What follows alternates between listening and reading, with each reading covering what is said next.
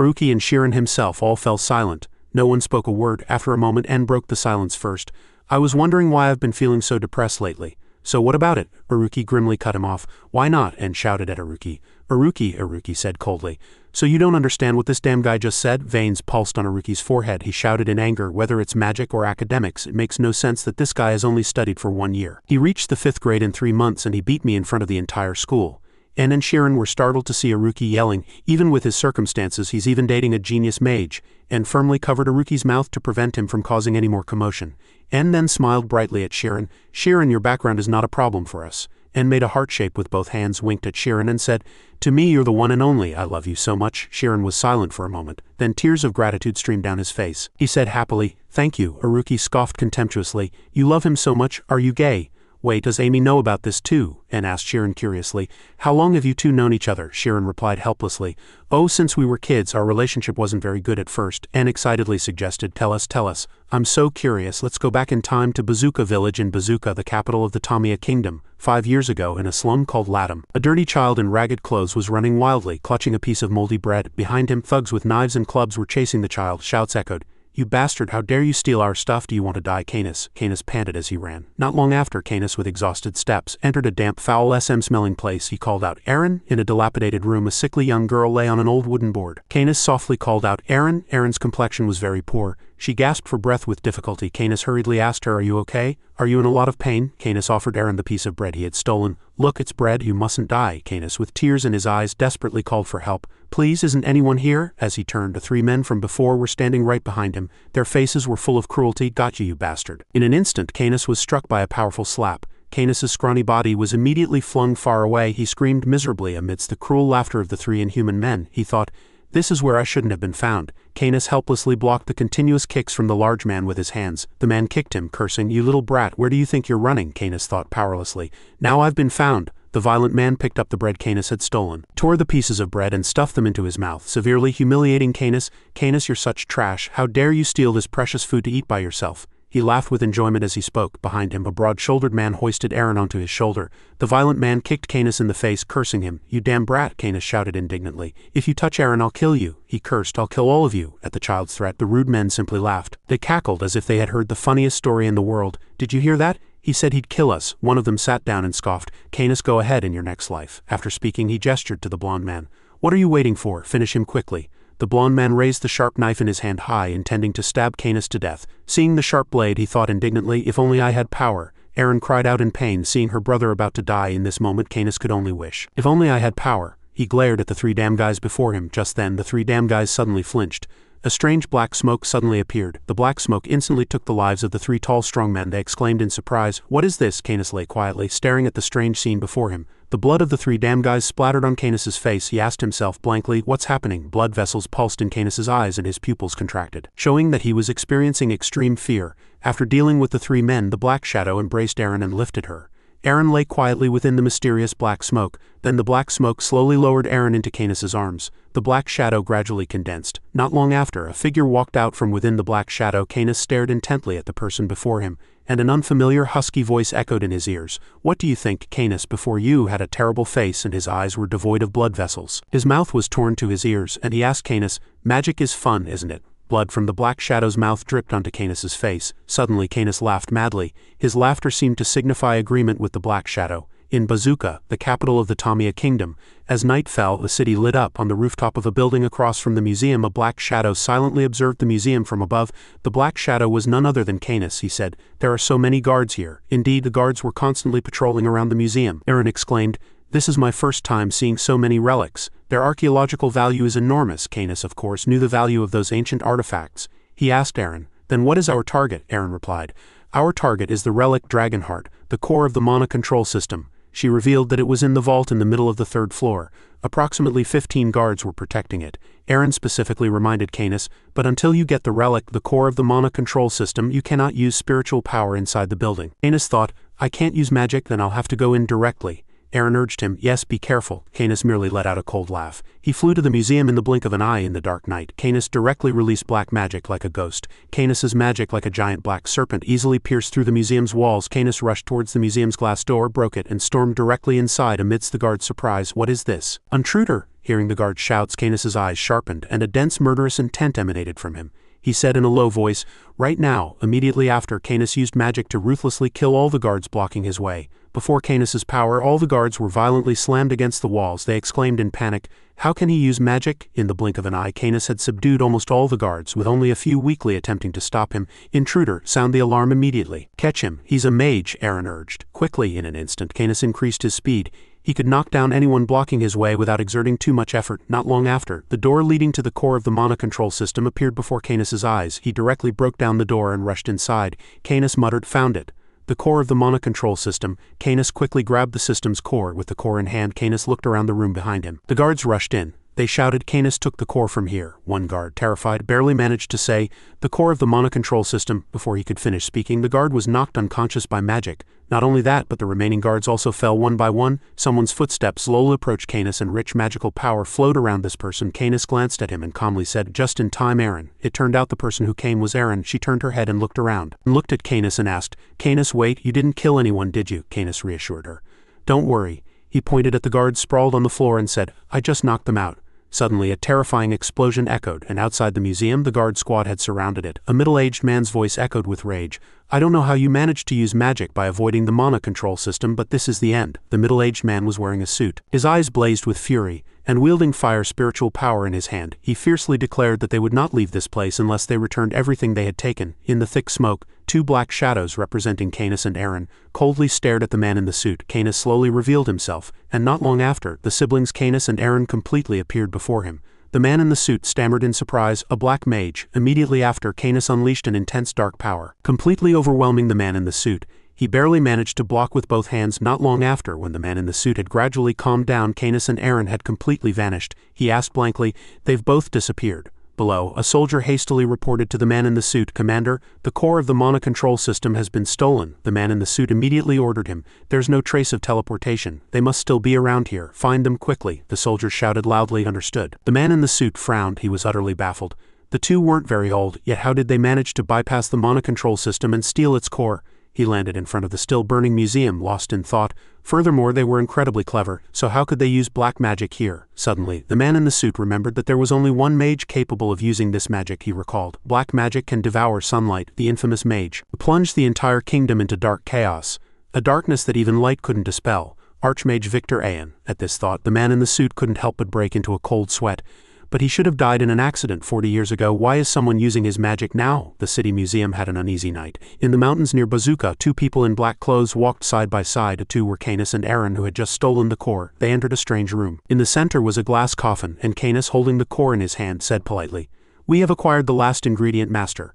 The person lying in the coffin was Archmage Victor Ayan. Canis placed the core into a device and whispered, "With this ingredient, master." Aaron gulped and put the core in place. Canis said, "You will regain your prestige as the Archmage." Immediately, a deafening explosion resounded. Canis and Aaron hastily covered their faces with their hands after the dust settled. Canis's face was filled with immense joy. From within the glass coffin, a veiny hand stretched out and gripped the coffin wall. Immediately after, Ayan's husky voice echoed, 40 years it's been to finally meet again." Aaron knelt in the corner trembling. Ayan bared his teeth and said, "The bastard who stole my power." Canis raised his head and said joyfully. Finally, Ayan lifted his head and roared resentfully, "Anfi Smith, you traitor." 40 years ago, Ayan's bitter cry echoed amidst a fiery blaze. "No," he roared indignantly, "this research isn't just yours. I poured all my passion into it." Ayan screamed madly, "Anfis, how could you do this to me?" Anfis stood with his back to Ayan. Anfis was silent for a moment, then slowly asked, "Why?" In the blazing inferno, Anfis turned around, his eyes filled with tears as he laughed madly. Anfis laughed maliciously, coldly declaring the research his. Before he could finish speaking, Anfis heartlessly turned his back, leaving Ayan in the inferno, and departed. Ayan cried out in despair, "Anfis!" The flames gradually consumed Ayan's clothes. Not long after, fierce flames engulfed Ayan. He struggled madly, but it was futile. His fate was sealed to be buried in the inferno now. The resurrected Ayan looked down at his hands. They were still covered in burn marks, the clearest evidence that he had once been dead. Ayan said with hatred, "I've recovered after 40 years. 40 years." He clenched his fists as he spoke. Intense killing intent emanated from his eyes. He uttered each word. "Anfis Merhem, did you think you could live comfortably after doing this to me?" Ayan sat majestically in the highest seat. Below him, Aaron and Canis knelt respectfully. Aaron politely greeted him. "Master." Beside him, Canis also said respectfully, "By your grace, master, we have lived to this day and gained immense power. Please use these two humble lives as you see fit." Ayan glanced at Canis and Aaron. He said in a low voice, "I will trust you," and looked down at Aaron's trembling face, then at Canis. His voice was husky yet majestic. My beloved disciples, Aen cautiously warned Canis and Aaron. But you must be careful. Anfis was once blinded by greed, willing to kill to achieve his goals. He is a mad murderer. Meanwhile, in Anfis's office, thunder and lightning roared outside, rain poured down and raindrops streamed along the window panes. Anfis slowly rose from behind his desk. He approached the bookshelf. After a moment of hesitation, Anfis finally reached out and pulled a book, and immediately, the bookshelf parted on both sides, revealing a secret passage. Anfis picked up a kerosene lamp and slowly entered the secret passage. He placed the kerosene lamp next to a framed picture. Anfis turned his head, looked outside, and muttered, "There's thunder and lightning." His voice carried the same regret as that day. As he spoke, he placed the pocket watch he always carried on a shelf and stood facing his old friend's portrait. Anfis said silently, "Never forgive." At the same time, Bazooka was covered in dark clouds, and rain poured down, making the city's landscape gloomy. At the weekly academic conference hosted by the Royal Professors Alliance, the most renowned figures gathered in the grand auditorium, engaged in lively discussions. While everyone was engaged in heated debate, Tat sat quietly to one side, scratching his head. "Now I understand why all the teachers kept trying to postpone participating in this conference. How can they debate and argue for 3 days straight?" Tat's face was pale and his eyes were hollow. In his heart he constantly cried out, "I want to go home." Tat attended the academic conference as a representative of Anfi's Magic Academy. Looking at the assembled people, Tat marveled, "They are truly respectable." The debate had officially ended, but they continued to discuss even after dinner. Tat's face, holding a wine glass, was flushed red, more because of unrequited love than intoxication. He thought to himself, "But the biggest reason I'm still here is to talk to her." Tat secretly observed Jenna among the people. He called her name silently. "Jenna, oh." Tat recalled Jenna's outstanding characteristics one by one. She was one of the 99 most distinguished painters, a royal jacquard artist and a disciple of Gaia. Tat peeked at Jenna, lost in thought. "Surely she doesn't show any discomfort even when surrounded by so many people. I haven't even found an opportunity to talk to her." As Tat was still lost in thought, Jenna suddenly turned and their eyes accidentally met. Tat was momentarily dazed. He spat out the wine he was drinking. "What am I thinking? She's looking at me. Impossible." Before Tat could fully compose himself, Jenna spoke to him first. "Nice to meet you." Tat was overjoyed. Tat awkwardly asked, "Miss, how do you know who I am?" Jenna smiled and replied, "Of course. You're a professor at Anfi's Magic Academy, aren't you?" She even expressed her willingness to invite Tat to her home. The O estate was also in Chris. Upon hearing that Jenna was willing to invite him to her home, Tat was flustered and his words were slightly awkward. "Oh really?" His heart felt like it would burst with joy. "Oh my, I have a chance to talk to her. Could she also?" At this thought, Tat's face turned as red as a tomato. He dreamed of himself and Jenna happily getting married. Then they would have children, and he would gently ask her, "What should we name our baby?" And she would answer him with a bright smile, "How is Shirin doing these days?" Tat couldn't help but freeze at the unexpected answer. Suddenly, it felt as if a bolt from the clear sky had struck Tat's ears. He cursed "Damn it" inwardly, and his mind immediately raced. He had seen the name Arian Shirin before. On enrollment day he had paid special attention to this name. This was because this person was living in the O house. At this thought, Tat couldn't help but break into a cold sweat. So he must have met the parents. By habit, Tat immediately switched gears. Switching to professor mode, he adopted a gentleman's dignified posture and formal language. "Madam has entrusted us with an exceptionally talented student. He is the pride of the school." Hearing Tat speak so highly of Shirin, Jenna said happily, "Oh really? I'm so glad to hear that. Does he have many friends?" Tat nodded with a satisfied expression and said, "He is popular with both sexes and even his seniors respect him. I even feel a sense of jealousy." "Oh right, he also has a girlfriend. That girl is also quite popular among the students." Hearing Tat's words, Jenna's face suddenly darkened. Tat added, "Oh, he's studying very diligently, so you don't need to worry about that, madam." Jenna tried to maintain a smile on her face, but her voice couldn't hide her displeasure. "So he's doing very well, isn't he? Congratulations." Only then did Tat realize he had said something he shouldn't have. He asked hypocritically, "Do you have anything to say to him? If you tell me, I'll—" Before Tat could finish speaking, Jenna cut him off. "It's fine, I'm just happy to hear that he's well." Seeing Jenna's complexion suddenly worsen, Tat hastily tried to reassure her. "Madam, don't worry, not to boast, but Anfi's Magic Academy is truly an excellent school. It is recognized directly by the kingdom." Tat emphasized, "We will do our best, so please don't worry, madam." Jenna was momentarily surprised by Tat's enthusiastic and dedicated attitude. "Oh," but soon she smiled gently and said softly, "Thank you very much, please look after Shirin." Jenna's smile was as warm as spring sunshine and Tat was almost captivated. He was completely immersed in her sweetness. After hesitating for a few seconds, Tat finally mustered the courage to say to Jenna, "Our meeting like this is fate. Would you return to Chris with me tomorrow? I would also like to treat you to dinner." Jenna happily agreed. "Oh, that would be lovely," she added. "However, I also have to attend a performance in Bazooka." Tat boldly suggested, "May I perhaps attend as well?" Jenna nodded. "It would be a great honor if you came." Tat's heart kept exclaiming, "This is the best." Jenna said somewhat worriedly, "Honestly, I'm concerned that not many people will come due to the recent incidents in the capital." Tat gently asked, "What incidents are you referring to?" Jenna replied, "All recently." Jenna's brows furrowed slightly. She stammered, The underworld was attacked and a B-rank prisoner escaped. The culprit is an unidentified black mage. Because of that, the capital is practically under martial law. Hearing Jenna's words, Tat's face darkened for a moment. He mouthed words. Madam, you just... Sweat beaded on Tat's forehead and his voice broke. Black mage? Tat asked her if she could tell him more about this story. Jenna recalled, well, I heard it was an old man with white hair, and according to the description, Tat could guess who the old man with white hair was. Before his eyes, it was as if the whole world had turned dark. Tat hastily bowed and quickly said, I apologize, but I have something I must attend to right now. Jenna, not understanding what had happened, said in confusion, Huh? Without a single second's delay, Tat turned and hastily departed. Jenna called out to him from behind, Tat, where are you going so suddenly? Professor Tat. Tat ran, recalling the recent incidents. Black mage, prisoner escape, he gritted his teeth and there was no longer any doubt. It's his plan. Damn it, why does this always happen when I'm not around? The previous night, a fire broke out in the prison holding underworld prisoners.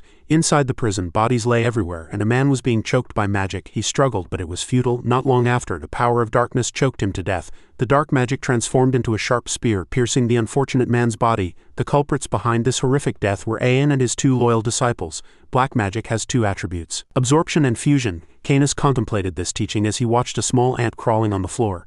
Darkness absorbs energy and fuses into a single attribute. Canis was lost in deep thought, his gaze gradually distant. His finger blocked the ant's path. Canis thought seriously, the black magic energy I gain with my spiritual power can inflict minor damage. At this thought, Canis's magic suddenly erupted, killing the ant. But he saw other ants trying to crawl away, and they tried to go as far as possible. The ants kept crawling until they escaped Canis's magic shadow. At that moment he realized that darkness could not defeat light. From behind Canis an old voice resonated.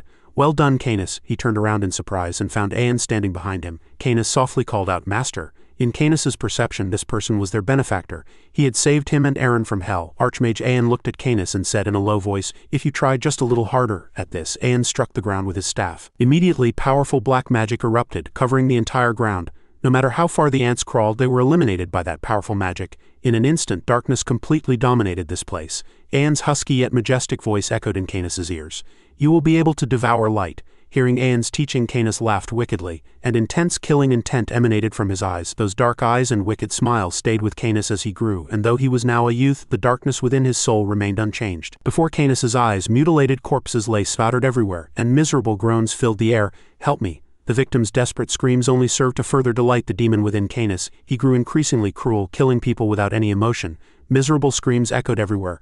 Help me! Canis's magic pierced through the victims' bodies like blades, tearing them to shreds. Aaron, witnessing her brother's brutal actions, stood behind him and whispered softly, Canis, this has nothing to do with Master's revenge. Do you really have to go this far? To Aaron's question, Canis replied coldly without turning around.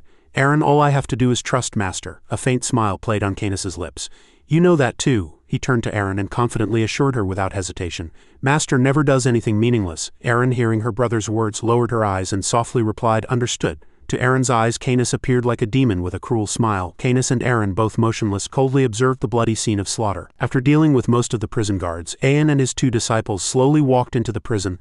The prison was built very sturdily, but as Ayan waved his hand, the strong iron bars immediately broke. As the prisoners trapped in the cells were released, one of them exclaimed in surprise, Your skill is truly remarkable. The prisoner, with his chin raised and an impudent attitude, spoke to Ayan. Thank you very much. Are you a mage? The prisoner, seeing Ayan accompanied by Canis and Aaron, mocked him. Why are you bringing children along? Are you going on a picnic? He extended his hand to Ayan and introduced himself. Nice to meet you.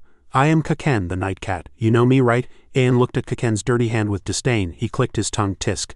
Ayan's eyes grew sharper and murderous intent emanated from his every word.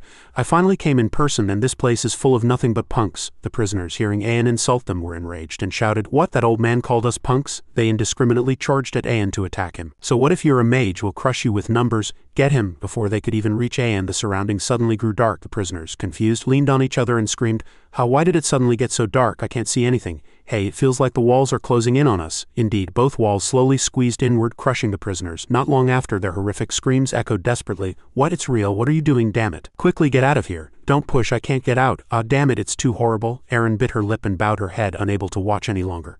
The prisoners' blood splattered everywhere. After a moment of silence, there was a person sitting in a corner of the room, chained. Ayan said, All negative, he emphasized. You hid very well. The chained man glared at Ayan and lightly clicked his tongue. Tisk. His 2 hands were bound by chains and on his shoulder was a South American parrot tattoo. He was. Realizing Ayan had found him, he no longer hid. Lucas stepped out, sighing, Caught, you lunatics, why are you doing this to the people here? Canis and Aaron watched him silently, and Ayan also quietly observed Lucas. He asked, Are you planning to go against your kingdom? As Ayan did not reply, he scoffed, "It seems so." Aaron and Canis's faces suddenly hardened. Lucas suddenly lunged, rushing at Ayan with murderous eyes. He swung his chained flail at Ayan. Ayan still stood calmly in place. Lucas was momentarily surprised.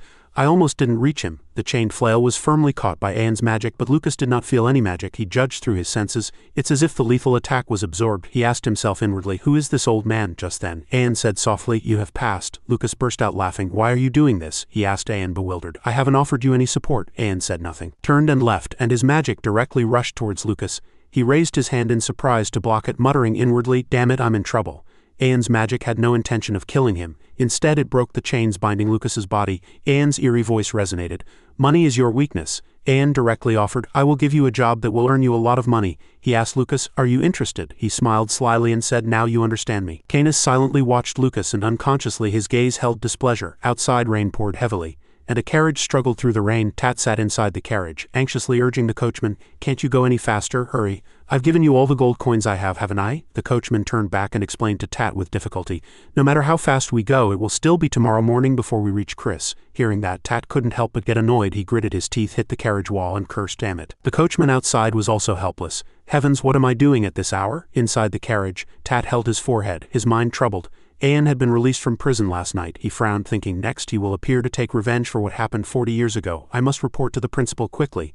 At Anfi's Magic Academy, the rainy night added to the desolate and somber atmosphere. Lucas was now wearing different clothes. He complained, "It's cold," and sighed as he looked down at Anfi's Academy. "So much rain, do we really have to do this?" Canis stood beside him and said coldly. "Stop complaining," he told Lucas.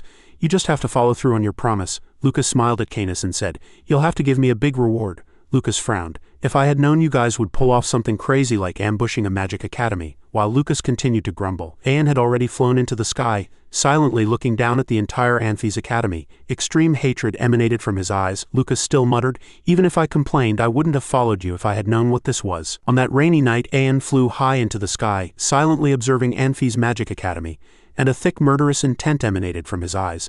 The steadily falling night rain made the Academy's landscape even more desolate and chilly. Lucas, crossing his arms with displeasure, cursed inwardly, "Damn it, I followed them because they offered a lot of money for a job, but this is no different from treason." Lucas glanced at Aaron and spoke to her. "Hey, you don't seem like the type for this kind of work," he teased Aaron. "You're too pretty to work like a dirty criminal. Why don't you come with me?" Hearing Lucas tease his sister, Canis couldn't stand it and cut him off. "Lucas, your mission is to guard the hostages," he coldly reminded Lucas. "Just do your job as you were hired to do." Lucas raised his chin and asked Canis, "Ah, then who are the hostages?" Canis didn't want to talk to him anymore. He vaguely replied, "You'll find out tomorrow morning." Canis's attitude rubbed Lucas the wrong way. He clicked his tongue irritably. Tisk. Canis also didn't particularly like Lucas. He thought inwardly with displeasure, "Why does Master keep someone like that around?" An eerie voice penetrated Lucas's mind, sternly admonishing him, "Ask nothing. All of this unfolds according to his will. He is none other than Archmage Ayan." On that pitch-black night, rain poured heavily, and Ayan's black magic silently dominated the entire Anfi's Academy campus. Meanwhile, in the Royal Library, according to ancient texts, everything possesses its own unique mass. Because of this, the universe's symmetry was broken, and due to countless circumstances, as a result of those events, the world as we know it became filled with life.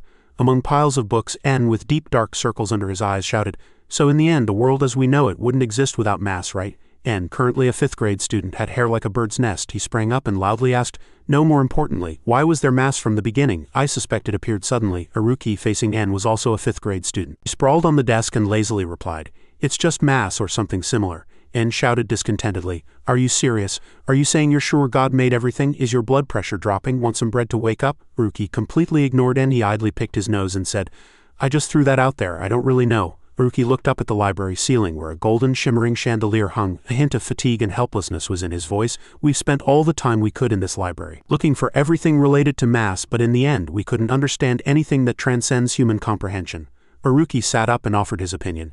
"I think we've approached the closest possible from an omniscient perspective." Having said this much, Aruki looked at Shirin, who was lying quietly among the piles of books. He softly called out, "Shirin." Aruki asked Shirin, "From your omniscient perspective, what is mass?" Shirin said nothing, and it was impossible to tell what he was thinking.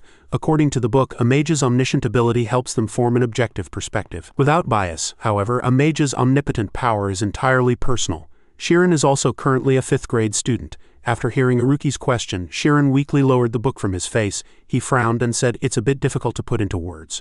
but Shirin paused for a moment, and his mind recalled his experience when connected with the immortal energy. At that time he reached out his hand and mysterious crystals fell into his hand at that moment. Shirin had a sense of existence within his mind. En and Aruki asked simultaneously. Existence, Shirin nodded. Yes, I could feel a will to exist, a very strong desire. He described it as almost like doing one's best to make one's existence known to anyone anywhere.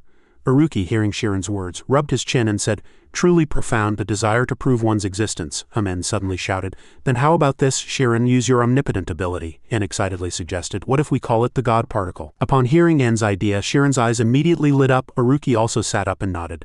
That's a good name, I should consider that too, Shirin praised admiringly. That name perfectly matches what I was thinking, that's good. En, receiving praise from his two friends, rejoiced excitedly. Really, that's amazing. Then my omnipotent ability will grow stronger. My imagination will also become clearer. Shirin tightly held spiritual power in his hand and muttered the name En had spoken. God particle, Shirin said joyfully. Now I will research more about it. The next morning, the sunlight of a new day illuminated the campus of Anfi's Magic Academy. In the schoolyard, En, Shirin, and Aruki were walking together. En walked with his hands clasped behind his head, sighing as if bored. So our vacation ends like this, Aruki said helplessly. Do you call a suspension a vacation? Shirin asked suspiciously. You guys haven't forgotten yesterday's promise, have you? Recalling yesterday's fervent promise, En and Aruki's faces simultaneously darkened, and both spoke again with worried and uneasy expressions. If we want to graduate together, we have to advance to 4th grade this semester, Shirin nervously reminded the two. Only one day has passed. Aruki and En, shedding tears, imagined a situation and asked Shirin, what if I'm the only one left in 5th grade? And Aruki continued, Shirin, you wouldn't mind staying at school for one more year, would you? Shirin made a long face and said, but both of you have higher scores than me. I'm in the most precarious situation. En said, today's the last day, do you want to stop by our lab? Shirin waved his hand and said, I have somewhere to go, you two go first. Aruki told Shirin to stop by when he was done. After parting ways with En and Aruki, Shirin trudged along looking up at the blue sky. He recalled, just last month I was an ignorant 1st grade student. Now I've learned about the God particle and gained precious friends. The wind gently ruffled Shirin's blonde hair. He became a little sentimental. And that person too. Shirin held 2 cups of hot coffee in his hands. He recalled the moment he walked with Amy. She told everyone about Shirin, saying he was her boyfriend. Beautiful memories sequentially flashed through Shirin's mind like a film. He remembered bringing a large basket of apples to Amy. He smiled and told her, it's all thanks to you. I feel like I should thank you more properly. She was startled. Oh, apples! When he, En, and Aruki played ghost pranks across the entire school at night, Amy secretly admired him, and one night she told him crying, don't call me senior anymore. Thinking back now, Shirin was secretly grateful to Amy, who had helped him get to this point. At this time, in the advanced class 48 classroom, students were preparing to enter. Amy and Serial as usual arrived at class together. Suddenly, Shirin unexpectedly appeared before them. Amy, Senior, Serial. Amy and Serial were immediately startled. Shirin smiled brightly and gently asked, did I scare you? I apologize, I only meant to surprise you. Shirin was a little embarrassed. He lowered his eyes to the 2 coffee cups and softly said, thank you, Amy. Thanks to your response. Amy, however, acted distant and cold. Why are you speaking to me so familiarly? Shirin froze. What? Even Serial acted contemptuously towards him. Don't you know where you are? She looked at him with a murderous gaze, warning him, commendable courage for daring to come all the way to the graduation class, but haven't you crossed the line? Be a student focused on your studies. Serial told Amy, let's go, I thought we'd have some peace for a while. With that, Serial and Amy decisively turned and left, abandoning Shirin. He awkwardly called out to her, Senior, Serial, Amy. Shirin, confused, ran after Amy and Serial. He called out to them, are you too angry with me because I haven't visited for a long time? Serial directly pushed Shirin down and the 2 hot coffee cups fell to the ground. Serial loudly scolded Shirin, I tried to put that aside, but this is called stalking. Don't you know? Get out while I'm being nice, or get out if you don't want to be disciplined. Every word Serial spoke pierced Shirin's soul like a sharp knife. He trembled, unable to speak. No way. Shirin didn't understand why they were suddenly treating him this way. Amy, seeing Shirin looking a little pathetic, pulled Serial's hand and softly told her, that's enough, let's go, lunch is almost over. Shirin couldn't believe it. He repeatedly denied everything, saying it was a lie. Shirin tried to get up, turned, and ran. The 2 words, it's a lie, repeating endlessly in his head. Serial watched Shirin's retreating back, frowned, and said, he's really strange, he looks innocent but he's very stubborn. Serial reassured, Amy, don't worry too much, you have a handsome man. At this point, even Serial felt something was wrong. Amy asked Serial blankly, who is who? Meanwhile, Shirin, heavily shaken, ran headlong without paying attention to his surroundings, accidentally crashing into Mark. Mark pushed him away, his face annoyed. Oh, what the hell are you doing? Shirin immediately recognized him. He called out loudly, Mark. Mark saw Shirin wearing the advanced class student badge. Reflexively, Mark respectfully bowed and said, I'm very sorry, Senior. Shirin was startled. Mark, don't you know me? Shirin quickly said, it's me, Shirin. We took the teleportation test together. Hearing Shirin's words, Mark frowned and replied, ah yes. Mark scratched his ear, his gaze avoiding, and stammered, I'm not sure, but sorry for not recognizing you. Sharon couldn't believe his ears. He asked Mark in disbelief, "You don't know me?" Just then, Sienna walked over from a distance and asked, "Hey, what's going on?" Sharon recognized Sienna's voice. He turned to her with a pleading look. "Professor," Sienna exclaimed. "Oh dear." She asked him, "Who are you? Are you a new student? I haven't seen you before." Hearing Sienna's question, Sharon stiffened. Sienna continued to ask, "What's your name?" Mark, seeing Sharon acting strangely, grabbed his hand. Looking as if he wanted to fight Sharon, he asked, "Who is he?" The surrounding students also began to gather around Sharon. They whispered to each other, "I've never seen him. Very suspicious. Is he a thief? Who exactly is he?" Sharon suddenly screamed, then turned and ran away. Mark immediately called out loudly after him, "Stop, catch him, he's very suspicious." Sharon ran and cried. He repeatedly denied that this was not true, that this was false. Sharon ran without stopping. He tried to convince himself, fake, fake. Sharon ran to the team meeting room. He burst through the door. Ann and Haruki were sitting in the room. Sharon rushed in. He frantically asked Ann and Haruki, "You guys know me, right?" Sharon said through tears, "It's me, Sharon." Ann's expression suddenly turned somber. He asked him, "How did you get in here?" Both Ann and Haruki glanced at Sharon. They coldly asked, "Who are you?" At that moment, Sharon was utterly desperate.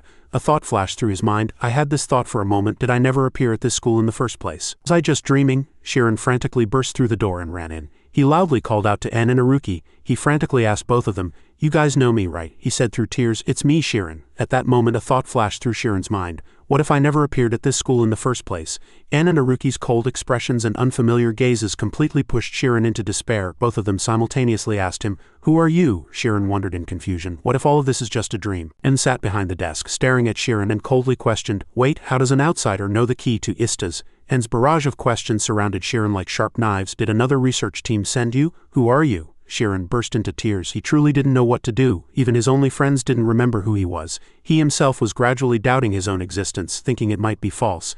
Ann and Haruki suddenly broke into a bizarre smile. Immediately after, both burst into hearty laughter. Haruki, still laughing, made a face. "Disgusting. I couldn't hold it in anymore, so I also laughed until tears streamed down my face." He pointed at Sharon and said, "Look at that face." Ann turned to Haruki and asked, "Did you hear that?" Ann deliberately mimicked Sharon. "Ann, Haruki, you guys know me, right? It's me, Sharon." Haruki joined in, laughing uncontrollably until he lost all composure. "Stop it, my stomach hurts so much." Sharon suddenly knelt down. He whispered, "You guys remember me?" Seeing Sharon suddenly collapse, this time it was Ann and Haruki's turn to be scared. Ann quickly sprang up and asked him, "Sharon, why are you crying?" Haruki also walked to Sharon's side and asked worriedly, "What's wrong? Is something happening?"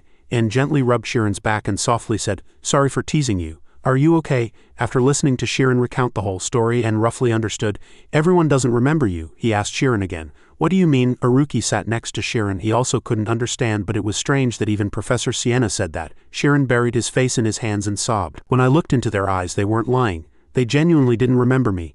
Ann sat up. He suggested, "Maybe we should go outside and check." Sharon quickly stopped Ann. "What if you two forget me out there too?" Thinking of the scenario where Ann and Haruki also forgot him, Sharon buried his face and cried, "If that happens, I truly..." Haruki had an idea. What if we write it down?" No sooner said than done. Haruki took a pen and wrote on Ann's hand, "If I lose my memory, the person with the Big Dipper star symbol is my friend." Clenching his hand, Ann's hand had a Big Dipper star drawn on the back of it. Ann smiled confidently. "If we do that, even if we forget, it'll be fine, right?" Sharon hesitated. Could this be a supernatural spiritual activity?" He paused. "I don't know, I can't think of anything that causes amnesia." Haruki spoke up, "Let's go out and check now." Soon after, the three, Ann, Sharon, and Haruki, returned to Amphi's Magic Academy. All three walked carefully. From the outside, the Magic Academy still looked as usual, dignified and noble. As soon as they reached the school gate, the three of them, Ann, Sharon, and Haruki, exclaimed in shock, What the hell is going on here?" In the schoolyard, all the students were gathered. The students' faces were dark, and Ann said in astonishment, "This is even stranger than what Sharon said." Haruki asked curiously, "What are they doing?" Ann suggested getting closer to see. Sharon quickly stopped them. "What if we get too close and end up like them?" Haruki didn't think so. He analyzed. "Probability is quite low. Didn't you already have physical contact with them?" Sharon saw that Haruki had a point and nodded. "That's right, it should be fine." Then Ann suddenly called out loudly, "Hey Gabe, where are you going?" Gabe heard Ann's voice, looked up and asked blankly, "Hi, you know me?" Ann walked closer to Gabe and said in astonishment, "Of course I know you. Tell me where you're going?" Gabe's eyes widened and he said in confusion, "Tell me." He suddenly grabbed Ann's shoulders tightly and pressed, "Who am I and what is that sound I've been hearing?" Gabe clutched his head, screaming and writhing. "I can't hear anything," Ann asked him in horror. "What are you hearing right now?" Haruki carefully observed Gabe's movements. He quickly pulled Sharon's hand and said, "Hey, I don't think he can recognize that the sound he's hearing is his own voice right now." Gabe continued to scream wildly. Haruki guessed that he had also forgotten language now. Gabe screamed, tears and snot streaming down his face. Haruki concluded, "He's continuously losing his memories right now." Suddenly, Gabe fell silent. Sharon said in surprise, "Oh," he stopped. He glanced to the side. The remaining students, like Gabe, had vacant eyes. They moved like puppets. They walked in unison. The students thus left the academy in single file. Not only the students were controlled, but even the teachers and professors couldn't escape this fate. It was as if an invisible hand was pulling strings, guiding the students one by one into the forest. Deep in the forest, Erin, clad in a black robe, was already waiting. She turned to Canis and said, "I've gathered all of them, Canis." Erin motioned to Canis. "Let's go." Canis grimly nodded to her. Lucas exhaled, scoffing. Terrifying indeed. He stood with his arms crossed among the students, mocking. "All of them have turned into zombies, unable to think but still alive. So I guess it's fine if I do anything to them, huh?" Lucas walked close to Amy, teasing her. "Wow, I didn't expect to find such a beautiful girl in a godforsaken place like this." We're not," Canis coldly cut him off. "Lucas." He stared at Lucas with sharp, cold eyes, warning him. "If you ruin Master's great work with such filth, I will kill you." Lucas shrugged, annoyed, and said, "Too harsh. Can't I have a little fun?" Canis coldly repeated his warning. "If you dare to continue ignoring my words, I will kill you immediately." Lucas's eyes also flared with anger. He thought to himself, this arrogant brat. He secretly harbored hatred for Canis. "I don't like him at all. I want to kill him immediately. But I'm not stupid enough to fight a mage in their soul territory. I'll kill you as soon as you let your guard down." Lucas's hand rested casually on Amy's shoulder. He clicked his tongue in regret. "Tisk." Then Lucas turned away, showing concession to Canis.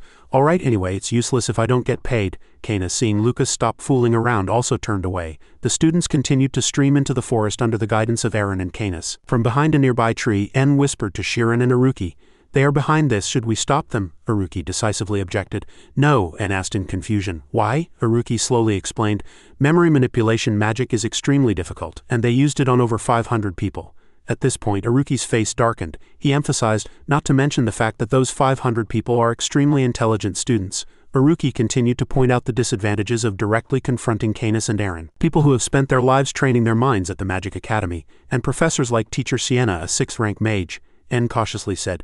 "So that means," Shirin exclaimed, continuing En's thought, "they are mages stronger than all of them." Aruki agreed with Shirin's deduction. "Yes, so strong that we cannot imagine." Aruki thought it would be too late if they tried to track them now, and only intervened when it became more dangerous. Shirin suddenly spoke. "Not here." Nate looked confused, surprised. "Ah," Shirin blurted out. "The principal and Professor Atella are not here." At the same time, in a small house deep in the forest, Atella was meditating, sweat continuously pouring down her forehead, her brows tightly furrowed. A sudden noise came from the roof and crows flapped their wings, scattering. Etella's eyes snapped open. She bent over, gasping for breath, a feeling surging within her. She asked herself, "What is this? Thousands of demons in just one night." A dove flew past Etella's doorstep. She pushed up her glasses and thought to herself, "Not only that, but no one came looking for me, even though class time had long passed. I couldn't feel safe." Atella hastily left her house. She rushed to the school, and upon arriving she was overwhelmed with shock. The school was empty and there was no one there. Atella looked around, plunged into extreme confusion.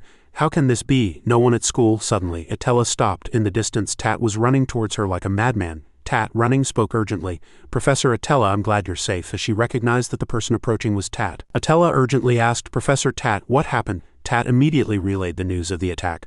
The school was attacked. Tat reported to Atella, terrified. "Professor Atella, we were attacked by black magic." At this, Atella immediately grasped the situation. Then the surge in crime the previous night. Tat, running towards Atella, explained the general situation to her. "It will affect the entire school. Even the gatekeepers have lost their memories." Tat spoke to Atella seriously. "Professor Atella, behind all this is Ayan Ball, the Archmage who brought disaster to this world a long time ago." Upon hearing Tat's words, Atella was utterly astonished. "If they are Archmages," Tat confirmed. "That's right," he continued Etella's words. "They are 3rd-rank mages. A mage who reaches the 3rd rank earns the title of Archmage. A mage's rank is determined by their achievements and reputation. As Tat knows, destroying a monster cave can earn 500 achievement points, and receiving an invitation from the Emperor can earn 100 reputation points. The points required to advance from rank 10 to rank 9 are 1,000 points, and the points required to advance from rank 4 to rank 3 are 280 million points. Currently, Anfis is rank 2, while Ayan is rank 3. The difference in their ranks is enormous. Ayan was a great figure who, in the last century, reached rank 3 solely with black magic. Hearing of Ayan's outstanding achievements, Atella asked Tat with a puzzled expression, "How could such a person be interested in our academy?" Atella is currently a 6th-rank mage. Tat is also a 6th-rank mage. Upon hearing Etella's question, Tat was momentarily flustered. Should I tell Professor Atella this fact? Seeing Etella's confused expression, Tat truly didn't know what to do. He recalled reviewing Etella's resume a few years ago to decide whether to hire her as an academy instructor. Anfis was very surprised. He exclaimed, "The Bishop of the Cassis Order? A bishop is an important position protecting 12 sacred texts." Anfis looked up at Atella and asked with a puzzled expression, "Why would you, the most powerful bishop of the order and a 6th-rank mage, want to work as a teacher at an academy?" Atella sat neatly before Anfis and spoke sincerely, "I want to follow the teachings of Bishop Cassis, be salt and light." Atella stood up and expressed her view, emphasizing that other schools merely focus on training mages to be as strong as possible. But here Dean Anfis respects students' autonomy and teaches them responsibility for their own power. Atella smiled brightly and said frankly, I sincerely respect and support the Dean's ideals. That's why I want to come to this academy. Atella's spirit and passion left a special impression on Tat. Now recalling it, Tat agonized fiercely in his heart. Finally he made up his mind. Tat called her. Professor Atella, he chose his words carefully and said, please remain calm even after hearing what I am about to tell you.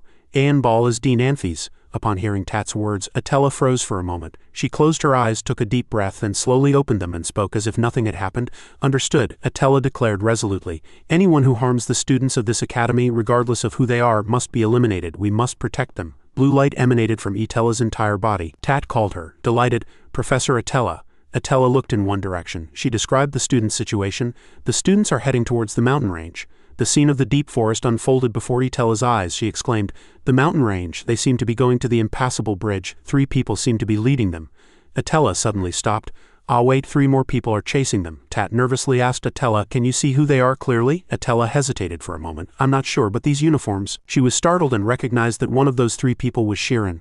On Shirin's side, Shirin, En and Aruki were hiding behind a tree. En asked in a small voice why they were taking the students there. He asked with a puzzled expression, the impassable bridge, are they really going to push them all off the cliff? En shouted angrily, what? Why would they do that? Aruki frowned and analyzed. Normally, pushing them off the cliff wouldn't benefit either side. Suddenly, Aruki spoke quietly. There's only one reason they're doing that. If they're hostages, I'm going to call for help now. En hastily stopped Aruki. Calm down, look at the people who have been brainwashed. Shirin was relatively calm, he said. The Dean isn't here, but Professor Tat and Professor Atella are. Surely someone has grasped the situation and called for help, however, Shirin emphasized. But if they intend to harm the hostages, we'll have to fight before help arrives. Upon hearing Shirin's words, En and Aruki agreed with each other through their gazes. They expressed agreement with Shirin's words. Aruki pondered deeply. If we fight them, the risk is too great. We're too outnumbered, En said helplessly. There's no other way, so we can only wait. Shirin assessed. It doesn't seem like they intend to push the students off the cliff immediately. He pointed out that they seem to be waiting for someone. Below, Lucas suddenly called out loudly to Canis. Hey Brad, he squawked, pointing at the students. Has your boss still not arrived? Don't you know time is of the essence in these matters? If we wait this long, everyone will die. Canis glared at Lucas and slowly said, we can't start until we draw out this Anfis guy. All you need to worry about is your contract. Just then, Aaron conveyed to Canis via telepathy, Canis, it's been too long since the boss contacted us. Why isn't he back yet? Canis looked at Aaron and conveyed to her inwardly, I don't know. The promised time has long passed and my heart is also growing uneasy. I don't doubt the boss, but no one has waited for this moment as much as he has, so why isn't he coming? Moreover, Lucas's shouts interrupted Canis's thoughts. Damn it, then at least let me have some fun. Everything's still fine, isn't it? Canis gritted his teeth, suppressing his anger. Why did the boss bring someone like that on this mission? He could no longer bear it. Canis turned and shouted at Lucas. You piece of trash. Lucas immediately exploded with rage. He shouted, you're really pissing me off, you bastard. No way, Lucas shouted, filled with fury. Do you think I'm playing games with you? Lucas's power is not to be underestimated. Aaron was also surprised and thought inwardly, the death gaze is too powerful. It can even paralyze the human central nervous system. As Canis knew, it is a powerful technique that only those who have committed countless sins can possess. Thinking this, he felt even more contempt. Met countless pieces of trash in Latam where I grew up. Guys who treat others like cheap food. Canis narrowed his eyes and insulted Lucas. You're just like them. Trash like you is common in Latam. Hearing Canis insult him so harshly, Lucas smiled eerily. Now I understand why I disliked you from the start. Lucas placed both hands on his hips, raised his chin and asked Canis, do you think we're different? Yes, I'm trash and you have a noble purpose, he scoffed. These zombies may lack reason, but their physical functions still work. Lucas glared at a student lying on the ground drooling and said nonchalantly, and if they can't eat, drink or sleep, even if we don't throw them off this cliff, they'll slowly die anyway. Suddenly, Lucas grabbed Sienna by the neck. He said cruelly, this is what I can feel. He lifted Sienna and watching her struggle uttered harsh words. Doesn't this mean you want to kill everyone here? Canis refuted Lucas's words. We didn't bring them here to kill them. They are hostages. Lucas smiled even more cruelly.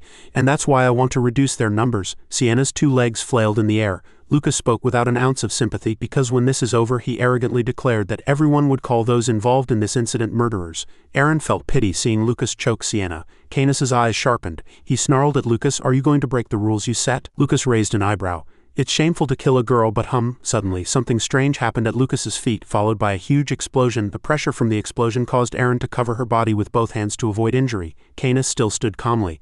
Aruki's spiritual energy-infused hand reached out and he clicked his tongue. Aruki cursed Lucas with contempt. How shameful. And beside him trembled, saying he couldn't believe they were actually trying to push people off a cliff. Aruki taunted Lucas.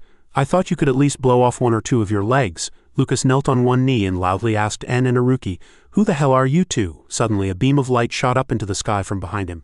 It was Shirin. He successfully rescued Sienna from Lucas's grasp. Shirin, filled with rage, vehemently declared, "I will not forgive you." Canis interjected, "Who the hell are you to interfere here, and how did you escape the mind control?" On the other hand, deep in the forest, a figure abruptly appeared before the cave entrance. It was Ayan. He was slightly surprised.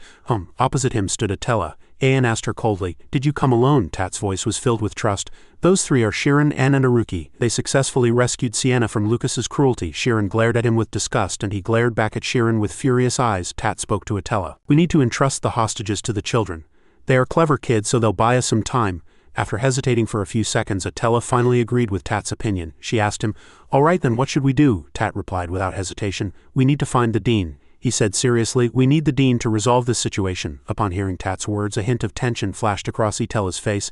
"Then my task is clear." Tat frowned and pleaded with her, "Please." Itella's task was to confront him directly. With the help of magic, she soon found Ayan's hideout, a cave deep in the forest. Tat's suggestion echoed in her ears. "Find Ayan." As Atella arrived, Ayan slowly walked out. He said quietly, "Sister."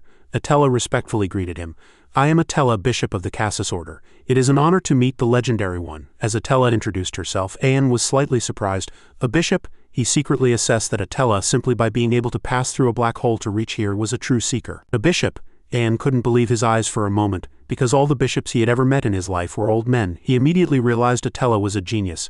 Has she at such a young age passed the Eightfold Path and reached the realm of a saint? He suddenly burst out laughing. "Indeed, this world is quite interesting." Intense, killing intent suddenly erupted from Ayan's eyes. He snarled, "Of course, where's that Anfis bastard?" Atella immediately got to the point. "Your stalling tactics won't work," Ayan asked in surprise. "What?" Atella analyzed sharply.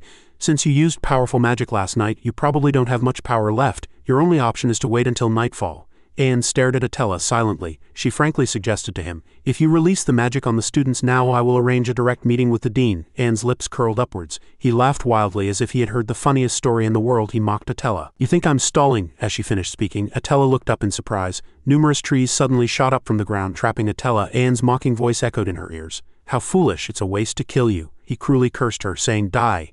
And immediately the strange trees engulfed Atella on Shirin's side. Lucas taunted Canis, saying, "The plan is quite perfect, isn't it?" He spoke in a mocking tone, blaming Canis and Aaron. "You ignored my words, and now 3 witnesses have appeared." Lucas, who had glimpsed N, Shirin, and Haruki supporting Sienna, loudly reprimanded them. "Damn it, what a terrible plan." He took this opportunity to demand, "If you give me more money, I'll fight this battle for you. How about it?" Canis clicked his tongue in disgust. Aaron called Canis telepathically. He told Aaron, "I'll handle them." Aaron quickly interjected, "I'll do it." Canis said coldly, "You take care of those children." Canis's eyes sharpened. "I'm enough alone." Lucas sat on a rock, as if waiting for a good show. Go ahead." He inwardly cursed Canis and Aaron as idiots. He figured the more they fought, the more they'd pay. Canis approached Shirin's group and casually asked, "How did you manage to avoid the mind control magic and get here?" And burst out laughing, saying, "Oh, avoided it? We broke that black magic with our own power." Canis naturally didn't believe him and scoffed, "Ridiculous. If that were true, you wouldn't be standing here in that state." Canis used his magic and said, "There's not much time, let's attack simultaneously," and feigned bravery. "That magic won't work," Haruki whispered to Shirin. "His killing intent is really terrifying." Shirin quietly told N to support Sienna. Shirin slowly used his spiritual power. "If that's black magic, then according to the principle of opposition, my magic will have an advantage," Shirin instructed. "I'll fight him. You two deal with that swordsman," N asked worriedly. "Alone. Wouldn't it be more certain if we attack together?" "That swordsman doesn't seem like he'll interfere." Lucas indeed displayed an indifferent attitude. Shirin carefully reminded him, "Don't let your guard down no matter what he says. He pushed innocent people off a cliff," he emphasized. "And he's strong." Shirin could feel the killing intent emanating from Lucas. Lucas also paid close attention to Shirin.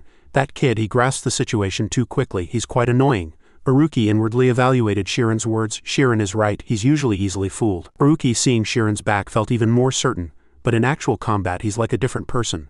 Shirin approached Canis step by step, and Canis also approached Shirin. 2 extreme magical powers directly clashed. Shirin suddenly flinched. "What is this?" Canis's eyes before him were so empty it sent shivers down his spine. He felt unable to read his inner thoughts. Wherever Canis's footsteps touched, darkness spread. He unleashed intense magical power toward Shirin. Shirin immediately swung his hand, firing luminous photons. Light and darkness collided. Shirin was startled. My light was blocked. His luminous photons were blocked by Canis's black magic. Shirin was pushed back but didn't give up. He used luminous photons once more. Shirin's spiritual power surged towards Canis, but just like last time, all the light was swallowed by darkness. N exclaimed in surprise, "What's happening?" "The darkness remains even after being hit by light." Canis's expression remained calm. Shirin gritted his teeth and said, "So there's a power difference between us? Is it great enough to break the laws of nature?" Canis said coldly. Are you relying on the principle of opposition with that clumsy technique? Sheeran was sweating then. Suddenly Canis flinched. Something's there, Sheeran thought to himself.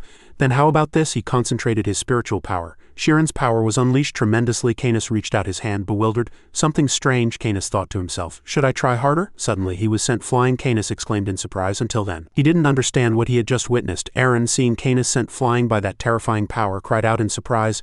Canis? Aaron was flustered. The light broke through his shield and sent him flying, and Aruki gaped and Lucas also froze. He inwardly asked himself, what on earth is that kid? Suddenly, a beam of light brushed past his shoulder. He was startled but luckily dodged it. He shouted, Canis, still shocked from the previous attack. He inwardly thought, who is that kid? Turned out the blonde boy was extending his hand towards him. Perhaps the previous beam of light had been created by him. The scene shifted to under an old tree where the sky was gradually darkening. The wind howled, birds frantically flapped their wings as if trying to escape something. The old trees, imbued with spirits, surrounded a girl. The girl, terrified, could only stare at the branches encircling her. Crash! The girl seemed to be completely swallowed by the trees. Inside, she looked around trying to find an escape. Suddenly a voice was heard. Truly foolish, it's useless. An old man's figure appeared and he pointed at the girl contemptuously, telling her to die. Then he extended his hand towards the girl, unleashing branches at incredible speed. After observing for a moment, she thought the surroundings were entirely dark. Thinking that, she was terrified. But if I use synesthesia, the branches continued to approach her, looking as if they would pierce her immediately. Suddenly light emanated from her body, and a powerful beam of light was released from within her. At this moment she was no longer afraid of them at all. After unleashing her power, she immediately charged furiously towards the group of trees. The branches continued to target and rush her. Thanks to her incredible speed, she flexibly dodged all the attacks. While dodging, the voice that had threatened her earlier was heard again. Impressive, he continued. But darkness, before he could finish speaking, he created countless black magic hands and unleashed them at her. The voice was everywhere. This time his attack seemed to have an effect and her feet were bound by those hands. But she still calmly searched for a solution. She spun around and as soon as she did, she lost her composure. She was startled and thought, a fist. If I had teleported then, my feet would have been broken. Thinking that, she closed her eyes as if to unleash something, and the hands continued to rush at her. She kept thinking, then I'll just teleport my upper body. As she thought that, a reflected image flew from her body. She used her quick reflexes to kick the rushing fists and landed gracefully on the ground. The power within her was so strong that a significantly large hole was created where she landed and dirt flew everywhere. The old voice was heard again. Indeed, a bishop of Cassis, if you hadn't worked as a professor at this small school you would have become a great figure. She was probably exhausted at this moment. Beads of sweat were visible on her face. The voice continued, nevertheless, Anfis said nothing. He hid your outstanding abilities and talents. As she looked on with surprised eyes, the white-haired old man appeared, no longer with his former gentle demeanor. He was now radiating immense killing intent. He continued to speak, intending to seize all her achievements. She screamed, what exactly do you want? Suddenly, a stream of darkness shot straight at her from below. Attacked unexpectedly, without time to react, she fell. It was him. He summoned countless fists and sent them rushing towards the girl. The sight was terrifying in the girl's eyes. Fists fiercely rushed towards her. Simultaneously, in a castle, a voice suddenly called out, Master. Inside the principal's office, a blonde youth frantically called out, searching, Master, you must be nearby. He suddenly remembered something. I heard Master built a secret room inside the principal's office, but where is it? He was thinking and searching. Suddenly, a book appeared before his eyes. It was a black book titled Exploring Darkness. After that, he entered the secret passage to the hidden room. As soon as he entered the room, he casually placed a lamp on the table. Master, his voice echoed far in the quiet space. As he spoke, he was searching, looking up at the bookshelf next to him. He looked surprised as if he had seen something special. Before his eyes was a very beautiful painting of a black-haired girl with a purple flower in her hair. He stared blankly at the painting, thinking, this person. As he was thinking, a voice suddenly asked, who are you? He turned and said, Master, you're safe. A white-haired old man with a long beard walked out. The old man frowned and asked, Master, you seem to know me? The blonde youth was startled and scared. Why is he like this? Has he lost his memory? He thought to himself. But something strange, unlike others, Master hasn't completely lost his memory yet. The old man stroked his chin deep in thought and asked, have I lost my memory, or have I come to the future? The old man frantically pulled at his hair. My goodness, I've become an old man. Where's my handsome 18-year-old face? The youth meanwhile blankly asked, 18 years old, and was startled, his face turning pale. Have Master's 40 years of memories vanished? Then the person before me is. The old man's voice became calm at this point, and he asked, hey, what's that name over there? Anfis was young, arrogant, and infamous. He continued to ask, what happened? Tat answered honestly. Master lost his memory after being injured by black magic. Not only that, but the safety of the students and professors is. Before he could finish speaking, the old man interrupted him. No, I'm not asking about that, he replied in confusion. Huh? He rested his chin on his hand with a very scary expression and asked, what happened to my work? He stammered. Master is the principal of Anfi's Magic Academy, one of the 5 most prestigious magic academies in the kingdom, and he respects all staff within the academy, not just the students. As soon as he heard Tat's answer, the old man chuckled. While laughing, he asked, I became a teacher. And even respect them? The old man asked again, as if in disbelief. Me? Tat helplessly corrected him. Yes, it's true. So before he could finish speaking, the old man suddenly grabbed him by the collar and lifted him. He brought his face close to Tat's and asked with cold eyes, What rank am I? Tat, seeing the terrifying face before him, stammered in fear, You are rank 4, rank 4. Hearing that he was only rank 4, the old man's face flushed with anger, veins throbbed, and he shouted loudly with wide eyes, What did you say? Only rank 4? A genius like me, the best on the continent, the old man cursed as he violently punched the bookshelves on the wall, sending books flying everywhere. He shouted loudly, Not rank 1. Tat was startled by the sight before him and heard the old man's curses. Over 60 and just a principal, how pathetic. And he even has that finicky woman's picture hanging in his room. As soon as he finished speaking, he tore the picture from the wall and threw it to the ground. He was frozen with fear, his face pale. The old man, still angry, turned to him and asked, Hey, if you're my disciple, you'd know how to use luminous photons, wouldn't you? Give me back my memories right now. I need to know what this idiot did for the past 40 years. He was frozen. Master, what if you don't see your memories again? As he spoke, his eyes were almost on the verge of tears. The room was a mess, and standing before Tat, the old man threatened again. If you're my disciple, I'll excommunicate you. I don't need a weak disciple like you. Do you think I, the great Anfis, would fear my past? As he spoke, his anger continued. He replied, trembling with fear. Yes, he thought to himself. Will a person's personality change if they experience the same memories twice? It's scary. I'm afraid the old master won't return. Right now, I can only trust Master. The youth placed his hand on the old man's head and said with a worried expression, I will use photonization to remove the black magic energy that is sealing Master's memories. The rest is up to Master. The old man sat in a chair, closed his eyes, and calmly replied, Someone like you worrying about me. Just do your job properly. The youth's thoughts continued. Moreover, those were the most terrible 40 years of his life. Voices were heard incessantly.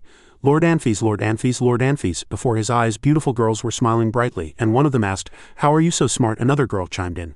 Lord Anfis, tell us more. He held a cup, drank, and replied, Don't worry, ladies, tonight will last forever, the handsome blonde youth replied. The old man was probably recalling his 40 years of life. Before his eyes, a ruined city appeared.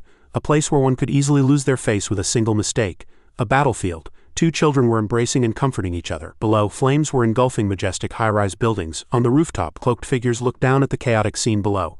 We have to live in a war zone. To survive, we were forced to become swords. In contrast to the previous scene, the current image was of a grand and beautiful city. It's nothing compared to the kids who went to school and got good jobs, Master said. The little girl with purple eyes told us with a blank stare.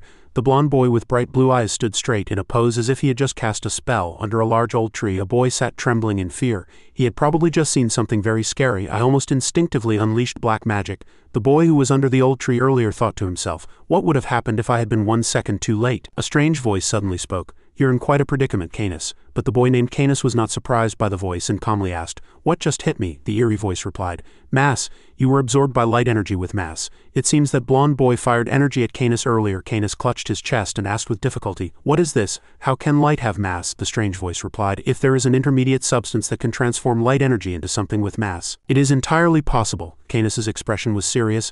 Are you kidding? I've never heard of such a thing. The voice thought for a long time, then suddenly said, Tisk, it seems that kid found it. Canis's face turned ashen. I'm sorry if you're hurt. I was just stating the facts. That kid is quite strong and special. For an academy student, his method of casting magic is quite unique. The voice continued to chatter, and Canis adjusted his hat, ready to move. But this time, before the voice could finish, he interrupted. I'm winning, right? Right? The voice laughed contentedly. Of course, if we combine our strength. Canis began to move. Darkness enveloped him. A girl cried out in surprise. Canis, the boy with a dark blue face shouted. That damn guy. Canis approached with a provocative expression. You withstood that magic attack. Tisk, you must be quite disappointed, right? He calmly continued to walk into the battle. Is this all you have left? I thought it would be a rather cool fight. Shiren's expression darkened. Canis continued. Let me enjoy it a little longer. Shiren asked in confusion. Enjoy it? You're holding hostages and calling this a fight? As he spoke, a light orb formed in his hand. On the other side, Canis was also summoning a stream of darkness around his body. Canis provoked, Your spell won't work on me anymore. As soon as he finished speaking, Shiren rushed at Canis and said, Then block this attack. Canis slammed his palm on the ground, creating a large hole with many cracks. Canis's dark black was a complete contrast to Shiren's warm light. The 2 streams of magic clashed directly, making a loud sound. Shiren muttered, slightly astonished, The same casting method? He immediately flew into the sky and summoned 3 powerful beams of light at Canis. Below, the spectators were surprised and frightened by the sight of the 2. They looked like 2 ferocious beasts fighting. Magic can be divided into 2 types, avoidable magic and unavoidable magic. A tense-looking man trembled and thought, As for that lightning-fast light as I thought, I need to eliminate this guy first. Shiren looked down from above at the result he had just created. There were countless holes in the ground. Suddenly he felt something behind him. That's right, it was Canis. Since when was he behind me? Canis smoothly fired a beam of darkness attacking Sheeran. This time he was hit by the attack and fell backward. He was astonished. What? He suddenly appeared behind me? After being hit by the attack, he was only able to calm down after a while. Sheeran used the extremely fast speed of light to evade Canis's technique and counterattack. The two kept appearing and disappearing. Below, a blue-haired boy suddenly shouted, "That guy is moving through darkness." In the infinite and silent dimensional space, Canis walked leisurely. The spectators were still noisy despite the two fighting continuously. "Isn't this cheating? He can move anywhere he wants," when someone asked. Another replied, "Still, there are limits. He can only move to places connected to his dark form." The blue-haired boy was still curious. "But we still can't tell where he'll appear, not unless we instantly analyze the darkness of the entire area." "Did you already forget?" The boy who had answered earlier glared at the blue-haired boy. "Sheeran. He's the one who can calculate the trajectory of that powerful offensive magic." Up above, the two were also fighting fiercely. After a round of fighting, Sheeran thought to himself, finally caught him. As he thought this, he fired a powerful beam of light towards the forest. At this moment, Canis appeared from the darkness. Below, everyone shouted in unison, "He did it!" Just when everyone thought it was all over, a sharp laugh suddenly rang out, and an overwhelming dark power protected Canis from behind. Not only the spectators, but even Sheeran's face turned pale. What is this?" Canis smiled, but there was no warmth in his eyes. His darkness swallowed Sheeran's light, and a pair of legs were desperately fleeing. Sheeran, with a terrified face and ragged clothes, was running somewhere. Suddenly, a voice was heard. "Hey little one, there was a monster with sharp fangs and a long tongue. That sparkling thing looks quite delicious." As Sheeran caught up, concentrating magic energy in his palm, fired at Canis, but to his surprise, a curtain of darkness appeared before him. Swallowing his attack, Sheeran was astonished that his efforts, which had almost defeated Canis, were blocked. From within the darkness of that curtain, a horrifying creature suddenly walked out. It extended its long red tongue and said, "That glowing thing, it looks really delicious." Canis laughed like a demon and introduced what had just walked out of the darkness. "This is the ultimate black magic, a terrifying magical beast that swallowed Sheeran's energy attack." The monster and Canis now stood proudly with arrogant smiles. "Look at them, they look really angry." On this side, Iruki, standing behind Sheeran, had a rather surprised expression upon seeing Canis's monster. "It can speak? That's a monster I've seen in a book, but I've never heard of it having intelligence." Sheeran was in quite a tattered state. He stood sweating and suddenly said, "A monster? Canis can summon monsters that help alchemists or mages? They can create many things from objects to potions, but not everyone can solve this mystery. It is the creation of life. That field of research is biological magic. People say the difficulty of that field is beyond human imagination." Sheeran was even more surprised that the monster could speak, and he realized it was very intelligent. The monster standing opposite, happily hearing Sheeran's words, even teased him. "You think I'm just smart? My butt is pretty too, but I can't show it to you." Iruki, along with N, froze in place, speechless at the monster's audacity. "This damn guy, he's truly audacious," Canis finally replied with a malicious smile. "Of course he's smart. This monster has the intelligence of an archmage. Do you understand now?" As soon as Canis finished speaking, Sheeran felt something approaching and immediately looked up in astonishment. "I admit you have very special magic."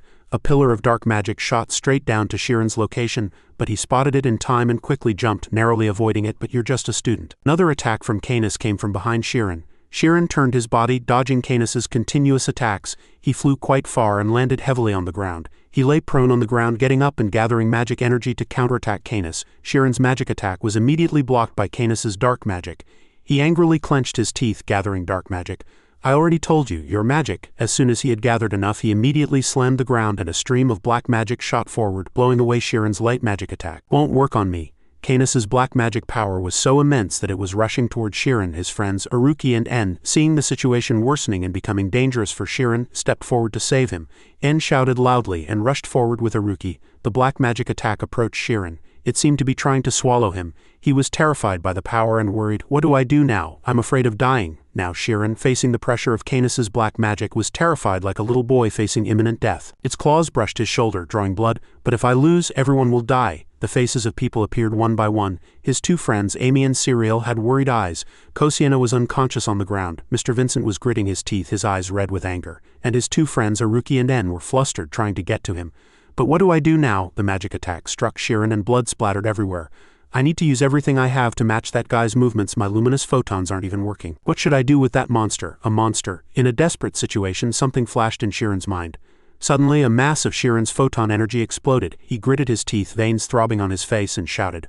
A rainbow-colored surging power broke him free from the darkness's restraint. Canis stood on the ground, astonished and disbelieving that Sheeran had escaped, and loudly questioned, "What? You can bend light? Shirin landed forcefully, surrounded by an infinite magical aura. His two friends, Aruki and En, who were rushing from behind, shouted loudly, "Shirin!" Immediately, Shirin raised his hand to the two approaching friends, stopping them from coming closer. Shirin began to speak, concentrating light energy in his palm. Monsters cannot move without a monosource. On Canis' side, the monster, having just witnessed Shirin escaping the black magic, seemed a little shaken by him and said, "If you fight that guy, your will weaken, won't it?" "Yes, but we are one, so if we combine our strength we can defeat that guy." Shirin counterattacked Canis and the monster. "You think so? I just hurt you guys with that beam of light. That means that dark monster also has limits." Canis laughed heartily upon hearing Shirin's words. He smiled contemptuously and said again, "You mean my willpower has limits?" At this moment, Shirin had concentrated enough light energy in his palm. "I'll have to find out." Canis was surprised, his eyes wide, even seeing the light emanating from the energy Shirin had concentrated. The source of that light has grown bigger after concentrating enough. Shirin gritted his teeth in anger, preparing to unleash an energy attack on Canis' darkness and the monster. "Let's see who falls first, you or me." Shirin unleashed a powerful attack on Canis' dark monster with all his might. The monster blocked Shirin's photon energy technique and, feeling a disadvantage, advised, "Canis, go back to the forest. To a place with a lot of darkness." Canis also seemed not to understand why the monster said that and asked back, "What are you talking about? We can handle that guy." The monster scoffed at Canis' clumsy thoughts. "I thought you were smart, but it turns out you're a fool. That guy is attacking to exhaust your will. I can't believe it. Is he trying to hit a rock with an egg?" Canis scoffed at Shirin's plan. "That's a rather foolish strategy, but there's no need to play along with his intentions. Lure him into the forest." The monster was acting as a shield in front of Shirin's attack. It and Canis made a telepathic plan to lure Shirin to his death. "That guy is in a hurry, so he'll chase us." "You're right, I agree. If I get my hands on this monster with the intelligence of an Archmage's monster, I'll be the winner." After planning a trap to kill Shirin with the monster, Canis quickly jumped into the darkness and fled into the forest, leaving Shirin behind. Immediately, Shirin moved quickly, following Canis' shadow into the forest to settle the score with him. Aruki and En, who were standing far away, shouted to stop Shirin. They knew the forest was dangerous and that there might be an enemy trap. "Shirin, the forest is dangerous." Shirin didn't listen and continued to pursue. He concentrated energy in his palm again. He threw countless photon energies forward. His attack illuminated the entire forest. Aruki and En could only helplessly watch from outside in admiration. "There's nothing we can do, let's leave it to Shirin." Before he could finish speaking, Aruki felt something approaching and immediately turned his head. "Now it's just you two and me, so let's do what we have to do." A huge figure with two swords was approaching Aruki and En. He walked, saying, "Now it's my turn." As he walked, he pointed his swords at his two friends with greedy eyes and a malicious smile. A dense, murderous aura emanated from around him. The scene shifted to another location, where Mr. Rum appeared with a vulgar smile. His neatly arranged white teeth were like ivory. "May I have this dance?" His appearance was like a pervert, and a blonde girl nearby screamed in fear and ran away. This scene takes place 40 years ago at a party hosted by the Base family. The party was in full swing and it was time for dancing, but Mr. Clump had no one to dance with. A blonde young man approached Mr. Clump and teased him. "I told you to find someone to dance with." "Why are you making them run away?" Clump replied. "Yes, yes," Clump said enviously. "It seems your hair is prettier than mine after all. You'd be fine if you grew your hair out and dressed up nicely." At that time, long hair was in vogue. It was Mr. Anfis's youth. His handsome looks were popular with many women back then. At that time, long hair was in vogue. Mr. Clump seemed quite resentful. "Tisk!" Young Mr. Anfis turned his head at the sound nearby. "Oh, a woman's voice? Hello, I'm Arena." There was a lady in an emerald dress nearby who had been refused to dance by a young man. "I'm sorry, but I'm a bit busy right now." Why is he avoiding her? She's pretty too." Young Mr. Anfis was puzzled. Mr. Clump, still resentful, explained, "She's the eldest daughter of the bastard family, the host of today's party. She seems to have some problems." "A noble young lady? What problem? You came here and know nothing." Young Mr. Clump was frustrated with young Mr. Anfis. Young Mr. Clump spoke seriously about the lady's current problem. "Right now, she's not very smart. She had an accident when she was little, and her intelligence is stuck at a 10-year-old's level. Usually the head of the family doesn't let her leave her room, but today they didn't stop her." Young Mr. Clump tried to explain to his friend, young Mr. Anfis. Nearby, an old man sneered at her. "What a disgrace to the family. Oh, Arena really loves parties, so please be more discreet." At this moment, young Mr. Anfis thought they were just like the old men in his own family. Thinking about nobles, young Mr. Anfis suddenly dashed forward. "I'll restore her reputation." His actions surprised young Mr. Clump, who tried to stop him. "What? Wait a minute." Young Mr. Clump worriedly restrained him. "Don't overdo it. Pitying her will only make her more miserable. Don't worry, don't worry. I have never been hypocritical in front of a lady." "You damn fool, are you really going to do it?" Ignoring young Mr. Clump's pleas, young Mr. Anfis approached the seated Arena and spoke to her. He bowed politely. "Beautiful lady, tonight is truly as beautiful as you are." Arena was startled by young Mr. Anfis's sudden appearance. "Hello, I'm Arena." "Huh, that's not the reaction I expected." Outside, some people whispered when they saw young Mr. Anfis speaking to her. "What is that guy doing to that poor child?" Young Mr. Anfis forced a natural smile and spoke to her. "May I perhaps request a dance with the beautiful lady?" As soon as young Mr. Anfas finished speaking, Arena suddenly burst into tears and cried out, "Mom!" At that, he froze. Young Mr. Anfas was in deep trouble due to his rash actions. The scene shifts to a dark forest 3 years ago under a night sky with rain falling. At this time, Haruki, drenched in rain, spoke to the person in front of him. "What are you doing, you damn fool? Are you not going to use your hands?" The man standing before him simply stood there without a word. Thunder and lightning roared in the sky with the rain. The lightning illuminated the two men's positions. Haruki watched his opponent in front of him warily, not wanting him to make a move. The man, drenched in rain, had green hair. He seemed to be just standing there, doing nothing. "If possible, let's return to the current situation where En is sweating nervously." Suddenly, Haruki spoke first. "I understand." Without Haruki needing to say anything, En already understood his meaning. The two seemed to be quite in sync. En spoke what Haruki was about to say, warily assessing the current situation. "You're telling me to be careful, right?" Haruki glanced at his friend without a word, lost in thought. "Yes." A man with 2 sharp swords in his hand slowly approached. He smiled, radiating a demonic gaze and thick murderous intent. These brats, he moved quickly, almost teleporting as he charged forward. No matter how careful they were, this was impossible. He was already above their heads, preparing to deliver his most powerful strike with the 2 swords crossed in his hands. Haruki and En were surprised by this man's speed and had to concentrate mana in their legs. The moment he swung his sword, the two barely managed to jump up and avoid his red energy blade attack. He gritted his teeth and cursed with a smile. "You fools!" His eyes were filled with a death gaze. Theoretically, a user can increase the strength of their entire body, but randomly increasing the strength of one body part can cause the user to lose balance. Therefore, fake schematics generally follow an effective strengthening method, which is called a pattern. The mitochondrial pattern is a pattern that increases strength by focusing on the mitochondria, also known as the cell's energy factory. This is the most common and fastest pattern. As he moved, the ground beneath his position cracked in a large circle due to the pressure. He chased Haruki, charging forward. Seeing the man dangerously close to Haruki, En shouted, gathering lightning energy and attacking towards Haruki's side. "Haruki, watch out, lightning!" Lightning attack flew past Haruki, preventing the man from approaching and delaying him for a beat. Haruki also seized this moment to attack the man. Explosion! The two men's joint attack caused an explosion, and the man retreated, thinking to himself, "Hey, those guys must be convinced I'm a rookie who's never fought schematic users." The two men's harmonious combined attack and their ability to react annoyed him and made him frown. En used the lightning magic surrounding his body to quickly move closer to Haruki to support him and together deal with the crazy schematic user carefully, looking for a way. He seemed to be praising the two. You two are quite in sync though." He continued to avoid En's lightning attacks, retreating. The two men watched him continuously dodge all their attacks, feeling nervous and worried.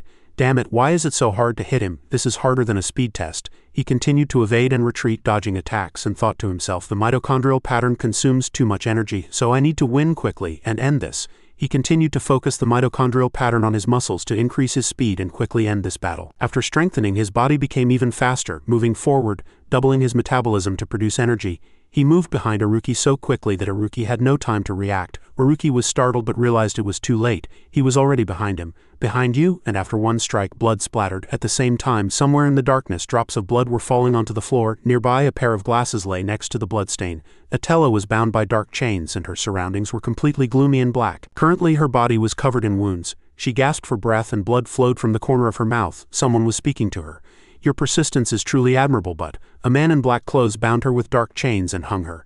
An old black mage floated in the air casting a spell, using a massive dark magic spell. He said, "Time to die." As soon as he finished speaking, he unleashed a powerful venomous magic at Atella. Fortunately, she was still conscious enough to narrowly escape death once. She felt the magic attack from moments ago and thought to herself, "Poison? If I take that hit, death is a given." She gathered her strength, preparing to counterattack him.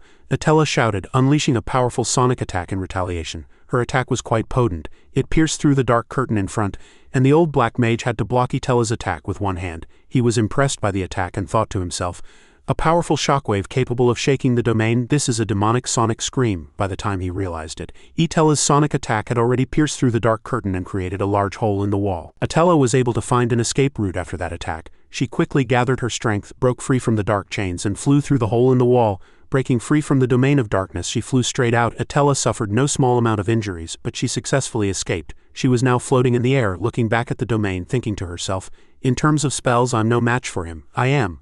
Atella seemed to have another plan to confront the old black mage. She slowly retracted the magic that enveloped her body, and switched to a schematic. She had switched to a schematic user's close combat. Her body was now enveloped in a red aura. She was still in the air, taking a defensive stance.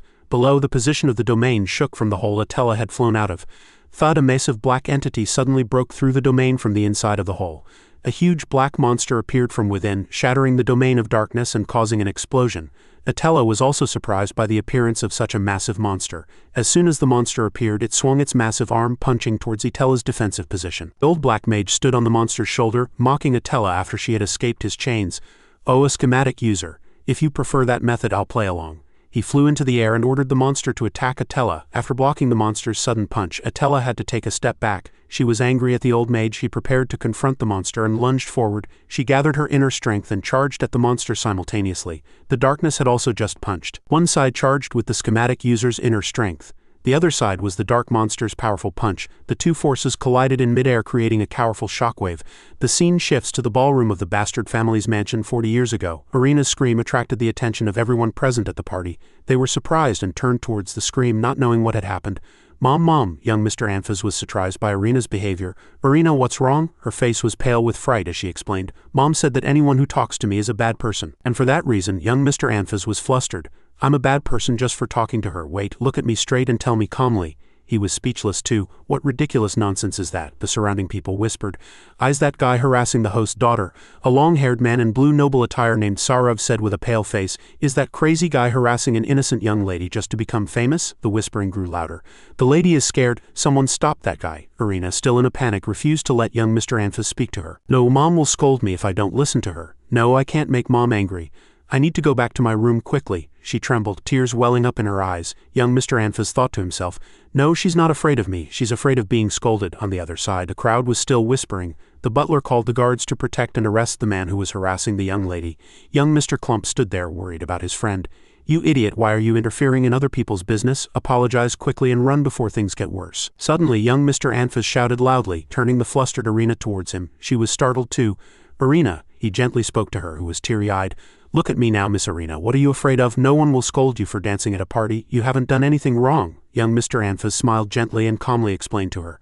"Perhaps you don't want to dance?" Irina was calmer now. In her eyes she saw the gentle blonde young man. "You have to try. How free it feels. How about it?" In the ballroom, people were seen dancing together, all looking beautiful. Young Mr. Anfas smiled and extended a hand to Irina, politely asking her to dance. "Shall we dance together?" Irina was no longer in a panic. She calmly looked closely at the young man in front of her. She also gently placed her hand in his. Irina's eyes sparkled, her cheeks flushed with embarrassment, and for the first time she felt happy that someone had asked her to dance. Before, she always had to ask first, but no one ever wanted to dance with her. Her hands now clasped each other more naturally, without any awkwardness. The moment the dark monster's massive fist and Atella collided, a tremendous earth-shattering sound echoed. The colliding forces sent streams of shining energy in all directions. The dust in the air billowed thickly, and the massive dark monster recoiled. And at this moment, much smaller dark monsters shaped like black spiders sprang out. As soon as Atella landed, she saw the spider monsters rushing towards her. "Is this really the black magic I know?" Without resting, she immediately charged forward. Punches rained down like hail. The old black mage was still floating in the sky with the massive monster standing motionless beside him. He looked down at the scene below, smiling contentedly. Her punches have power." He watched from the side, evaluating. Atella did not hesitate at all. With each punch, she took down one dark spider. Just then, the massive dark monster raised both its arms high. The colossal monster, ready to attack, slammed its fist hard into the ground, which immediately split into several pieces, sending debris and dust flying everywhere. Atella quickly retreated, evading the attack. The old black mage raised his fist again, a dark smile spreading across his face. Following his movements, the colossal dark monster also powerfully swung its fist forward, but Atella still dodged swiftly. She continued to evade the enemy's attacks at the fastest speed possible. "No need to overthink this. Just focus on eliminating that thing.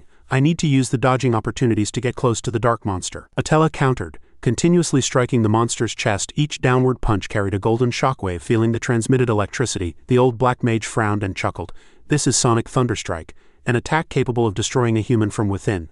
The lightning shockwaves continued to vibrate, disrupting internal bodily circulation, and the impact force multiplied by 10, even 100 times. Consecutive shockwaves appeared. Feeling the lightning shockwaves hit his body, the old black mage laughed heartily. His eyes were monstrous. "Truly insane," he shrieked madly. "If you had focused on your training, you could have stood at the pinnacle of the world. You're squandering your talent to seek truth," the old black mage continued. Atella lost her balance and fell, with swarming dark spiders below. The dark spiders began to crawl up the colossal dark monster's body. "It's all futile."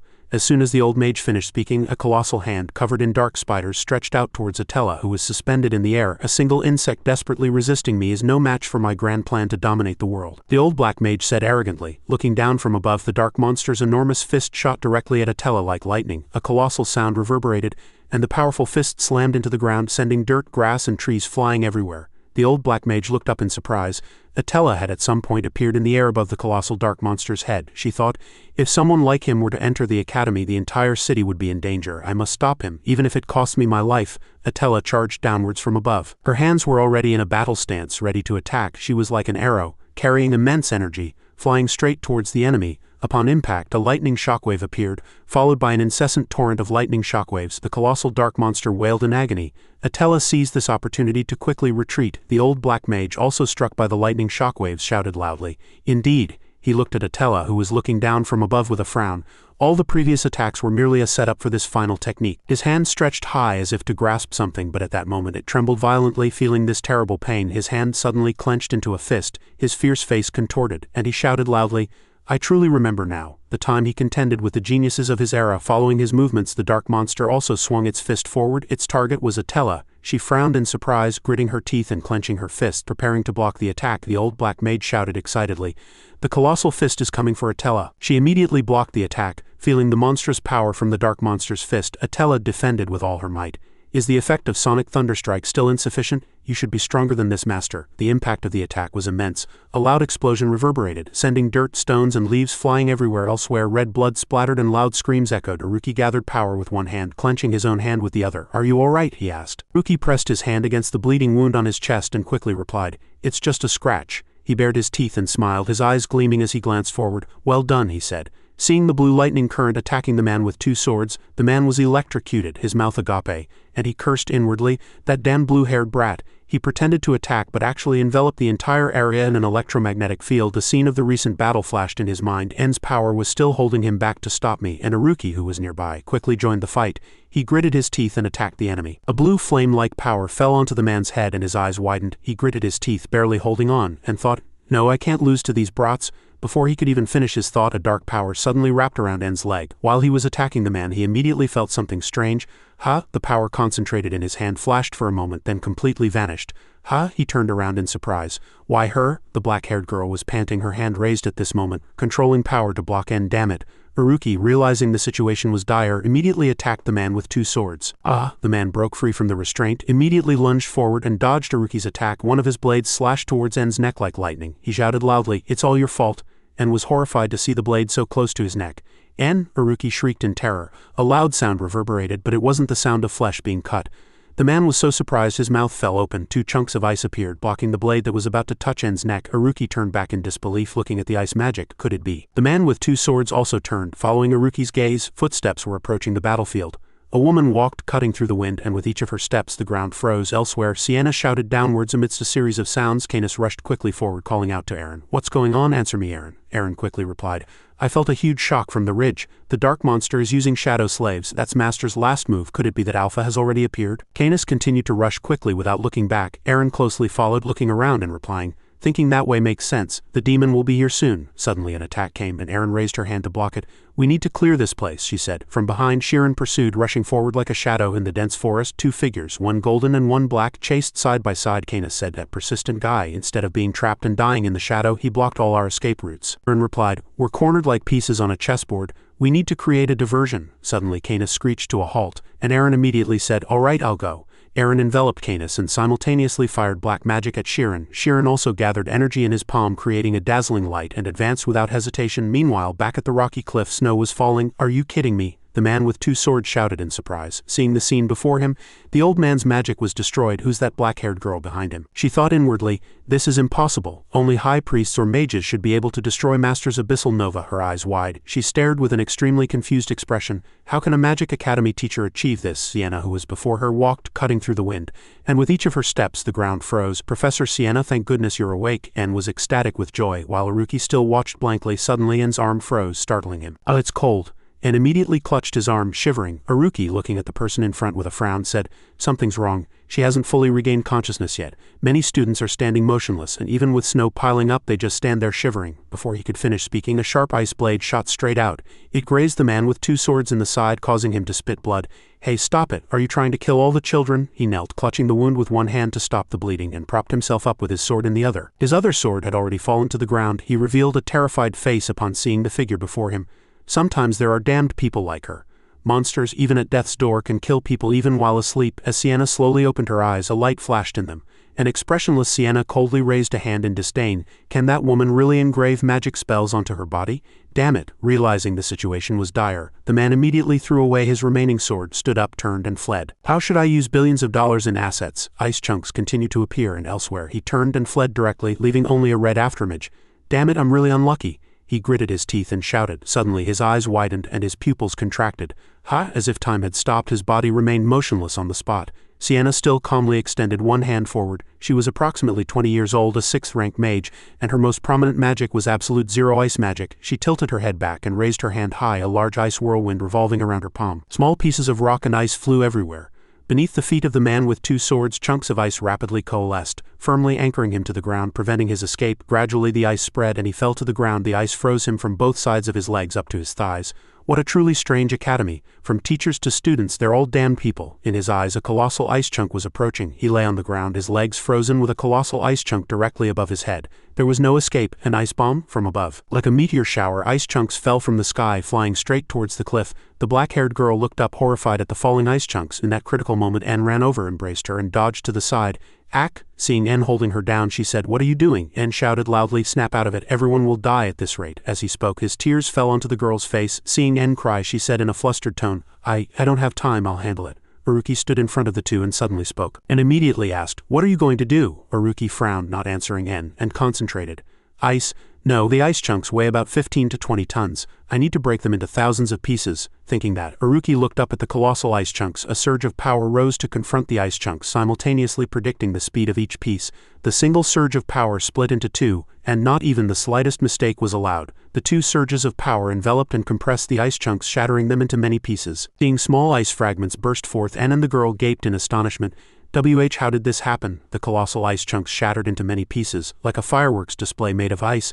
There are students of this caliber at the Magic Academy? After witnessing that sight, the two suddenly froze, realizing their current posture was somewhat inappropriate.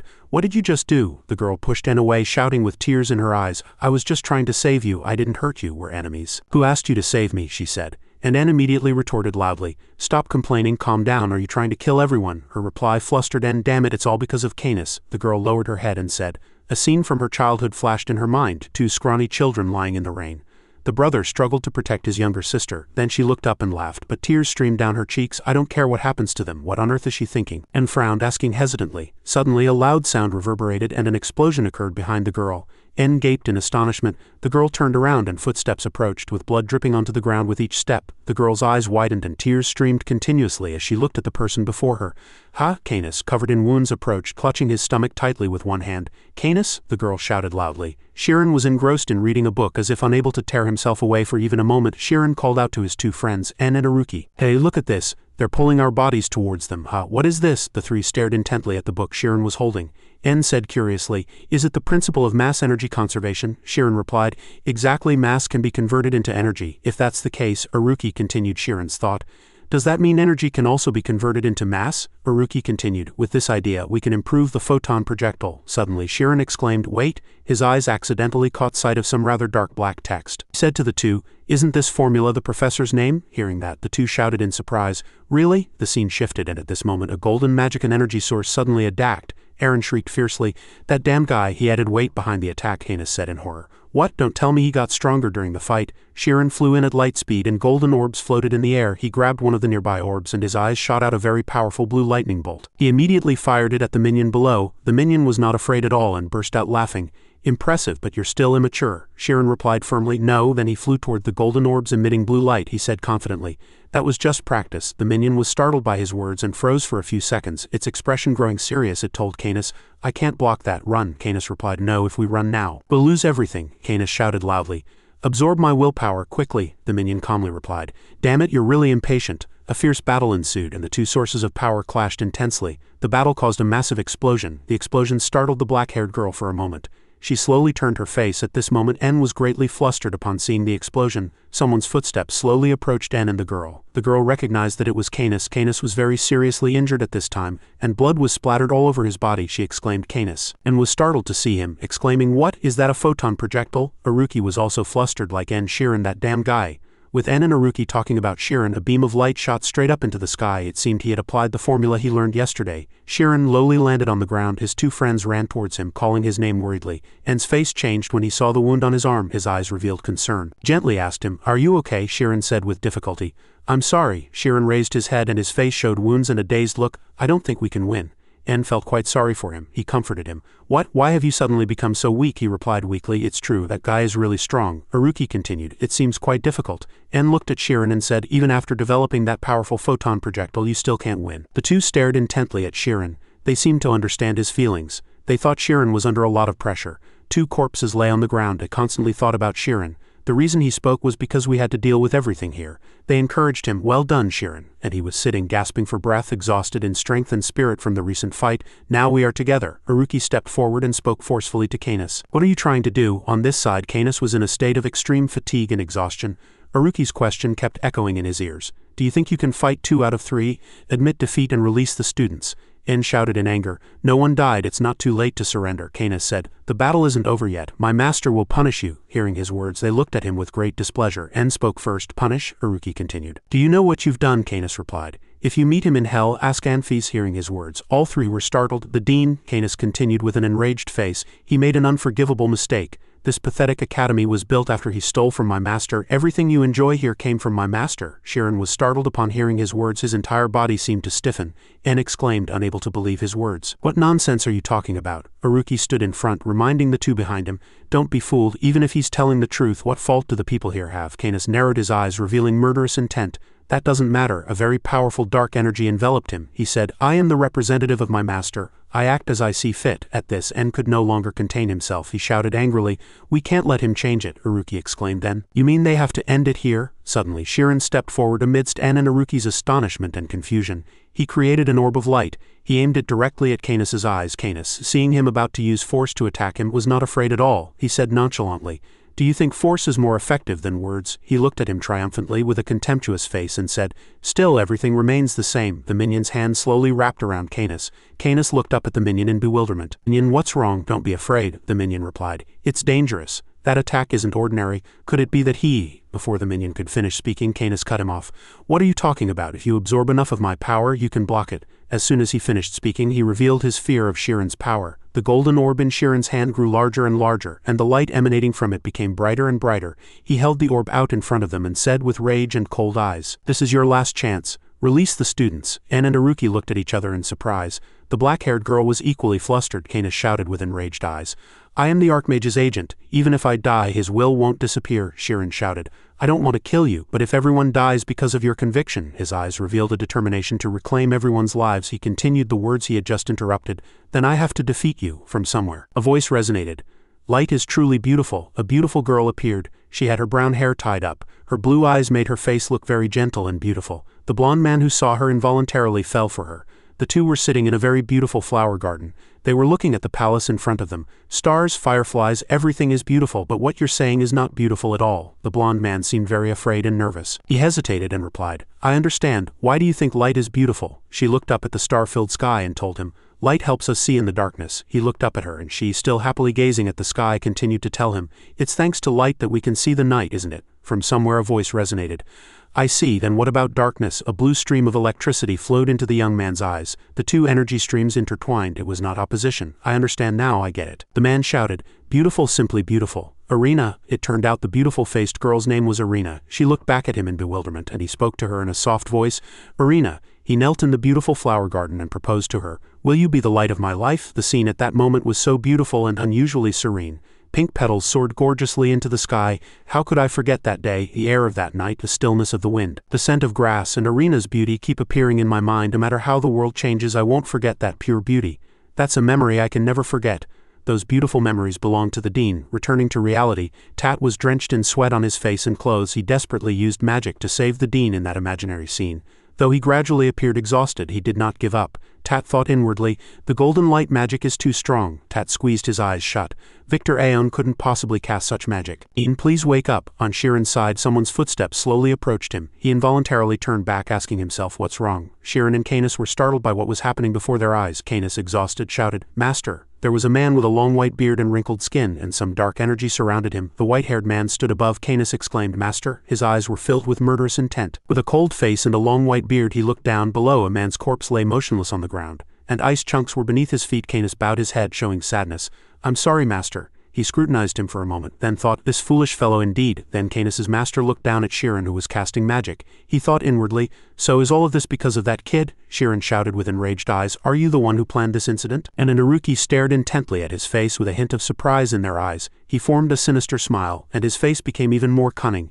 "You're quite stubborn." Then he asked him, "What's your name?" Shirin shouted. "I won't tell my name to a murderer." On the other side, Canis and the black-haired girl both looked at him. He immediately began to order him to stop the mind control and leave. He scoffed. He continued to say, "I'm sorry, but I can't." After stroking his long white beard, he said to everyone present, "All of Anfis's students must be punished." Naturally, his eyes turned red, his face revealed a wicked expression, and his chilling words were, "Including you." Hearing his words, all three were greatly flustered, especially Shirin. He did not hesitate to unleash a powerful punch at him. His attack caused a huge explosion. Shirin was very surprised and flustered at this moment. Smoke from his attack billowed everywhere. But what was special here was that the Master of Darkness was still unharmed. He stood on a nearby rock, analyzing his attack.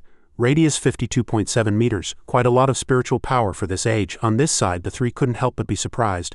En said he dodged it. Shirin was still preparing another attack, not giving up, but a shout echoed, "Stop, Shirin!" They looked towards the source of the voice and saw a woman walking out holding her injured arm. Shirin was startled to see the woman, and they called out in unison, "Professor Atella." Master of Darkness looked at them and said, "A loser dares to appear? You're lucky to have survived. You should be ashamed of yourself." Her body was covered in wounds at this time. She said sincerely, "I don't care about winning or losing. I just want to protect my students." At this, Shirin asked curiously, "Professor, who is that person? Why is he doing this?" Itella's face grew more and more urgent and sweat continuously streamed down. She replied with great difficulty, "His name is Ayan," she continued. "He's a third-rank Archmage." Hearing his words, everyone was startled. He seemed to greatly hate the dean. Ayan, Victor said from above. "Pathetic. Complaining to mere students." Itella's eyes grew more and more distant. She said to him with difficulty, "You're not in a position to be so relaxed either." The number 10 appeared. Canis thought inwardly as if he had discovered something. Master's mental power is only 10 right now, the minion told Canis. "Even so, 10 of an Archmage is enough to sweep away that crowd," Canis continued. "But we haven't caught Anfis yet." "Just as I thought." Before Canis could finish speaking, the black-haired girl next to him cut him off. "Canis, what are you talking about?" The minion called his name loudly. Canis, his footsteps approached rhythmically. He exclaimed, "Master," Canis said confidently. "Leave this to me." Ayan Victor slowly turned his head and his eyes revealed a sinister look. "Leave it to you." The black-haired girl gritted her teeth and thought at this moment. "Canis, why are you trying so hard?" Victor's eyes narrowed and a smile spread across his lips. "Sinister and cunning," he asked Shirin. "You're Anfis's disciple, aren't you?" he replied powerfully and firmly. "Don't casually use the dean's name." His eyes were filled with rage. Compared to the dean, he began to recall the beautiful memories he had with the dean when he was young. The dean had treated him very well. Then Shirin shouted in anger, "Someone like you doesn't deserve to be a mage." He laughed madly upon hearing his words. His laughter grew louder and louder. Ayan Victor laughed and said, "Anfis, for the past 40 years, how hypocritically have you truly lived?" Naruki stared blankly at him. Hearing his words, Victor replied to Canis, "All right, fight that guy." He bowed his head in gratitude. "Thank you, master." Professor Atella on this side shouted, "Stop." The two faced each other, ready to fight. Howie reminded him, "Canis, reconsider. It would be better to leave this to Ayan." Despite the advice, he tried to remain loyal to his master. He thought to himself, "I've already disappointed master once. Even if it kills me, I have to defeat him." The two glared at each other with terrifying eyes. "We will fight, Howie." Canis's brows furrowed. "Howie, answer me, Howie." He seemed to be trapped in darkness with no escape. Then Canis charged forward with the speed of wind. "I will keep fighting." Shirin also took a battle stance. Golden energy emanated from around him. As Canis flew towards him, Shirin's golden attack targeted him. He thought to himself, "What is this? Is he going to jump off the cliff and fight in the air?" Canis chuckled slyly. "Fool, he must think shadows can't be used in the air, but the night sky is nothing but a vast shadow." As Shirin flew high, the light emanating from his body slightly startled Canis. The people below were equally surprised. The black-haired girl on the side looked up with fearful eyes. Shirin, floating in the air, thought to himself, "If I can't follow his movements, I'll just target his entire domain." Thousands of golden orbs attacked Canis, and without time to react, he created a shield to protect himself. The light emanating from the orbs grew brighter and more dazzling. In the night sky, forces of various colors poured down towards the domain of darkness.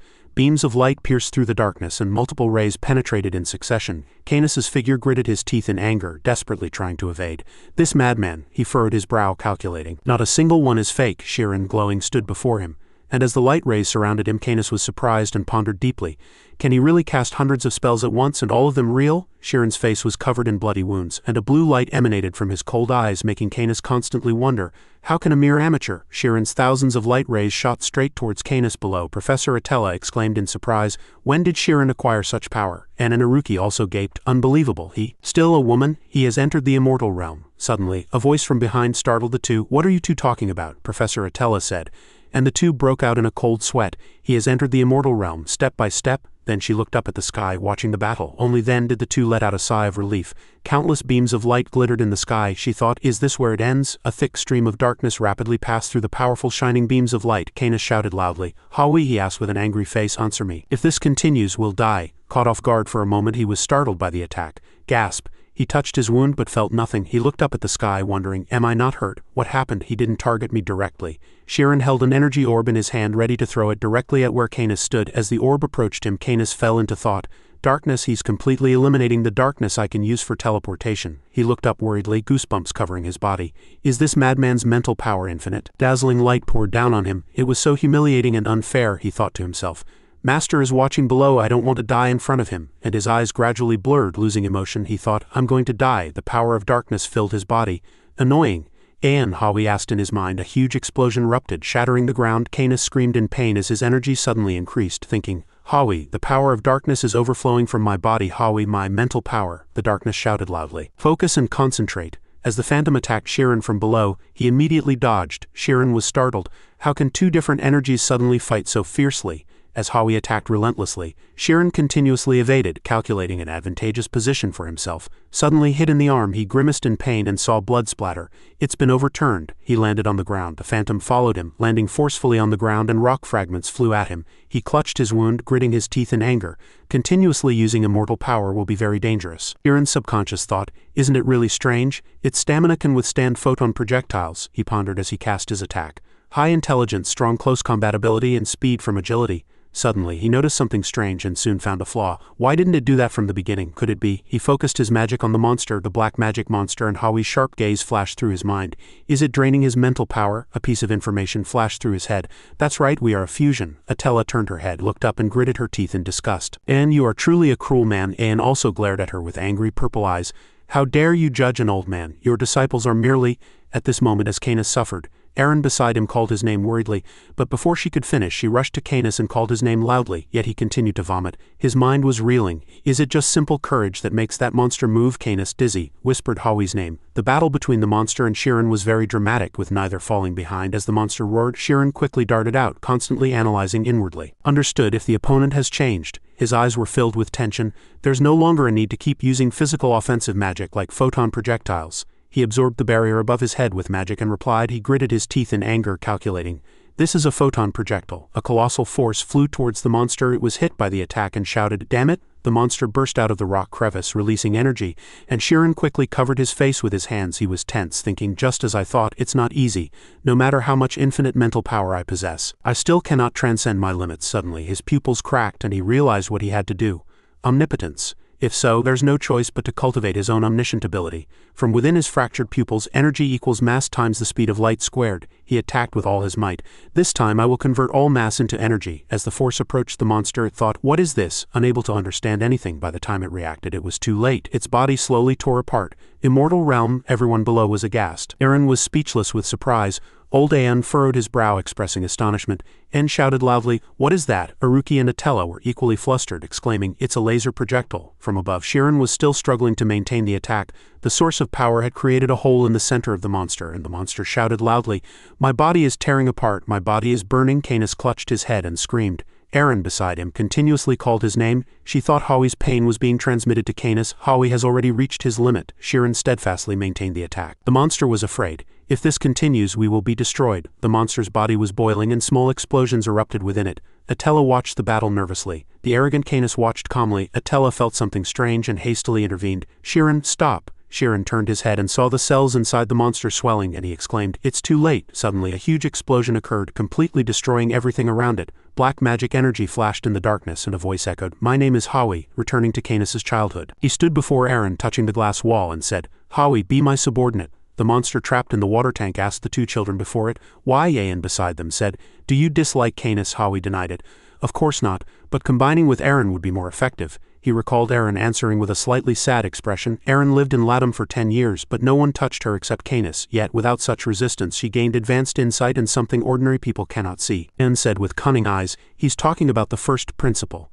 A unique brain process that allows one to perceive touched objects or subjects as if encountering them for the first time. Through this a person can see the essence of an object or subject. Howie, looking at the old man before him, spoke honestly. You detected Aaron's overload capacity, so you found her and brought her here.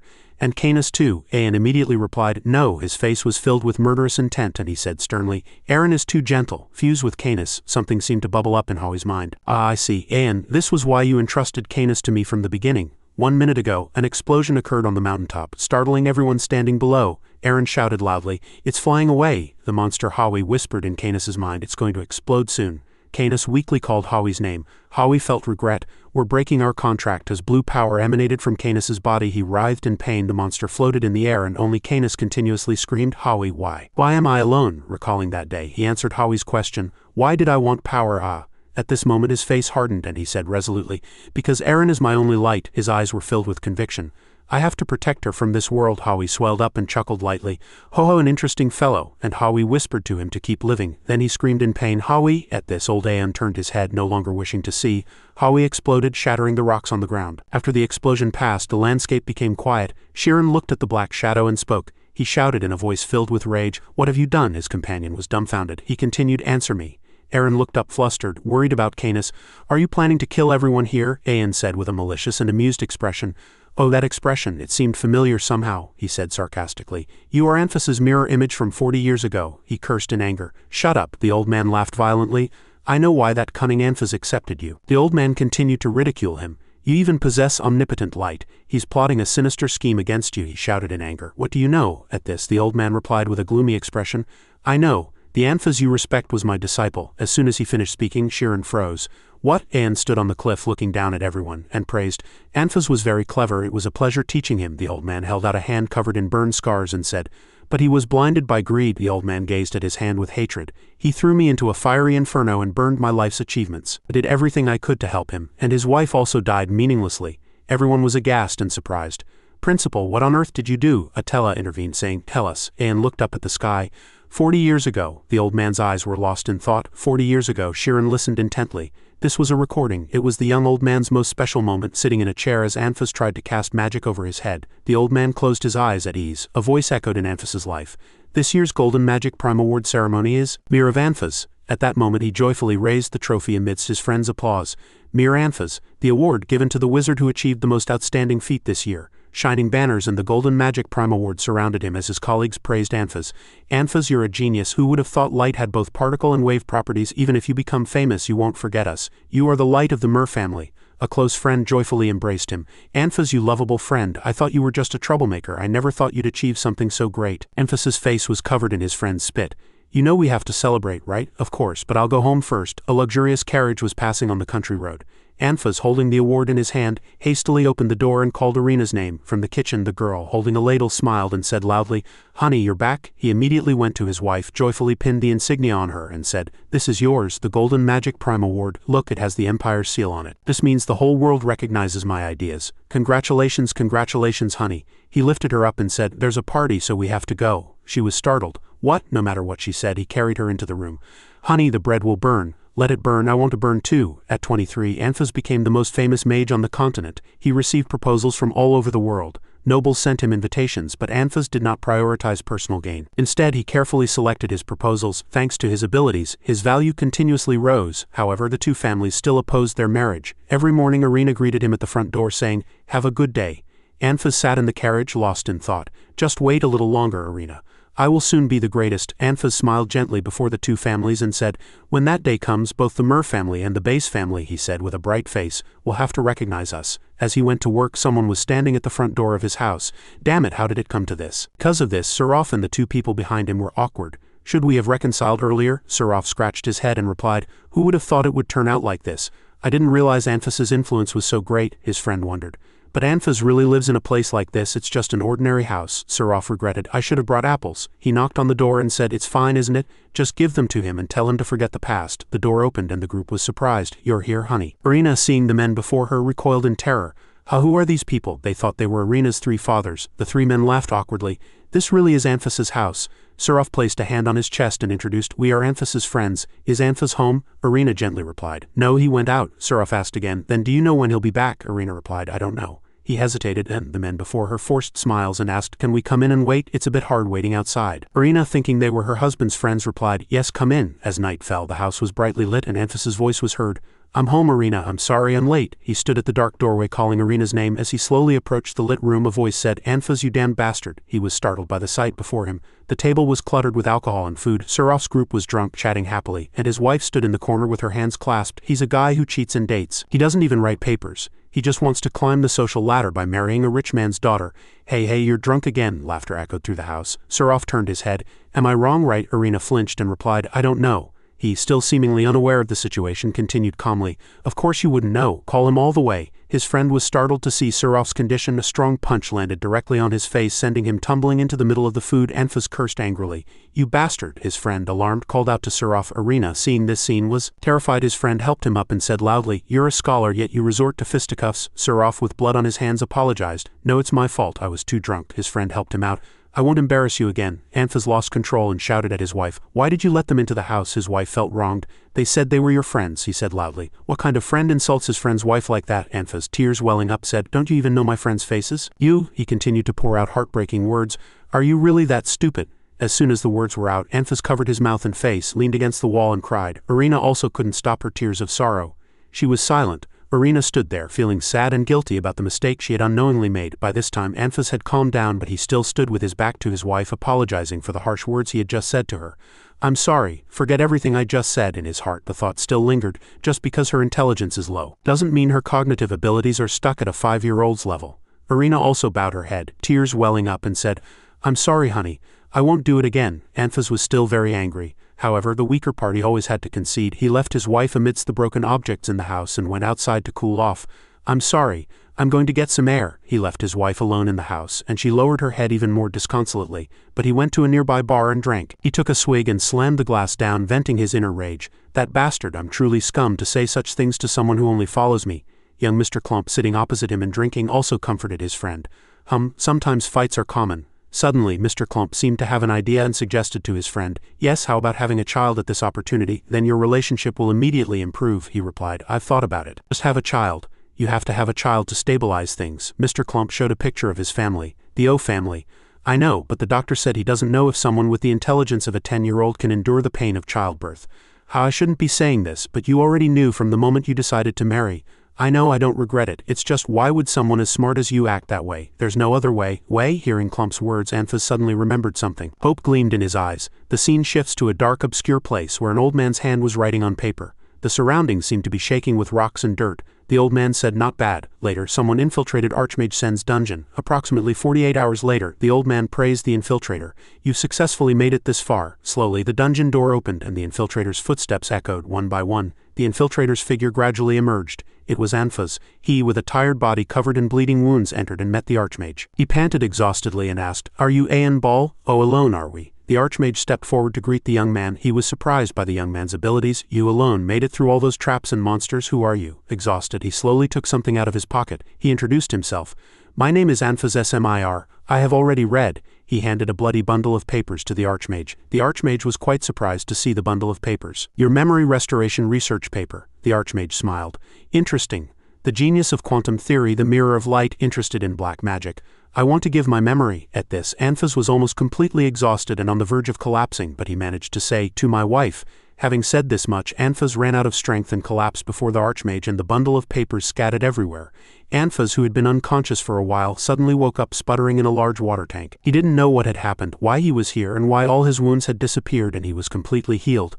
Aen was now studying the bundle of papers Anfas had brought. I've read all the notes you wrote. Interesting. He sat in an armchair, reading. You want to use the absorption ability of black magic to store memories. On the other hand, you want to use light magic to create a virtual nervous system, and use that virtual nervous system to assimilate and transmit the stored memories. It's a bidirectional combination, using the power of black magic externally on the brain and supporting it with the power of light magic internally. Do you want to transmit information with the power of light? Anthos listened in silence. The Archmage closed the stack of papers, lowered his glasses and praised Anthos's idea. It's a truly novel and excellent idea. But transferring one person's life to another won't be easy. Moreover, there are ethical issues. The Archmage advised Anthos to reconsider his decision, but he replied without hesitation and firmly, "Please accept me as your disciple." He stood up firm in his decision. "I will definitely succeed. I want to protect my wife from this world." Sen asked to be sure before making a decision. "I have a question," he asked seriously. "Did your wife agree to this experiment?" Anthos stood there, not answering, but looking at the Archmage with his firm eyes. Going back to before, young Mr. Klump desperately tried to stop his friend's crazy plan. "No, he's a criminal. Why are you going to him?" At Anthos's house, Klump slammed the table and said loudly, "You're definitely possessed. Implanting memories into someone else's brain? That's ridiculous." Anthos turned his head to avoid his friend's angry gaze. Klump was the continent's best black magic scholar. "Even if you don't know it, yes, I'm really stupid. I'm not as smart as you, but at least I know you're about to throw away all the blessings you have now. If you get involved with him, your royal status will be revoked. Your family will abandon you." Anthos lowered his head, thought, and said, "I don't need that. As long as Arena is happy. If I succeed, I'll be happier than I am now." Anthos's eyes held the firm will of his choice. His wife, Arena, hearing this, looked at her husband with surprise. She slowly closed her eyes. "My husband's happiness. I'll do it, honey." Seeing Arena not object to Anthos's crazy plan, Klump was confused and surprised. "Why isn't she objecting?" "Arena, wait. This matter." Before Klump could finish, Arena spoke. "I trust my husband." She smiled and embraced her husband. "Anthos will make me happy, of course. You're a wizard who received the Golden Primary Award. You'll fix my weakness immediately. Then I won't have to endure those contemptuous gazes anymore." Klump was horrified by the couple's optimistic attitude. After that, Anthos and his wife sold all their assets and moved into Sen's dungeon. The dungeon had a perfect laboratory, and Arena could live comfortably. Klump came every week to bring them food. From then on, Anthos and Sen spent every night researching a cure for his wife. Young Mr. Klump always stood by Arena's bedside, watching over her. The figures of the people in the dungeon appeared one after another. The emaciated Archmage because of Anthos's research. His wife Arena always showed trust in her husband. Young Mr. Klump had a worried expression for his two friends. 2 years passed like that. That day was the last day of the memory support research project for Arena, and it was almost complete. Klump stood nervously by Arena's bed but still tried to cheer her up. "Just one more day. You'll have Anthos's memories, even the memory of him wetting the bed when he was little. You'll even know when he looked at other women." He smiled worriedly. Arena lay in bed only smiling. Anthos approached his wife, gently stroked her cheek and encouraged her. "It's been hard, Arena. Let's begin now." "Thank you, honey." "What are you talking about? I should be thanking you more. Let's live happily together and have children." Aeon approached and called him. "Anthos, over here." He was now lying in his position, ready for the final stage of the experiment to proceed. He thought to himself, "Magic technology, biological magic, alchemy, light magic, black magic. We used all the cutting-edge technologies. There were no problems in the pre-clinical trials. The success rate will be 100. He and his wife were now lying in their respective positions, and numerous wires connected to each other through a massive machine above their heads. "Begin." The switch was turned on and the machine started operating. Immediately, the machine began to absorb Anthos's memories, and he screamed in extreme pain. After absorbing Anthos's memories, the machine focused on one point and moved towards his wife. It began to transmit all of Anthos's memories and emotions into her brain. The emotions flowing into her were completely pure, just like when Anthos looked at her with a gentle smile. His index finger gently wiped the corner of her eye. There was no falseness, like when he joyfully pinned the insignia on her. An unbiased ring was placed on Arena's ring finger. The two danced together and he embraced her. Calculation, something very pure. All images from their first meeting until now appeared sequentially in her mind. He looked at her with a gentle smile. That image faded and disappeared. In a romantic landscape full of flowers, Arena and his proposal scene, it was love. "Thank you, Anthos, my love. You gave me everything sincerely and I'm lucky to have met you." Suddenly the machine sent a warning signal and something went wrong. Anthos was startled, jumped out of bed and ran to Aeon. "Master, how did the experiment go?" "Our experiment succeeded. It's perfect." But Anthos ran to where his wife was lying and saw that she was not okay at all. Her face was growing paler and paler. He cried and asked worriedly, "Arena, what's wrong, my love?" She weakly held his hand and replied, "The physical transmission is perfect, but my body's nervous system has started to resist it." Tears streamed from her eyes. "Unlike animals, there's something still unknown in humans." Klump, who was standing nearby, trembled in fear and couldn't believe his eyes at the current situation. Anthos didn't understand where he had gone wrong, but I achieved truly amazing results. Just a little more research. Don't say another word, my love. I'll do everything again." The pain destroying Anthos's body from within made Arena scream. Anthos, seeing his wife in pain, cried and worried, I'm sorry, my love. No, why are you apologizing, honey? Anne also seemed disheartened and covered his face, turning away, no longer wishing to see. Blood began to flow from her lips and her eyes began to close. Because I was too foolish. Foolish, I'm the more foolish one. It was I who was the fool from the start, he cried out in heartbreaking agony. It's my fault, my love. Her happy tears streamed down her cheeks. Thank you, it was short, but you let me know the world you live in. A wondrous world filled with logic. Thank you for letting me see it before I leave, my love. Emphasis scream echoed deep within the dark dungeon. The immense pain of losing the person he loved most in the world. He was ready to give everything for her. Now he had lost his true love. Irina. Thus the failure of the experiment took Irina from this world. Irina's funeral was held with her family present, but Anfas was not allowed by his family to attend the funeral and could only kneel from afar grieving his wife's death. The two had not registered their marriage and had no children, so they were not recognized by anyone in their families. Thus they parted as if strangers, separated by life and death. He knelt in the rain, soaked to the bone, his face bowed, his eyes vacant. The day Irina died in the experiment, Anfas kept hitting his head against the wall. Despite the dissuasion of Clump and others, he slammed his head against the wall like a madman who had lost the will to live. Clump's face was covered in tears, and he clutched Anfas's bloody head. The thought always lingered in his mind, how can this be? Where there is light, there is shadow. Irina taught me how to see life, but why did I try to change her essence to make her leave him forever? Why am I doing this? I am just arrogant, Anfas. We dared to touch the forbidden. Anfas, are you back? I'm sorry about Irina. At this moment the laboratory door opened and Anson walked out. As he walked he spoke words to encourage Anfas's spirit and body. Now compose yourself, both mind and body, we can do it. Before he could finish speaking, his actions astonished Anson. In his hand was an empty oil can and remaining drops of oil were falling to the floor. Damn it, Anson didn't know what he was trying to do. Oil and countless paper documents were scattered everywhere. Anson shouted in anger, "What are you doing?" Anfas threw away the oil can and replied, "Master, we shouldn't have done this research." He seemed to have gone mad after losing his love. Anson desperately tried to stop him loudly. "Pull yourself together. I know you're in great pain, but it's only for a moment. The experiment succeeded. People like Irina with unknown mental problems we can cure. Are you going to let her sacrifice be in vain?" He merely gave a crazy smile. Sacrifice. A fireball of flame magic formed in Anfas's palm. He dropped the fireball, creating a massive blaze that devoured everything. Anfas stood there, watching all his and his master's efforts burn with a crazy smile. Everything happened too fast for Anson to do anything. He could only cry out in despair, "No, this research isn't yours alone, it's my life's work too." All the documents were now rapidly burning away. The old man reached out to grab them, but he was powerless. Thus Anfas left, leaving everything burning behind him and abandoning his master. "How could you do this to me?" Everything was engulfed in flames. The fire spread, turning the entire dungeon into an inferno. Returning to the present, all his efforts were now gone, he said. "Anfas, that damned bastard, he abandoned me. I helped your mind and body in the inferno, yet you fled." Old Anson on the cliff top recalled his memories, filled with rage. Furthermore, he had sacrificed his wife in vain. He had abandoned countless people who could have benefited from that research. Below, Aruki and Shirin and Atella were all astonished by what the old man was saying about Anfas. "That's impossible." "Principal, he really did that," Shirin said. The old man continued, "Of course I know he was in great pain, but his actions are unworthy of the name mage." He slowly looked down at the people below with a deadly gaze. "The reason I am here today is not simply for revenge, but to prevent the existence of mages with similar thoughts. Do you believe him to be a good master?" the old man said loudly. Aruki and En were very wary of the dark Archmage and feared him. He was cunning, arrogant, and reckless. Atella was appalled by his words. Old Anson cried out in anger. "He ruined a great achievement that could have saved people. Such a person." Before he could finish speaking, Shirin interrupted him from below, surprising everyone. "Yes, master's actions are truly unworthy of the name mage." He bravely stepped forward and said. En tried to stop him, but a hand held him back. It was Sienna. She grabbed En's shoulder, preventing him from stopping Shirin.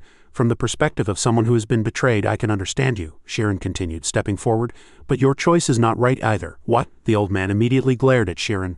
"Are you saying that a mere Archmage is only capable of so little?" He bared his teeth and laughed. "Because I have power.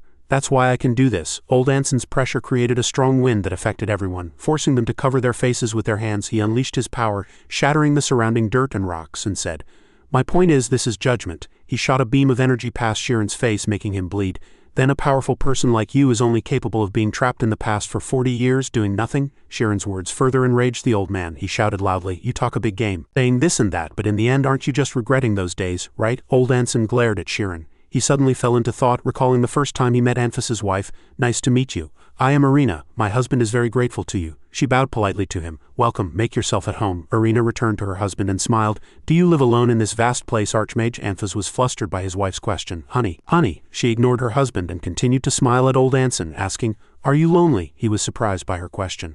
"Irina, when I first saw the girl's eyes, I was awestruck. Those eyes were so pure that they could confront the deepest darkness. It was like a source of light that could cover all the darkness in this world. I could feel that light in this young man too."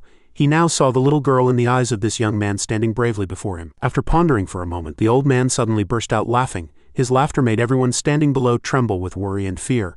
Understanding and empathy are emotions that anyone can have, but even if they are human emotions, if they go to extremes, they are no longer human. The old man covered his forehead, and his laughter turned into a more frantic, crazed laugh. His insight had reached a state that transcended the distinction between good and evil. Shiren stood upright and fearless before the dark Archmage. He stood like a halo shining in the night sky. "Shiren, you can predict cause and effect, can't you?" old Anson said, maintaining that posture.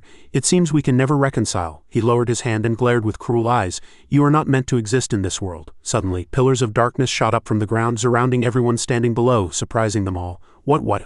I thought he no longer had the power to cast magic." The pillars of darkness shot straight into the sky, forming a sphere in the air. Shiren was worried that he could continue to cast black magic. How can you disregard the covenant of fair dealings?" Surprised, he raised his hand high and clenched his fist. Old Anson laughed loudly and confidently said, "That's what magic is, very mysterious, isn't it?" Haruki, standing below, looked up and said worriedly, "My God, if that falls on our heads, we'll all die." His sphere of darkness absorbed even dirt and rocks, hovering above everyone's heads like a giant meteor. Canis, who was unconscious, lay on his sister's lap, and his sister was astonished by the dark sphere of the Archmage. The sphere grew larger, absorbing more and more dark energy along with dirt and rocks. Suddenly, a beam of light from an infinite domain surged forth, scattering the amount of darkness. The light shone near old Anson, pushing back the veil of darkness and brightly illuminating one area. No one understood what was happening. The light from the infinite domain even scattered old Anson's sphere of darkness. From where the light from the infinite domain shone behind the dark Archmage, Anphas and Tat walked out in succession. Everyone simultaneously shouted, "Principal." The dark old man turned back, saw the pillar of light, and gave a sly smile. The principal walked out step by step from within the light with a solemn face. The dark old man stood with his arms crossed. The surrounding sky was pitch black, and black magic energy emanated from his body. He said with contempt in his eyes, "You've grown old, Anphas. I didn't expect you to fall so easily for a memory-sealing spell." Anphas calmly replied to his old master, "It's good to remember the past." The image of the past gradually appeared. The beautiful image of Arena clearly appeared in the painting. "Thank you so much." Returning to the battlefield, everyone now approached the old man and said, "Principal." He turned back, looked at his wounded disciples, and said, "I am sorry for acting recklessly. Thank you all for protecting everyone." Anphas placed his hand on his chest and bowed his head to everyone. "I was truly glad that Professor Atella was with you all." "Thank you, Professor." She also stepped forward and said, with her body covered in many wounds, "Don't worry, I feel guilty for not protecting the students." Shiren ran to the principal, trying to ask something. "Principal, he is?" Anphas asked worriedly about his condition. "Your mental power is fully recovered, right?" Shiren was surprised that the principal knew his situation. "You knew, the most powerful magic created by Archmage Old Anson is Abyssal Nova, a magic that manipulates memories." He kindly explained to Shiren one by one. When Anson erased the memory of using his own memories, he temporarily recovered his mental power. "Then that method truly exists? Remember my words, Shiren." The principal gently patted his shoulder. "Unless you have a trump card that can turn the tide in any situation during battle," he sternly warned. "You cannot call yourself a battle mage," Anphas began to suggest seriously. "Now let us old men handle it. Don't be rude and release the children." "All right, if my old disciple says so, I agree," the old man scoffed in reply. "Releasing them is simple." "But what will you do now? You won't be their principal anymore." Anphas frowned unhappily at the old man's words. "All these hundreds of students here have heard your sordid past." Ann and Haruki were extremely enraged hearing what the dark old man was saying. "You are the one who exposed the principal's past. Everything was your plan." Old Anson continued to taunt, bringing up unpleasant past events again. "How about turning this place into ashes as before?" Anphas frowned unhappily at the old man. "This is not a joke." He extended his hand and shouted loudly toward Shiren's group standing behind him, inviting them. "Will you follow me? We will complete the memory implantation research. I have successfully implanted my own memories. Behold this monster. This is Harvest." The dark monster that had previously protected Canis was now just a sticky lump, and Canis, severely injured and unconscious, was being cared for by his sister. This succeeded thanks to Arena's sacrifice. His words mentioning Arena unleashed the long-suppressed rage within Anphas. "Sacrifice?" He glared at the person he considered his master. The scene returns to Anphas confronting old Anson in the flames. "Master, this research was all your plan." "What?" Before setting the fire, Anphas had found a dangerous bundle of documents. "What were you trying to create by taking Arena's and my memories?" He was surprised by Anphas's words. He laughed bitterly, realizing the secret hidden behind the help of the person he considered his master. He held up the bundle of documents high. "Why did you create these hundreds of monsters? Are you trying to conquer the world?" As his secret was revealed, he stammered in surprise. That, he no longer hid it, revealing a wicked face and laughing loudly. "You are too smart." Everyone was quite astonished upon learning the truth of that year's incident. "So that's why you burned the research?" I thought that monster had arenas and my memories. Am I right?" Upon hearing this, Aaron froze, unable to move. Old Anson, as his actions were revealed, could not say anything. It was not that he had successfully implanted his own memories into the monster, but rather Anfis's and Arena's memories. Anfis's voice echoed, saying that it had gone too far and burst, meaning it had defied his orders because it was like him. From afar, Canis's sister, the black-haired girl, also heard everything. "Was it really you?" She blazed with fury, unleashing her power and draining the mana of nearby students. Her black magic power violently exploded, making Haruki and En turn back in surprise. "Did you order Harvest to self-destruct? Were you going to kill all of us, including Canis?" she screamed, her face drenched in tears and rage. Old Aeon, completely unconcerned, merely bent down to block it, scoffing. To everyone present, he slowly raised his old arm and pointed. Without intending to listen, he created a giant black magic aura in the pitch-black sky. It had come. Another massive black magic meteor was falling. En and Haruki raised their heads, spread their feet, and assumed a combat stance. The pressure of it was immense, blowing away everything around them. It was falling towards where the unconscious students lay. On this side, Shirin and Haruki, Atella, and Tat all shouted in unison. "Principal," he asked loudly. "How about it, Anfas? Run away." Old Aeon laughed loudly at the chaotic scene, abandoning everything and fleeing alone. A worried expression appeared on Anfas's face as he watched him do so. The scene shifts to 10 years after Arena's accident. Clump appeared. "Are you going to die here, Anfas?" His appearance was gaunt, his face pale and lifeless. He had a rough, overgrown beard he was eating. "I've been through so much to find you over the past 10 years. I've traveled to many places and spent a lot of money. One day I heard news of your whereabouts." Clump recounted his journey to find his dear friend. Anfas interrupted. "Why are you here, to meet a piece of trash like me?" Clump sighed and pulled something out of his pocket. "I have something for you."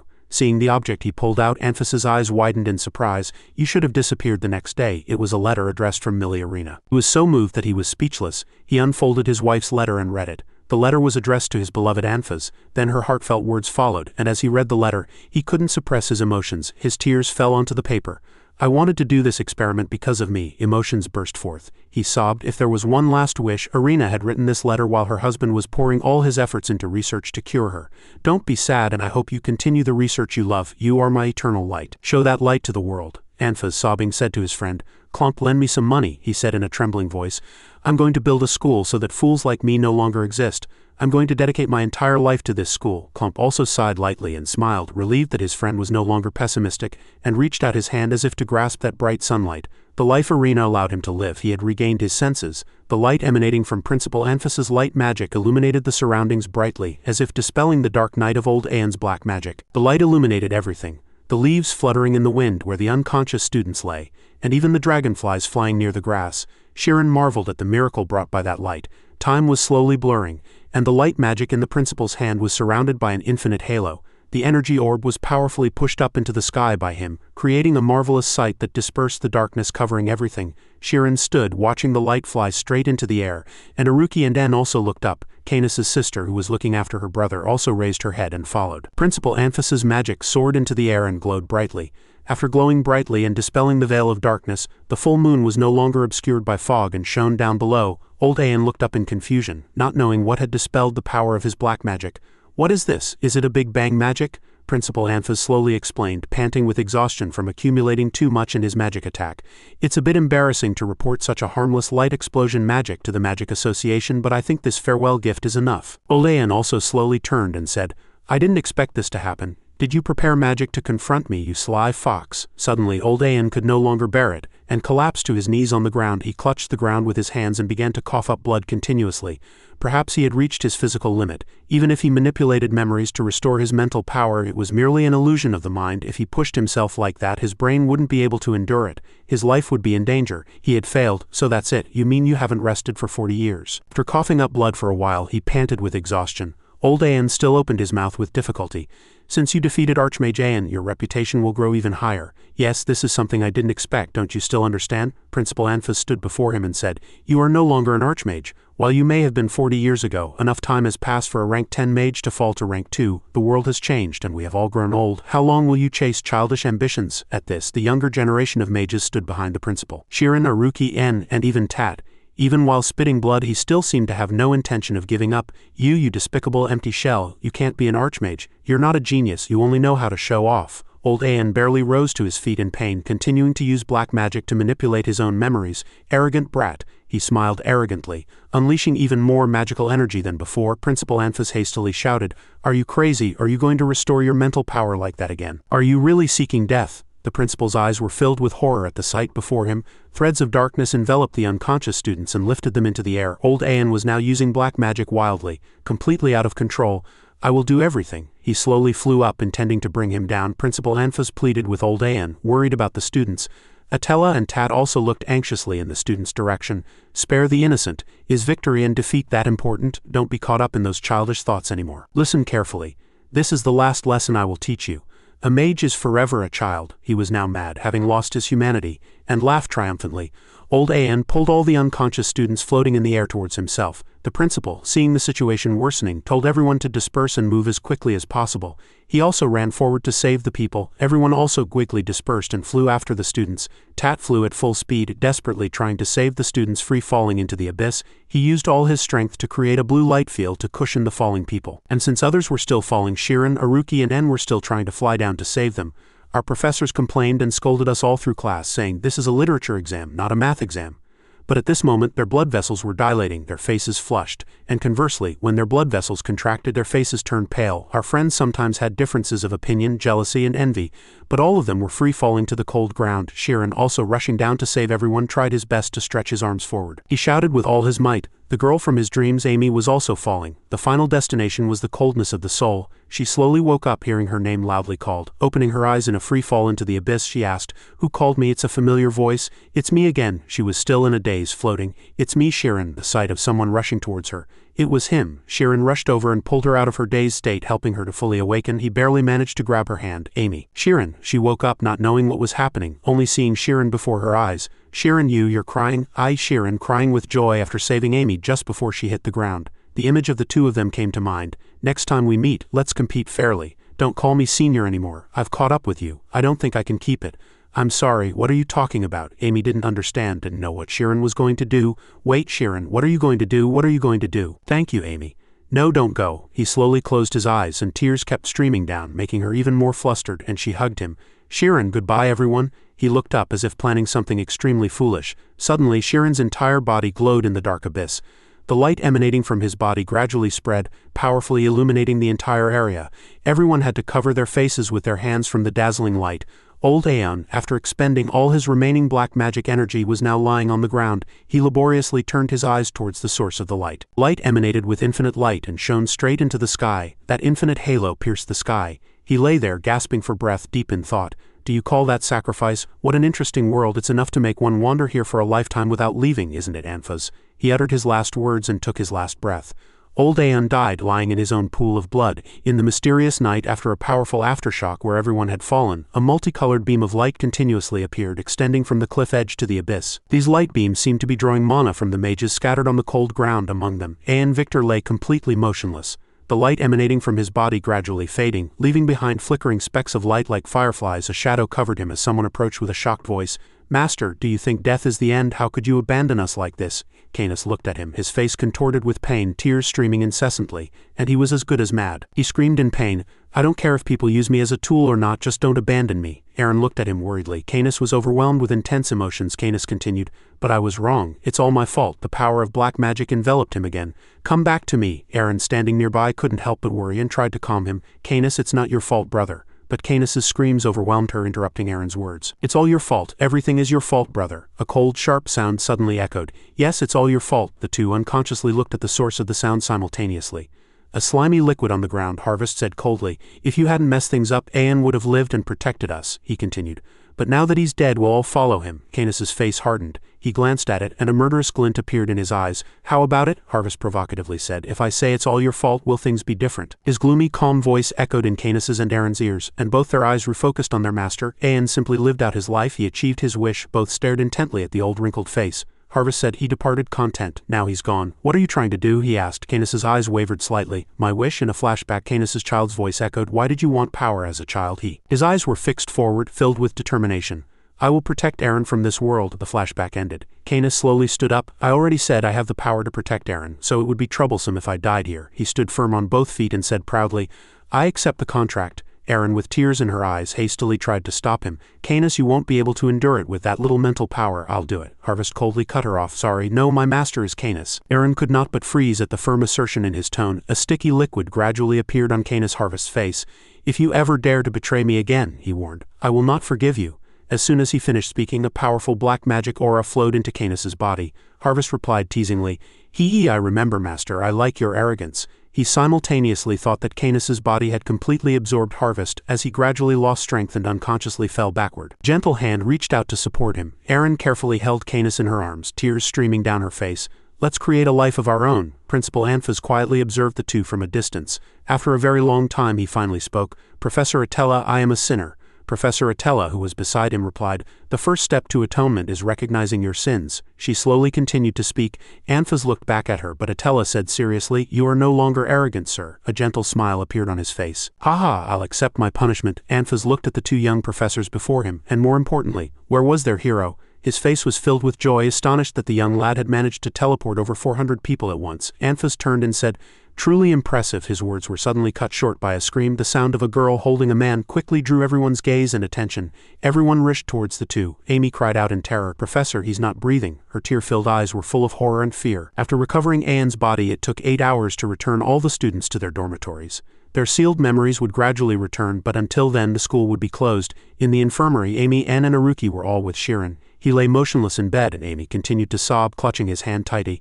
N sat beside him, his face pale, while Aruki watched silently from a distance, leaning against the wall. Amy's face was streaked with tears. She gritted her teeth, blaming herself. I'm such a fool, I didn't recognize him that day when he came looking for me. Amy recalled the moment the two first met in a dark alley. Their encounters and squabbles at the academy, the pranks about non-existent supernatural spirits, and even the letter.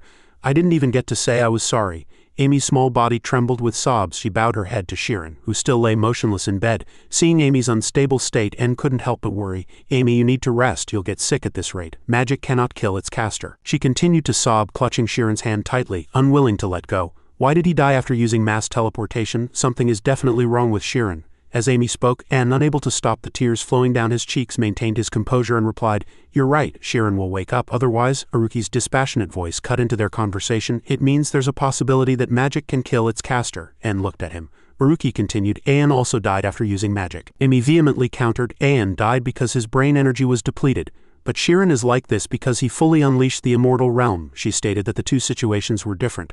Aruki, completely disregarding Amy's emotional state, replied coldly, Whether it was brain energy depletion or the immortal realm, it doesn't matter. Knowing the reason won't change anything. The important thing is that Shirin is dead. As he spoke, a cold, sharp gaze fixed on the two. Anne immediately reacted. Aruki, you? Amy, who was beside him, had already stood up. You're truly mean. She met Aruki's gaze, and the frightening expression and dangerous aura on her face gradually made the atmosphere heavy and tense. So you truly believe Shirin is dead? No, Aruki said indifferently. But he was dead. Without a word, Amy immediately grabbed him by the collar. With surprising strength, she effortlessly lifted Aruki off the ground. Shirin is like this because he saved us, Amy snarled. She clenched her fist, ready to strike Aruki hard. Amy's hand tightened its grip on his collar, and she swung her fist hard towards Aruki's face, but unlike Amy, who was consumed by rage and emotion, he calmly watched the approaching fist. Suddenly, Amy's clenched fist stopped a few centimeters from Aruki's nose. Aruki seemed unfazed. He casually tilted his head and said, Phew, good thing. Amy grew even angrier at Aruki's irritating demeanor. You thought I'd stop, didn't you, you rotten bastard? Do you know why I stopped? Her eyes wide, tears streaming down her face again. Someone like you doesn't deserve to have friends. And beside them looked at the two with a surprised and worried expression. Aruki immediately retorted, not backing down at all. Then use your brain. His heart has stopped. He's not breathing. He's no different from a wild animal right now. Bring him back from the dead. You're just spewing miserable, ridiculous nonsense. Mi's eyes widened and she froze at Aruki's cutting words. N fell silent behind them. Magic cannot bring the dead back to life. These words of Aruki made his gaze even colder and fiercer, and deep wrinkles formed on his forehead. He mercilessly slapped Amy's hand away. That is the limit of humanity. After a moment of tension, only N and Amy remained in the room. You could have hit him, N said. Amy sobbed, wiping her tears. How could I do that? She bowed her head weakly. He's Shirin's friend. In the dark corridor, only faint moonlight seeped through the window. Aruki left, annoyed. They're truly pathetic. You're right, they truly are pathetic, aren't they? A mysterious voice suddenly echoed in the corridor. Aruki glared coldly at the source of the sound. You two dare to come here? He glared at Canis and Erin, who stood casually by the window. We merely came to offer our condolences, he said. He didn't die fighting me, Canis replied, leaning in. And it's truly a shame he sacrificed himself to save you all. But I've lost interest. At his words, Aruki's face immediately darkened. You're right, they truly are pathetic, Canis repeated. They're making such a fuss about whether someone is really dead or not. Don't you think so? His words ignited the rage within Haruki. Pray that Shirin is still alive. The sudden shift in his voice caused a slight confusion and bewilderment on Canis's and Aaron's faces.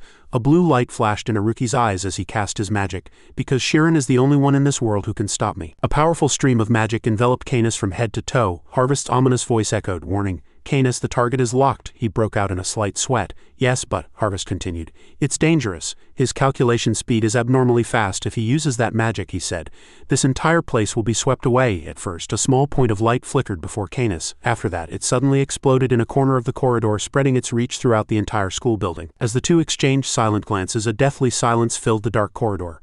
Harvest, how can he calculate so quickly that this place will be swept away? Canis asked curiously. He slowly replied, simply put, he's fast enough to analyze everything happening in this city within 3 seconds, Harvest explained. Canis kept his eyes on the other side. Even with Sevon syndrome, how can he do that? He asked skeptically. I don't know, Harvest replied, looking at Haruki, who still stood motionless before them. I'm sure his brain cells won't last long. As soon as he finished speaking, Haruki entered attack mode and streaks of magic continuously surged in his eyes. If Shirin has to die like this, a determined light flashed in Haruki's eyes. I will definitely kill you two. On the other side, Canis's body was still rigid from the flow of magic. Step back, Canis, Harvest hastily warned. He'll explode the moment you enter the spiritual realm. Just as he didn't know what to do, another voice immediately interjected. But that means, Canis glanced at Aaron behind him, and there was a slight tremor in her voice. You don't think Shirin is dead either, do you? Haruki gradually raised his hand. You'd better watch your words. He extended his hand forward, ready to cast magic at any moment. Canis hastily tried to stop her. Aaron, but she ignored his words and continued forward.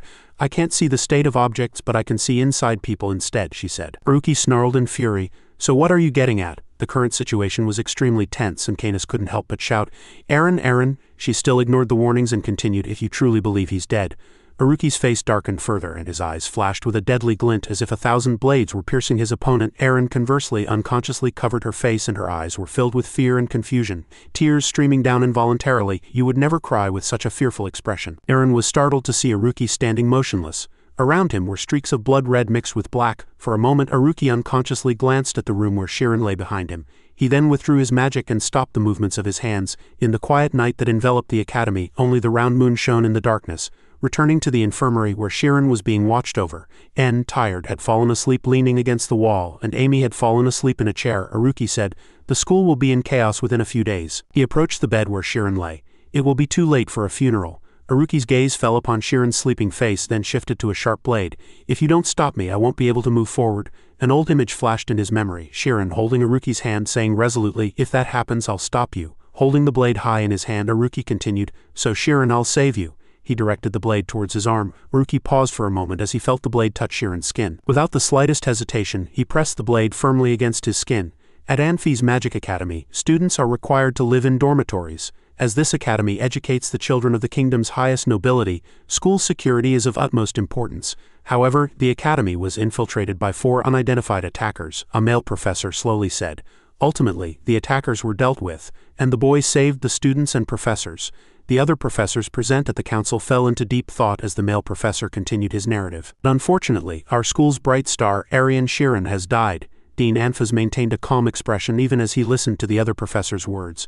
If the outside world learns of this fact, the school will not be able to avoid responsibility for this serious issue. The bespectacled male professor immediately stood up and interjected. We must hold Shirin's funeral as soon as possible, he continued. We must notify his parents. A different male professor on the other side immediately retorted. So you think we don't know that, he said. Shirin's friends are vehemently demanding the boy's funeral. The professor continued. His body is currently in the infirmary, not the morgue. I cannot understand their reasons. As he said that, a white-haired professor interjected. But in truth, you're merely trying to buy time to protect the school's reputation, aren't you? The other professors on the opposite side collectively objected. How can you say such a thing? I'm just saying we need more time to think. The bespectacled professor and the white-haired professor continued to argue. The longer this drags on, the worse public opinion will become. Forget the school's reputation, the school might even close. We need to act quickly. We don't even know the whereabouts of the students. The debate between the two sides yielded no solution, and the bespectacled professor and the white-haired professor could only look worriedly at Dean Anfas. Dean, please make a decision. "The student council has been convened today," she said. "This is no ordinary student council. If the children of the most prominent noble families all accuse the school, we will be powerless." Dean Anfas calmly replied, "I am the one who said we should wait." He gravely looked down at the council. At Anfas's statement, the professors couldn't help but exclaim, "Dean!" in the conference room. He silently watched both sides clash incessantly during their debate. As the professors have said, if we continue to wait, the situation will become even more disadvantageous. But a more important question than the school's future remains. Anfas recalled in succession the image of Shirin casting magic to save everyone at the academy, and the image of him lying motionless in Amy's arms. Is Shirin truly dead? He placed a hand on his beating chest. Am I thinking rationally? Did I think Shirin was special? Professor Senna and Tat bowed their heads and remained silent during the council debate. Anfas thought inwardly, "Sometimes I ask myself these questions, but that ambiguous feeling doesn't disappear." A golden light flashed in his eyes as he thought of that thing. "The immortal function, it is a realm we do not know," Atella stated resolutely. "In this battle, Shirin made an extreme decision to unleash his immortal function." At her words, the professors fell silent, and the room quickly quieted. "Conventionally, this phenomenon is defined as nirvana," Atella explained. "Nirvana is a state distinct from life. That is, simply because he reached nirvana does not mean he is dead." Some red-cloaked professors were confused. "I don't understand." Someone tore at their hair. "This is a magic academy, not a convention." A white-haired female professor stood up and looked upwards. "I understand what the dean is saying. There is a possibility that Shirin, who unleashed the immortal realm, is alive," she said. "This is something I fully comprehend. However, there is no guarantee that the boy will wake up. While we wait, not knowing when Shirin will wake up, we may face the worst-case scenario." Principal Alpez interjected. "What is that?" The red-cloaked professors looked at him with extremely surprised expressions. "Of course it could mean the school's closure." Alpez quickly denied it. "No, it's not that." His expression darkened severely. "The worst-case scenario is the annihilation of all students and faculty." The entire conference room fell silent at Alpheus's words. He continued, "If it weren't for Shirin, no one would have survived. Including you." Alpheus's tone was calm. "Not too fast, not too slow. Are you saying there's no possibility? Not even less than one?" He bowed his head, his expression unreadable. "That child sacrificed his life for us. We are the professors of this magic academy. Should we not try?" Every word from Alpez made the red-cloaked professors bow their heads in silence. "If I take responsibility and am punished, the school will not be closed. In that case, shouldn't we also sacrifice ourselves for that child?" he said. That morning, the school grounds were bustling with people as usual. In a corner of the school infirmary, Shirin lay motionless in bed.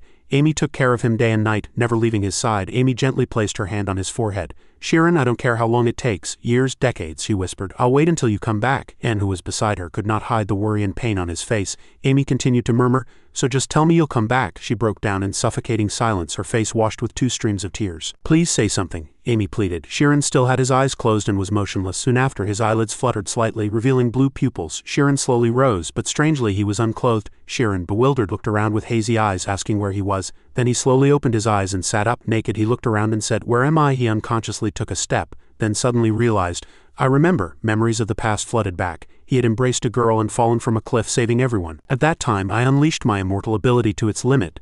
He raised his hand and examined it. "Is this the next life? I don't seem to have forgotten the memories of when I was still alive." He soon found something strange. "But why am I the only one standing in this infinite space? No matter where I go, the scenery is the same. It's as if all my 5 senses are paralyzed." He advanced step by step, thinking constantly. Could it be? His foot stepped on something. Shirin stepped on an invisible staircase. Suddenly he realized, it's as I thought. Shirin was still wandering as before. Still unchanging, his face was blank and distance did not exist. He waved at another doppelganger, as if to imply a far distance. Distance can only be measured based on 2 objects. When the doppelganger disappeared, he frantically searched. If one of the 2 objects does not exist, the concept of distance disappears and space is not formed. Shirin glanced and thought to himself, "That means it's the same no matter where I go here." A voice was heard. "Excellent. I didn't expect you to understand the meaning of space. I knew you deserved to be here." Shirin looked up, puzzled. "Who are you? Am I dead?" His eyes widened. Above was a red glowing hole, and around it were light streaks of various colors. A massive power emanated from him, dazzling him.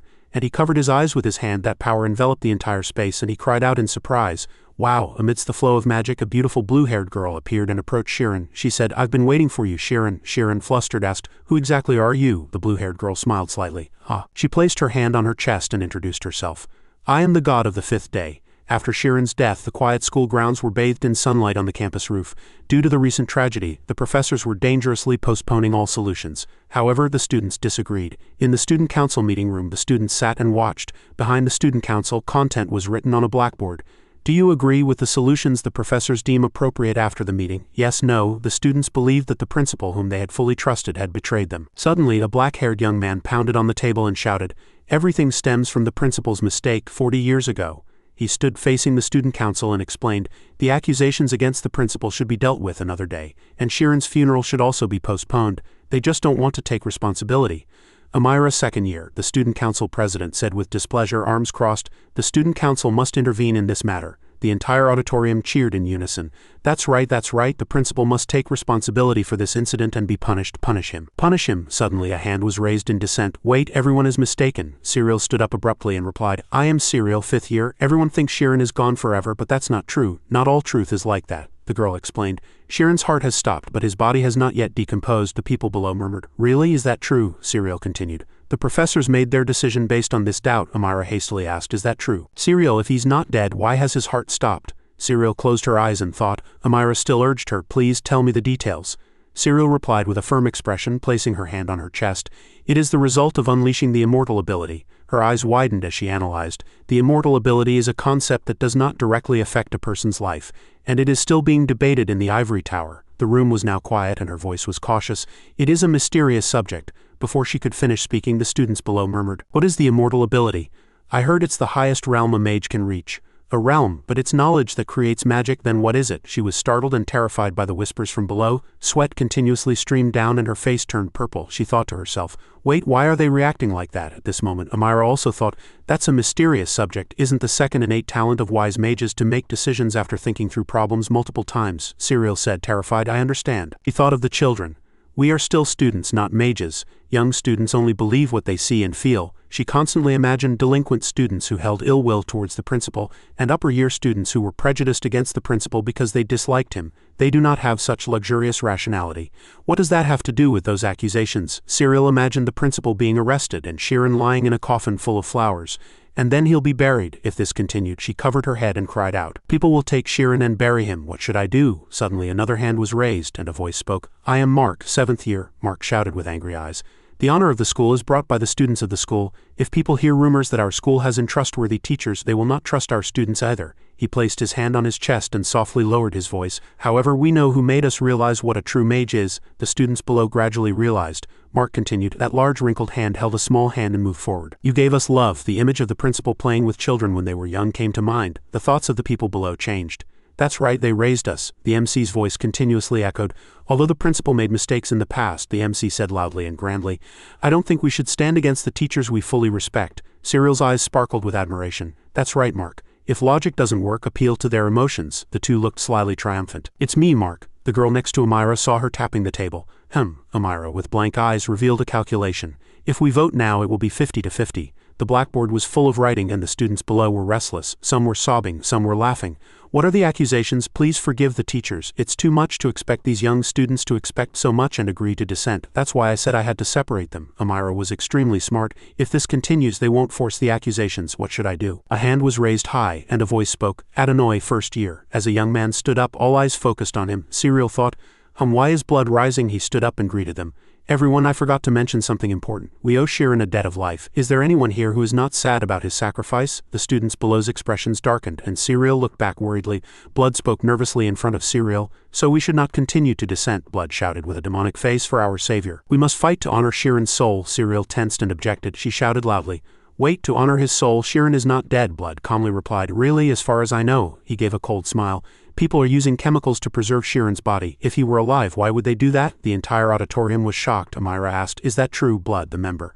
Amira blamed Serial again. Serial, did you know that fact? She tried her best to answer the question as calmly as possible. Please, Serial, tell me. She trembled, tears streaming down. I refuse to provide information that is detrimental to myself, she thought to herself. I'm sorry, Amy. Amira immediately waved her hand. Now let's begin the vote. However, the vote was expected to be a landslide. Serial quietly complained, it's all because of that damned blood. In the school grounds, numerous students demonstrated, shouting, I'll pay us, interrogate him. Amy took the lead, loudly demanding Shirin's funeral. Stop preserving the deceased body. Amy and a young man were in the observation room below and were surprised.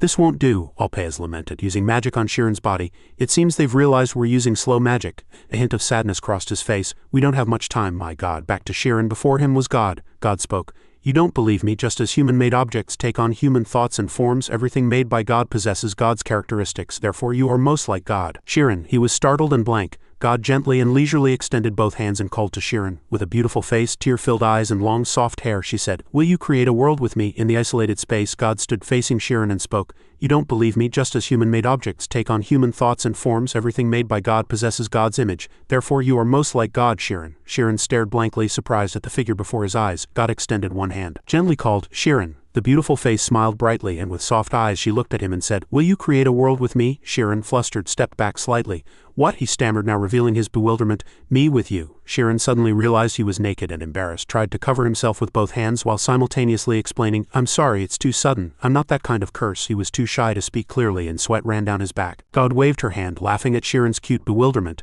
God created clothes for him and said, "It's all right. This is not your world." She squinted her eyes and smiled, saying, "Your body still exists in your world?" Sheeran suddenly fell silent and looked up at her. He cautiously looked at the girl who called herself God and spoke, "So it's true, this is a different world?" God held one hand parallel to herself and tilted her head slightly, replying, "No, this is a different place from where you live." She held her index finger in front of her eyes, and at the fingertip was a small round black dot. A point. A point is a dimensional space without sound or surface. A small black dot in the middle of a white space. As you go deeper, you realize it's not as small as it looked from the outside. From the outside, it looks like there is no space, but when magnified and entered, the space where Sheeran is talking to God is clearly visible. But in fact, it is condensed. He looked down at his hands and thought to himself, "A point, the distance between my two hands. That means my body is a three-dimensional form." Sheeran looked at his hands and said, "There's a three-dimensional world inside a point." God smiled gently and commented, "Your perspective is truly special." From an angle where her current expression was not clearly visible, she confidently asserted, "That's right, that is the essence of time and space.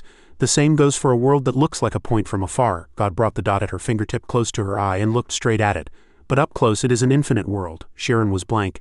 "And God is the creator of that world. What do you think?" He was silent for a moment, then asked, "Can I not go back?" God stared blankly at Sheeran and replied, "It's impossible. Don't you want to give up yet? If you regret it." He immediately cut God off, denying, "No, I understand perfectly well." Sheeran awkwardly opened his mouth. "May I ask one more question?" God smiled and replied, "Of course." His pupils contracted and he asked, "Why are you lying?" Sheeran's question seemed to hit a nerve with God, and she was very surprised. The surface of the water where she stood rippled slightly. After a long silence she spoke, "God does not lie." "There's no need to lie." God's eyelids drooped, and a smile, as always, lingered on her lips.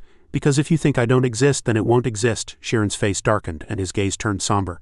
"Another lie." At his words, God's face also darkened, and her eyes were no longer as bright as before. Then he suddenly asked, "Are you not God?" God did not reply immediately, remaining silent. After a moment, God's gaze sharpened. She said, "It seems there's a misunderstanding because our definitions of God differ. I will show you what God is." Sheeran waited silently, and the scene shifted to a small village nestled among layered mountain peaks. Under a clear sky, the warm sunlight illuminated the faces of farmers harvesting ripe rice. In the cool shade of a corner house, two women stood talking. Children ran into the rice paddies to catch dragonflies. Everything around Sheeran seemed so real that he stared blankly. "As you are seeing, this world is a replica." He turned back to where God stood. She held an orb in one hand. "But I can move that farmer." Holding the orb in one hand, she pointed with the other hand to the farmer in the small village above the orb. God's two fingers slowly pierced the upper layer of the orb, the sky of the replicated world. Simultaneously, a large shadow appeared where Sheeran stood, covering him. He looked up at the sky and saw how greatly magnified God's two white slender fingers had become. Those two fingers grabbed the farmer's collar and lifted him high. And finally she set him down in front of a horse eating straw. God, standing at a distance from Sheeran, said, "When space changes, time also changes." God lifted the orb in her palm.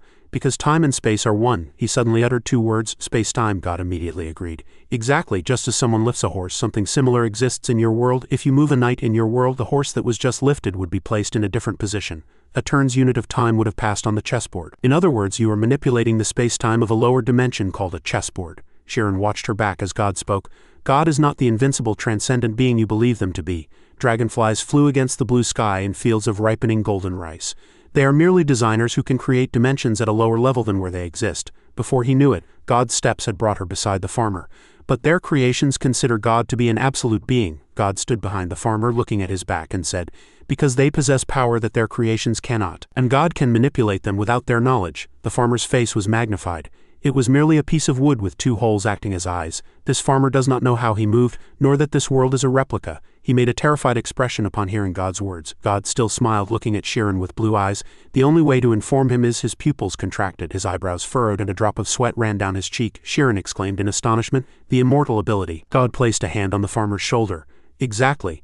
The magic was immediately activated. God tilted her head, looking at him. While the farmer transformed into sparkling particles and disappeared, it was the immortal ability. Shiren, along with God, looked up at the sparkling particles flying into the sky. God spoke again. The immortal ability is the sense that forms worlds. The sparkling particles continued to connect, rising into the blue sky. The sparkling particles scattered high into the sky, but were eventually stopped by the orb's glass barrier. God clutched the orb in her palm. At this moment her beautiful face became mysterious. Even so, that farmer's world still exists within this glass orb. He cannot perceive beings of a higher dimension. Shiren gazed at the glass orb with awe. Do you understand now, Shiren? God moved the glass orb aside. I brought you to this special realm. You who had unleashed the immortal ability and were nearly shattered. He remained silent for a moment, observing her warily, then asked, What do you want? God cast a spell on the glass orb and replied, This. By God's magic, the glass orb transformed into a tiny black dot. Shiren watched intently, a drop of sweat trickling down his temple. A single point. Go to the space-time I created, Shiren, and she created another space-time. The space-time within a point gradually transformed into an even smaller point, and within that was another space-time, and yet another space-time. If we continue to repeat this, God smiled, looking up at the vague space filled with shining stars, it will become a perfect universe. We call it the space-time matrix. Meanwhile, Shiren's face had turned pale. He listened in silence without a word. Suddenly Shiren said, I cannot. God asked. Why? I'm sure you have no reason to refuse. God asked again. Don't you like my offer? He bowed his head slightly and replied, It's not bad. I think becoming a god and creating a new world would be good, and your plan to create a perfect universe sounds reasonable. Shiren's gaze suddenly sharpened. But if I enter your space-time, another person like me must be sacrificed. God's blue eyes dimmed slightly, and a flicker of light appeared from a dark corner of her face. God extended a single finger and, as if giving an order, opened her mouth. I am not giving you a choice. If you refuse, I will have to shatter you. Shiren's expression remained firm.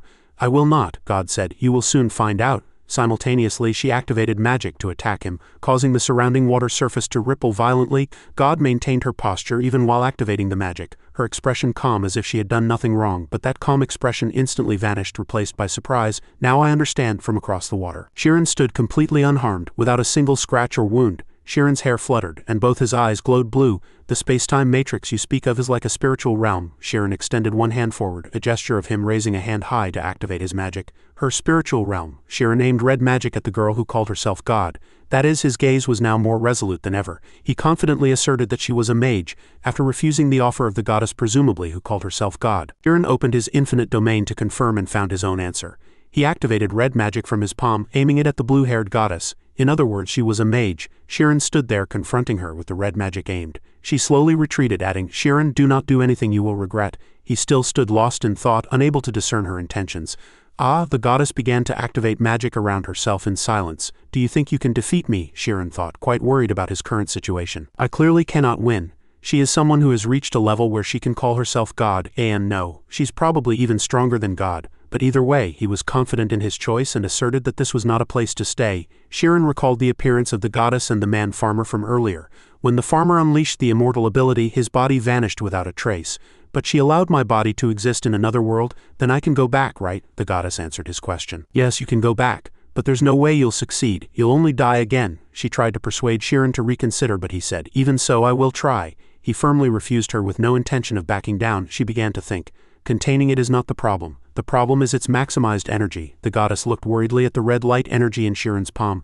If so, this space will be destroyed. After a moment of thought, she began to unleash her power. Shiren was quite worried about what she intended to do. The goddess raised her arm, creating a black hole that sucked in Shiren's red light energy. At this time, the floor was filled with an unknown liquid. After casting the magic, she continued, This is the intersection of space-time. The moment you enter, you will experience the process by which you arrived here in reverse. Shiren barely believed that the goddess had agreed to send him back. Are you really going to send me back? But before sending him, she set one condition. Promise one thing. If you fail to return to your original world, come back here and obey my words. Shiren was still worried and doubtful. He didn't know if he could truly return. Again, you will not succeed. He looked at the gate, and it was a deep, dark abyss. He turned back to the goddess and thanked her. Thank you for sending me back. It's too early to thank me. For a pure and divine being to return to a complex physical body, especially a human body filled with terrible components, is not an easy task. The goddess kindly reminded Shiren before he left, if you pass through this process, you will no longer be human but a strange being. If you wish to give up, return by this path. She still wanted Shiren to reconsider and stay, but he was firm, saying, I will not give up, goodbye. He gradually entered the gate, returning to his body. Go well. The goddess gave her final blessing to Shiren's path. He stepped into the gate one step at a time. Inside the gate was pitch black, and he stumbled forward one step at a time. If I take this path, I can go back. Shiren continued forward despite the dark surroundings. He continued walking forward, unaware of everything around him. The darkness that enveloped everything made him keep walking in despair. Now he looked around, realized in astonishment, this place is exactly like that white room earlier. Turning back, he was confused to see the gate still there. The goddess still stood there watching him. Shirin now thought somberly, now that I think about it, there are too many strange things. Why did she give up on me so easily? He recalled the goddess's words from earlier. You will not succeed. Shirin was bewildered, realizing he had fallen into God's trap. I'm trapped in a space-time prison. I recalled one memory. The memory from 2 months ago when I was at Uncle Ammon's house. Yes, Shirin is condensed magic. Uncle Ammon's figure gradually appeared and spoke to him. Shirin in a classroom where his friends stood still. If it's condensed magic, it's the highest level of magic when a time mage moves faster than the speed of light. Are we moving at the speed of light? What a clever child. Exactly. That's why when that magic appears, space-time seems to stop. Uncle looked up and continued. Light is quite strange. Stars were passing in the sky and light could make mages faster. Beyond a certain level, stars take on infinite colors, passing by faster and faster, even catching up with time. Those infinite stars were orbiting the earth, and that is the foundation of condensed magic. Thanks to Uncle Ammon's words, after absorbing the current knowledge, Shirin fell into thought. If this is space-time trapped within the speed of light range, I will be able to escape this place. After understanding everything, he opened his eyes. What if I am faster than the speed of light? But how faster than light? A speed that only exists theoretically and is practically impossible. Suddenly, God's words gave Shirin a hint. The moment you enter, you will experience the process by which you arrived here in reverse. He slowly stood up. I understand. He used purple magic, the immortal ability. Shirin prepared to run. The speed at which the immortal ability spreads through the universe is instantaneous. Currently, I am merely a disembodied soul, so perhaps it's possible to move faster than light. Destruction. His gaze revealed resolute confidence. Even knowing he might fail, he had to try. I will not give up. He began to race against light. Shirin moved very quickly, leaving a long trail of purple light behind him. I succeeded. His soul moved so quickly that only a trail of purple light was visible. He saw his body lying motionless on the bed. Thus his soul, along with the long purple light trail, moved rapidly towards his body. To where I was before. To where my friends are. His body lay on the bed and a hand was concentrating magic to heal him. The one healing him was Principal Anfas. Back in the real world, 8 days after Shirin's death, the principal was tending to Shirin's body. Behind him, Professor Sienna, Professor Atella, his friend N and his friend Aruki sat waiting in chairs, and his friend Amy stood leaning against the doorway. Suddenly, his friend Cyril spoke, and Amy, standing there, paid attention. Hey, look over there. Outside, someone, claiming to be a student representative of Anfa's Magic Academy, was causing a disturbance with a petition. We are submitting a petition to all the professors, Amira the white-haired girl, the student council president leading the protest, and the crowd shouted loudly, Principal Anfas must surrender himself for interrogation by the Magic Association. Students not participating in the protest said worriedly, Seniors, please calm down. Professor Sienna, enraged, threw the door open and questioned, Why is the student council inciting other students to cause chaos in the school? The white-haired girl stepped forward, held the paper high, and said loudly, Nobody incited anyone. We didn't want to go this far either, but it's been 8 days since Shirin died, and why is there still no announcement? Shirin fell into a coma, and a coma only applies if the heart is beating. You can't fool us by saying his body hasn't decomposed. Is that not enough to punish the principal? We also have evidence of Shirin's death, however, Professor Sienna said. The school doesn't want to fall apart because of this. I apologize for deceiving you all, but this was the best decision the teachers could make, and we will take responsibility for this. Can the teachers really take responsibility for their actions? The white-haired girl nervously wondered to herself. Why is she saying that? Is there really something we missed? What on earth? I've read all the reports. The girl seemed to hesitate. Phi, standing nearby, looked at the girl solemnly and thought to himself, Amira, she's going to join the protest. If she turns her back, it'll be troublesome. More precisely, it'll be troublesome for my plan. His eyes were full of cunning. I don't want to get involved. He smiled amicably and suggested, Let's do this. Show us Shirin's condition. We'll decide after we see for ourselves. Upon hearing that suggestion, Professor Sienna vehemently exclaimed, We cannot allow it. Wait until everything is resolved. Professor Sienna's words seemed to further agitate the crowd. Nonsense, how can we believe you? Let's go in. We have the right to fight for our school. Maria and some students tried to stop them, but they were pushed aside and fell by the crowd. You people can't. Fortunately, the MC helped Maria up and shouted loudly, You people are going too far. Another student's life is in danger. The crowd continued to advance without hesitation. Suddenly, someone's black shadow fiercely shot out from Shirin's treatment room, shattering the window glass and stunning the people below. He landed directly in front of the building entrance, blocking the confused crowd from entering. It was N. He stood directly in front of the entrance, enveloped in lightning magic energy, and said, All right, if you want to come in, but if you do, you'll die. He radiated murderous intent, threatening to ruthlessly punish anyone who dared to take another step closer. At this point the school grounds were divided into two groups, the protesting group and the blocking group. Amira said, "What?" puzzled. She asked with a slightly surprised and awkward expression. "And we treated you well because you did a good job. Are you really speaking to your seniors like this?" Everyone around her also had angry expressions. N stood up and a power like small lightning flashes emanated from his body. He said solemnly, "Should I say it again?" The power around his body grew stronger and stronger and a massive energy spread everywhere. People who saw the situation before them began to tremble. Their faces were filled with disbelief and they exclaimed, "Wait, no way!" Amira's face also turned pale. "No way!" As N released a massive amount of magic power and lightning flashes, the students exclaimed in surprise. "That's plasma magic," they wondered. "He's only a 5th year, but he's using magic that only first-year students in the Magic Academy can use." His colleagues observed from above with equally confused expressions. Amy exclaimed, "That's true destruction magic." Serial followed, saying, "Was he hiding this magic?" Only Haruki seemed to have already known. He leaned against a corner with his arms crossed, thinking to himself, "That damned fool, he's using that magic." He looked at En enduring the pain and fell into thought. He knows what will happen if he does that, but Shirin isn't dead. En's face, uncontrollably enraged, threatened, "I'll kill all these trash. How dare they touch Shirin?" Where Shirin lay, a purple power was moving towards him. Deep in his mind, "I'm coming back to where everyone is." Suddenly, small will-o'-the-wisp-like flames appeared. Within the purple power, a hand seemed to dart out as if to touch those flames. After that, Shirin's body appeared. Inside the transparent body, he desperately tried to escape because he knew something was chasing him. Countless voices echoed in his head, causing him extreme pain, making him clutch his head and fall. "What is this?" The voice continued to echo even as Shirin clutched his head. "Reincarnation, the most insignificant of existences." Upon hearing this, his eyes widened. Without stopping there, the voice echoed again. "Humans always have a strong will to survive." Shirin seemed to understand everything. "Ah, I see," he recalled what God had said. "It's not easy for something pure to return to a complex physical body, especially a human body filled with repulsive elements by combining with a spiritual entity." He recalled those words, and now they existed in his mind. What she had said. He screamed, "No, I'm going back." The voice echoed around him again. "Where do you intend to return to? Nowhere welcomes you. The only thing waiting for you is death." These words successfully provoked Shirin's anger. He cursed angrily. "Shut up." He ran with his body, dodging the red light rays. "I'm going back to my world." He stretched his hand forward and shouted, "Get away from me." At this time, Amira was blaming Anne at the school. "Why can't you accept that your friend is dead, you foolish junior?" After saying that, her eyes gleamed and she clenched both hands, using magic to spread dark, thick black smoke everywhere. This was absorbent weather magic. The people behind her were also preparing to cast magic. Their eyes also gleamed. "And do you really think you can defeat all of us?" Seeing the many bubbles filling the sky, then Amira's voice echoed again.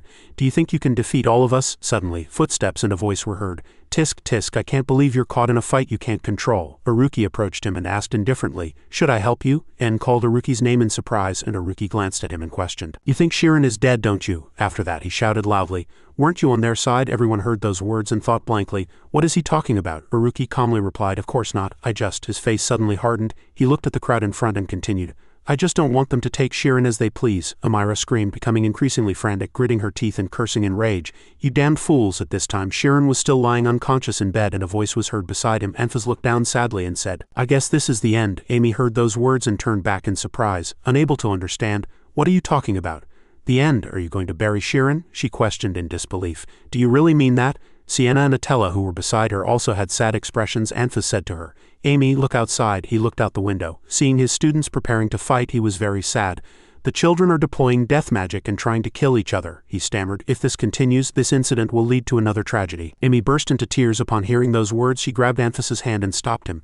"No, Shirin isn't dead," she sobbed. "You know that, Principal." He just closed his eyes without saying a word. Amy bowed her head and called Shirin's name, crying painful tears. Elsewhere, Phi covered his mouth and chuckled sinisterly. He thought triumphantly, "Fight, be afraid." He looked at En and Haruki and calculated, "I'll chase you." Meanwhile, Amira also thought to herself with slight worry, "Is this true?" The students were preparing death magic, ready to confront each other. Thinking of this, she suddenly opened her mouth. "En, you are Haruki, someone with Sevon syndrome." Haruki heard those words and showed no change in expression. She continued, "You are more rational than anyone, yet you're acting emotionally." Amira leaned forward and shouted, "Do you really believe Shirin is alive?" Haruki replied impassively, "I only have one answer." He said in a very firm tone, "Shirin isn't dead," and was very surprised upon hearing those words. "What?" Suddenly, Amira's face darkened and she scoffed. "All right?" She wildly believed she was right. "I guessed you would have prepared a logical explanation to persuade us." He answered directly, "Of course." This answer surprised and puzzled everyone. "What?" Haruki continued.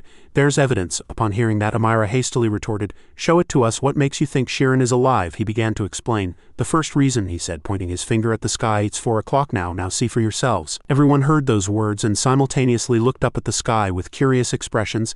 They thought it sounded like a spiritual explanation. What's happening? N, who was beside him, was also confused. He's counting time. However, while everyone was wondering what was happening, Amira opened her mouth.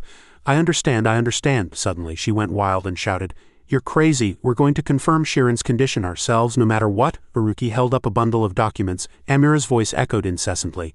How much time do you think you can buy in front of the graduating class? At this moment Canis appeared and said, This is quite interesting. Can I join? Amira fiercely cursed at him. How dare you come here without fear? Before them Canis stood proudly next to Aaron. She was displeased. This time I'll catch you. Mark my words, Canis replied dismissively. If you can, go ahead. Baruki rummaged through the documents and complained. You're late. Canis heard that and pouted his lips. Why, you told me to come at 4. Baruki still searched through the documents and said, You're 27 seconds late. Canis crossed his arms and whined, All right, now I'll repay Shirin's favor, and looked at his friend flipping through each paper, unable to understand.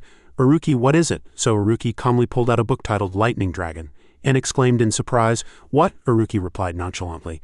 I diagnosed Shirin's illness and sent in the collected samples. He recalled the scene of himself cutting Shirin's arm with a knife. Upon hearing those words, N was terrified. Since when were you? More importantly, you did this from the capital in 5 days. Canis stood naturally, watching, and Aaron next to him was flustered. After that, Amira opened her mouth. Lightning Dragon, what nonsense are you talking about? Do you think the name Miaden will change everything? Baruki calmly replied. Don't worry. I used an alias. If I used my real name, my father would have bothered me. Besides, don't you think the content written in this document is more important? She said loudly. So what? Does it contain magic that can bring the dead back to life? Baruki did not deny it. It's titled Analysis of the Immortal Function and Coma. As soon as he finished speaking, everyone stopped in surprise and looked at N. Baruki explained, According to the analysis of the target's cell structure, they are in a state of suspended animation. Everyone in the room also looked down and observed. According to samples taken 24 hours after the target's death, there is no change in organ function. According to the data below. He looked through the bundle of documents. According to the collected data, the target is in a state of suspended animation, but it cannot be concluded that bodily functions have ceased. Everyone murmured, and Amira worried. What's the difference? Does it mean he's not dead? Baruki continued to analyze. Lightning Dragon classified 3 types of circulatory arrest. The first is when heart function completely stops. The second is when heart function temporarily stops, as he spoke, and the third is when the heart is inactive but in a state similar to being stopped. Amira's face turned pale and she was surprised in disbelief. Wait, the third one is impossible. Hans quickly flipped through pages. This is important. Listen carefully. An image of a heart appeared, he explained. While organisms with stopped hearts can be observed, 2 new cases are possible when based on immortal corpses. In front of everyone, he calmly said, in the first case, if the autonomic nervous system is delayed for a special reason, there is a possibility that bodily functions temporarily cease until the brain reaches a conclusion. And in the second case, even if the target's autonomic nervous system is completely depleted. Baruki held a watch. The observer's concept of time may differ. Furthermore, while bodily functions are normal, Amy heard those words and leaned into Cyril's arms in relief. He is analyzing, but outsiders cannot observe this activity due to the time-space barrier. He still continued to turn pages and said, According to magic logic, the target has passed through. Amy was terrified by his persuasive words. Arian Shirin lay in the infirmary bed. Her eyes were filled with worry. At the end of the bundle of documents was a red seal. Baruki added the final words, cannot be considered dead, and had been crying for some time. Baruki asked, How is it? I found it. Baruki's face was full of hope and he smiled brightly and said, A way to revive the dead. Amy held the sealed bundle of documents in her hand. Her face noticeably darkened. So the student council was wrong? The largest magic organization in the country said the academic committee's choice was correct. The other students looked at each other, confusion etched on their faces. So what should we do? Just then, Anthus's voice was heard. Amira flinched slightly. Principal, we didn't intentionally cause trouble. We just thought it wasn't right to cover everything up and we thought the school would do that. At this point she couldn't hold back her tears. Instead of scolding her, Anthus gently stroked Amira's head. I'm sorry to have put you through all that. Amira looked at him, her eyes welling up with tears. Can you trust me one more time? Once Shirin's condition is confirmed, I will take full responsibility for everything, so as not to bring shame upon myself in front of my beloved students. Amira asked upon hearing that. Really? Can I believe that you are still the principal I respected? I swear on my life. She was sobbing like a child. A moment later, all the students left, and only Principal Alpez in a shadow slowly approached him. My goodness, for the principal to intervene directly, that's cheating. He smiled faintly. It seems I've intruded. Phi, you've already graduated. You're 22 this year. Phi saluted him and said, I still haven't found a better job than this place. Anfas sighed tiredly. At the same time, the scene shifted to En and Aruki walking slowly down the corridor. En's face was flushed as he said loudly, Why didn't you tell me? You did that on purpose to show off, didn't you? Aruki picked his nose and replied nonchalantly, Don't be ridiculous. How can I plan with someone who's in despair? If we were caught, everything would go to waste, you idiot. En was so angry he yelled, Yes, I'm an idiot. Yes, I really was. Do you remember your face earlier? En was so embarrassed he hit the wall. I didn't even have time to care. What should I do tomorrow? Ruki said calmly. It doesn't matter. I'm so cool they won't even notice you. Wait a minute. You even planned that? Go ahead and make fun of me. Just then they found the infirmary door where Shirin was lying. Amy was standing quietly at the door, her face slightly dark. Uruki was surprised now. So we protected Shirin, Amy gently called out to him. Uruki, thank you. A single tear rapidly streamed down her cheek, startling him. Thank you so much. Uruki, seeing Amy's tear-stained face, exclaimed in surprise. He ran off, pale-faced as if terrified and fleeing, escaped somehow. But then the door opened and Serial unexpectedly rushed up to Uruki and hugged him. However, Uruki, having anticipated this, quickly dodged and ran inside. The other three hugged each other and all burst into tears. We did it. We saved Shirin. Uruki gasped, thinking, that's why I can't stand these guys. But even though we proved he wasn't dead, it wasn't because of magic or anything like that. He gazed seriously at Shirin, who lay motionless in bed. Please come back. We'll wait for you no matter how long it takes. Switching to another space, Shirin's body was falling haphazardly from top to bottom. If I go crazy and lose my sanity, will I return to normal, or will I become something else? Another voice echoed in his head. You were just picked up off the street. Your parents only wanted one child, and that child didn't necessarily have to be you. No, that's wrong. You're not their biological child. You could have been adopted by anyone. They are not your parents. Shirin couldn't hold back and cried out loudly, tears slowly streaming down. Your true nature is a despicable predator. You trample those weaker than you with your superior abilities. Your victories directly lead to others' failures. No one in this world needs you. Damn it, is this the end? His body was gradually disappearing. As his ego gradually shattered amidst countless contradictions, he found the source, what some call a point. Others call yin and yang, and mages call infinity. In the black and white chaos, a yellow beam of light appeared. It was guiding Shirin's way forward. It was something that could only be seen after losing everything. Everything is me. The horrible sounds tearing my heart, the sounds rejecting them. Everything is me. Those contradictions made me. I must fully embrace them.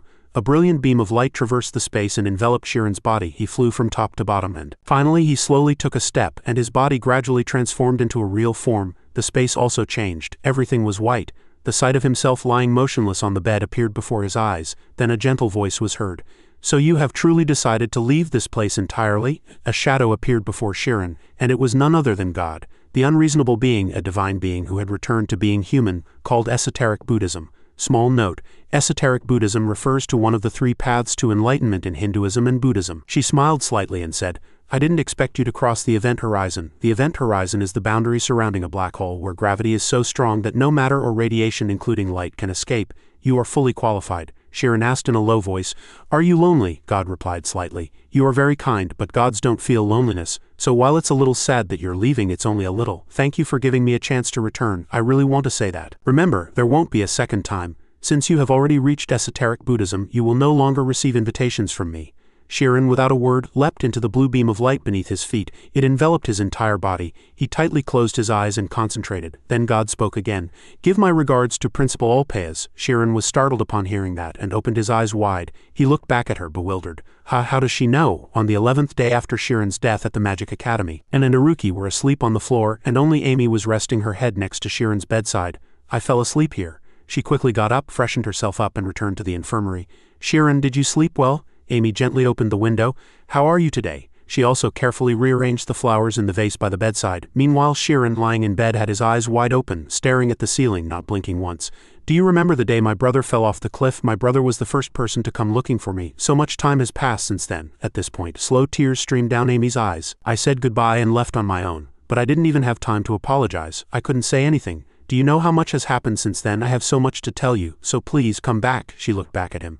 But only then did Amy notice Shirin's wide-open eyes. She gasped in surprise, and Amy's face turned pale, and she reached out to speak to her friends in the room, but no words came out properly. She kept coughing and even vomited. Thus, in the midst of a peaceful and quiet afternoon, screams echoed throughout the entire academy. Afterward, Principal Alpez came personally to examine Shirin. He frowned slightly. It seems like he's been awake all night. Senna, standing nearby, nodded slightly. Yes, he's under a slowing magic spell. She asked worriedly, Is he still alive? But then she was hit with a sharp retort from Amy. The principal said gently, Then let's remove the slowing magic. En and Uruki blinked, staring at Shirin. But then Shirin suddenly sat up. He exclaimed in surprise, What happened? I just saw a strange vortex of light, and Principal is here too. Why is everyone? Amy, seeing Shirin moving and speaking fully, couldn't help but shed tears. He looked at her, slightly surprised. Hello? She pinched his cheek hard and said, You damn idiot. What do you mean hello? You bastard, do you know how worried I was? You damn idiot, I was so worried. Shirin, bewildered, realized what was happening here. I'm sorry, I understand. Going to another dimension and crossing the event horizon felt like only half a day to me, but so much has happened while I was there. I'm sorry. Then Haruki and N excitedly rushed toward Shirin. Shirin's back. The scene instantly became chaotic. He quickly hugged Amy to protect her. Wait! And Amy screamed in embarrassment. Principal Alpez and Sienna could only watch them helplessly from the side. You were dead for 10 days, do you know that? 10 days? Wait, I was dead? N and Haruki took turns pressing him. Since your heart wasn't beating, of course you were considered dead. Explain yourself. Shirin didn't answer and asked, what happened after that? How are the others? Just then, the infirmary door opened and Tat and Atella quickly entered, but the situation inside was very chaotic. The other four were pressing down on each other, and as a result they all rolled off the bed. Atella, seeing Shirin awake, rushed over and hugged him tightly. Shirin, thank you for coming back to us. If it weren't for you, Sienna, seeing the scene, smiled and thought, Professor Atella was really worried. He was the one she entrusted with the immortal function. It was a touching scene. But suddenly Shirin's body slumped. Everyone simultaneously gasped in surprise. Shirin, his face turned purple and his head felt dizzy. I'm sorry. Are you okay? He took a deep breath of oxygen from the air. I've never been so grateful for air as I am now. I thought I had lost these senses, but they've returned. Finally, it feels like I'm back. However, contrary to Shirin's expectations, N, Haruki and Amy looked at him as if he were the god of death. Only then did he realize what he had just said. Haha, that's not what I meant at all. They didn't even give him a chance to explain and rushed over, pressing him. Then what is it that we didn't make you feel anything? Hit him more and knock him out. Principal Alpez stood quietly to the side, letting out a slight sigh of relief. What a relief, what a relief. After that, he slowly left the room. Now it's my turn. Just then, Shirin's voice was heard from behind. Principal Anfaz looked back at Shirin. There's been a lot going on, so the school will be closed for a while, so take some time to rest. Thank you for your concern, sir, but I have a question. What is it? I went to another dimension through the immortal function. He was bewildered upon hearing that. Another dimension, yes, and there the two stood face to face. Shirin told him everything that had happened. Principal Anfaz suddenly opened his eyes wide and stared at him. Then that woman knew who I was? Yes. My memory is a bit hazy, but I'm sure she told me to give you her regards. I see. I think I know who that person is. Shirin frowned slightly and asked. You know her, sir, how? He thought to himself. I don't believe in fate or anything, but Shirin meeting that person might be destiny. No, it was probably inevitable. Adria's Miro, now known as the Labyrinth of Spacetime, that child was my disciple. One who specialized in scale magic. He couldn't hide his surprise. Disciple? But what is scale magic? Principal Alpez said in a low voice. Shirin, have you heard the term unlocker? Yes, that's what people who have unlocked the immortal function in the Magic Society are called. They accelerate everything. Miro is also an unlocker. Scale magic is a type of magic that can only be handled by those who have realized the infinite essence of spacetime. Shirin's eyes widened and he thought, all those powers are magic, he continued. Miro is not interested in reality. Shirin sat on the bed, smiling, and said, it seems like today will be my last day in the infirmary. Thank you for visiting, Amy. He also thanked Serial. Serial, hearing that, laughed with delight. No problem. Since the academy is closed, I can play with you guys. Really. She was a student who would soon graduate. Those researches suffocated me. Anne asked nonchalantly, if you're tired, why don't you rest? If I rest, my rivals won't be resting either. Amy glared at him and said angrily, you bastard, you're polite to Serial, so why aren't you polite to me? Haruki didn't answer, imagining himself becoming like Shirin. Calling out Alphaz's name quietly, a sudden worry crossed my mind. Is the principal okay? Even though he said he'd accept punishment, he might still be investigated by the district. At the same time, a carriage slowly came to a halt, and the door opened swiftly. Principal Alpez stepped out of the carriage with Canis and Aaron. He was heading to the Magic Association headquarters in the capital for investigation. In the infirmary, Amy spoke softly. They said he was summoned to the special prosecution team for the third investigation by the Magic Association. They said they would disregard all connections and follow the law. It seems Principal Alpez won't be able to avoid disciplinary action either. Shirin didn't respond to her words, deep in thought. A few days ago, standing in the hallway, he frowned and asked, Principal, I have one more question. That person, Miro, she said she was waiting for me. She founded the Superhuman Spirit Research Society decades ago. So how does she know who I am? Principal Alpez said in a low voice. Shirin, do you know the total number of students in our academy? Shirin was bewildered by the question. No, of course, the total number always changes. Some graduate, some are expelled. But even with many students, there will always be one missing. Miro hasn't graduated yet. That child is registered in our academy forever. He couldn't believe what he had just heard. Unbelievable. Scale magic. Alpez narrowed his eyes. Yes, Miro is in Ida. It's a higher dimensional space created by scale magic called the upper layer of Istas. He suddenly grabbed Shirin's shoulder and said, Shirin, this fact is a secret that even those who have worked at the academy for a long time don't know. Promise me you won't tell anyone. Not anyone. Anything related to the upper layer could not only put you in danger but also the entire continent. Can you promise? Shirin smiled and said with a confident voice, I'll keep it in my heart. Anyway, that's a bit scary. I can't believe it's in Istas. I don't think I can sleep in the Research Society anymore. The principal frowned, looked at him, and then said quietly, Don't worry. As long as you don't enter the immortal realm, Miro won't find you. Mira will never leave the place she created. Why? He looked out at the exterior where Mira was. Because this world is a place of too much suffering. Returning to reality, Sheeran involuntarily laughed along with the people happily chatting in front of him. It was a truly warm and comfortable atmosphere. Ugly truths existed at the boundary. Terrible truths existed in Istas, but when I was here, such thoughts vanished. But scale magic. Those who release their upper layer. Why do they invite me as if that's the path I should take? The scene shifted to the Magic Association. His statement can be used against him in court. This concludes the investigation now. 2 association guards stood behind Principal Alpez, protecting him. Simultaneously in the opposite room, Canis and Aaron also finished their interrogation.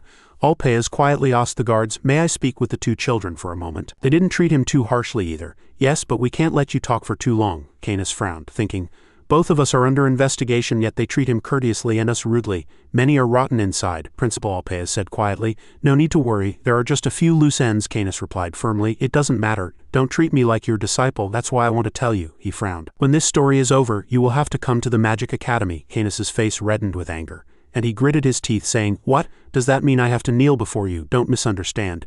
You didn't win. If it had been a fair fight, someone like you would have been taken down by my master in one blow." Before he could finish speaking, Alpez interrupted.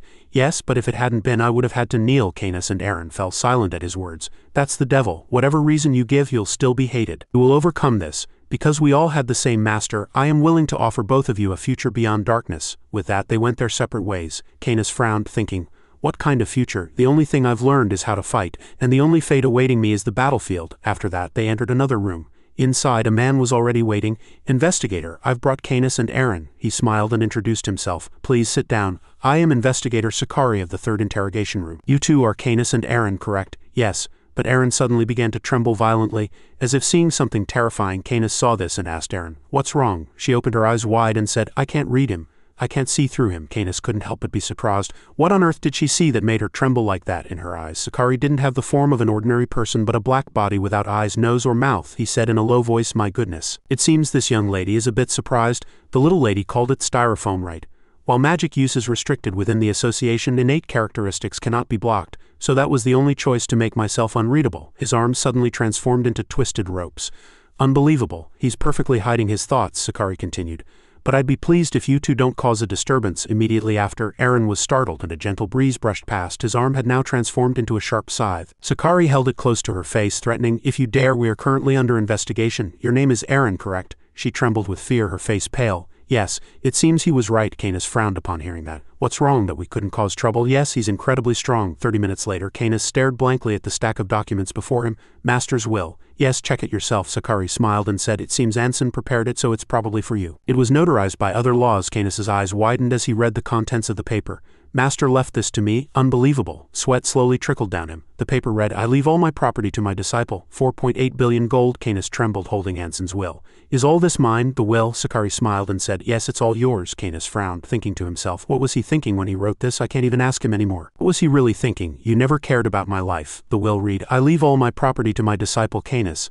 A total of 4.8 billion gold.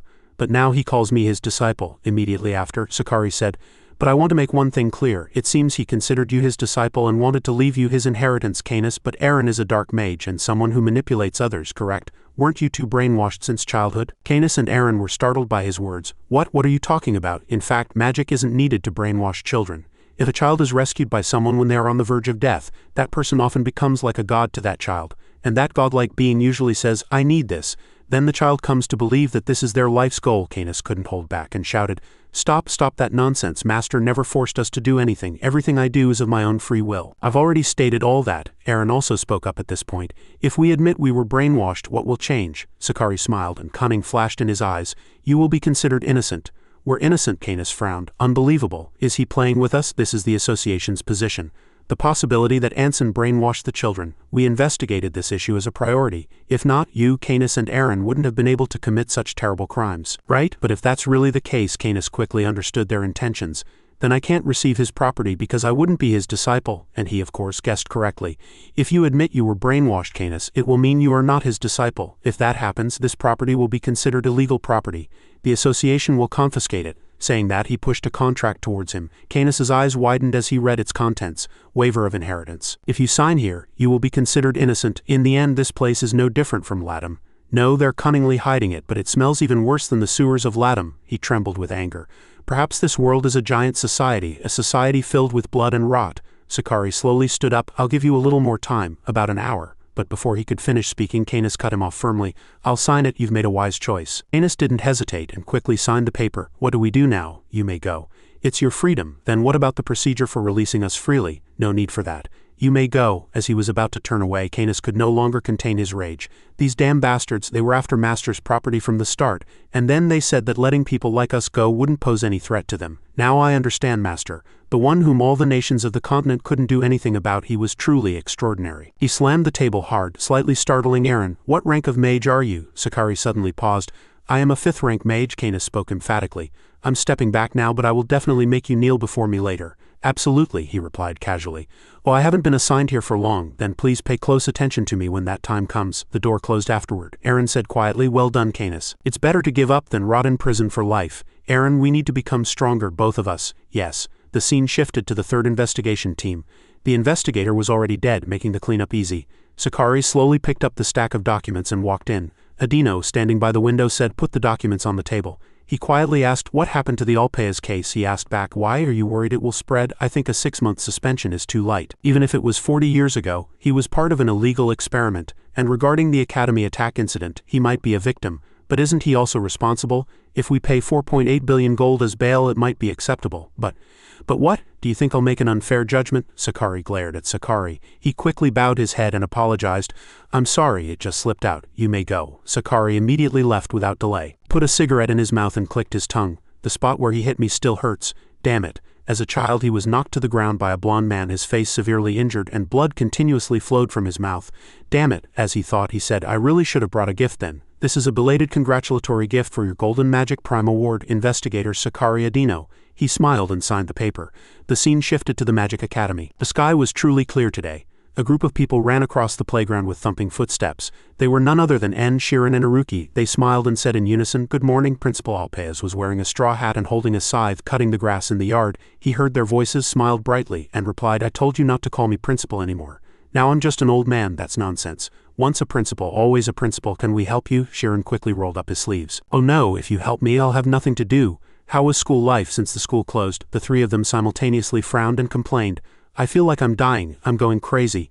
How can I raise all my subject scores to at least 50 points or more in the remaining time? Alpeas smiled and said, It seems you're trying to improve next semester, aren't you? A month ago, after finishing their research presentation to graduate, the 3 of them made a promise together. Don't be a big fish in a small pond. We promised to advance to 4th year together next semester, but immediately after that, Archmage Sen attacked the academy, and as a result we couldn't study anything, so we couldn't help but shed tears of frustration. This is a big problem. How can we double our scores? It's over, I'm finished. But unlike him, Haruki was completely nonchalant, as if nothing had happened. I'm only good at math, so it would be advantageous for you, wouldn't it? En's head ached and he shouted loudly, It's just literature to you, but for me it's my worst subject. More importantly, the biggest problem is that I have no motivation to study at all. The school atmosphere is chaotic right after a big incident, he said with wide eyes.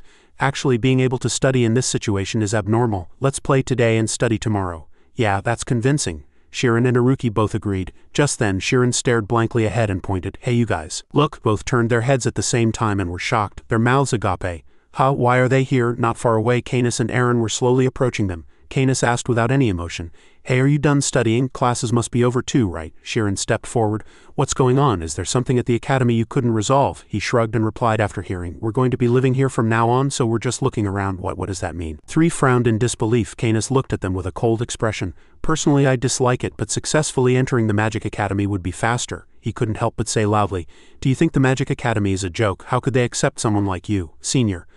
You guys are 5th years, right? I'm a 4th year. He curled his lip in a sneer. So call me senior. No way. Shirin, En, and Haruki all thought simultaneously.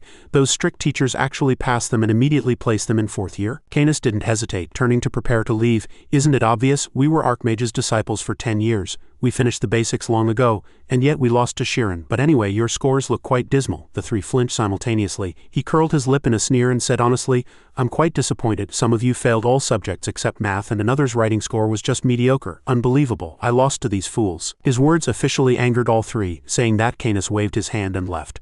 Do your best. I'm ready to treat my adorable juniors well. He deliberately laughed loudly to provoke them. Shirin frowned and said, let's cancel our vacation. The other two also agreed with this opinion. Yeah, I'm canceling everything. I don't want to call those two seniors. Why are you giving up? Those two will enter next semester no matter what. We have to advance to the next year. The three were filled with a determination for revenge. Can we really double our scores in the remaining month? The first method is good time management. We managed our time by dividing each hour into 10-minute intervals. This helps prevent the feeling of time passing too quickly to some extent. This will help maintain peak concentration. The second method is to form a study group. Fortunately, there were no conflicts in the subjects we were good at. This meant we could help each other in subjects where we were lacking. But one new thing we learned was that, Haruki hastily said, I've solved it all. Shirin couldn't help but be surprised. Already, let me see. He nonchalantly leaned back in his chair and whistled. But immediately after, he asked with wide eyes, what is this? The paper read, cite the following passage and create a sentence. And Haruki answered, if you eat spaghetti, I will eat spaghetti. Shirin shouted in anger. How can this sentence be logical? I taught you how to use particles. Haruki retorted loudly. Why isn't it logical? If you eat spaghetti, I will eat spaghetti is a perfect sentence that expresses that each is an independent entity without any special phrasing. Hearing his words, Shirin also became confused. Is that right? The reason we were weak in certain subjects wasn't due to laziness, but because we were genuinely unsuited for them. You're wrong. Language isn't math, it's not a tool used for proof, Haruki shouted in anger. I don't know anything about that. Math is the best. Shirin frowned upon hearing that. What, so you're not planning to advance? Seeing Shirin's serious face, he quickly and obediently did his assignment. Damn it. Third, we disregarded all academic achievements and only studied enough to advance. We didn't want to be Canis's juniors, so we thought with a bit of worry. The problem is tomorrow's practical exam. This practical exam is everything to me. He secretly glanced at the other two. Just being in the top 10 will be enough. The scene shifted to the day of the exam. On the scoreboard, scores continuously changed from 85 to 87. All the other students were astonished, their mouths agape. N stood on the platform. He hunched his body and exuded an intense aura. What's going on? Is that really N? Has his skill rapidly improved while interacting with Haruki and Shirin? With that score, he'll definitely be one of the top scorers. Do you know Haruki hasn't been coming to class lately? What? Numerous whispers echoed endlessly. Finally, N's exam ended. He sighed in relief. N's score jumped to 173 points, placing him first with a large difference from other ranks. Phew, how many times did I survive that? Atella smiled and praised N. Very well done, N. Next was Haruki's turn. As soon as he stood on the platform, he exuded an immense aura that impressed everyone. As expected, first place changed from N to Haruki with a score of 210 points. Crazy. Haruki, what equation did he use this time? I'm sure that guy didn't do it properly. Just then another voice was heard. Are you making such a fuss over just that score? Canis and Aaron casually walked over. Fifth years are truly pathetic in every way.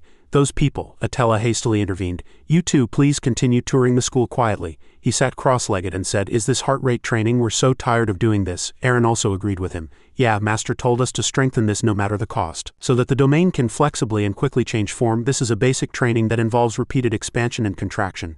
210 points, what do you think? Can we beat that? Canis asked her. Aaron slightly frowned and glared at him. Is that even a question? We have our own secret weapon too. Immediately after, Shirin slowly walked onto the platform. Below, people quickly cheered and rooted for him. Shirin, break the record again? He sighed slightly. Canis and Aaron looked at him simultaneously. As Shirin slowly opened his eyes, his pupils glowed. As soon as the signal light turned on, brilliant energy burst from his entire body, pushing back all the surrounding students.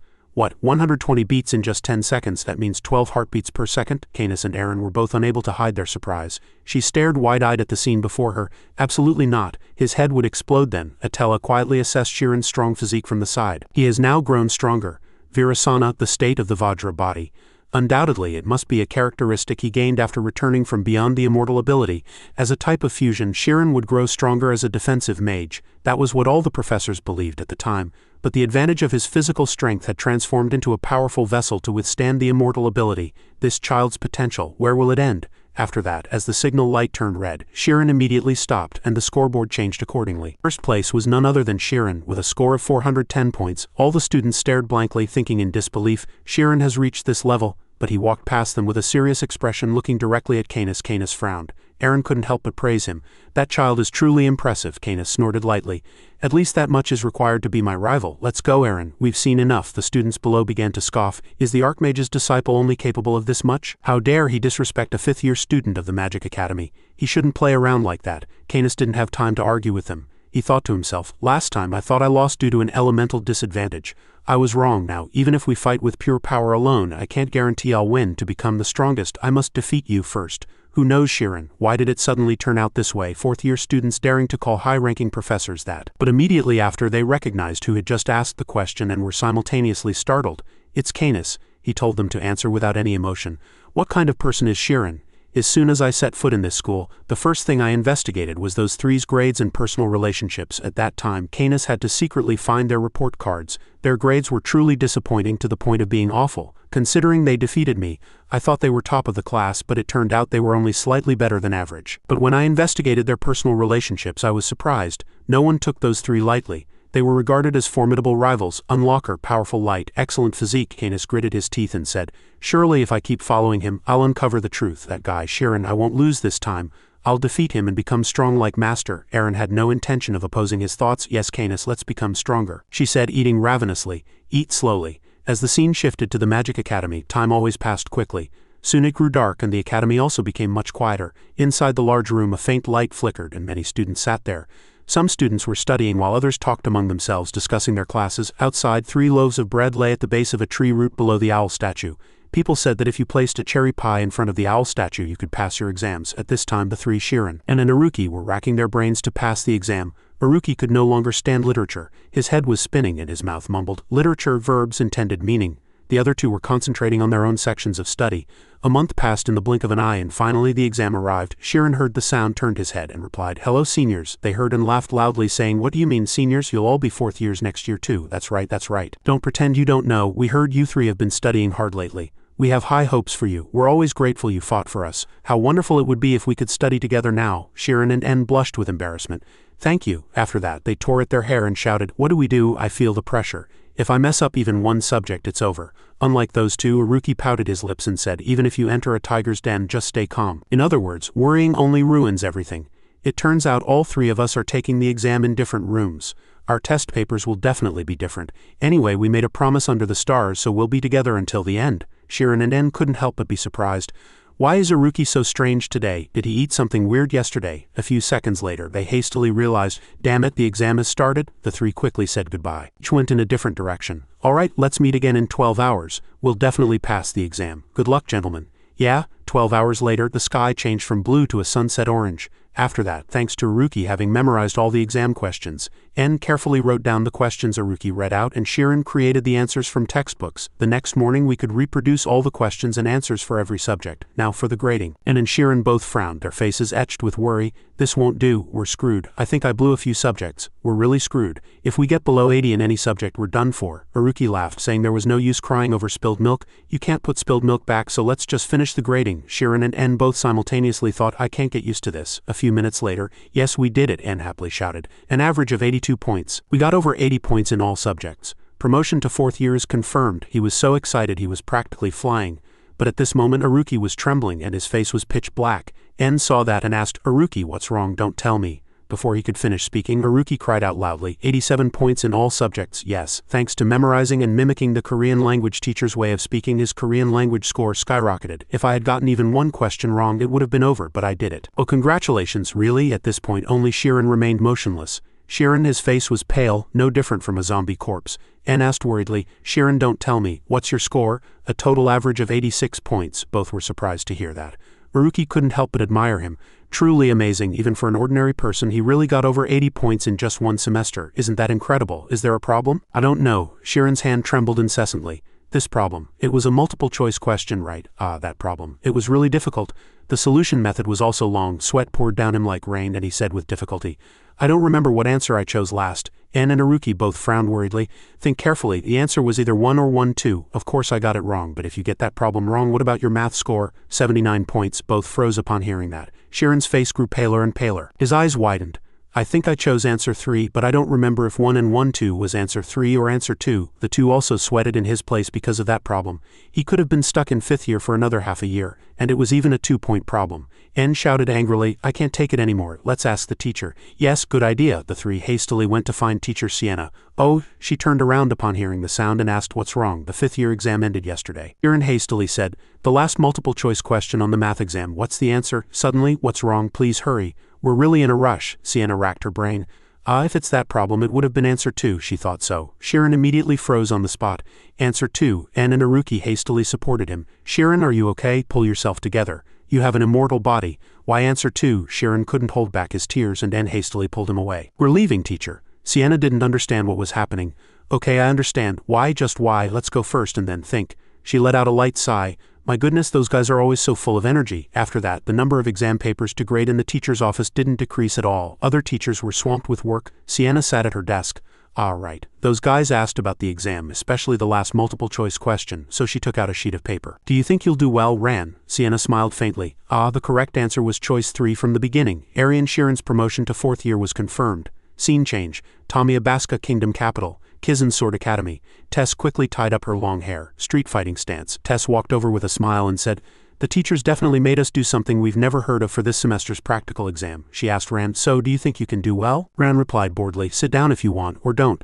If the teacher comes, we're dead. Tess walked up next to Ran, put her hands on her waist, and said with a laugh, even the great Ran fears him, he said casually. Getting punished before an exam is scary. But why did you move your seat here? Tess sat down and replied, who knows, maybe to help my friend relax. Ran glanced at her and asked, have you ever seen me worried? Tess replied with a bright laugh. Right, there's nowhere further down the leaderboard to fall, so nothing to worry about. She sarcastically jabbed at Ran, who was last. Ran 1st year, ranked 30th out of 30 at Kirin Sword Academy. Ran put a hand to his cheek and pouted his lips upon hearing that. Last month I also opened my path of lesser skill. Tess secretly laughed to herself upon seeing that. If others had heard this provocation, they would have definitely gotten angry. But Tess thought to herself, recalling Ran training, this guy is really unique. Someone who doesn't worry in any situation. The person who endured the toughest training among the first years. Then why does a person like him always come in last on the leaderboard? Tess suddenly spoke up. Do you know, you entered as the top student in 1st year. Ran entered Kizan Sword Academy as the top student. 6 months ago in winter at Kizan Sword Academy. Over its 200-year history it has produced 10 first-class knights, one of whom even earned the title of Grand Swordsman, a symbol of iron will and courage. It is an academy of prestigious reputation. Every semester hundreds of aspiring knights gathered here to leave their names in the academy's history. But most, except for the 30 successful applicants, couldn't endure the 1-month trial period and gave up. A clamor erupted in the training ground. Look, that guy is Richard Finger of Group 1. He excitedly urged on the almost dying Dawson like a horse. Move faster, is this all you've got? The people around also shouted loudly. Crawl faster, Dawson, I'm betting on you, don't do anything strange. One blonde buzz-cut man from Group 1's Path of Lesser Skill users loudly said, hey, those who haven't bet yet, hurry up. I'll bet 10. Following that, Group 2, who hadn't learned the Path of Lesser Skill but had excellent physical abilities, approached. They placed coins on a tray and said, I'll bet 10 too, I'll bet.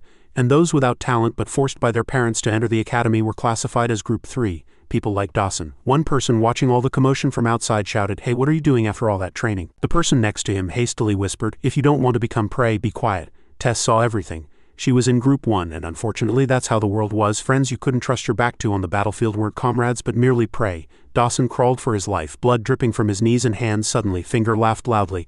Ha ha ha, I'm first again. As he was shouting his victory, he was suddenly kicked by Ran and fell off Dawson. Everyone there was stunned. Ran said, Finger, stop it. He threatened him, looking down from above. Do you think this is your garden? Finger stood up and started cursing at Ran. You crazy bastard. He stood before Ran with a menacing face. Do you want to die? The short-haired girl standing next to Tess heard that and said, that Ran guy, he's finally causing trouble. Tess was surprised. Oh, you know his name? Is he strong? The girl replied casually. No, not at all. He's incredibly weak. Tess was speechless upon hearing that. Short-haired girl said that Group 2 had collected money for Finger's birthday, but only Ran had refused to pay a seat tax. Seeing the two confronting each other, Tess asked, so Group 1 put him on their blacklist then? The short-haired girl nodded. That's right, but I didn't expect Ran to step in and stop it. He's surprisingly hot-headed and direct. Meanwhile, Ran said to Finger, follow me. If the teacher catches us, it'll affect your academic evaluation. Finger sneered disdainfully. All right, I get it. He turned back and said to the Group 1 crowd, you follow me too. Everyone was uneasy, and of course Group 3 was too. Finger said arrogantly, I'll show you what happens if you mess with me. Outside, the two groups divided and confronted each other. Finger said to the Group 3 soldiers, hey you soldiers, I'll give you one chance, run away if you don't want to get hit. As soon as he finished speaking, Group 3 abandoned Ran and all ran away. Finger saw that and laughed loudly with delight. Ha ha ha, what pathetic guys. He asked Ran, now no one's on your side, what are you going to do? Ran said calmly. What am I going to do? Your question is difficult to understand. Do you only fight when you have the advantage? Finger flinched. What? Ran clenched his two fists and crouched down ready to fight. He said, I fight because I have to fight, that's the meaning of being a knight. A guy like you doesn't deserve to be a knight. Finger burst out laughing. Fine, I'll fight you one-on-one like a knight. Come at me, he gestured with his hand raising an eyebrow at Ran. The difference in skill between us is too great, so I'll let you attack first. Immediately, Ran's fist flew out and Finger dodged. He laughed ominously. Following that, he landed a powerful hook on Ran's stomach, making him gasp for air. He said triumphantly, "You fool, did you think I'd let you hit me?" Ran was injured and fell. He gritted his teeth and endured, looking up at Finger and secretly surprised. Is this the power of one who has awakened the path of lesser skill? Finger continued to throw punches, saying casually, "How about it, still not going down? I guess I've been too lenient." Ran continued to receive punches that dealt immense damage from all directions.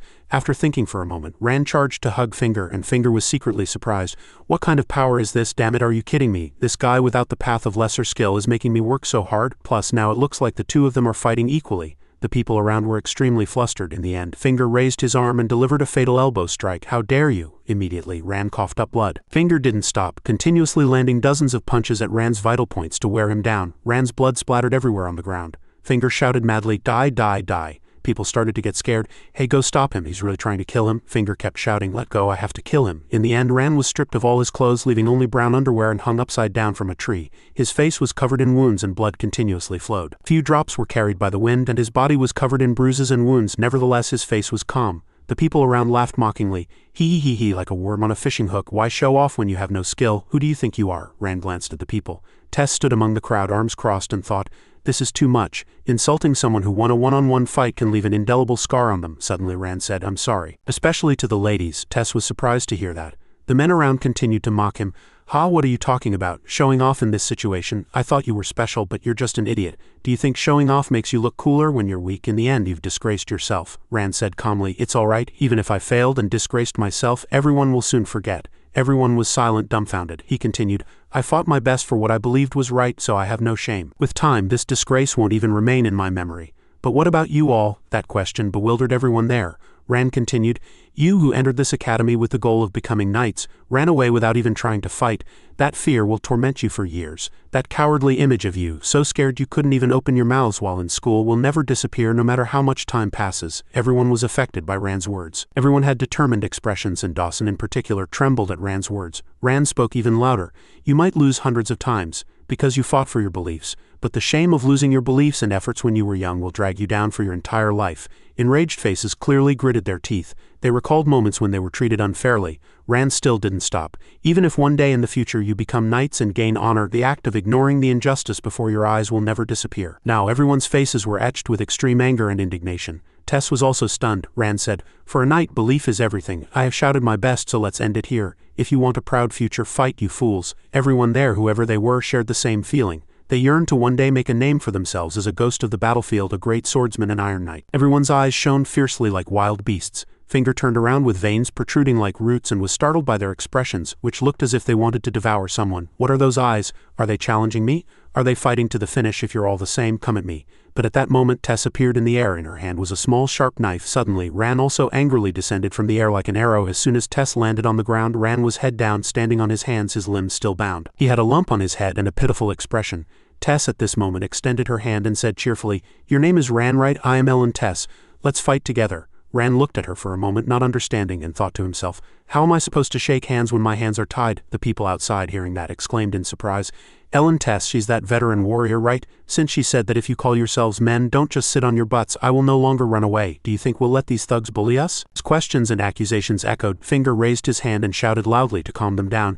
Now, everyone calm down." His face wore an awkwardly friendly expression. "All right, if you're going to that extent, do you think I'll back down, you fools?" The very next moment, Finger became fierce again and swung his fist. "Come at me, you damn bastards." Finger at this moment was maddened and challenged them. The people outside, seeing this, were confused and excited. "It's war. Do you think you can do anything just because you know how to use force?" At this moment a student ran towards them, panting and shouting, "Bucka, someone help me." Coach Tess still stood in place and said to Ran, "I'm sorry I ended up ruining your good deed again." Ran's face was a mess, but he said calmly, "It's all right, I never wanted to be a hero anyway. That's why I took him somewhere without the coach." She was surprised to hear that.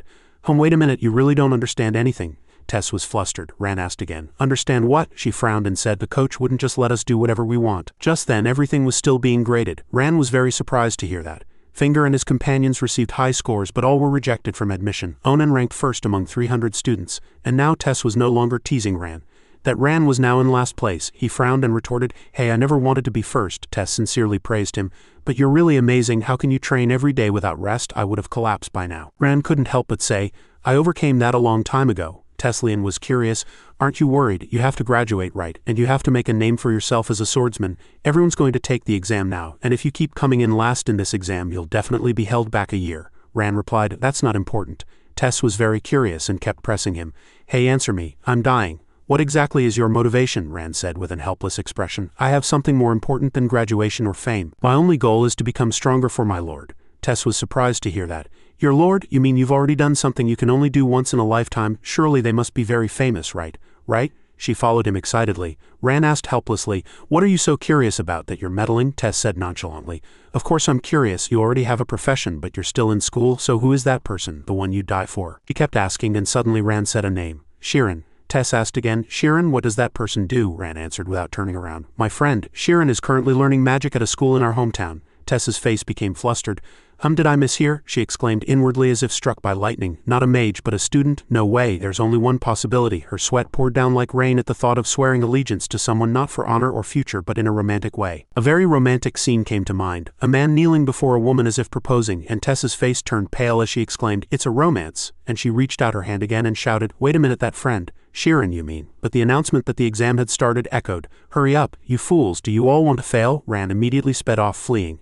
Tess, behind him, tore at her hair in a fluster. Damn it, I'll definitely ask him later. The scene shifted to the CQB training ground and all the trainees were gathered below. The instructor stood on the arena and said, today's practical exam will focus on movement, and scores will be given especially based on how you shift your center of gravity. This is Coach Fuan of Class 6. Suddenly, he pointed to a random student and asked, hey you, tell me where a knight should place their center of gravity. The student sweated and shouted loudly, my navel. Immediately Fuan cursed him, saying, your head is rotten, completely wrong. He asked someone else again, you tell me. That student immediately shouted, the soles of both feet. And again he was cursed. Wrong, you fool. You're even worse. Fuan continued to ask, I said the navel. But seeing that student flustered and stammering, he cut him off. Someone who claims to have learned everything, drop and give me 200. That student had to do push-ups indignantly. Damn it, only then did Fuan answer the question he had just asked. The correct answer is outside the body. In schematic terms it's called external gravity. Repeat after me, external gravity. Everyone immediately chorused, external gravity. But inwardly they were all flustered and wondered. What is this? I've never heard of it before. Fuan, as if understanding the children's psychology, handed over a sword and continued, it's natural that you don't know. I didn't have time to explain it before. Then watch closely. I'll take the exam myself. The tip of the sword flashed in the air.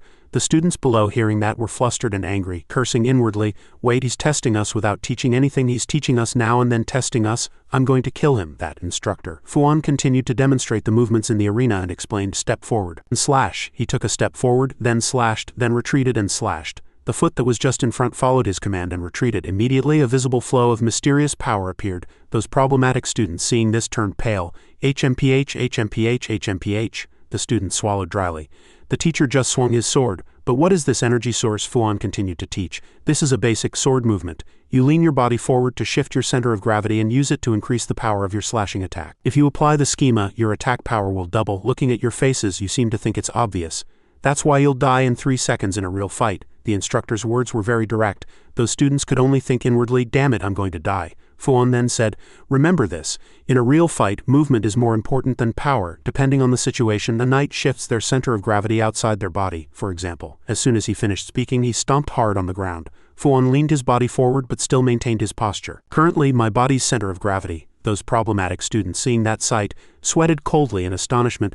Ha ha. His body was now pressed close to the ground, but it was supported by nothing but 1 foot behind him. People call this external gravity. A faint flow of power was emitted near the foot that was maintaining the center of gravity. The next moment, Fuan lightly leaped up, flipped his body to go back up, and while floating in the air he did not forget to explain, if you use this, and he landed on the wall and slashed simultaneously, his expression very dangerous. Immediately, a male student exclaimed in admiration, wow, what is that? The teacher just leapt up in an instant. Fuan was still standing and walking up there, and now he's walking on the ceiling. That sight was very shocking and beyond human comprehension. Fuan then tilted 1 foot, and his body, while floating in the air, lightly slashed with sword aura. Fuan's expression became increasingly ferocious. The speed was too fast for the naked eye, forming a vortex of power. Everyone's eyes widened at this amazing sight. Wow, can a person really rotate that fast? The sight was very mysterious. Finally, Fuan slowly retracted his power. After a moment, he successfully stood on the arena again, and when he pointed to one side, a flow of power poured down onto the trainees below. Tess and Ran also appeared there at this moment. Crazy, she thought worriedly. There's no way to stop that attack. The teacher didn't use power for that attack. It was based on inertia. This is the swordsmanship of a man once known as the Death Mage. Fuan, having finished his demonstration, sheathed his sword and said, "This is an application of external gravity. Of course, at this time, I am not actually controlling gravity. I am merely enhancing my power with a schema to achieve maximum inertia. I have only exaggerated it to explain it in a way you can all understand. Today I will test you with this. Do you understand?" Everyone chorused in a fluster. "Yes, sir." Then Fuan seemed to point to someone, and everyone tensed and swallowed dryly, awaiting judgment. Fuan did not wait and quickly shouted, "Anyone who shouted 'wow' when I demonstrated, drop and give me 200. Yes, sir." Immediately, everyone there did push-ups and gritted their teeth as they did them. The explanation of external gravity, a technique that shifts the center of gravity using schemas to enhance power, which in turn strengthens inertia, allowing for balance and extraordinary movements. Because a person can shift their center of gravity so strongly that it seems to defy gravity, this technique is called external gravity, first effect. To use external gravity, one must first perform this movement. A basic example is the spring motion, which involves using muscles to generate vibrations. In the initial stage, it can be used by stomping hard on the ground, but it is not suitable for close combat. Baka was then doing push-ups with all his might, sweat continuously streaming down and veins protruding on his face. Then a voice was heard. "Listen to my explanation." Baka Kwan explains the exam. The subject exam on the movement of the center of gravity will be a horizontal obstacle course. The rules are very simple. When you encounter an obstacle, you must quickly avoid it. You must overcome various forms of obstacles. In the final stage, there will be almost no space to pass through. Therefore, you cannot pass without using external gravity. All obstacles are made of real blades, so remember that you could lose your life in serious situations. I believe none of you will be too scared to try. In the rare case that a part of your body is cut off, Instructor Kana can reattach it, so don't worry. The trainees were all astonished, recalling Instructor Kana's surgery scene. "This is even scarier," Baka Kwan, after finishing his push-up, said. "Now come up in order of number. Number one. His face was contorted with fear and he replied, "Yes, damn it, let me rest a bit." The trainees sighed. After number 1 David Aiden's evaluation finished, Tess and Ran sat and rested. Tess wiped her sweat and sighed. "Even if we learned the schema, isn't 200 push-ups too much?" Ran was flustered and reminded her, "Let's go over there or we'll get punished again." She still smiled brightly. "We'll be busy with evaluations. What's wrong?" At this moment, other trainees saw the two being close and were very jealous, shedding tears. "Why is the goddess of Class 1 always clinging to that foolish guy? One day I'll kill that blue-haired guy." "Look at me sob." Tess then brought up the story that had just happened. "But I mean that person named Shirin, isn't she a girl?" Ran was exhausted and breathing hard and asked, "Question mark?" The next moment he furiously shouted, "Are you crazy? Even if I'm not intelligent, I would never insult a knight like that." Tess pouted her lips and said nonchalantly, "Oh really?" Ran declared very confidently that Shirin would definitely be the best, which is why I put everything on him, even my life. She, seeing that expression on Ran's face, seemed to gain a new understanding of him. "Oh, he's completely different when he talks about his friend." Then Ran cleared his throat and calmed down, saying, "Anyway, don't judge hastily." Tess thought to herself, "So he considers Ran his friend that much? I'm jealous." Oh, in that case, she seemed to have come up with a plan at this moment. She hurriedly pointed at her face and asked, "Shirin, can I meet him?" Ran was startled. "Why are you asking so pointedly? Why do you want to meet my friend?" Tess covered her face with an excited expression and said, "Hey, you brag about him too much. How can I not be curious? Just the thought of you having a friend makes me jealous." Ran cautiously said it was too sudden. Moreover, Shirin was very far from Chris. Tess was still very excited. "Then can I visit Chris? It's almost vacation." "Oh right, isn't there a small island to the south? I heard it's a famous tourist spot." "Great, we can go play together." Ran heard this and immediately panicked, exclaiming inwardly, "Go play with Shirin?" Realizing that a friendship had begun, despite being separated for half a year, Ran wore an eager expression, wanting to go play. Tess was excited again, and Ran cleared his throat, saying, but is it okay for 3 people to go? He's a bit shy." At that, Tess grinned slyly and said, "Good reaction." And she quickly and innocently made a plan. "Let's have him bring another girl. He knows people at the Magic Academy. A double date vacation. How about it?" Upon hearing this plan, Ran once again exclaimed in an agitated voice, "A double date?" Then he seemed to compose himself and turned around. Well, I'll think about it." But Tess quickly stood up and said firmly, "Good." She decided it so nonchalantly.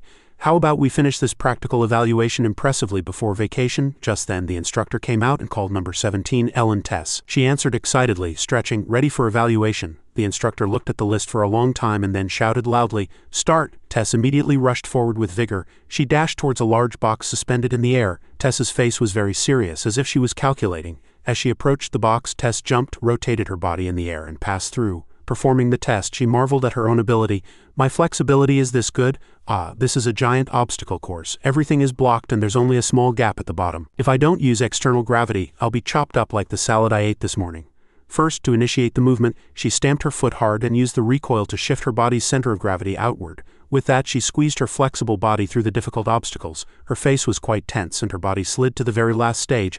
After a moment, she successfully passed the obstacles and the instructor's shout echoed, "Number 12, Ellen Tess, pass." After finishing the exam, she stood proudly panting and exclaimed happily to herself, "This is my first time doing something like this, and I did it perfectly. Was all the training so far just basic? The teacher has a peculiar personality, but he's a true instructor." The instructor looked at the list again and shouted, "Number 20, Ran O, prepare for evaluation." But at this moment his eyes turned dangerous. Looking up, Ran took a ready stance. The instructor shouted, "Start!" Immediately, Ran pushed off with incredibly strong force and leapt. He gritted his teeth and ran with long strides. Everyone who saw him exclaimed in surprise, "Oh, so fast!" At this moment Ran leapt onto a large box, and he used the recoil to leap into the air and looked at the instructor performing the test. The instructor analyzed his use of the schema to shift his center of gravity outward.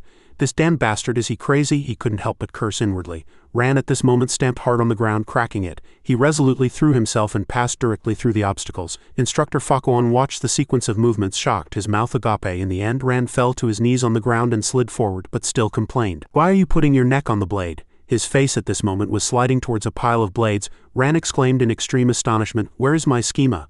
But the instructor suddenly appeared at this moment and kicked Ran hard, sending him flying far away. Ran rolled like a ball outside, destroying several things. He shouted in embarrassment and anger, "You foolish idiot, are you crazy? Why are you leaning your neck towards the blade? Where is your schema technique? What nonsense are you talking about? Don't you know what a schema is? I told you. Children who don't know how to use schemas will fail the practical exam," Ran hastily explained. "No, I know how to use it," Fakuan complained coldly. "I took a strength test a month ago, and he definitely passed." Upon hearing this, Ran was bewildered. "What? That's definitely a lie." Then he again offered his opinion. "I heard that. If it's a test of lifting twice your body weight, then this much is definitely possible." Fakuan barely passed, but pointed at a large stone with a bewildered expression. And at this moment gritted his teeth and lifted the large stone, and everyone's eyes widened in disbelief. He asked inwardly, "HMPH, HMPH, HMPH, instructor, how is it?" He exerted so much force that veins popped out all over his body. Fakuan saw him and exclaimed in disbelief, "How is this possible?" Ran at this moment, still holding the large stone, asked, "Is something wrong?" The instructor at this moment approached with a surprised expression and touched his muscles. Ran apologized, but his sweat dripped like a shower and he seemed to realize something extremely astonishing. The instructor exclaimed in bewilderment, "You haven't even opened your schema yet." Ran looked at him in bewilderment. "Just now," Instructor Fakuan said again. "I'm sorry, why is he saying that?" At this moment he said such words with a dark expression in front of Ran and others who looked at him in incomprehension. Fakuan asked, "You're not lifting this stone, are you?" Ran hastily explained, "That's because I'm foolishly strong. My muscles are bigger than my brain." But Fakuan continued, "Ran O, first year, first semester, final ranking at the Swordsmanship and Schema Academy confirmed. Schema is the most basic quality of a swordsman." Ran's face hardened upon hearing that. At this moment he was still holding the large stone and unconsciously put it down hard, startling the other academy students. Since all swordsmanship techniques are based on schema, Ran is excluded from all practical exams and cannot receive practical exam scores. The scene shifts outside the building. At this moment, someone let out an annoyed curse under the bright sunlight. "Damn it," Ran trembled as he looked at the results sheet. "Just because I haven't mastered schema, it doesn't mean I have no reason to be in society. If the report card gets out and my father finds out, he'll be angry." His tears dripped and he imagined his father's angry expression. Tess at this moment waved from a carriage and called, "Ran, you haven't forgotten, have you? You have to bring a friend during vacation?" Ran turned around with a frown. "Oh, of course." He already had a travel bag on his shoulder. "I wonder what Shirin is doing right now." The scene shifts to another space, a building built in a blue forest. Shirin stood alone in the large training ground. His eyes were very serious and his blue pupils glinted. After a moment Shirin's shadow flashed past. He was practicing teleportation, and his speed was so fast it formed a beam of light. Shirin patrolled in a zigzag pattern, moving quickly horizontally. Shirin flew like an arrow, and a mysterious beam of light emanated from his body, and that line of power soared into the air. Shirin moved in winding curves with brilliant colors. This was called rainbow dance. Then Shirin stood again and stretched out his hand, emitting some power. Immediately power exploded around him, causing a large explosion. This was called light cannon. After using a series of techniques, Shirin stood there for a long time, and suddenly his hand lit up again. Aurora ray, a pillar of powerful light, charged forward. No matter how solid the material, if affected by the wave, the ray of power would pierce through large stones and shatter them. This powerful magic would eventually destroy it.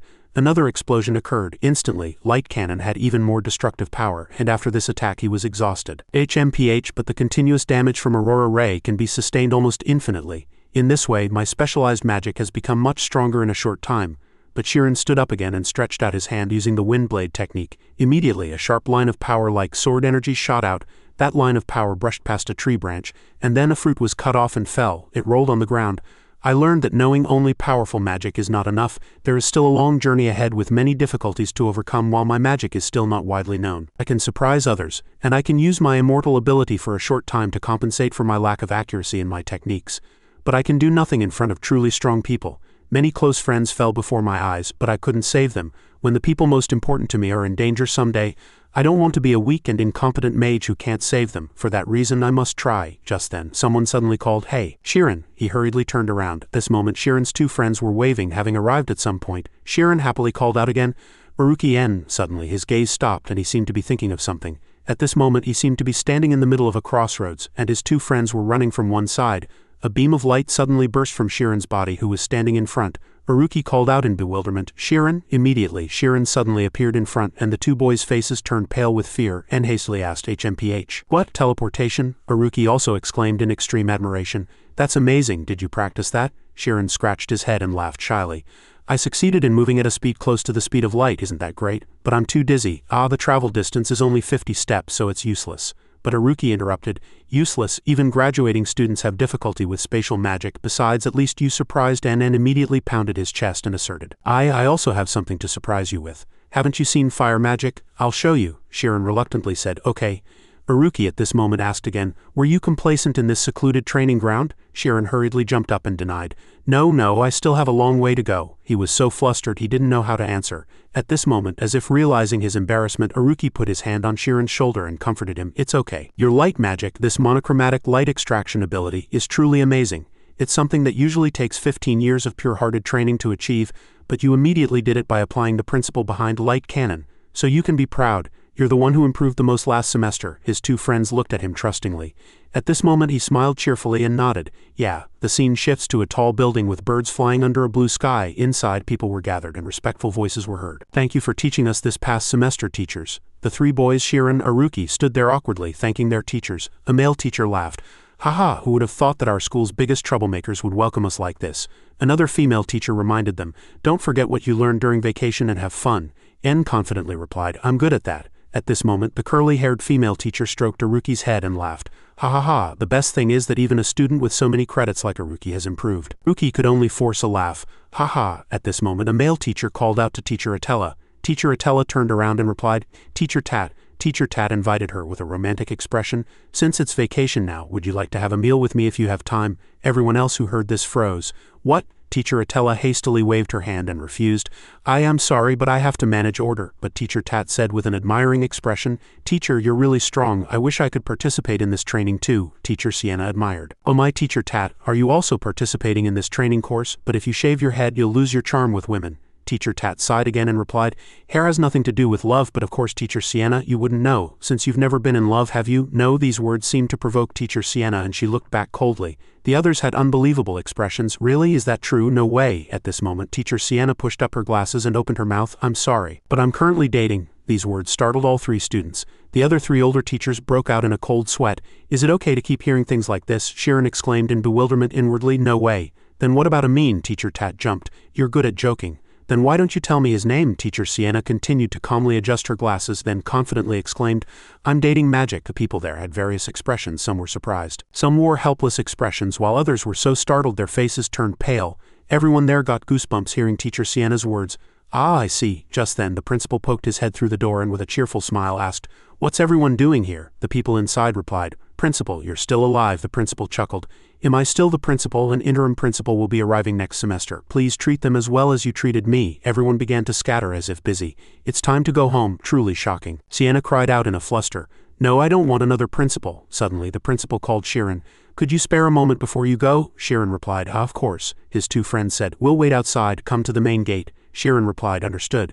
After everyone left, Shirin turned around and saw the principal looking out. Just then, the principal suddenly asked, "You intend to investigate, don't you?" His sharp gaze, directed towards Miro, was unlike his comical demeanor just moments before. It was as if he could see through Shirin's thoughts. Shirin paused at these words, his expression hardening. Regaining his composure, he replied, "Yes, you must have already known." The principal stroked his beard and said, "I've looked after children for 40 years, so I can tell just by looking at your eyes." Shirin bowed his head.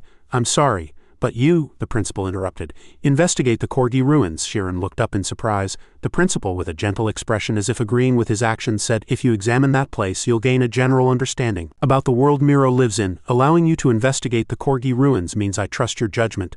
So never let your guard down, understood? He warned him seriously. Shirin replied with a confident tone, thank you, I promise I won't cause any trouble. Suddenly, the principal asked again, could you tell me why you want to explore Miro's labyrinth? His expression was very gentle. Shirin answered without hesitation. When I was returning, crossing several dimensions, I heard a voice, the principal exclaimed in surprise. A voice? Shirin replied seriously. Yes, it was my own voice, the voice echoed. To your parents, anyone but you would have been fine. You are illegitimate, and they are not your biological parents. You are an unnecessary existence in this world.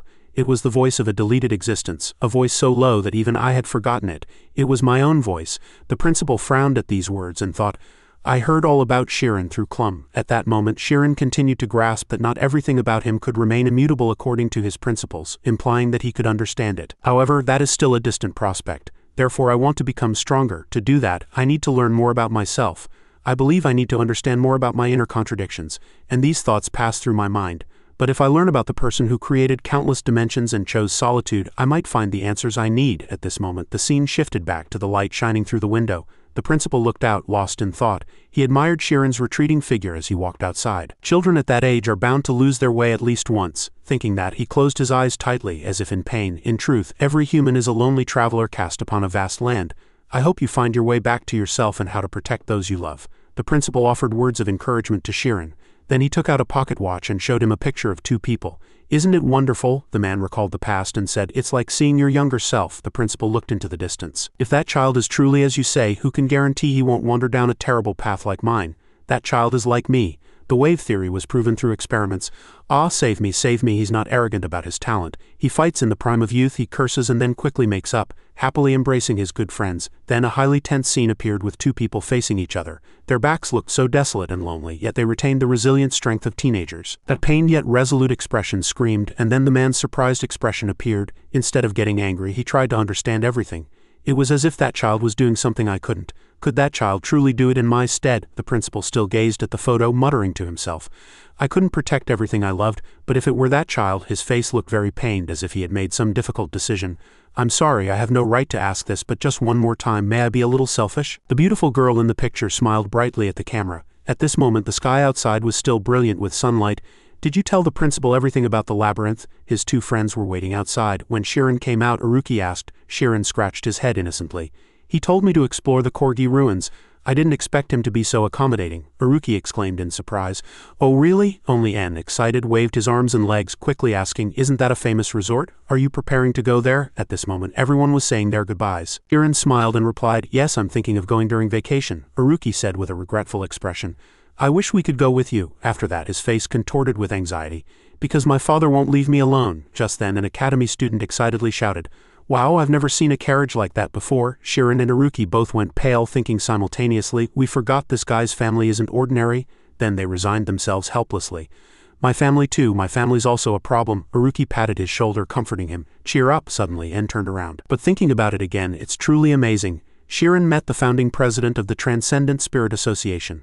I heard Miki Agaro, the head of the Magic Association, was also a co-founding member. Aruki continued, the person who created the Estat equation was also a co-founding member. It was truly an era filled with amazing figures. And N turned around. Shirin, when your exploration is over, you must tell us. He smiled and nodded. Yes, of course. At this moment, the carriage wheels began to roll over the ground, but he still waved a handkerchief out the window, tears welling up, and shouted loudly. Shirin, Aruki, take care. Be sure to write. Aruki gave a thumbs up out the window. Shirin also leaned out and cheerfully replied, take care. See you next month. The scene shifted to another landscape, revealing a grand yet natural manor. This was the manor of Gina in the capital of the Baska-O kingdom. Clothes were strewn haphazardly on the stairs and the space was filled with piano music, but the performer's expression was annoyed and displeased, and sweat continuously streamed down. This person was Rina, 20 years old. Ran at this moment poked his head through the door, his face pale. Noisy, it's starting again. That wicked witch is evolving into a new generation witch. The aura emanating from Reina's body was sinister like a demon. Her eyes blazed with anger. Ran was extremely flustered. Seeing my sister, it's starting again. How many days has she been like this? If I bother her now, I won't just get cursed at, I might die. And then he quickly turned to run away. I need to sneak out. Just then, a high heel suddenly flew spinning from a distance, looking very powerful. Its sharp heel flew straight towards Ran's face, and Ran cried out in pain, his mouth agape. Rena at this moment gripped her skirt ready to stand up and said in a sinister voice, "It seems there was a cat sneaking around here and it was you." At this moment she looked as terrifying as an evil god. While Rand's hair stood on end from fear, Rena extended her hand and said, "Give it here." She was referring to his report card. Rand, hearing this, mustered his last bit of courage and resisted. "Sister, do you think I'm a child? I can keep my own report card." But just a few seconds later he lay sprawled in a puddle of blood. A large lump had formed on his head and Rena had her delicate foot on his back. She already held the paper in her hand, glaring. "You should listen when your sister speaks." A moment later she seriously reviewed the report card. After checking it multiple times, Rena's expression was as if struck by lightning. It was indeed 30th out of 30. She trembled with anger, shouting, "How did you get a B? What's a virtual schema? Is it like a virtual pregnancy?" Rand frantically packed his bags, replying, "Damn it, I don't know what I'm doing." Rena felt helpless with her brother. "Is this fool having such trouble with schema release?" Rand, tightly tying his travel bag, said, "If I can't do that, what else can I do anyway? I'm leaving." He hugged his bag and tried to run away, but Rena grabbed his collar and pulled him back. "Where are you going? Stop right there. After your sister finishes her work here, let's go to Grandpa's house together." Rand, hearing this, quickly refused. "Absolutely not. I have my own plans. I'm leaving." Rena at this moment slammed her brother's head against the wall and asked grimly, "Where are you going, and with whom?" Rand was in pain, continuously sweating. "I don't even have friends," he inwardly winced. "I need to be careful with my words. If I say I'm going to hang out with Shirin, I'm dead meat. My sister really hates that name, Shirin. I need to show Shirin this side of my sister." And he asked, "Sister, you know the family now, right? There's a girl named Tess, the only daughter." Rena in a rage interrupted. "Don't talk nonsense. Why would the daughter of a noble family like Ellen play with you?" And seized this opportunity to shake off his sister's foot and sprinted towards the door. Rena, enraged, could only shout, "Hey, stop right there!" Rand fled without looking back. Rena could only admire him helplessly. "Rand, when will you realize, no matter how hard you try, you're in the palm of your sister's hand? Go by carriage. Let's see who gets to Chris faster." At this moment her expression was very terrifying. The scene shifted to a carriage speeding through a secluded forest. "Oh, the young master has already received his knight title." Inside were Shirin and an elderly man. The old man replied, "Yes, he has reached 10th grade and is currently on an important mission on the front lines. The young lady has also just been promoted to the Royal 7th Virtuoso. The Lord is still busy, and the Grand Senior is soon to retire and return to Chris. This is Tamaran, the sub-butler of the Ozan family." Upon hearing this, Shirin exclaimed in surprise, "I heard Ran is there too." "How is he doing now?" Sub-butler Tamaran replied. "I cannot go into detail. All I know is that he is a 6th grade certified swordsman. It is also best not to bring up the eldest son's story within the household," he warned. Upon hearing this, Shirin replied in a fluster, "Ah, I see." He still thought to himself, was he kicked out of the house? No, the Lord loves his children very much, so it might be a political reason. Thinking that, Shirin asked again, "How is Rand doing these days? I think I'll be able to meet him soon." But sub-butler Tamaran replied, "I haven't received a single letter from him in half a year." Upon hearing this, Shirin laughed cheerfully. "Ha ha ha, that's Rand for you." The scene shifted to another landscape. When Shirin arrived home, his mouth twitched at the sight. Beer bottles were on the table and sounds of praise could be heard. "Dad, this pork stew is really delicious," another voice replied. Of course. Pork goes best with beer. Lamb smells too strong." The table was filled with delicious food. Come on, have another drink." Before Shirin's eyes, Rand was casually drinking with his father, calling him Dad. "Yes, Dad, he." At this moment, Shirin exclaimed in surprise, "Rand," and then flustered, "Dad, what's going on?" Rand, seeing him, cheerfully called out, "Shirin." His drunken father rushed over and hugged little Shirin tightly. "Oh my son, are you hurt anywhere?" Shirin was aghast. The smell of alcohol, and then, shocked, he was showered with kisses on his cheek. His head spun. "Wait, what's going on? I was expecting a dramatic reunion after half a year, imagining a happy scene of my parents joyfully welcoming me." "Ha ha ha, my son," Shirin asked in a fluster. "Why is this suddenly happening? Why is Ran at our house?" His father turned and replied, "That child has been waiting for you for 2 days. We went chopping wood and hunting together, didn't we?" Ran excitedly thumped his chest. "Hee, a man's gotta hunt." His mother also poked her head out of the kitchen at this moment and called Shirin in surprise. Shirin, breaking free from his father's massive arms, cried out, Mom. He ran to hug his mother. It was as happy a scene as he had imagined. "Come here, my child." His mother must have had a tough time while he was gone. His mother stroked his head and smiled gently. "Oh, the Ozan family helped us a lot." Only then was Shirin content in his heart. "Yes, this is the reunion I expected." Sniffle. At this moment his mother glared at his father. Seeing his son return home only to drink, the father quickly turned his face and whistled. Ahem, the mood passed nicely. Shirin hastily questioned Ran, "I heard you haven't contacted your family. Haven't you visited them?" Ran rolled his eyes and pouted, saying, "What would I do there? I have a lot to do." Shirin knew Ran's personality too well and immediately pointed out, "That's ridiculous. Did you cause trouble again?" Ran flinched in surprise. Shirin, troubled by his friend, covered his face and felt helpless. My goodness, this guy didn't want to go home but couldn't. But Ran quickly changed the subject and called his father. "Dad, this is no time for this. Let's go chop wood together." Hearing that, the father proudly showed off his firm muscles. "Let's go, why don't we men spend some time together?" The mother was surprised to hear that. You just drank, what are you going to do again? Go upstairs and take a nap? Sharon couldn't help but feel helpless in front of these two drunkards. It can't be helped. It's been a long time since they've done that. Fine. He took off his jacket and said to his mother, "It's okay, Mom. We'll be right back." Mother was surprised again. "It's too dangerous to go to the mountains after drinking." Sharon tightened his belt and reassured her, "Don't worry, I'm here." The three of them looked very excited. The mother stared blankly at this scene. It's okay, the mother thought as she watched the three of them happily talking. Is it because of that child? It's only been half a year since I reunited with my son, but he seems like a completely different person. They went outside. With his father's eyes shining, Ran was excited, carrying a double-bladed axe. Sharon, want to make a bet? The loser has to obey the winner's command. Let's bet on who can fell a tree with the fewest swings. Sharon was surprised to hear that. Yeah, in the middle of a large forest, Ran's voice echoed again. I think I made a similar bet with Dad when I was little. After that, a rumbling sound echoed, and leaves shook violently and fell. Sharon cried out in extreme surprise. What is this? Is that a schema? The large tree trunk was now more than halfway cut. Ran looked back and replied, Ha, no, there's no need to use a schema to fell a tree. After that, he swung the axe in his hand.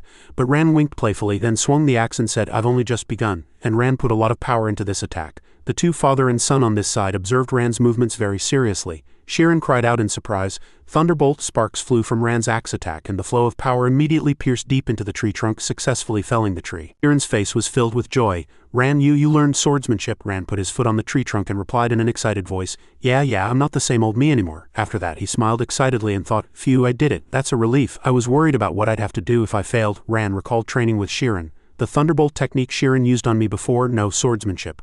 I learned my father's secret technique. Father taught me before. So I asked Sharon, how can you use Thunderbolt? As you can see, Ran kept nodding. Yes. I did special training all day. Ha. Ran's face was filled with joy at his own progress. His father next to him stroked his beard and smiled contentedly. What a good friend. He's a noble but not stubborn, and he even politely asked me to teach him. Not only that, but he had a strong will, never giving up until he succeeded. However, the father turned his gaze to Sharon and said somewhat provocatively, Look, Sharon, father told you it wouldn't be easy. Do you still think you can beat him? Sharon immediately replied, I thought I could only win if I knocked him down in one blow. Ran held up his axe and said, Try my axe. But Sharon passed it by. It's okay. He seriously chose a large tree, and question marks filled the heads of the two behind him. Sharon closed his eyes and concentrated, and soon a strong flow of power was emitted, strong enough to scatter his hair. The two felt that power and were extremely surprised. What is this? A breeze blew as Sharon's hand touched the huge tree trunk. The next moment, a thin blade appeared across the tree trunk, almost invisible to the naked eye. The father cried out in disbelief, What was that just now? Immediately, the tree trunk was cleanly cut into two pieces. As the tree fell easily, Sharon turned back and cried out with joy, I won. Ran was extremely surprised. What kind of magic is that? Sharon laughed, held up two fingers and said, Hee, that's Windblade, isn't it amazing? The father approached and observed the clean cut, exclaiming in admiration, My goodness. Is this magic? Dad just thought it was a fun trick. After that, he joked again. Now we don't have to worry about making a living from wood. Sharon laughed and replied, Of course, leave it all to me. Ran still stood blankly to the side, astonished, thinking, Unbelievable. In just half a year, but soon the corners of his mouth turned up excitedly. I knew it. I was right all along. Sharon brought up the bet again. Now my command is for Ran to move the trees. Ran couldn't help but shed tears. Anyway, it's my job. The scene shifted to Sharon's house, where it was night. The light leaking out made it look very cozy. The four of them were happily having dinner. The table was full of delicious food. Sharon kept telling stories about his time away from home, and his parents listened intently. It was a truly happy scene. Ran smiled watching the family talk. After finishing dinner and talking, everyone went to bed. The lights went out. Voices echoed from the two boys' room. Are you going to Gallon Island too? There were 2 beds in the room. Sharon replied, Yeah, I want to investigate a place called the Corgi Ruins. Ran asked again, What, for your studies? Sharon, resting his head on his hand, replied, A little break is fine, isn't it? It's a famous tourist spot too. Ran got up excitedly and said, Really? Then that's good. But a slight worry was etched on his face. But is it okay for me to go there? It was a very meaningful trip. Sharon looked up at the ceiling and replied seriously, Who would have thought you'd come back with a girlfriend from the Swordsmanship Academy? Did you study properly? It's really suspicious that she's here and not going home. Ran's face turned pale again. What are you talking about? That's not important, just skip it. And she's not my girlfriend, Sharon just said. Then just tell me if you have anyone to take. Ran sweated and calculated inwardly. This is it, the biggest obstacle to this plan. Sharon is really an idiot. Seeing how he can't even make eye contact with my witch-like sister and is embarrassed, he'll probably never have a girlfriend, honestly speaking. How could he know any girl? If he says he doesn't have one, I'll have to tell Tess the truth. And he was about to say, if he doesn't have one. But Sharon spoke up, All right, I'll bring someone, I'll bring a girlfriend. These words surprised Ran so much that he was speechless. His parents, who were eavesdropping outside the door, also turned pale, their faces filled with disbelief. Ran then cautiously asked, You have many girlfriends? A slight sense of helplessness was on Ran's face. Our family's witch will be very sad. Sharon looked puzzled to hear that. Ran ignored him and said, "It's nothing," and Shirin asked again, "How's Rena doing? It must be nice to have such a good sister. I grew up as an only child." Ran couldn't help but feel uneasy. Ahem. Inwardly he also asked himself, "Is it good?" Ran asked again.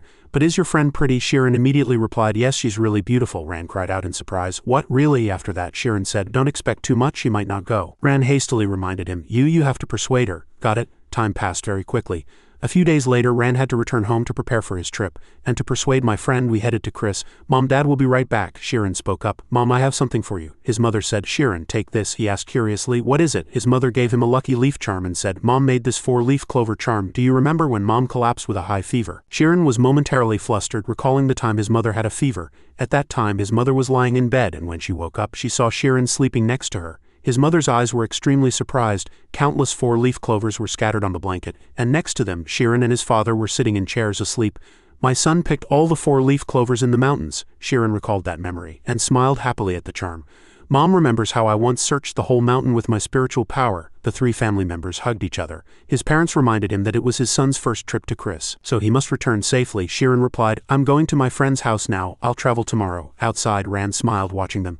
Shirin's personality must be inherited from both of them. Then his mother handed another charm to Ran and said, "Young Master Ran." Ran quickly received it and replied, "Thank you, Mom, no need to be so formal." He confidently reassured her, "Don't worry, as Shirin's knight I will definitely protect him." His mother smiled looking at him, "I entrust Shirin to you." It was a story about the Kamis family, who led a noble family in the Tamia kingdom. Their descendants inherited a special memory ability called Red Eyes. This ability gave them innate talent, allowing them to learn everything 10 times faster than others. However, they did not pursue power but chose more liberal ambitions. The family tradition valued individualism greatly, so each individual left a unique mark in their field, and people called the Kamis family the star of the continent. At this moment, Shirin appeared at the door with a basket of fruit. "I didn't make an appointment in advance, so I just came straight here." "What if she's not home? Should I wait until she comes back?" Shirin looked up worriedly. At this moment 2 guards inside the door spotted him. Shirin looked around and saw them, and the 2 guards sweated. As Shirin approached, the older man spoke first. "Excuse me, may I ask who you are?" Shirin replied, "My name is Shirin. Is Amy here? I'm a friend of hers from the Magic Academy." Hearing that, he gave a fake smile. "Ah, I see." Inwardly he muttered, "A friend?" Seeing Shirin's humble appearance, "These flies are swarming around her. As soon as this vacation begins he must be confident in his looks. But doesn't he know that not even the imperial family can do anything here?" But on the outside he still maintained a fake smile. "I will check. Please wait a moment," and he quickly turned around and ordered his subordinate, "Hey, go check." His expression was extremely cold. "What are you dawdling for? I told you to check." The young man's hand trembled as he tried to draw his sword. Yes." After that the young man rode inside, and the old man remained, sweating, and analyzed again. "What on earth is he? That child has a different feeling about him. Could he be a student from a famous family?" After that he cautiously tried to ask again, Could you tell me which family you are from?" But the young man quickly rode back, giving instructions with a surprised expression. The old man replied, "Oh, you're back." Inwardly he thought, "I need to find a credible excuse so that no bad rumors spread." After that he asked, "How is it? Did she say she was busy today?" The young man dismounted and hastily replied, "She told him to come in." The old man turned around and tried to politely refuse Shirin with a fake smile. "All right, I'm sorry, young master, but she's quite busy." But as soon as he heard the answer, his face turned pale with surprise and he turned around. "What?" the young man replied, gasping for breath. "It's true." Just then a grand carriage appeared, and the young lady herself ordered him to be escorted. The old man, seeing the grand carriage, turned pale with shock. What on earth is happening? At this moment, while the 2 of them were flustered, a man stepped out of the carriage. The 2 quickly greeted Shirin. "Welcome to the Kamis estate." The man who had just appeared smiled warmly. "Welcome, I am the head butler." Dello," Shirin replied cheerfully. "I am Shirin." So she was home after all. That's a relief. The 2 guards were now pale-faced. What happened that we don't know about? The head butler himself came out to welcome him. Butler Dello then said with a bright smile, "This might be a little rude, but before I escort the young master to the mansion, there's one thing I'd like to confirm." Shirin was surprised. "What is it?" Butler Dello said. "I'd like to verify your identity to confirm you are Shirin." Shirin cried out in extreme surprise. "No, the young lady said this," he continued. "If it's Shirin, bring him here." So I interpreted her words as, "If it's Shirin, bring him here." Shirin inwardly exclaimed as if struck by lightning. "What? That's really Amy's style of speaking." The scene of her saying that came to mind. "Shirin, if it's Shirin, bring him in." "Did you really interpret it that strictly?" Shirin broke into a cold sweat, flustered. He then asked, "You're verifying my identity. How are you going to do that?" Butler Dell continued.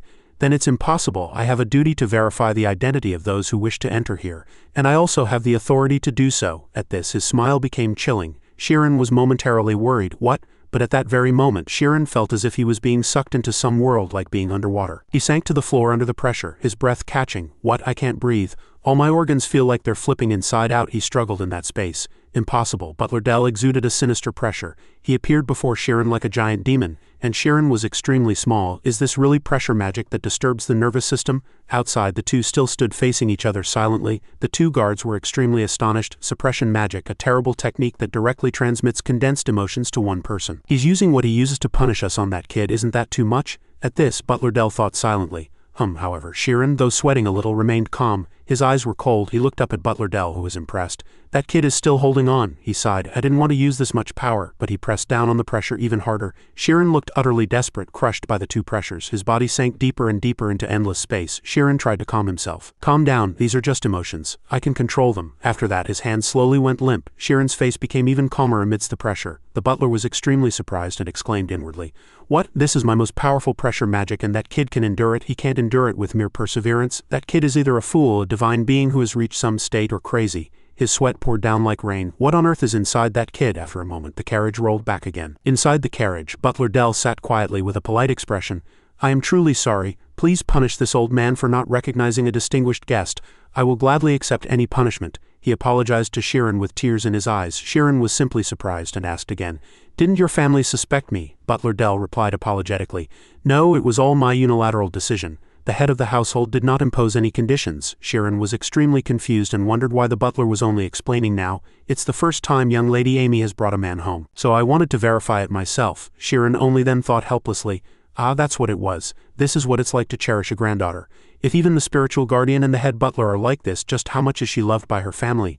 And he again said honestly with a pale face, Suddenly I feel nervous. Butler Dell smiled and reassured him, there's no need to be nervous. It might just be better than you expect. Shirin walked the path uneasily the whole time. At this, red hair fluttered outside the window. Amy was surprised and flustered by Shirin's presence. Came here? Really? Explanation of attribute suppression. The visual technique system is a technique that disturbs the subject's nervous system by transmitting amplified unnatural emotions. This causes stress without physical harm. If the power is amplified, it can cause physical pathologies such as organ failure and heart failure. To escape this, one must amplify or control their own emotions. After a moment, the carriage arrived at the mansion. As soon as Shirin saw the scenery, he exclaimed, Wow, it's really beautiful. This garden is amazing. Butler Dell smiled happily and continued, That fountain was designed by young Lady Amy herself. Not only that, but everyone has their own section and decorates it as they wish. Shirin admired it. I see, that's really impressive. And he happily commented, That fountain is designed with light refraction effects, just like Amy. The butler said proudly, Everyone in the Camise family has the red eyes ability. Thanks to that ability, they excel in all fields and nothing is impossible for them, so they rarely interfere in each other's affairs. Even when the academy was attacked, the head of the household only checked on young Lady Amy's safety and left the rest to the academy. Shirin was startled to hear that. I see, he admired inwardly. That was a situation where his own daughter's life was threatened. However, Butler Dell immediately explained, It's not that they lack affection, it's their family tradition. That's why the young lady experienced many difficulties in her childhood. Shirin's face turned pale upon hearing that, and he smiled awkwardly. I see, she really went through a lot. Butler Dell looked out, lost in thought. Yes, the young lady truly went through a lot, but recently she has changed a lot. Now she seems to enjoy her work like other family members. I believe all of this is thanks to young Master Shirin. Thank you very much, Shirin hurriedly denied. Me, that's impossible. However, he still said, I am sure. At this, the carriage entered the mansion's courtyard. After a moment, the two entered. Butler Dell led the way. Shirin followed, looking around nervously. I'm worried. I just hope I don't get rejected at the entrance. At this, Butler Dell spoke up. Master, young Lady Amy's friend has arrived. At this, a woman in a beautiful blue dress appeared and an excited scream burst out, making Shirin stumble for a moment. This woman also had red hair and approached Shirin, observing him and exclaiming repeatedly, So manly, so manly. This is Camise Iris, the lady of the household, Shirin exclaimed in surprise inwardly. She looks exactly like young Lady Amy. However, he smiled politely. Hello, but he was immediately pulled away by the lady. No need for introductions. She pulled Shirin along, exclaiming excitedly, Everyone, young Lady Amy's boyfriend has arrived. Shirin was made to sit at the dining table and was extremely flustered. But at this a question burst out. What? Shirin looked worriedly across the table. Someone across from him seemed to be reading a newspaper. This is Camise Sakura, the head of the household, he asked again with a cold expression. My daughter's boyfriend, Shirin hurriedly explained. Oh no, but another question burst out. Boyfriend, someone approached. This made Shirin extremely terrified. Should we see him, the one who stole our sister's heart? This fiercely faced person is Camise V, the eldest son. Beside him was a bearded man with a cold smile. Me too. This is Camise Aries, the second son. Seeing this scene, Shirin broke into a cold sweat and couldn't utter a single word, and the three men looked like demons. He inwardly screamed, this situation is harder than being forced to make it harder. And he cautiously spoke, Hello. Everyone seemed to be etching him into their eternal memory. Still pale, but a little calmer, he began to introduce himself. "My name is Shirin." The lady beside him continued to look at him and praise him. "Oh my, he's so handsome. You go to the same school as young lady Amy, so you're in your final year?" Shirin smiled awkwardly and replied, "No, I'm in my 5th year." At that very moment, a sinister question burst out. "What?" Shirin again broke into a cold sweat.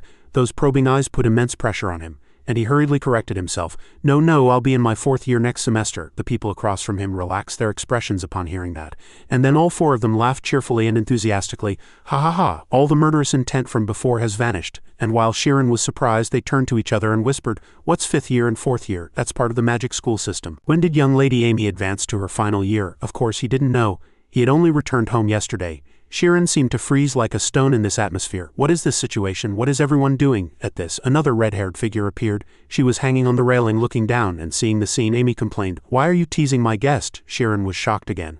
"Were they teasing me the whole time?" they said cheerfully. "Oh, he was just so stiff, it was funny." Moment later, an exclamation burst out from another room. "Oh, this is young lady Amy's room. All the decorations are so cute. Isn't it too big a difference from how assertively she acts? Anyway, she's still our lovely little sister." At this, everyone was sitting in the room enjoying a tea party. While Amy drank tea and ate cake alone, Shirin was surrounded by everyone being questioned.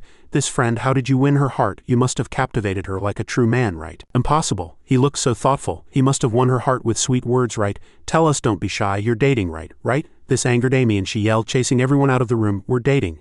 "Happy now?" The mother and children, who had been chased out, just stood there blankly. "Really?" The father, who was reading the newspaper, also looked up at this. At this, only the 2 remained in the room. Shirin asked worriedly, "Will it be okay? We were only fake dating at school. I don't think we need to lie to your family now." Amy replied nonchalantly, "It's fine, they won't care. I have to do it or it'll get more annoying." He was extremely cautious at this point. "I feel like I've caused you trouble. I'm sorry. I should have told you in advance." Amy reassured him. "It's fine, you're just visiting a friend's house." And she asked again, "Then why are you here? It doesn't seem like you're just visiting." At this, Shirin hesitated. Actually, Amy was still nonchalantly drinking tea at this point, but inwardly she was eagerly pressing him. Why are you here? I'm really dying to know." Shirin slowly said, "Actually, I have a favor to ask." Amy, still leaning back and drinking tea, asked, "A favor?" After much beating around the bush, Shirin finally asked, "Do you want to go on a trip to Gallon Island?" She asked again as if she had misheard. "You and I going to an island?" Shirin immediately explained honestly, "I have a close friend named Ran and he brought this up, but Ran said he'd bring a friend, so I thought I should bring a friend too." Amy only then realized, aha, Ran's friend must be a girl. At this, she was still sipping her tea. Shirin wondered, "Is that a divine teacup? Why doesn't it run out no matter how long she sips?" Meanwhile, Shirin exclaimed in surprise, How did you know? I haven't said anything yet." All the while, she still buried her face in the teacup and thought inwardly, "His friend is really skilled. Wasn't it a double date?" She seemed to have grasped the essence. Sweat immediately poured down. Behind the teacup was a flushed and flustered face. "Why drag me into something like that? You didn't even care that we were fake dating. So why now, why?" Amy inwardly screamed furiously. However, she still didn't put down the teacup and kept asking, "Why me of all people? You have friends in the upper grades too, don't you? You know I'm in my final year, right? Everyone else is extremely busy with special training.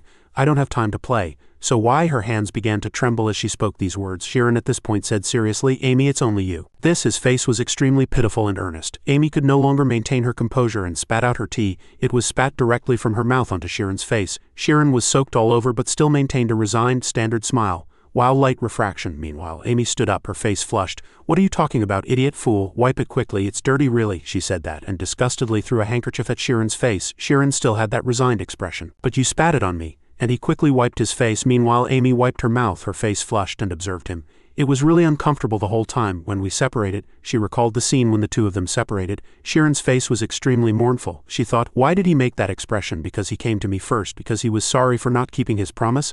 Otherwise, does that kid like me? But since when? While Amy was overthinking, Shirin spoke again. "Do you remember what I told you before?" She was startled. Yes. He again mentioned the person named Miro. Amy exclaimed in extreme surprise. "Miro, president of the Transcendent Spirit Association, you said she was trapped in another dimension?" Shirin immediately said with a confident tone, "Yes, I hypothesize that the immortal function is related to faster-than-light speed. So I want to know more about her," Amy exclaimed in surprise upon hearing that. "Oh, I see," Shirin continued. "The principal said he wouldn't object if I investigated the Corgi ruins. Since Ran invited me anyway, I thought I might do that on the way." Amy let out a sound of understanding, an aha, as if she had heard correctly, followed by a longer aha, as if grasping the full implications. "Ah, I see. The Corgi ruins aren't part of the Tamia kingdom but belong to the autonomous government of Galan. If there's anyone suitable to deal with unknown dangers, it would indeed be you, Amy stated her opinion, but Sheeran immediately clarified, no, that's not what I meant. Well, you're not wrong, but Amy watched Sheeran's expression, guessing inwardly. The real reason he chose her was because even though they hadn't initially gotten along, they had had countless arguments back then. Where did you learn magic? How can a mere commoner possess such a thing? Don't carry that around anymore. Through these exchanges they came to understand each other. He's my boyfriend, don't call me senior anymore.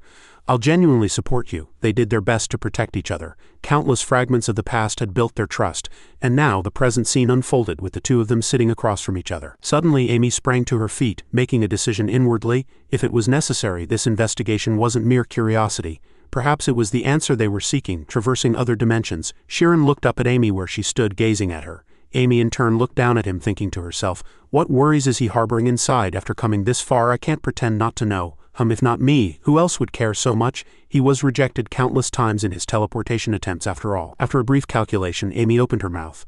All right, let's go. At these words, Sheeran's eyes widened. She turned and with a smile as beautiful as the morning sun headed toward Gallon Island. The next day, Tess appeared at the O family mansion, filled with immense excitement. She placed a hand on her chest and introduced herself clearly.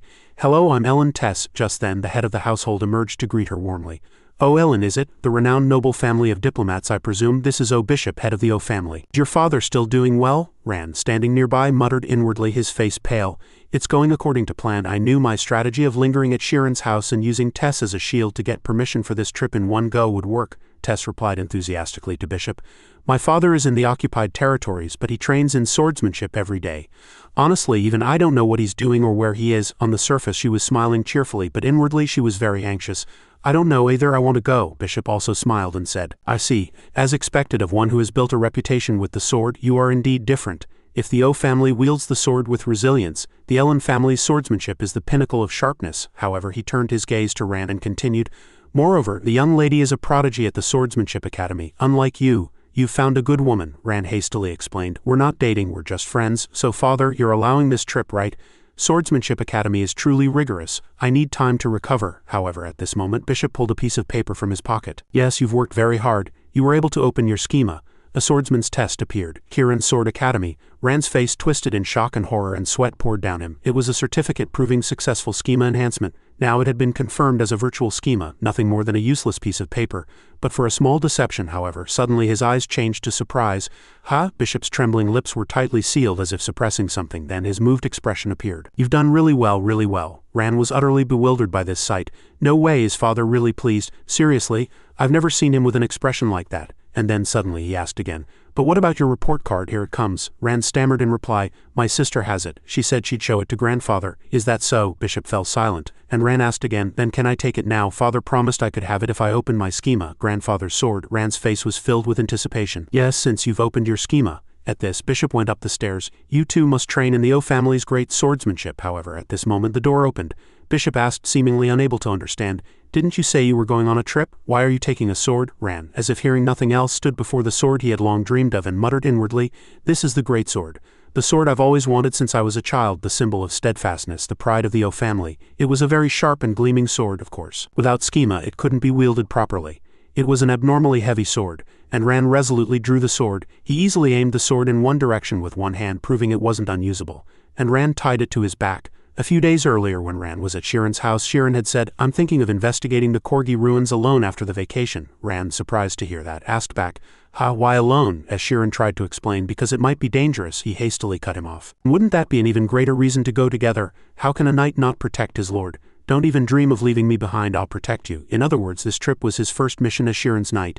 Ran took his sword and set out seriously. Just then the butler called out, young master, Sheeran has arrived. All three turned their heads in surprise to see two people appear, one man and one woman. Sheeran entered first, followed by Amy, both looking very confident. Hello. How have you been? Bishop replied. Yes, I heard you've been well. Sheeran placed a hand on his chest and said politely, my promotion to 4th year this time is all thanks to you. Bishop forced a laugh and said, what did I do? It was your own effort. Inwardly he was amazed. He hasn't been enrolled long yet he's already in 4th year. I knew he was talented, but how far does he intend to grow? And he turned his gaze to Amy and asked, "Is the young lady beside you your companion?" Amy bowed politely. "It's an honor to meet you. I am Amy Camise." She subtly showcased her family name. The servants, hearing the name, turned back in surprise, and Tess also covered her mouth in excitement, muttering inwardly, "Camise? So that's why the name sounded familiar." Bishop's expression was still one of utter disbelief. His face was very grim. "Isn't that family one of the most prestigious noble families by bloodline, and she Sheeran's companion? Honestly, when he swore his knight's oath I thought he was ruining one of my sons, but now I worried my son would be a burden to Sheeran." But in the end Ran also opened his schema, and both of them have connections to prestigious noble families, so as a father I can't hide my joy.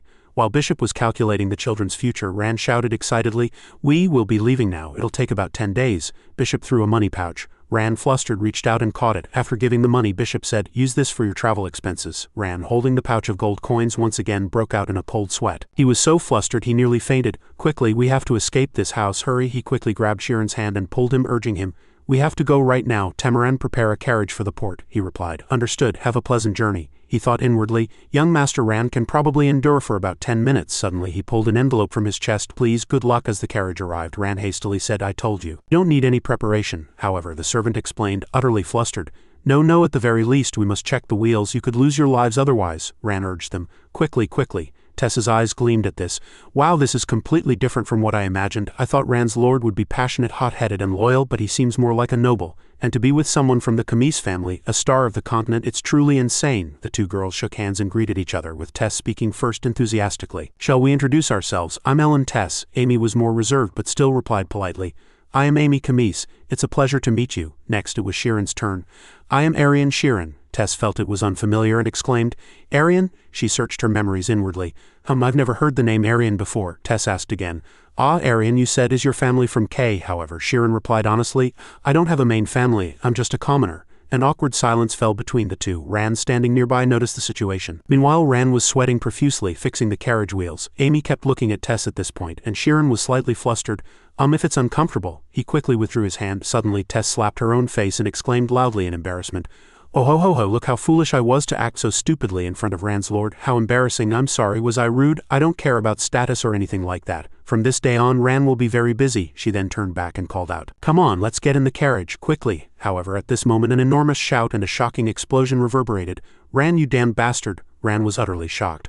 A wave of overwhelming power poured down. "How dare you!" From the smoke a devil-like figure emerged. Bishop's eyes flashed and he shouted, clearly enraged, "How dare you be disrespectful to an elder?" Regarding the Ellen family.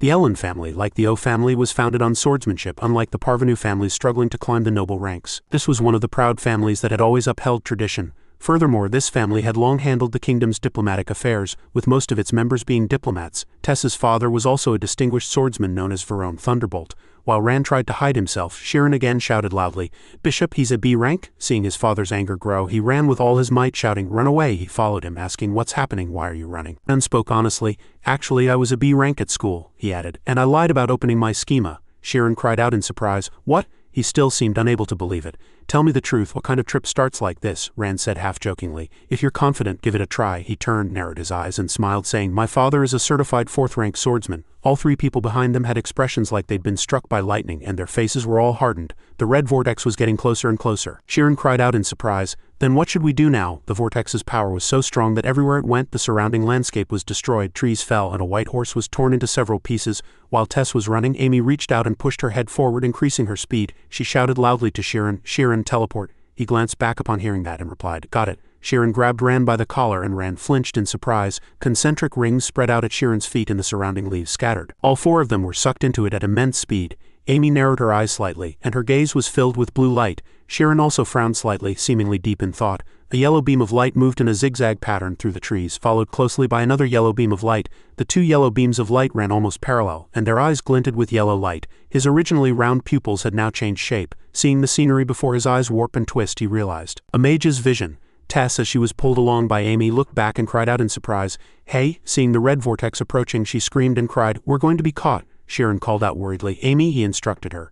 "Stick close to me." Amy, running alongside, asked, "What are you going to do?" Sheeran replied, "I'm preparing to teleport." His face was filled with tension. "If we want to escape, we need to get out of this place as quickly as possible." Tess doubted inwardly. He knows how to teleport? He signaled everyone to take his hand and said, "I didn't expect to have to use this in actual combat." Everyone held their breath, waiting for Sheeran's action.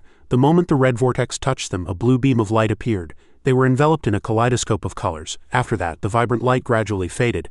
The red vortex attacked the spot where they had just been, and a roar echoed through the forest. Once the explosion subsided, only smoke and bare tree stumps remained. A hand reached out, and Bishop still maintained his outstretched posture. He mumbled regretfully, "I was so close." He clenched the paper in his hand. Sheeran can already use teleportation. He smoothed out the crumpled paper, then sighed even deeper before tossing it aside. "No, I shouldn't think that way. If that child is evaluated on his schema purely by strength, then I should acknowledge his efforts." Bishop looked at the long trench carved into the ground before him. "Even this will soon become a beautiful memory." Rand gestured with both hands. "Heaven and earth, how should I describe this? Should I say it was compressed?" he asked, sweating profusely. "Anyway, that was truly amazing." "What kind of magic was that?" Sheeran explained. "It's called teleportation. It's my first time using it in a real situation, so I was a bit nervous." Amy turned to him and said, "Honestly, that's not an easy spell to use in combat. It requires immense concentration." Tess's face wrinkled in a frown. "Am I the only one who doesn't understand this?" She furrowed her brow suspiciously. "First avoiding all obstacles with teleportation and now even using spatial magic." Tess, perplexed, wondered. "It's understandable for a Camise family student, but Sheeran..." Amy turned around and asked, "When did you learn teleportation?" Sheeran hesitated. Then," Tess shouted loudly. "Didn't you just say you were a commoner?" She couldn't help but ask, "Sheeran, how on earth did you learn magic?" Tess mumbled, "I thought you couldn't enter the magic academy without unlocking your schema." He smiled and replied, "That's thanks to Ran." Meanwhile, Amy stood with her arms crossed, her face deeply furrowed. "He said he was able to enroll because the Ozan family helped him." Tess nodded. "I see, so that's why." She drew her own conclusion based on national regulations. In that case, he must have had to compete with nobles since childhood. As Amy listened to Tess's words, Ran, with his eyes closed, delivered shocking news. "No, Tess, Sheeran enrolled half a year ago." Tess's eyes widened and her mouth dropped open. "What, half a year?" She looked back at Sheeran, who was sitting in the front. "Now I understand why Ran swore a knight's oath to him." Tess looked at him, who was forcing a smile in front of her, and thought, "Is he a genius?" She suddenly bowed her head. "I'm truly sorry. I said something very rude, didn't I?" And she said to Amy, "And I'm sorry to you too, Amy. I'd be incredibly angry if my boyfriend were disregarded." Hearing this, Amy flinched in surprise. "Ha, what did I do? And we're not dating?" While she was still sweating profusely, Rand burst out laughing. "Ha ha ha, sorry. Tess doesn't know anything about Sheeran," he said with a laugh.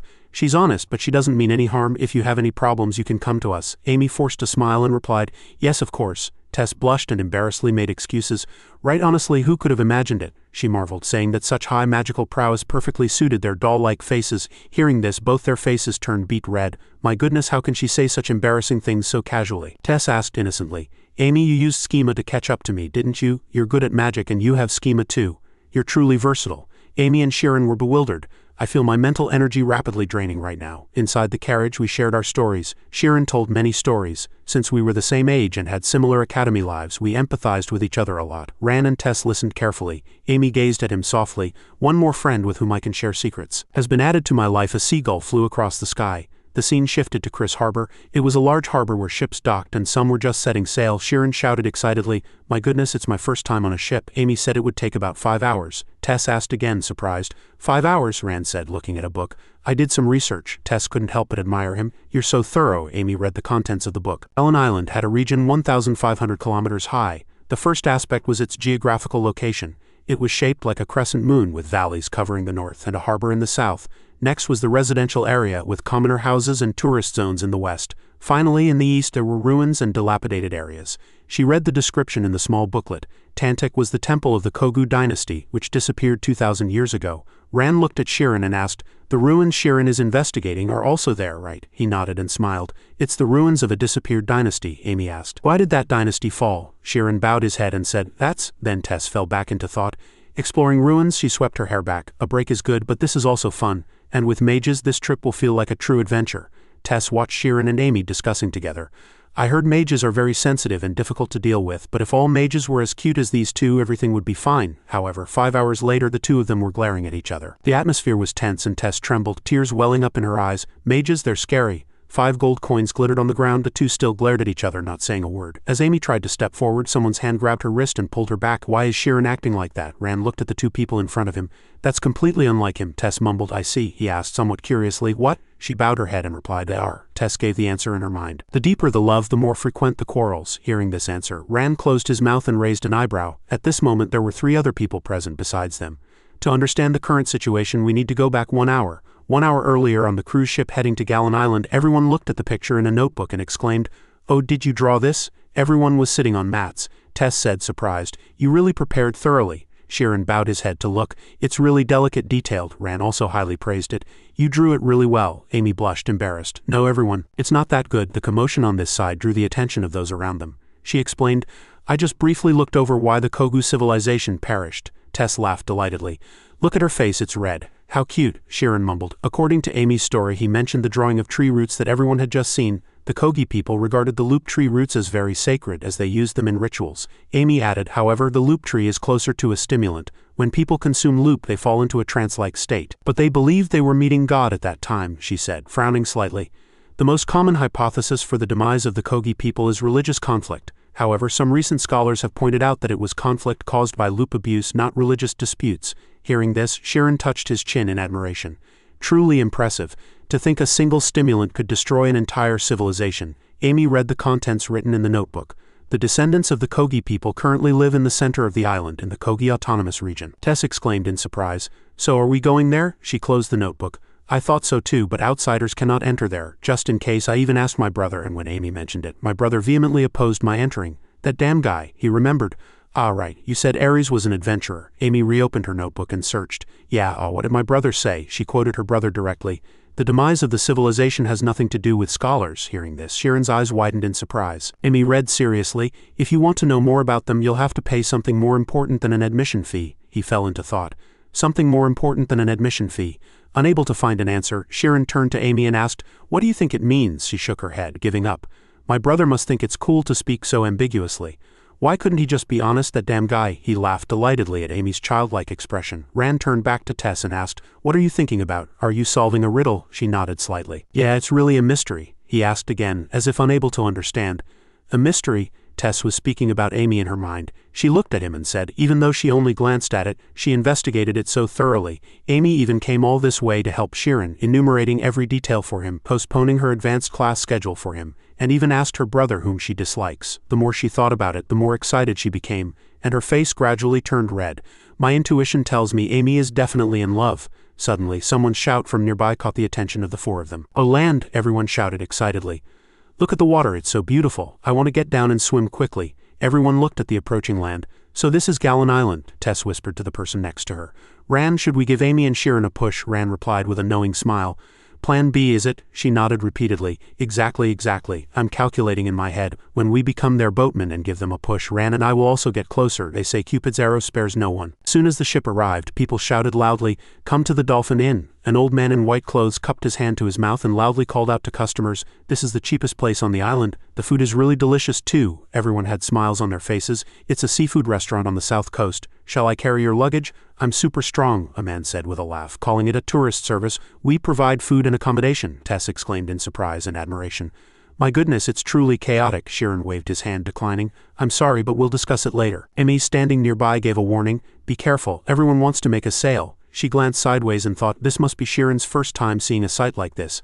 I should step in to prevent anything bad from happening. As they continued to move, a group of people watched from a distance, secretly observing. They whispered amongst themselves, Hey, look over there, the chubby man assessed cautiously. They're wearing expensive clothes and look quite young. The skinny man seemed more cautious. Scary. That person is carrying a sword. The chubby man turned to Jits and said, Let's go now. What if someone else snatches them up? What should we do? When Jits remained silent, the chubby man called out again. And then both of them saw Jits's flushed face. His gaze was focused solely on Amy's beautiful appearance. The chubby man quietly asked, Jits, you're not thinking those thoughts again, are you? He frowned slightly. Growing up in this smelly, salty harbor, everyone must have dreamed at least once. Jits was imagining a romantic sunset.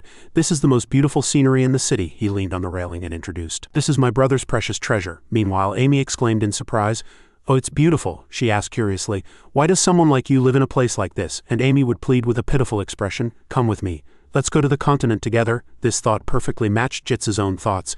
Dreaming that someday the sunlight will shine upon my life, he tugged at his shirt's bow tie and licked his lips. I think we should follow them, the chubby man shouted loudly. Again that fantasizer. The skinny man asked, frightened, What if they're mercenaries? Jits, still excited, asserted, Don't be scared. They're clearly still students. He adjusted the hat on his head. Who am I, Lord Jits, master of this harbor? The chubby man chased after him, clutching his head and shouting, No? He shouted to attract the attention of Shirin's group. Hey, welcome to Gallon. Jits introduced himself. I'm a local guide, call me Jits. Are you all students? He nodded and replied, Ah yes. He spoke to them in a friendly manner. You're all here to travel, right? Which school are you all from? He exclaimed inwardly.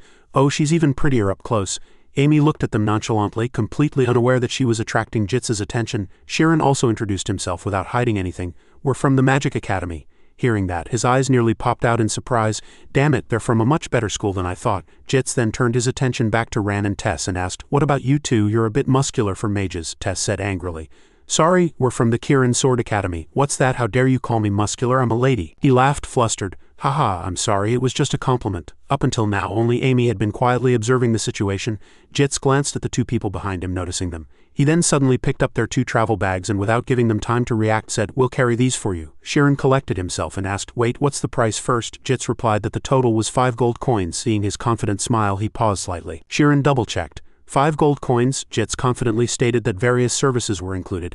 "Of course, we'll carry your luggage, book your car, prepare your meals, and even provide accommodation. And I'm not just any businessman, I'm a local, so my service is on another level." Tess whispered to Ran, "Isn't 5 gold coins a rip-off?" Shirin agreed. "It's still too expensive," Jit suddenly yelled theatrically. "Oh, I'm dying of exhaustion, you've kept me waiting so long that all my other customers have left." "Irresponsible." While he was still hesitating, Amy stepped forward. She held out her hand. "We don't need a guide." The initial sparkle in Jits's eyes slowly vanished. The beautiful pleading Amy was gone, replaced by a cold face and an indifferent voice. "Here are 5 gold coins. Press the button and transform." The chubby man rushed over, saying excitedly, "Are we really getting it? Oh, thank you so much." Jits's lips were tightly sealed, looking very angry. He slapped Amy's hand away. "Hey, do you think we're beggars?" The chubby man was startled. Wait, Jits grew angrier with every word. "Who do you think you are, looking down on us? Do you think you're so great?" Amy scoffed and waved her hand. "I remember, it's been a while, so it's just now coming back to me." She clenched her fist, ready to resort to violence. "Trash like this needs a punch from the start to come to their senses." Tess and Shirin quickly grabbed her hand and pulled her back. "Amy, calm down." Tess gripped her arm tightly. "Don't cause trouble, they know our school." Amy shouted louder. "That's why these bugs are bothering us?" She spoke as if she knew everything. "They'll take our money for a guide fee, then run off with our luggage. There must be some organization behind them." Amy lowered her voice. "They must have gathered homeless orphans and trained them." At these words, Shirin froze. His eyes seemed to be full of unspoken words. From behind Jits's group, a vague shadow approached. In Shirin's eyes, only that shadow was visible now. The person had a wicked smile. That person looked exactly like Shirin, but their emotional state was completely opposite. Shirin grabbed Amy's arm. Amy was startled by his actions and words. Ran and Tess were also flustered by the unexpected reaction. Shirin said in a somewhat melancholic voice, "Amy, let's stop and go." She also asked, bewildered, "Why are you stopping me?" Shirin frowned slightly and said in a slow tone, "You're right," he said with a somewhat cold expression, "but I don't want you to act this way." While the two were still bickering, Jits's face reddened and his whole body trembled. He turned to the chubby man. "Give it here." As Jits took a few gold coins from his hand, the chubby man frowned. "HMPH again?" he asked unpleasantly. "Do you want to see people disrespect you so much?" Riss stomped his foot and shouted at the two, "You arrogant nobles, do you know how it feels when people throw money at you? You must enjoy it, right?" Saying that, Jits threw a few gold coins back at Amy. The coins clinked as they fell to the ground, then he turned and left. "Damn it, what a strange person." She watched the 3 of them leave. She turned and looked at Shirin silently. Then Amy turned her head and said, "All right, let's take a carriage back." Ran bent down to pick up a few gold coins, muttering in confusion, "Why is Shirin acting like that? It's not like him at all." Tess clenched her fists. "It's not Amy's fault. She couldn't understand it no matter how much she thought about it. It's natural for her to be angry at Shirin because he didn't take her side." Tess pounded her chest, thinking, "Is this a shared feeling of sorrow?" She continued to cry and beat her chest. "It's definitely unrequited love, I'm sure of it." In a narrow alley, an irritated voice echoed, "Hey, you idiot." The chubby man confronted Riss. "Why did you give the money back? 5 gold coins could have kept us alive for days." Jits replied, completely unapologetic. "Don't you have any pride? Do you want to take money when it's thrown at you?" he retorted. The chubby man hugged his knees and replied indifferently, "So what? Money is money." Jits was so angry his eyes nearly popped out. "Damn it, that's why they call me a beggar." The chubby man still spoke innocently. "But we are beggars." The chubby man spoke as if he knew everything. "Seriously, you like the red-haired girl, don't you?" Jits's face reddened as he retorted, "No, I don't. Are you crazy? There's no way I'd like someone like her." The chubby man frowned. "You have a strange habit of being deliberately stubborn in front of people you like." The chubby man sighed. "Stop it. If they're rich enough to throw 5 gold coins, they must be people of status. How can a blade of grass on the roadside reach the clouds?" Jits pouted his lips and said, "So what? My destiny is to be the master of this harbor. Nobles are nothing." Before he could finish speaking, someone's voice was heard, startling all 3. "Hey, you brats, what are you doing here?" A man slowly approached. The man showed 2 golden teeth with a sinister smile and a twig in his mouth. He rubbed his hands together, speaking through his teeth. "Do you think your money is like fallen leaves on the street?" The group cowered in fear. "Why is Pankoa here?" At that time, at the Baska Magic Association headquarters, darkness slowly enveloped the area in the 3rd investigation room. "Weak, please," echoed. "Stop." The guards standing outside were calm. They seemed accustomed to such matters. Inside the room, chairs were scattered and bloodstains were splattered on the floor. That voice groaned and pleaded. "Don't hit me anymore, please, I can't take it anymore," the man desperately shouted. "At least tell me why you're doing this." The blood-stained stick mid-descent suddenly stopped. Then a voice echoed. "Ah, I see. This person was Investigator Sakari of the 3rd Investigation Room." Holding the stick in his hand, he said coldly, "I don't think I've told you yet." Lucas lay on the floor, angrily moving his feet and cursing. "Are you crazy? This is Lucas, the suspect in the Magic Academy incident. A B-class criminal and escapee," he shouted, staring directly at Sakari. "Just because you're an investigator, you can't just beat me indiscriminately." As soon as he finished speaking, Sakari hit his chest once with the stick. He threw the stick he was holding and sighed. "That's enough exercise for today." Saying that, Sakari grabbed Lucas by the hair and pulled him back. Then he threw him onto the scattered pile of chairs on the floor, making a thud. Sakari's voice echoed mockingly. "Lucas, old boss of the parrot gang." Indeed, Lucas's arm was tattooed with a black parrot. He grabbed his head again and pulled him back. He said coldly, "How about we start by telling me who your boss is?" Lucas, with a bloodied face, said in a trembling voice. Finally, you ask me. Our boss is none other than him." He slightly narrowed his eyes and spoke a name in a proud voice. "Pankoa." The scene shifted to the narrow alley where Jitz's group was sitting. At this time, Pankoa also had the same parrot tattoo on his hand as on Lucas's body. Blood was flowing from Jitz's mouth. Jitz had probably been beaten by Pankoa. Then Pankoa said coldly, "You should have taken that money." He slapped Jitz's cheek several times, making Jitz's cheek turn red. Pankoa scoffed. "Do you know that because of your petty pride I lost 5 gold coins?" Jitz shed tears from the pain, but inwardly cursed him as a bloody bastard. This damn guy, did he know everything? Pankoa stood up and asked, "Do you know how much effort I've poured into this gang?" He kicked Jitz's body hard and Jitz writhed in pain, screaming. At this sound, Jitz's 2 companions knelt on the ground, trembling. Jitz also lay on the ground, his whole body in pain, trembling nonstop. Tears flowed from his helplessness. Pankoa's voice echoed in his ears. "So you owe me," he smiled wickedly and ordered. "Bring me that red-haired girl you were talking about. I'll make sure she pays for it." Riss lowered his eyes. "He's crazy. He's trying to harm innocent people, even nobles. This damn guy, damn bastard." At that time, Amy was frozen. Then a voice was heard. "Amy, look at this." Tess spread her arms wide, embracing the sunset, and said in an excited voice, "Isn't it beautiful? Isn't it fantastic? Isn't it the best?" she asked. "How's the place I found?" Amy nodded and replied, "Yes, it's beautiful." "How did you find this place?" Tess said cheerfully. "I have a relative who works in a related field." "So?" Rand suddenly stood up in the room. Sheeran also looked around at the strange atmosphere in the room.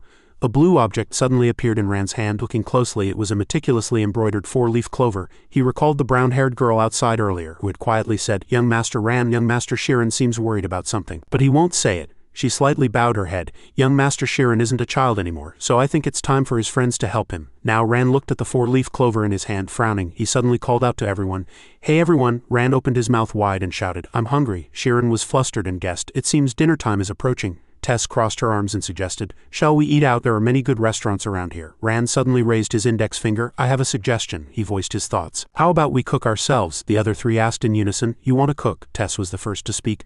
"Good idea, I know how to cook." Amy fiddled with her hair, hesitating. "Then do I have to cook too?" Sheeran asked, eyes wide with surprise. "Really, you too?" he asked, looking at her. "Amy, you know how to cook?" She stiffened her face and said angrily, "Of course. Who do you think I am? Don't you know that all noblewomen must learn to cook?" Rand pulled Tess's shoulder towards him. "Then how about this? Let's have a cooking contest. Tess's team against Rand's team." He looked at the 2 opposite, Amy's team and Sheeran's team. Rand explained the rules. The cook writes down the ingredients and the teammate goes to buy them. Tess understood inwardly that it was a good idea. "Rand, you're trying to reconcile Sheeran and Amy, aren't you?" Outwardly, she smiled brightly. "Then let's add a penalty. The losing team does the dishes." Sheeran scratched his head with an awkward smile. "That sounds fun." Amy didn't seem very interested. "Yeah, all right." While writing down the ingredients, he leaned his head to look at what Amy was writing on the paper and exclaimed in admiration, "Wow, you're really going to cook this?" After receiving the list, Sheeran waved goodbye to everyone with an unreadable expression. Rand gave a triumphant V sign. "We'll be back in an hour." The 2 girls also waved goodbye to the 2 boys. Amy quickly tied her long hair into a ponytail. The 2 girls started by washing the dishes. Tess smiled wryly to herself. "Now's the time." At this, she made a mischievous smile and convened a board meeting. On the other side, Rand also had a satisfied smile. "Now it's time for the men to talk." Somewhere, footsteps quietly watched the house from afar. Jitz walked down the night road nursing his bruised body. Tess was still very excited. "Win or lose, the effort I put in isn't wasted. If I win, I'm really a genius." Sheeran and Rand slowly walked down the narrow path. Rand was the first to speak. "Sheeran, this must be new to you, right?" He explicitly referred to arguing with Miss Amy. Rand frowned and asked, "You weren't hurt by her words, were you?" His memory went back to the dock, the sight of Sheeran freezing when Amy raised her voice, especially the story about gathering homeless orphans. Then the sight of Sheeran's father bowing his head and saying, "Please accept Sheeran as your adopted son." Then the sight of Vincent frowning and shouting, "Sheeran is not my blood." He froze, surprised by his friend's words. Inwardly, he couldn't help but admire. Rand is sometimes incredibly sensitive. Sheeran said with a downcast expression, "It's true that I've been feeling heavy-hearted lately, but I wasn't hurt by Amy." He closed his eyes and mumbled, "There was no argument at all, it's just that," he opened his eyes and said with a somewhat melancholic expression, "I just wished she hadn't acted that way." Rand frowned. "When there's a disagreement between two people, it's natural to try to bridge the gap. That's what a fight is, you fool." Sheeran froze. His face hardened. "A fool? Why is my self-esteem so low?" Rand crossed his arms and said in a somewhat meaningful voice, "Anyway, I'm going to buy some meat, so let's split up here. You can look forward to it." He turned and smiled playfully. "You'll see Miss Amy and you peacefully doing the dishes. Make sure you reconcile with her." He laughed, flustered as if in response. Meanwhile at home, Amy frowned and retorted, "I said it wasn't a fight. Not even a lover's quarrel." Saying that, she angrily waved her hand in the sink and the sound of soap bubbles echoed. "It's only natural for people to have differences in thought." But what were people saying? What strong denial? Ah, right, strong affirmation. As she spoke at length, Amy's face darkened. She curled her lips into a sneer, but it was impossible to tell if she was sneering at herself or someone else. Tess exposed the truth. "Honestly, aren't you hurt? Because Sheeran didn't take your side against those kidnappers." Amy fell silent when Tess said, "If it were me, I'd definitely be angry and argue about it." Amy sighed. "Sheeran, you know, sometimes he feels like a faint illusion." Tess asked, as if amused. "An illusion? What kind of literary expression is that?" Amy said softly. "It's not just faint," she said sadly. "It's as if he could disappear from before my eyes at any moment." In the darkness of the night, Tess's voice resonated. "Really?" As soon as she finished speaking, a stranger infiltrated the Magic Academy. All the students almost died at that moment. One of Amy's hands covered Tess's mouth. Amy whispered, "Shush, this is top secret information, got it?" Tess still didn't give up. "This is truly horrifying." She frowned. "Moreover, Sheeran is an unlocker, someone who sacrificed himself." His figure shone like a halo in their eyes, as if to save everyone. For an unlocker to fully unleash their immortal function was akin to exchanging it for their life. "People seem to call it nirvana, but I don't really know," Amy muttered. Sheeran's return was no different from a dead person suddenly opening a tomb and walking out, she exclaimed in admiration. "It's a true miracle." Suddenly, Amy changed the subject and asked, "Tess, do you have many friends at your school?" Tess hesitated before answering. "I suppose so," she said, looking at the neatly organized cooking utensils before her.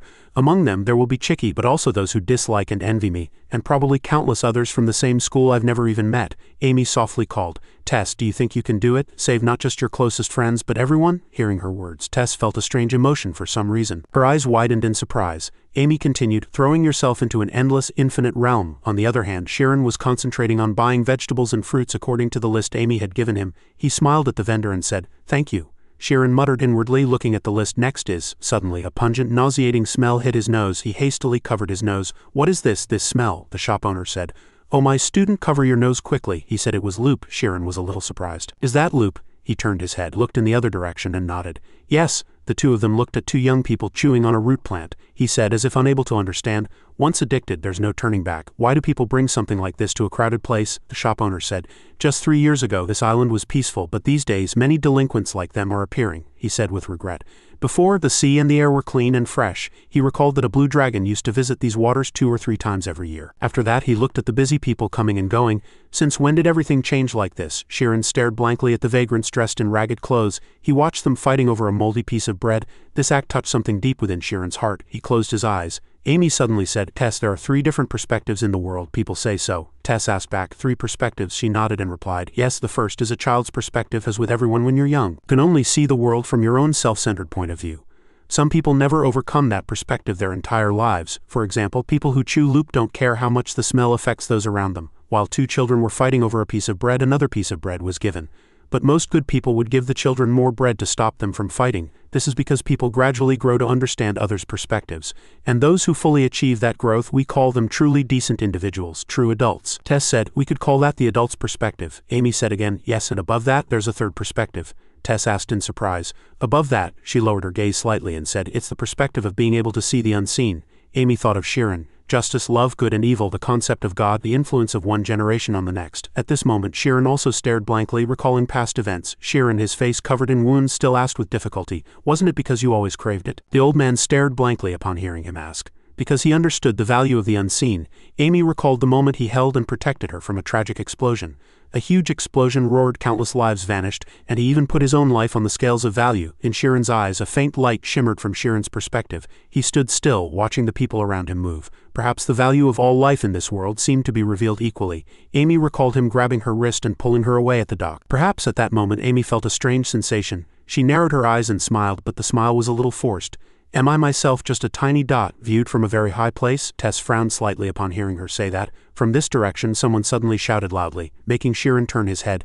"Help me! A girl was surrounded by several men. One man sneered, "What? Why are you overreacting so much? If you don't have money, people are kind enough to make allowances, you know." Passers-by heard the man say, "You can just pay with your body," and no one stepped in, they just watched. "You should be grateful when others show kindness." As the two sides argued, a voice echoed. "Stop," Sharon, still holding shopping baskets in both hands, said coldly. "Please let her go, everyone around is watching." When Sharon threatened, "I'm going to call the guards," they burst out laughing. The hooded man and his gang roared with laughter, calling the guards. "Fine, go ahead and call them." The girl took advantage of their complacency and fled. Their mocking laughter echoed again. "Do you think the guards will catch us?" "Or catch the girl?" he asked suspiciously. "What did you just say?" The hooded man seemed to be the boss. He said coldly, "I am a merchant doing business in this area. That girl was caught red-handed stealing a 50 silver coin porcelain vase, and she even broke it," he said arrogantly. "I generously offered to let it go if she compensated for the vase, but the girl said she had no money." The girl, hearing him threaten, grabbed his arm tightly and clung close to him. "So instead of reporting her to the authorities, I'm just giving her a chance to pay off her debt," they smiled coldly.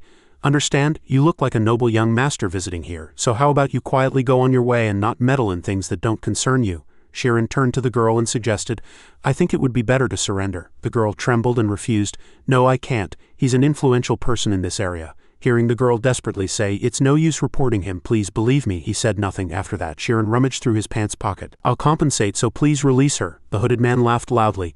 "Ah, now I get it." Passers-by also burst into laughter, hearing him say, "You're eyeing that girl, aren't you? It's understandable. How many chances do you get to charm a girl for 50 silver coins?" Sharon sighed. "No, it's not like that," he explained. "I just want to prevent things from escalating before the crime becomes more serious." Sharon looked at the silver coins in his hand. "This woman committed a crime worth 50 silver coins, and you said you'd accept that money." The hooded girl in the crowd stared blankly upon hearing him say, "So I am willingly paying 50 silver coins to prevent a greater wrongdoing from occurring." Others gradually stopped laughing. Sharon continued, "If you have no other intentions toward her," he said firmly, "then conclude this matter with this money." The boss was displeased, looking at the silver coins in Sharon's hand. "This damned whelp, still wet behind the ears, dares to—" He looked at the blonde boy with a sneer. "You're trying to lay hands on my prey, are you?" Inside the brightly lit house, Tessa's surprised voice echoed.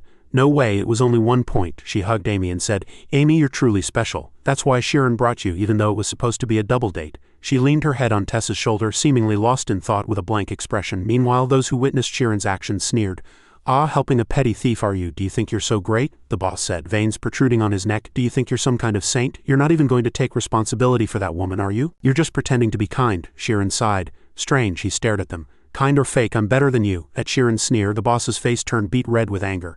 "How dare you?" He pointed his finger at him, signaling his subordinates. "What are you waiting for? Deal with that guy." They drew their knives one by one, and the surrounding onlookers were extremely terrified by the glinting light from the blades. They approached Sharon, gripping sharp knives. The girl he was protecting had already turned and fled. Sharon heard the girl's hurried footsteps behind him. "Indeed," he recalled Haruki's words. "You shouldn't preach useless morals if you don't have the skill to back it up." His blonde hair fluttered in the wind. "That's why I can do it." Judgment. Sharon clenched his hands and looked at the knife tips pointed at him. He stared at them, flames of anger flickering in his eyes. Suddenly a bomb appeared from somewhere in this world, falling into the midst of their group and causing a loud explosion. A pungent, acrid smoke rose, and they hastily covered their noses. "What is this, a smoke bomb?" He also tried to cover his nose like the others, but suddenly a voice came from behind him. "Hey, over here!" Sharon turned his head and looked back. "Who are you?" A hand in a black glove grabbed his hand. A person turned, wearing glasses, and shouted, "Run quickly, hurry!" The boss frantically chased after them, shouting loudly. His voice echoed through the smoke. "Don't let them escape." His subordinates quickly followed. Where did they escape to? Find them. Inside a pub, people were comfortably sitting, enjoying their drinks.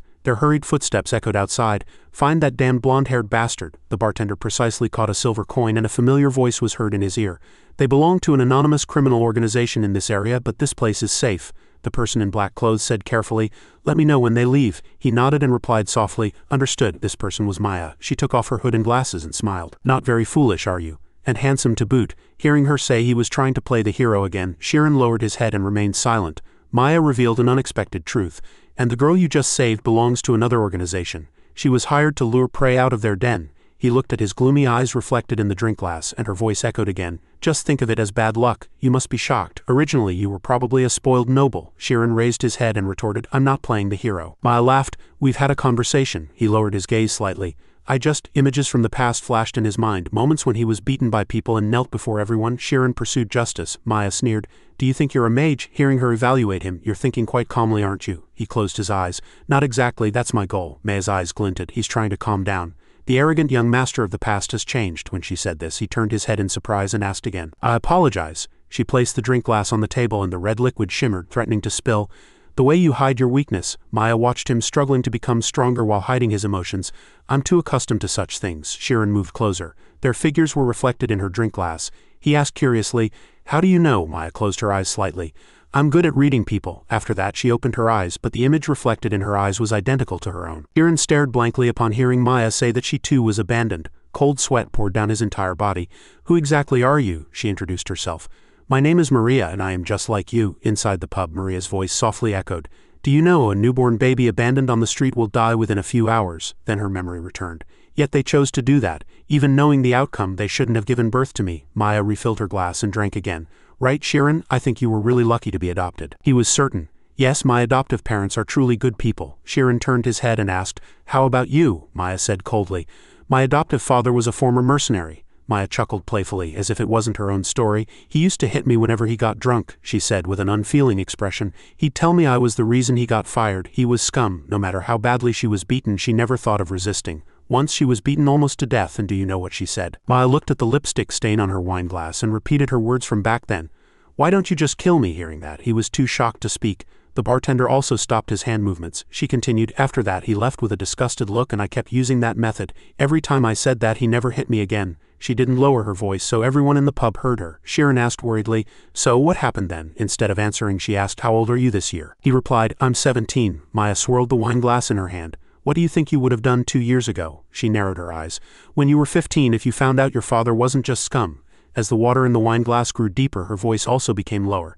But a beast of a human? Shirin stared at the small vortex in the wine glass, and her voice echoed again. What do you think you would have done? His eyes were filled only with the image in the wine glass. That small vortex took Maya back to a past she didn't want to mention again, a past where she had personally killed her adoptive father. After she finished the deed, she was horrified and dropped the dagger in her hand to the floor. Then she ran for her life, never looking back. Shirin stared blankly at his reflection in the water glass. He asked himself, if I had been raised by someone like that, could I have remained as pure as I am now? I can't judge someone's life based only on what I've seen. I thought it was a difficult question. Maya winked and swirled her wine glass. That's just how this world works. She recalled Shirin's actions on the street. You may want to pursue your own righteousness, but that's not necessarily someone else's righteousness. Then she recalled her own past.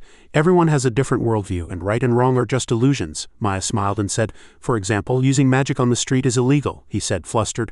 I forgot about that. So what should I do now? Shirin was slightly worried upon hearing her question. Do you want to know? Maya smiled and said, the way you can change the world. From his side, Ran asked anxiously. Isn't Shirin here yet? I'm not complaining. I'm starving. Tess nudged Rand's shoulder as a signal. Shut up, don't hit me. Amy, who had been staring blankly out the window, heard a knock at the front door, and Tess cheerfully exclaimed, looks like they're here. Amy, who had initially been silent, grabbed her skirt and rushed to the door upon hearing that. She grabbed the doorknob and turned it once. As the door opened, Amy exclaimed excitedly, you really? But when she saw the person outside, she froze for a moment. The person outside wasn't Shirin but Jits. He hesitated and said hello.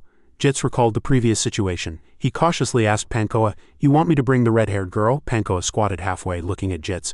HMPH, look at this brat. Pankoa stared silently at Jits, then reached into his chest and pulled out something with a rustling sound. What he pulled out was the same loop that Pankoa had been chewing. He grabbed Jits's head with one hand to hold him still, then commanded, trying to force the loop into his mouth with the other. Chew. Jits screamed, terrified. No, please, not loop, Pankoa said contemptuously. You fool, eat this and you'll meet God. Anyway, choose. He leaned closer to Jits and asked, are you going to bring your red-haired girlfriend? His teeth opened and closed, uttering repulsive words.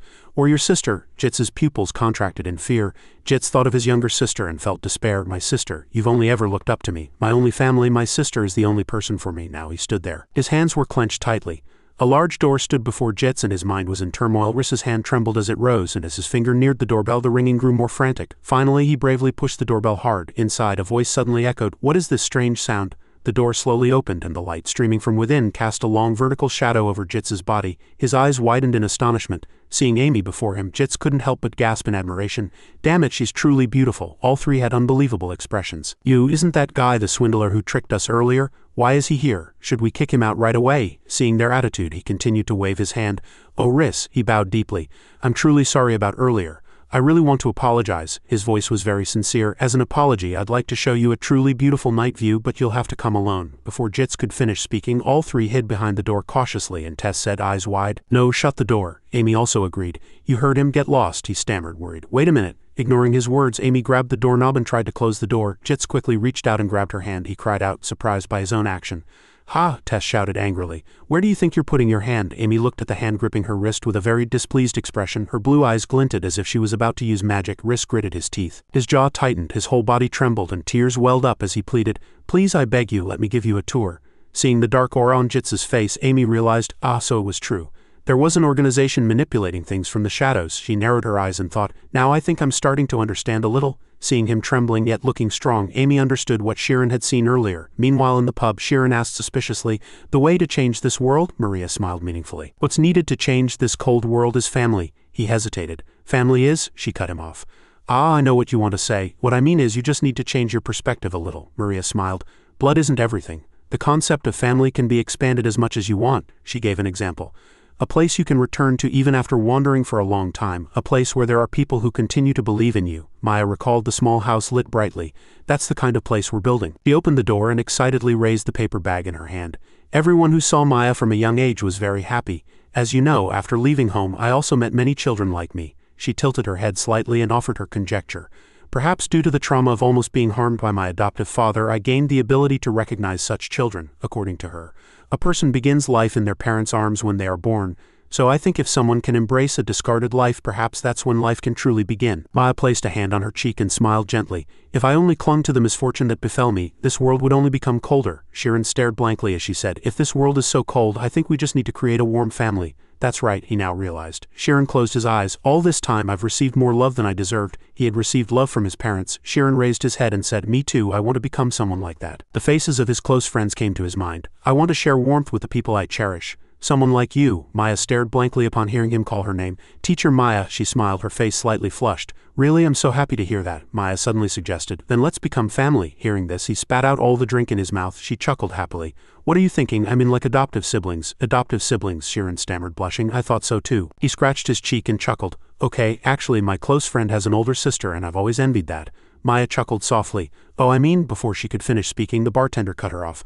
Alert cancelled. He wiped a glass and said, "The merchants gave up the chase and rescued another woman instead." Sheeran abruptly stood up. "Then I'll go." Hearing him say, "My friends must have been waiting for me for a long time," she sighed. "Oh my, you're leaving your older sister here, how sad." Before leaving, Sheeran smiled warmly and said, "Thanks to you I realized something very important."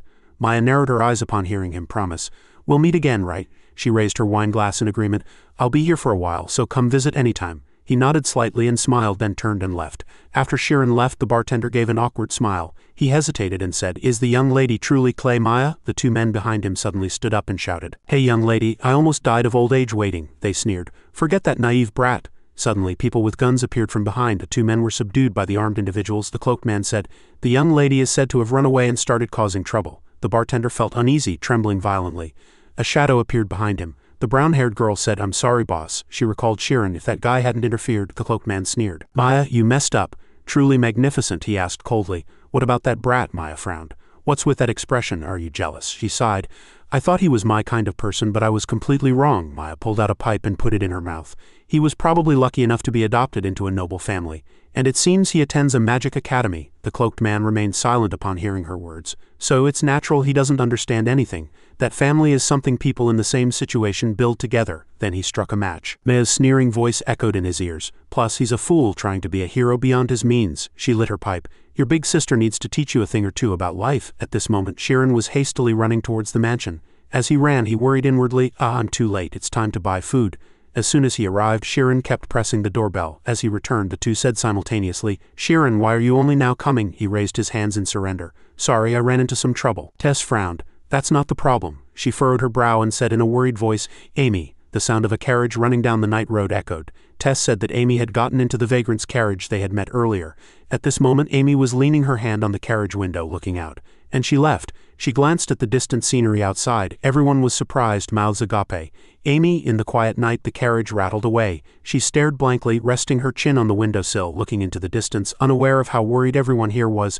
They said she had gotten into the street swindler's carriage they had met earlier. She left. Her face still showed no change in expression. After hearing the whole story, Sheeran asked, "Amy, what did you say before you left?" Ran recalled cautiously. "Tess and I tried to stop Amy. We clearly thought it was a trap. But Amy said, 'Don't worry, if anything happens, I'll beat them all up and come out. I'm just getting some fresh air. Besides, that kid will do the same.' That's what she said." He remembered every word she said, and even her somber voice at the time remained vivid in his mind. He mumbled, "Even I would do that." Tess quickly grabbed his hand tightly and added, "Amy looked really hurt. She was so lonely because you weren't here, but you don't think that, do you? That's not true, Tess asked blankly, unable to understand. Why? He remained silent, not answering, his gaze sharp. He recalled Maya reminding him earlier that the girl he had tried to save was also part of that organization, and when he witnessed numerous scenes of violence among the islanders. Amy confirmed it once again. Everyone has different perspectives, and right and wrong are just illusions. He knew that well. What kind of people they truly are, after all. Teacher Maya and Amy also knew the dark side of this island very well. Even Shirin would do that,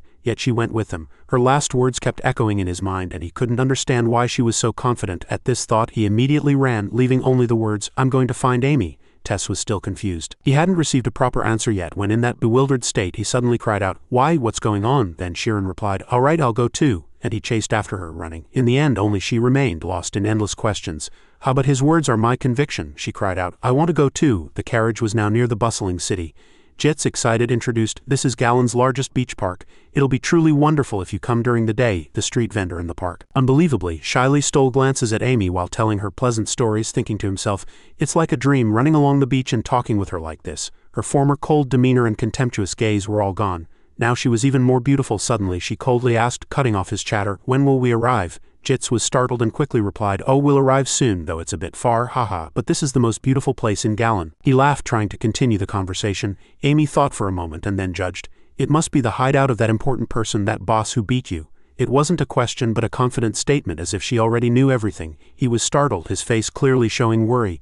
How did you know?" Before he could finish speaking she interrupted and replied, "Anyone not an idiot would figure it out. You look like someone who drowned. I'll let it slide this time. So you'd better stop before it's too late. You don't belong in this kind of life." Jitz's face darkened, and the scene instantly fell silent. He trembled and said self-deprecatingly, "Are you letting me off because I'm pathetic?" Amy denied it, saying, "That's not all. You threw a gold coin on the ground earlier, didn't you?" He looked up at her in surprise. He hadn't expected her to notice even that small detail. Jits listened blankly as she continued to explain, "Throwing a gold coin in front of a noble, haha, honestly I like your guts, so you'd better leave this world. You're too kind to be a thug." Those words stirred up dusty memories in his mind. A little girl joyfully said, Big brother, Yuna ironed your clothes again today. You have to work hard." He just shyly thanked her. "Yuna, you always suffer because of me," the girl replied as if it were obvious. Hee, it's okay. I have to make Big Brother look the best in the world because Big Brother will be the coolest person in the world." Recalling that beautiful memory, he fell into anguish. "I'm sorry, Yuna. I'm the most useless person in the world, someone like me. With no parents, always told by people that I'm too foolish to live for my family. Why are you suddenly saying such things? Why are you trying to understand me? Do you know who I'm taking you to, Pankoa? That guy isn't an ordinary thug. He's from Special Forces and has survived countless battlefields, even this island. Should I tell you to run away right now? Then what about my sister?" He was caught in an endless dilemma between conscience and reality. Suddenly he understood why Shirin had tried to stop him. He looked up in surprise and thought, does a person like Shirin live with such complex thoughts? He skillfully changed the subject. "As for Shirin, the blonde one, judging by how you treat him, he must be from a prestigious family, right?" Unexpectedly she said he was also a commoner. He said, honestly disbelieving, "What? No way, he looked exactly like your boyfriend," Amy interrupted, annoyed. "Does that matter now? He abandoned me on an island in the middle of the sea and disappeared somewhere." Jits was blank, not knowing what to do. In a pub in Galen Harbor his friends were talking worriedly. "That Jits guy, will he be okay? He has to take the red-haired lady to Pan. We suspect he hasn't done it yet."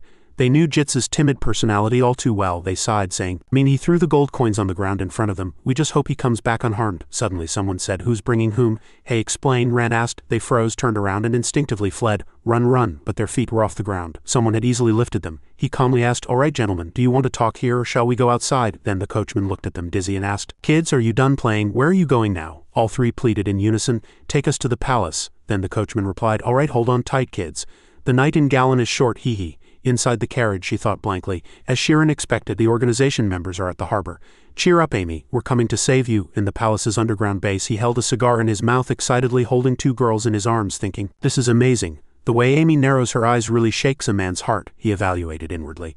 "She's definitely a high-ranking noble, at least 2 ranks higher." Suddenly she asked coldly, "Are you really just going to sit here?" He laughed heartily and replied, "Haha, of course not. Do you really think I would be rude to a lady? I want to apologize for those earlier idiots, so please enjoy yourself." He shook the wineglass in his hand, lost in thought. She was curious. What's his purpose? Did he bring me all the way here just for this? What a waste of time.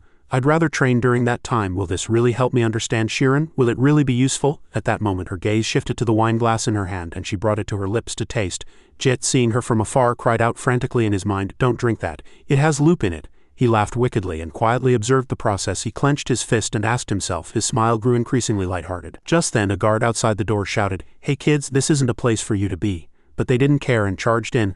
"Haha, I can't believe you actually brought her. Jits, as expected, you handled everything in one go very smoothly. Go meet your sister." Panko laughed heartily and released him. Then Jits turned around. He blankly asked himself, "Did I really do the right thing?" Suddenly he saw a waiter doing something suspicious to Amy's drink. That's Loop." Jits hesitated for a moment, then clearly confirmed what the waiter was mixing into the drink. Hiding in a nearby corner, Jits worriedly speculated, "I heard before that Panko was manipulating high-ranking nobles. Could this be the method he was talking about? Turning people into puppets who can't live without Loop?" Meanwhile, outside the door, a guard shouted loudly, "Hey you guys, this isn't a playground for kids." Ignoring their warnings, Rand's group charged in, easily subduing 2 guards. Another one, seeing the sight, exclaimed in surprise, "What?" and immediately reported intruder alert. Another guard anxiously asked, "Did anyone see their faces?" Of course, by then Rand's group had already deeply infiltrated the palace. They passed through countless music rooms. They couldn't help but exclaim, "This place is really spacious." Tess asked suspiciously, "Amy is in a place like this? I'll think about this later." Shirin warned, "I don't know what they're up to, but if we don't find Amy quickly, she'll be in danger. Be careful. You can't even call for help here." Rand suggested, "Let's search from the top floor down. That way we'll have a direction." The 3 moved quickly. The 3rd floor was a casino where only the curses of gamblers could be heard. Damn it, just one more spin. The 4th floor was a VIP room which was empty. They burst into each room calling Amy's name, and the guests were extremely confused. Who are those people? At this moment, Rand also realized a serious flaw in the plan. Searching every room will take too long. No, I need to make all those guys come out themselves. Suddenly voices were heard here, there. One large man among them approached, slamming his hand on the floor and began to flex his muscles. "Hey, what is it? Some milk-sucking kids? That girl is pretty. But why that style? Why don't you let it flow? You're all grown up," he sneered and reached out to grab her. "Come here." The moment the big man reached out, she quickly grabbed his fingers and twisted them, and a bone-breaking sound echoed. He screamed, "Arg," she sneered. "Instead of blaming others' style, improve your finger strength." He cursed angrily and swung his fist. She dodged nimbly and counterattacked. Another one just stared blankly at her. He sneered, "Truly useless." Shirin immediately praised, "Excellent, Tess." She laughed heartily and said meaningfully, "Shirin, you noticed too, didn't you? Some people say nothing." Rand, as if pierced in the heart, said softly, "By strength alone," he threatened, seeing her approach scared. "Don't come closer. Our soldiers are deployed throughout the building. It's only a matter of time for you all." Arg, in the end he talked too much and was grabbed by the neck. He asked, "Where is Amy?" "I don't know any Amy." He still stubbornly tried to ask. Rand told him, "It's useless to ask those who don't know." "Then what should we do?" Shirin asked. He said softly, "Ask them what they know." He was startled. Shirin's face darkened as he asked, "Where is Pankoa?" He looked so serious. He was scared and spilled everything. "Probably the first basement floor of the temple." Of course, upon arriving there, other soldiers blocked their way. "Hey, who are you guys? Don't come to see the boss." "Block them, block them." Before Rand could finish speaking, he was punched in the face and they were instantly subdued. Only a few were clumsily standing. Arg, the 2 charged in, blowing them away and breaking down the door. Panko argued angrily, "What? How dare you invade my sacred temple?" He looked at them, slightly surprised. Who are you guys? How did you get here?" Shirin quickly looked for Amy, and her water glass was almost empty and she was blank and emotionless. Tess argued angrily, "What have you done to Amy?" Hearing those words, he finally understood the reason for the provocation.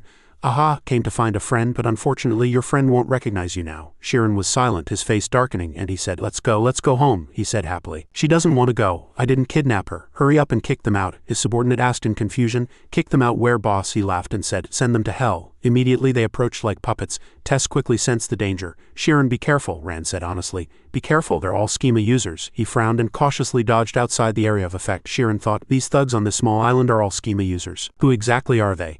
Why is Amy trapped in a hideout like this? When he saw something strange, she quickly warned, "Calm down, Shirin. Don't let your emotions get the better of you." He was blank. Waves surged fiercely, threatening to overwhelm him and sweep everything away. In front of Shirin's eyes, a ferocious current swirled. His strange appearance made those around him misunderstand. "Shirin, calm down. Don't get carried away by your emotions." No matter how much they spoke, their words didn't reach Shirin's ears. In front of him, there was only the current that pushed him deeper and deeper. In that water, he reached out, struggling. "I want to become stronger." No matter how hard he tried, Shirin could only sink deeper into the black water.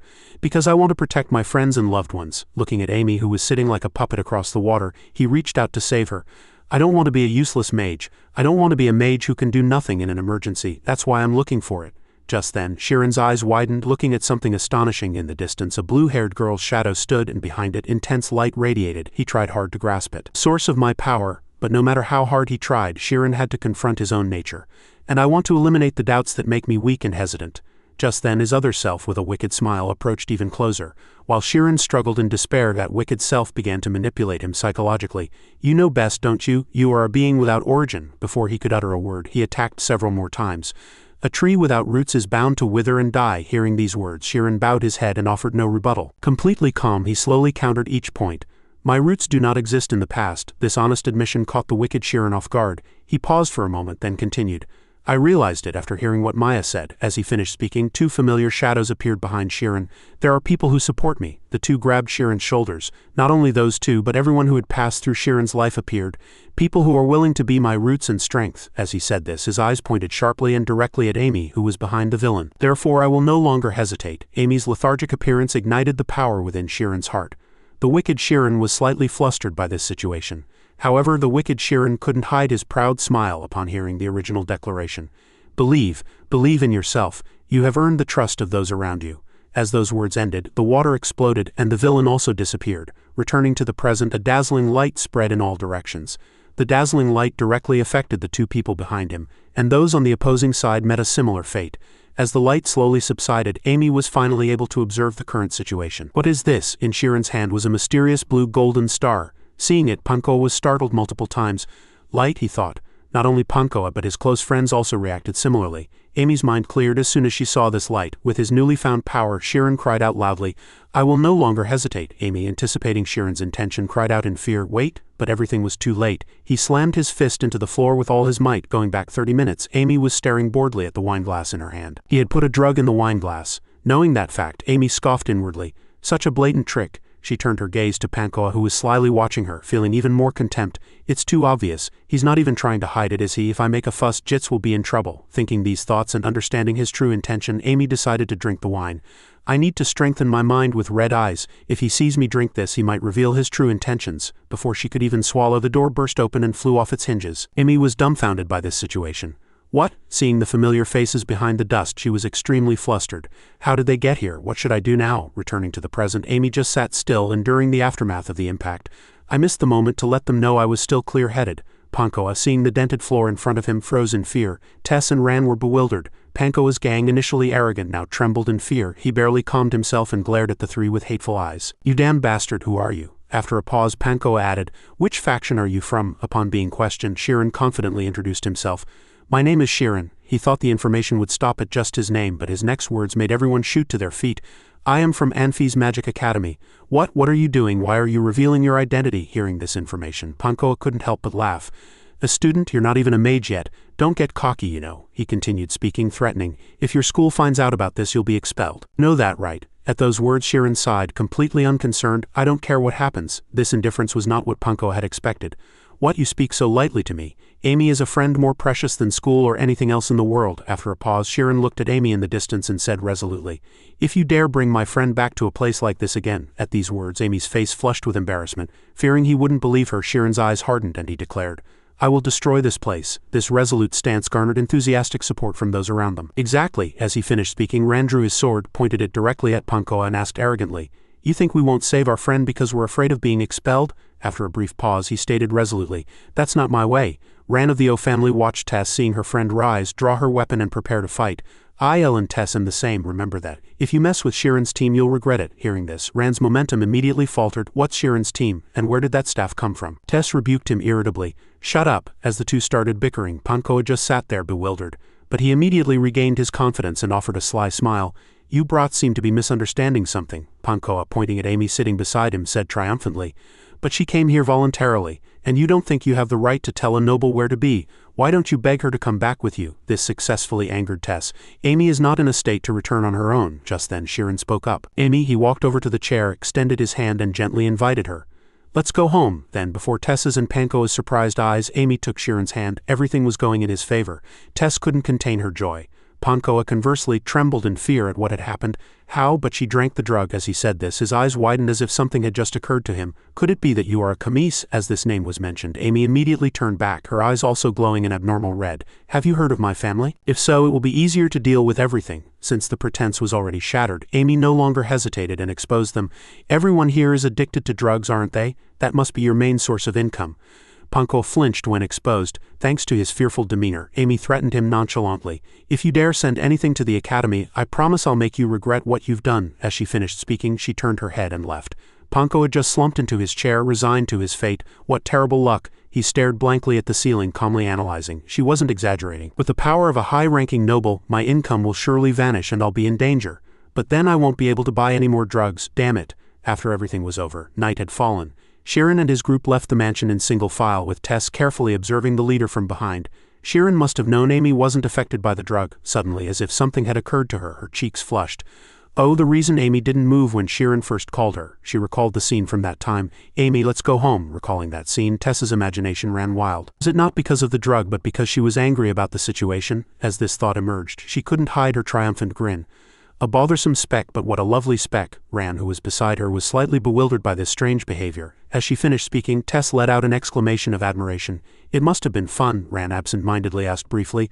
Are you hungry? She refused to answer. Just leave it. A moment later, the group finally left the mansion. The peace didn't last long. Everyone felt a subtle tremor in the ground. What was that just now? An earthquake. As the four were about to continue, someone called out to stop them. Wait a minute. As soon as they turned around, everyone found Jits's small, panting figure. Ran seemed to realize something at this moment. It's that guy. Seeing who had arrived, Amy sighed in relief. Now it's safe. Sheeran, who was beside her, was uncharacteristically silent. As he said nothing further, she, thinking he was still afraid, reassured him. I won't let them do anything bad to you and your sister.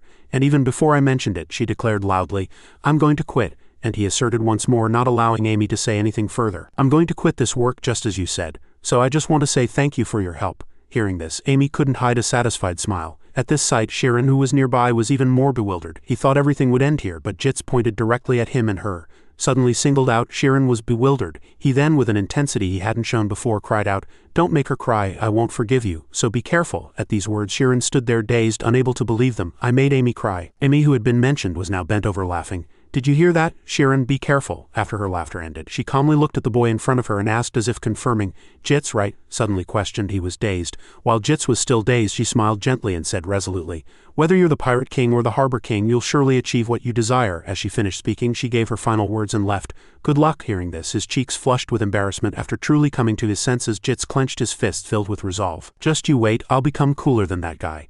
Finally, everything was over, and Ran asked in a flustered voice, Are we going to eat dinner now? I'm starving. Tess also agreed. Let's eat something near where we're resting. Amy also agreed. Right? I don't think we can cook today. At these words, Sheeran flinched slightly for some reason. Once the decision was made, Ran noticed another problem. Tess, how long are you going to carry that staff? Upon being questioned, Tess, flustered, threw the staff away. Returning to Pankoa, he sat alone, awaiting the collapse of everything he had painstakingly built. The great Pankoa, crumbling like this. As this question arose, he scoffed to himself and put his hand in his pocket. The man once called the ghost of the battlefield, defeated by brats. Seeing the empty pouch he had just pulled out, Pankoa's anger finally erupted. Aren't you ashamed? When no one resisted after being hit with the pouch, he grew even angrier and continued to scold them.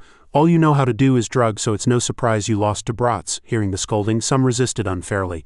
But I've never seen magic like that. If we had been hit by that, it wouldn't have been fun. Seeing this, Panko covered his face in despair with nowhere left to run. At this sight, his subordinates were dismayed.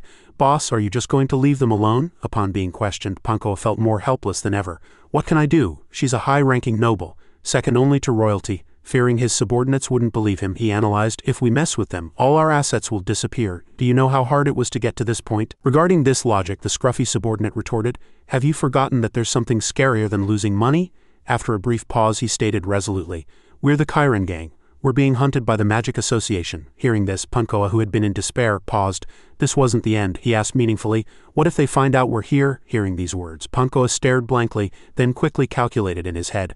I understand, give me some bottles of loop right now. I feel like I'm going to die from a headache. These words divided his subordinates into 3 parts, leaving them feeling helpless and pathetic. The next day, Sheeran and his 3 companions were happily playing on the beach. After playing to their heart's content, the group went to a nearby restaurant for dinner. Several more hours passed and the moon rose. The group continued to explore the fare. As they walked, Amy gave Sheeran a grilled squid skewer. Seeing this, he smiled gently and took the skewer.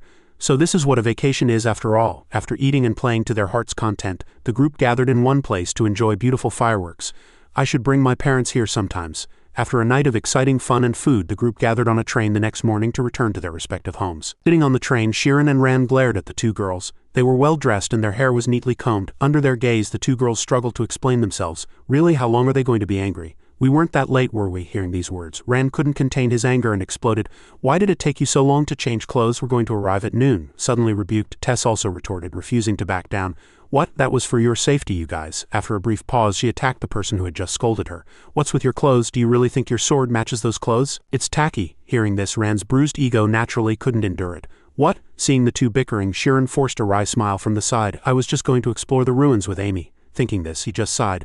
But we've become too close to be separated now. To stop the two from bickering, Amy from the side reassured them. I'm sorry, Ran. Tess finished getting ready before me. Hearing these words, Tess couldn't contain her joy. Amy, to hear you say that. Ran also said nothing more, just admired. Wow, Amy really puts effort into getting ready. At these words, Tess grumbled in displeasure. What? Does that mean I'm not diligent? Upon being questioned, Ran hesitated, evading the answer. After a moment of thought, he finally mustered all his courage and praised her. You are diligent.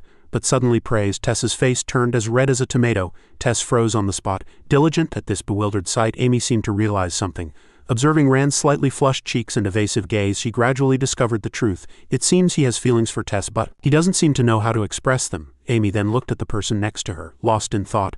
Right, it's really hard to show emotion to a woman stronger than yourself. With everything turning so strange, Sharon sitting beside them couldn't keep up. Amy then, as if something had occurred to her, frowned, which made him even more bewildered. Ignoring everything around her, Amy focused solely on the love between those two.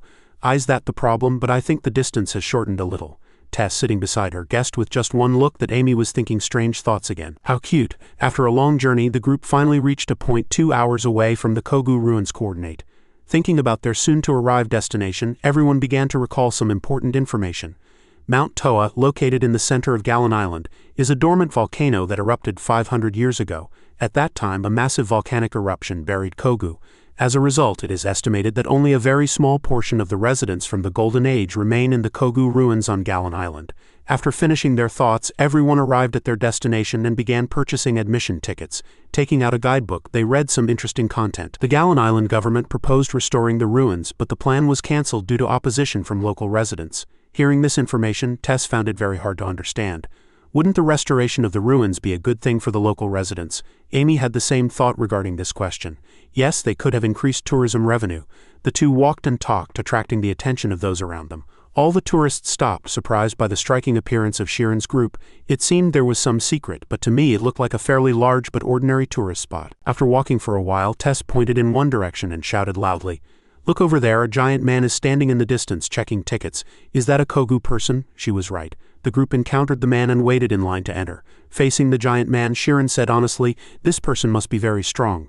After the ticket check was complete, the four officially set foot in the Kogu ruins on Galan Island. As soon as they entered, everyone was filled with admiration. I can't believe these buildings were built thousands of years ago. After looking around the central area, the group ventured deeper, guided by Tess. According to other tourists, it used to be much larger, but most of it was buried under piles of earth. Look over there. Sharon stopped walking and watched the families excitedly exploring everything. It's too deep. It must be 100 meters. Don't stand there. It's dangerous. Suddenly he stopped and everyone became curious. Sharon, what's wrong? Aren't you going to the central temple? Sharon crouched down, feeling each blade of grass with his hand, and then spoke. It was an unmistakable excitement.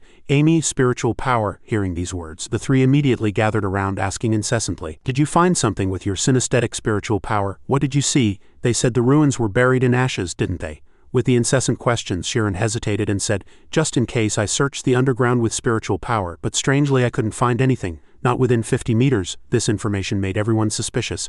Nothing, no soil either. What do you mean? He quickly explained. It's not that there's nothing but something strange. Hearing this, Rand suggested, then shouldn't we dig it up? Before this plan could be executed, Amy volunteered, I'll try.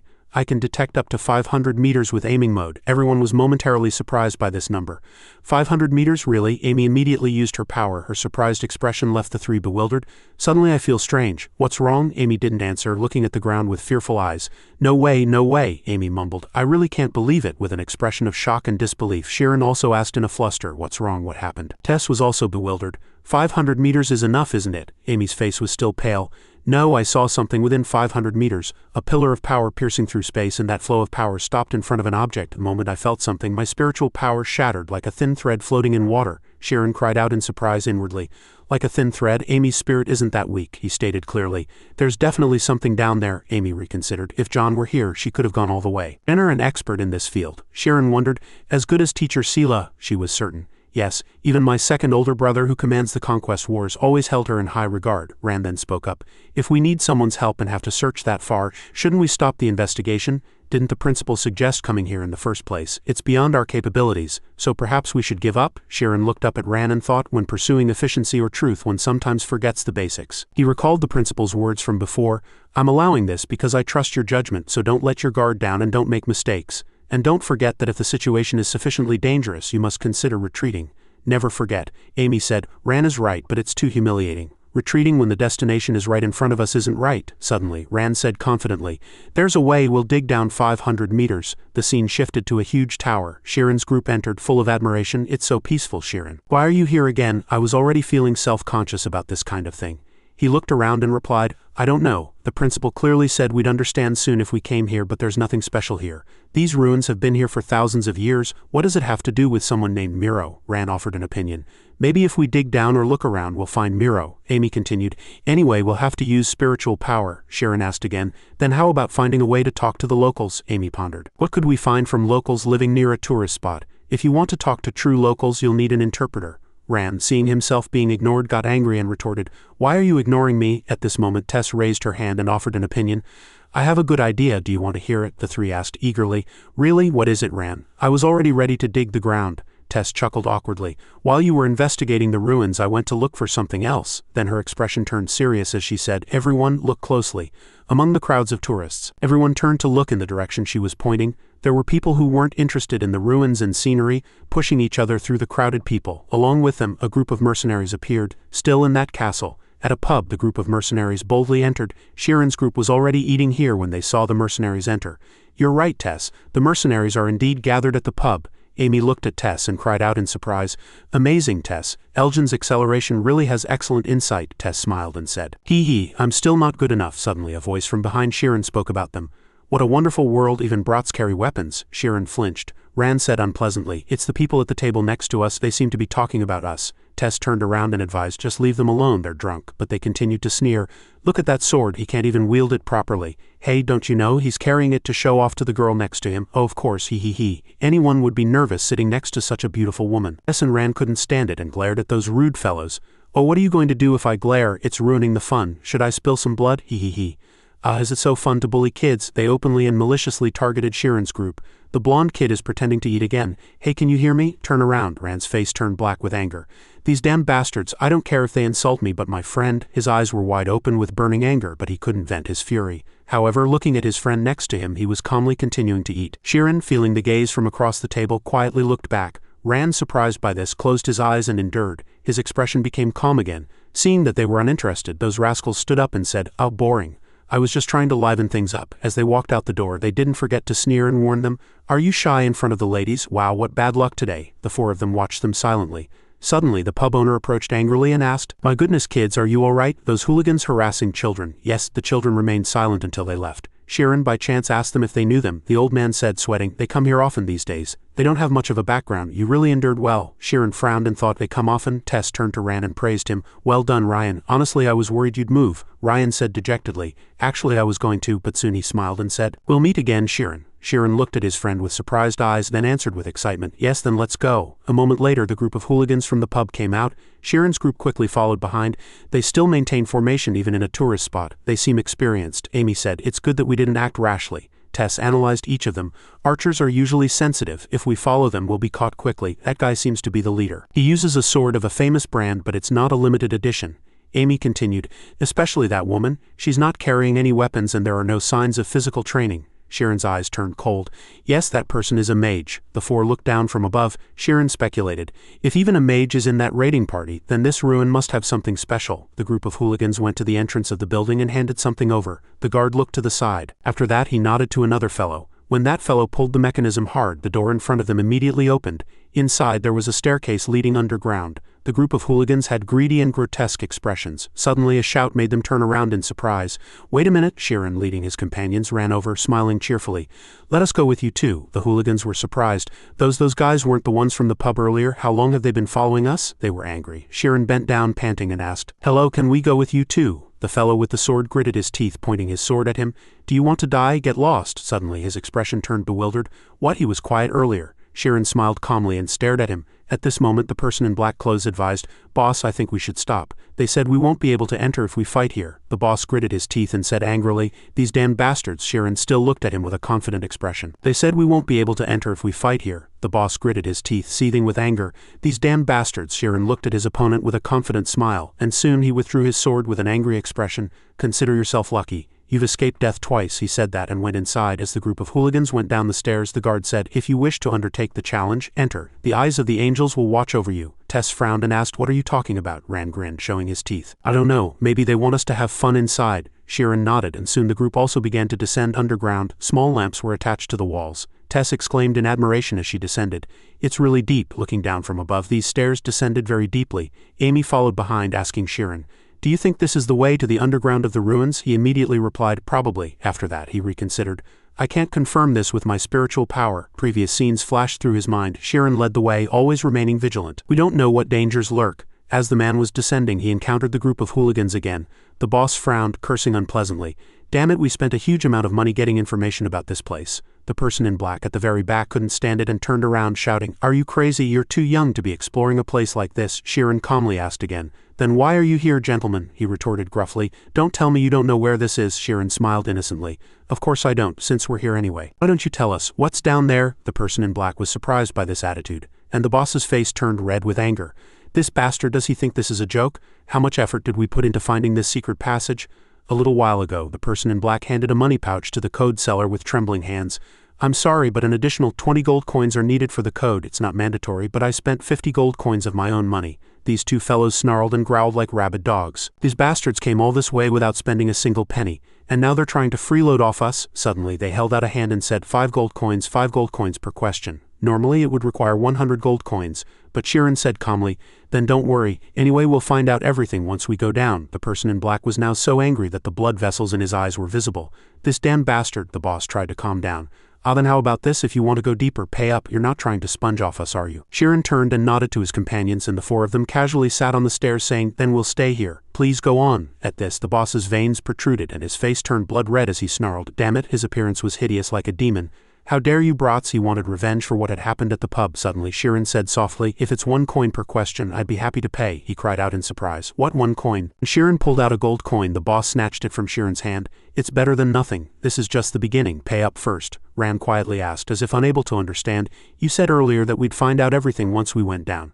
"Then why are you paying them?" Tess speculated. "They're probably hiding something." Amy added, "There might be traps waiting below. We need to extract as much information as possible from them." Sheeran asked his first question. "Why have you come here?" The boss explained. "We came to meet the locals." "Satisfied?" He frowned and said, "Not satisfied." "That's a vague answer without an explanation." "If you keep this up, I won't ask any more questions." The boss began grinding his teeth again, and the red-cloaked man behind him reiterated, "But it's true, we really came here to meet the locals." But Sheeran quickly realized they were still evading the question. He held out another gold coin and asked, "Then why do you want to meet them?" The black-cloaked man held out his hand to take it.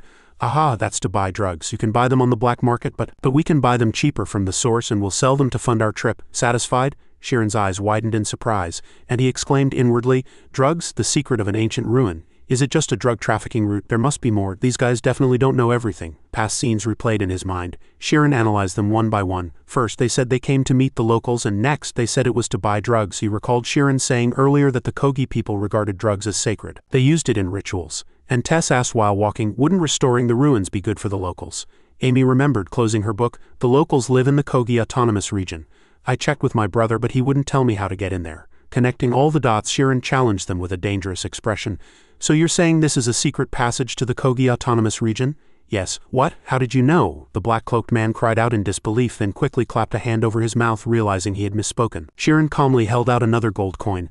"I apologize for asking without paying. Here." The black-cloaked man was silent for a moment, then said it was fine. "I won't take that money." Sheeran said. "What? But we didn't agree to that, did we? You mean I accidentally revealed information without paying? Then thank you." He then withdrew his hand. The black-cloaked man, sweating, asked, "How did you find out that information is top secret?" Sheeran turned back. "You told me, Amy. Kogi people use drugs in their rituals. Furthermore, this place is the source from which those drugs spread throughout the entire kingdom." At these words, the people on the opposing side all looked surprised. "Go on." "I'm certain that only locals with special privileges have the right to store such goods in large quantities," Ran exclaimed, as if realizing something. "Clearly the local leaders are here," Tess added, "and they might be in the Kogi Autonomous Region. We worked day and night and spent a lot of money to get this information." The black-cloaked man admired. "You're really clever." "No more questions," Sheeran chuckled. "All right, now we'll go down and find out more." He thought inwardly, "Of course the questions are over. We've found out everything we know." After that, the two groups continued down the stairs, all intently observing their surroundings. A moment later, another stone door appeared, guarded by 2 men outside. Seeing people approach, the 2 guards vigorously opened the door, and both groups entered together. Sheeran couldn't help but exclaim in admiration at this sight, and Ran also looked around with a bewildered expression. So this is the secret underground area. Inside, a ring of light shone, and the gang members also stared blankly at it.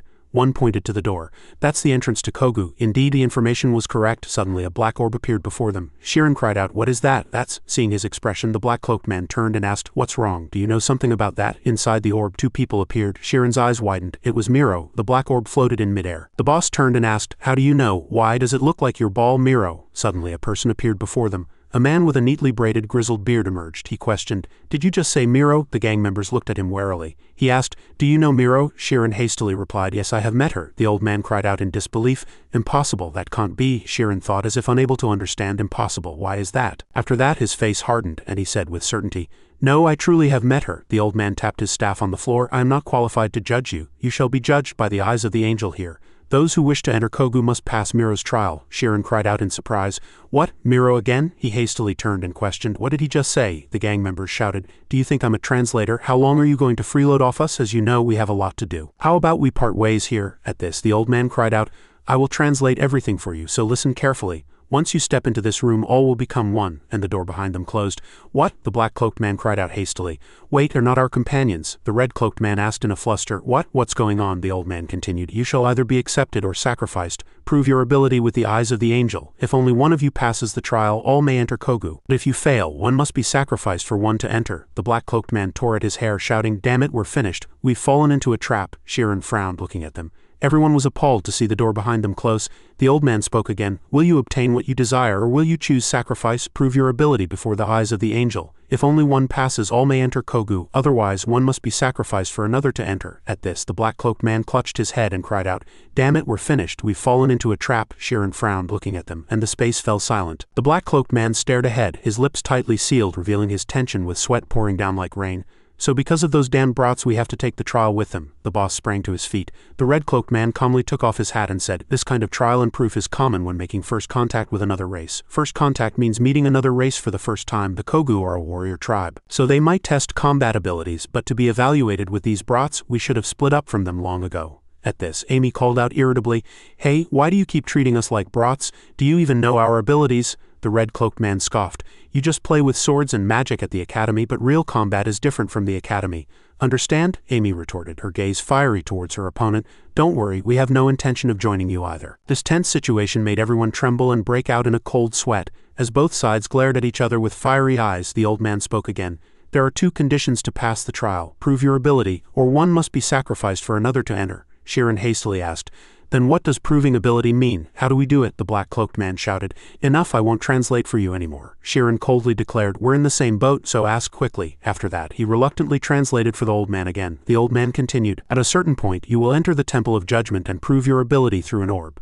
The gods will respond and react with divine speech. If the orb's color turns red, it is a failure, and if it turns white, it is a pass." Shirin asked again, "Is there a limit to the number of attempts or a penalty for failure?" The old man replied, "There are no limits or penalties. You may attempt as many times as you wish, but if no one passes, that person must return to their original place." At this, a burly man with an axe laughed and said, "Wasn't it a team mission?" The red-cloaked man sighed in relief. "Phew, that's a relief." Shirin seriously continued to question, "You spoke of passing and sacrifice, so what does sacrifice mean here? Does it mean one person must die for another to enter?" The old man nodded.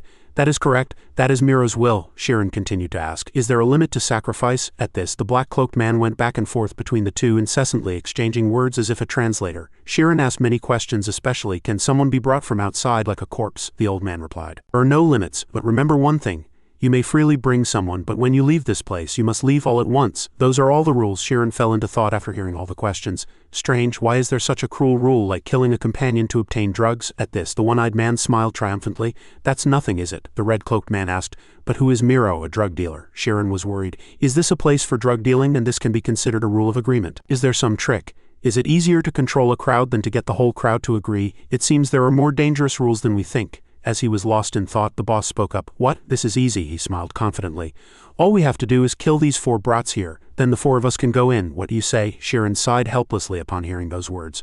The boss being too emotional is a problem. At least his companions are focused on a common goal. The red-cloaked man immediately replied to the boss. "Anyway, let's start. We can't stay here forever, can we?" The boss turned and frowned, crossing his arms. "These damn brats are really unbearable." Meanwhile, the red-cloaked man discussed with Rand to decide who would go first. He said they should send swordsmen first instead of mages. The red-cloaked man agreed. "Good idea. Do you think this trial involves hitting an orb?" Shirin nodded. "Yes, because the Kogu are a warrior tribe, and if that orb is what I think it is, it will be able to absorb almost infinite energy. The appearance of the temple was also designed to match the orb. The red-cloaked man turned and agreed. Then our swordsman. Before he could finish speaking, he saw the boss cry out with an angry face, "What do you know, you damned bastard?" The red-cloaked man forced a laugh, irritated. "Hey, could your side go first?" Sheeran glanced at his friends.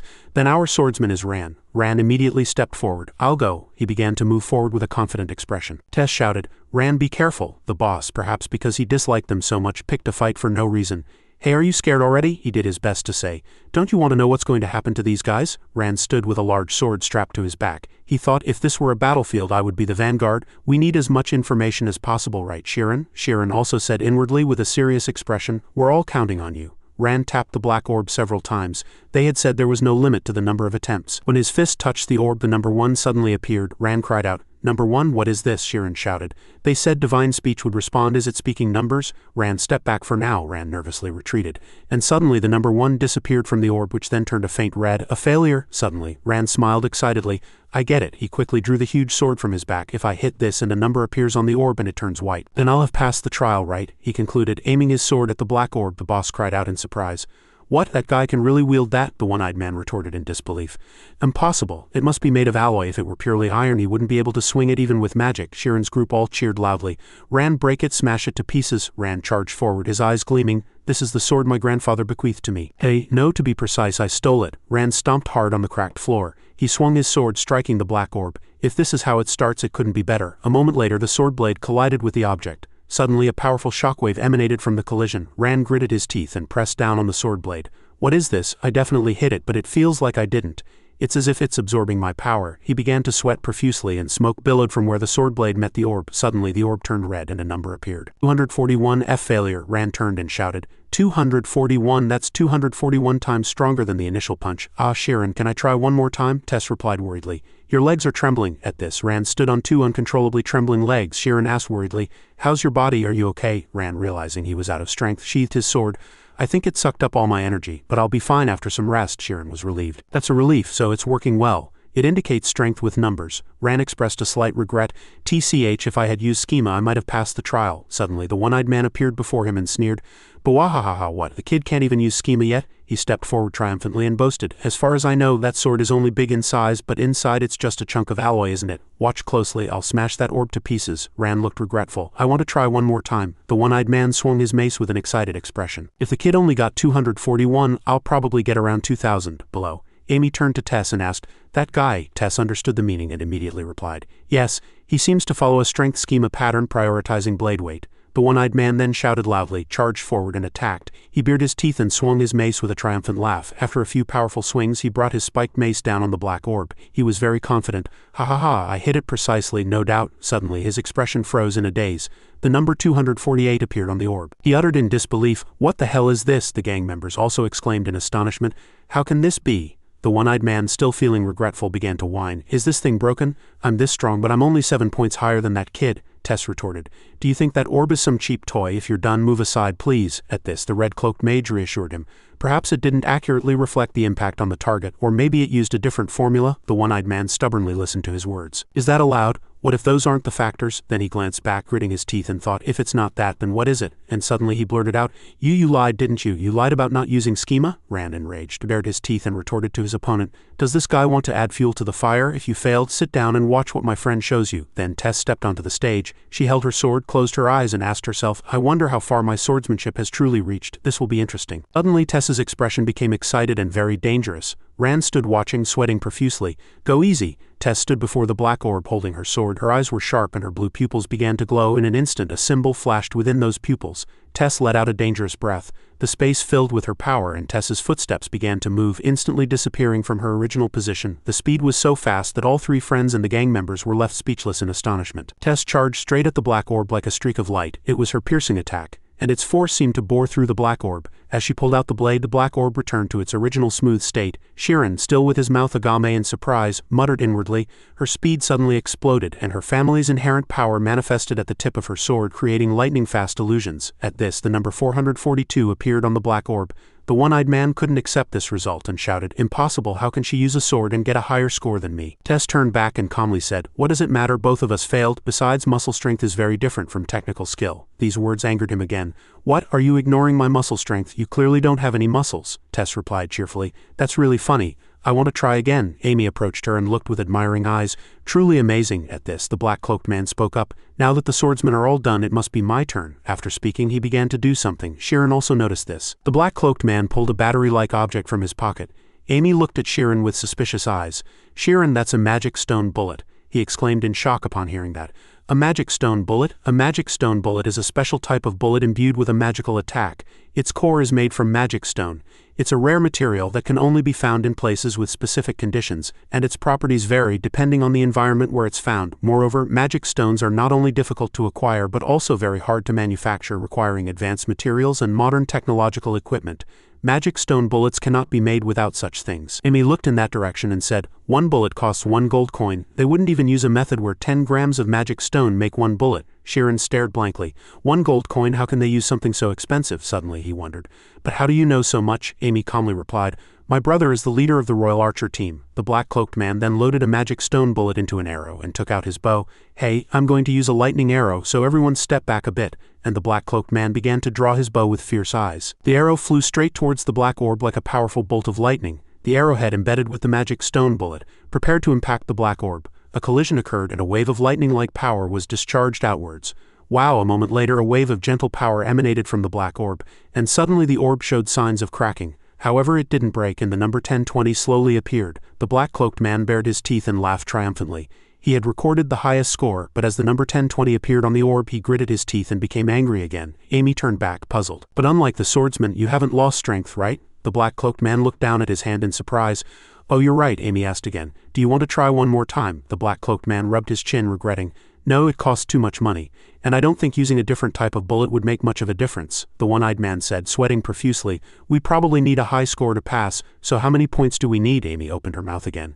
Now it's the mage's turn, right? Do you want to go first or should I? The red-cloaked mage immediately said. What does it matter who goes first? I'm next. This is the best way to find out who's stronger. The two had always had grievances with each other. Amy crossed her arms and retorted with fiery eyes. Who knows what? You want to know who's stronger? After that, she stepped forward confidently. Tess shouted from behind, show them your power, Amy. She was very excited. Finally, I get to see Amy's magic, Shirin thought. Amy switched to fire magic. Her specialty is targeting a goal with a powerful strike. Unlike ice magic, which is limited by temperature, fire magic has no upper limit on temperature. And because there are no limits, many mages follow the path of fire magic. However, not many have surpassed 1000 degrees so far. Nevertheless, fire magic is still considered the most powerful because nothing on this planet can withstand 1000 degrees of heat. Of course, fire magic also has weaknesses. Flames are light, so they cannot travel far. At this, Amy frowned and thought. To compensate for that weakness, the attack method of fire magic changed. Aimed shots are my specialty, but the closer the distance, the less destructive power it has. That means I have to do the opposite. I'll use a fireball. Amy's pupils glowed and she extended her hand, creating the power of fire. The gang members exclaimed in surprise, "It's too big." Her 3 friends also gaped in admiration at this power. Truly amazing. Amy was concentrating her attack on the black orb. Her sharp gaze began to cup her palms, and then once again she unleashed even more powerful force than before. The force flew straight towards the black orb like a fireball. The collision caused vibrations and an explosion, and people couldn't properly see the situation inside. Tess and Ran were once again left speechless by the shock. The place burned for a long time, and the gang members sweated profusely. Impossible. It's 3 times stronger. At this, the black orb emerged from the flames, and the number 3270 appeared. Screams erupted as it was compared to my lightning arrow, but as the number quickly disappeared, Amy became annoyed. What, even after this? It's a failure? How much stronger do I need to be? The gang members asked themselves inwardly. Isn't this score enough? The red-cloaked mage suddenly laughed triumphantly. Ha ha ha, kids indeed, watch and learn. That attitude provoked Amy, making her rush forward.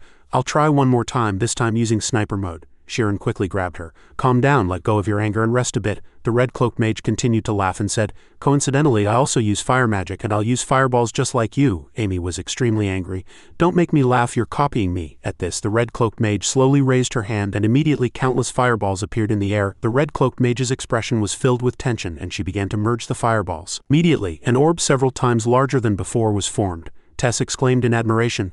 Oh, it's so big. Amy crossed her arms and sighed unpleasantly, thinking, that's the fire magic enhancement mechanism. She's doing it exactly like when I read the textbook last time. Does she want to win that badly? At this, the red-cloaked maid shouted with all her might, and immediately the fireball flew out, attacking the black orb. Shirin's group opened their eyes wide to see the results. The gang members laughed triumphantly, but a moment later their expressions changed, turning pale in disbelief. The red-cloaked mage also stared ahead in a daze. The number 1330 was on the black orb. Amy already seemed to anticipate the result, wearing a cunning smile. A little information about the red-cloaked mage was on everyone's lips wherever they went. Isn't she a recently rumored mage? She's a famous rising star among mercenaries. Should we recruit her for our team? Don't bother. I hear she's quite picky about joining teams. She'll reject you immediately if she doesn't like even a little thing. An experienced professional mage at a young age. Of course, she took great pride in not being inferior to any mage in terms of experience or skill. But now the red-cloaked mage began to sweat profusely upon seeing the result. This is, she shouted, regretting. No, impossible, right? It's because the fireball couldn't focus its damage. I can easily achieve over 2,000 points. The black-cloaked man bit his lip and looked at his companion, thinking, it's over. That red-haired girl got 3,270 points, but the red-cloaked mage only got 1,330 points. The gap is too big. The current difference isn't skill, it's talent. I'm quite certain that girl is the most talented among fire attribute mages. There's no one stronger than her here. Even she couldn't pass the trial, so who among us could get a higher score than that? At this, Amy also spoke up. Sharon, it seems we've almost passed this trial. Give it your all. Upon hearing that they hadn't yet given their all, the black-cloaked man exclaimed in astonishment. What? The leader's face turned pale and he hastily urged, let's get out of here. Why should we waste energy on such meaningless things? His face clearly showed a look of bewilderment. What? They still have someone stronger? On this side, Sharon said cheerfully. I'll do my best, the leader interrupted disapprovingly. Do your best, you won't pass, it's over. You know that, right? Sharon's group frowned, looking at him. Give up without even trying? Suddenly, Sharon realized something. Could it be that this room's special rule that we misunderstood the purpose of this trial from the beginning? Reason Miro created this place. As he was lost in thought, he heard a calling sound. Sharon quickly turned back. After that, he stepped forward. Now it's time to focus on the trial. Sharon gently raised his hand. Immediately, a small orb of power appeared on his palm. The red-cloaked mage exclaimed in surprise. A ranged photon, how much damage could that do? The black-cloaked man sweated profusely. The photon is glowing. The small orb in Sharon's hand was intensely glowing. His three friends began to grow tense. Sharon's magic. When we came to save Amy before, he blinded the enemy with light and struck the ground hard with something. It happened too fast to know what it was, and we didn't ask him about it anymore. I'm sure the magic he's using now is his special technique. Sharon aimed the photon orb at the black orb. It was tiny, but it flew straight and made a direct impact. Immediately, a small explosion occurred, and as a result, Rand's group was left speechless in astonishment. The gang members' jaws dropped even wider, their faces turning ashen. The black orb displayed the number 4,783. What? 4,783 points? The red-cloaked man was puzzled. Isn't that just ordinary light magic? How can light have such destructive power? The black-cloaked man muttered inwardly. That's not all. He gritted his teeth. Too fast. If that attack had been aimed at me, could I have dodged it? Not only that, but it's 20 times stronger than a swordsman's aura. What would have happened if we had been hit by that attack? This guy is much stronger than us, Sharon suddenly blurted out. No way, does it need to be over 5,000 points to pass? I don't think a buoy of light will be able to raise the score. I want to try one more time. Amy burst into laughter upon hearing that. Ha ha ha ha, now you understand how I feel, don't you? He turned and asked, what if I use La? She said it was a good suggestion. La's damage will be more optimized. First, let's take a look around the room and see if there's anything to do. Then Amy turned to the opposing side with cold eyes and called out, Hey, aren't you guys planning on leaving this place? The boss scowled at her, then turned away with an irritated expression. It's no use continuing. I'm fed up, let's go back. But when he turned around, the old man from earlier was guarding the door. The black-cloaked man blurted out, Boss, he says we can't leave here until everyone passes the trial. The boss gritted his teeth and reluctantly stepped onto the stage. With a very displeased expression, he drew his sword and turned back to Sharon. Only that guy is left, everyone else is done. He thought inwardly. Perhaps everyone has figured out the purpose of this room's strange rules. He looked at Tess and Ran, who were very tense.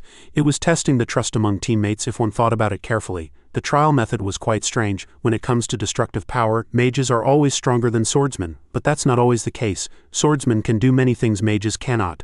They can take on many different roles. Even the trial method here is problematic. If the space were wide, Amy could inflict more damage in aiming mode. Although this is clearly unfair, measuring damage points can sometimes give the illusion that it is fair.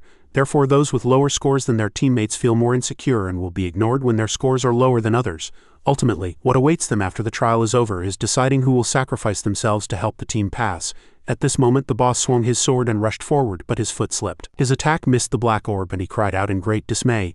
As soon as he saw the number 32, he stopped. This number was truly shocking. The rest of his teammates' faces darkened. The boss rushed forward in a flurry and said, Are we done?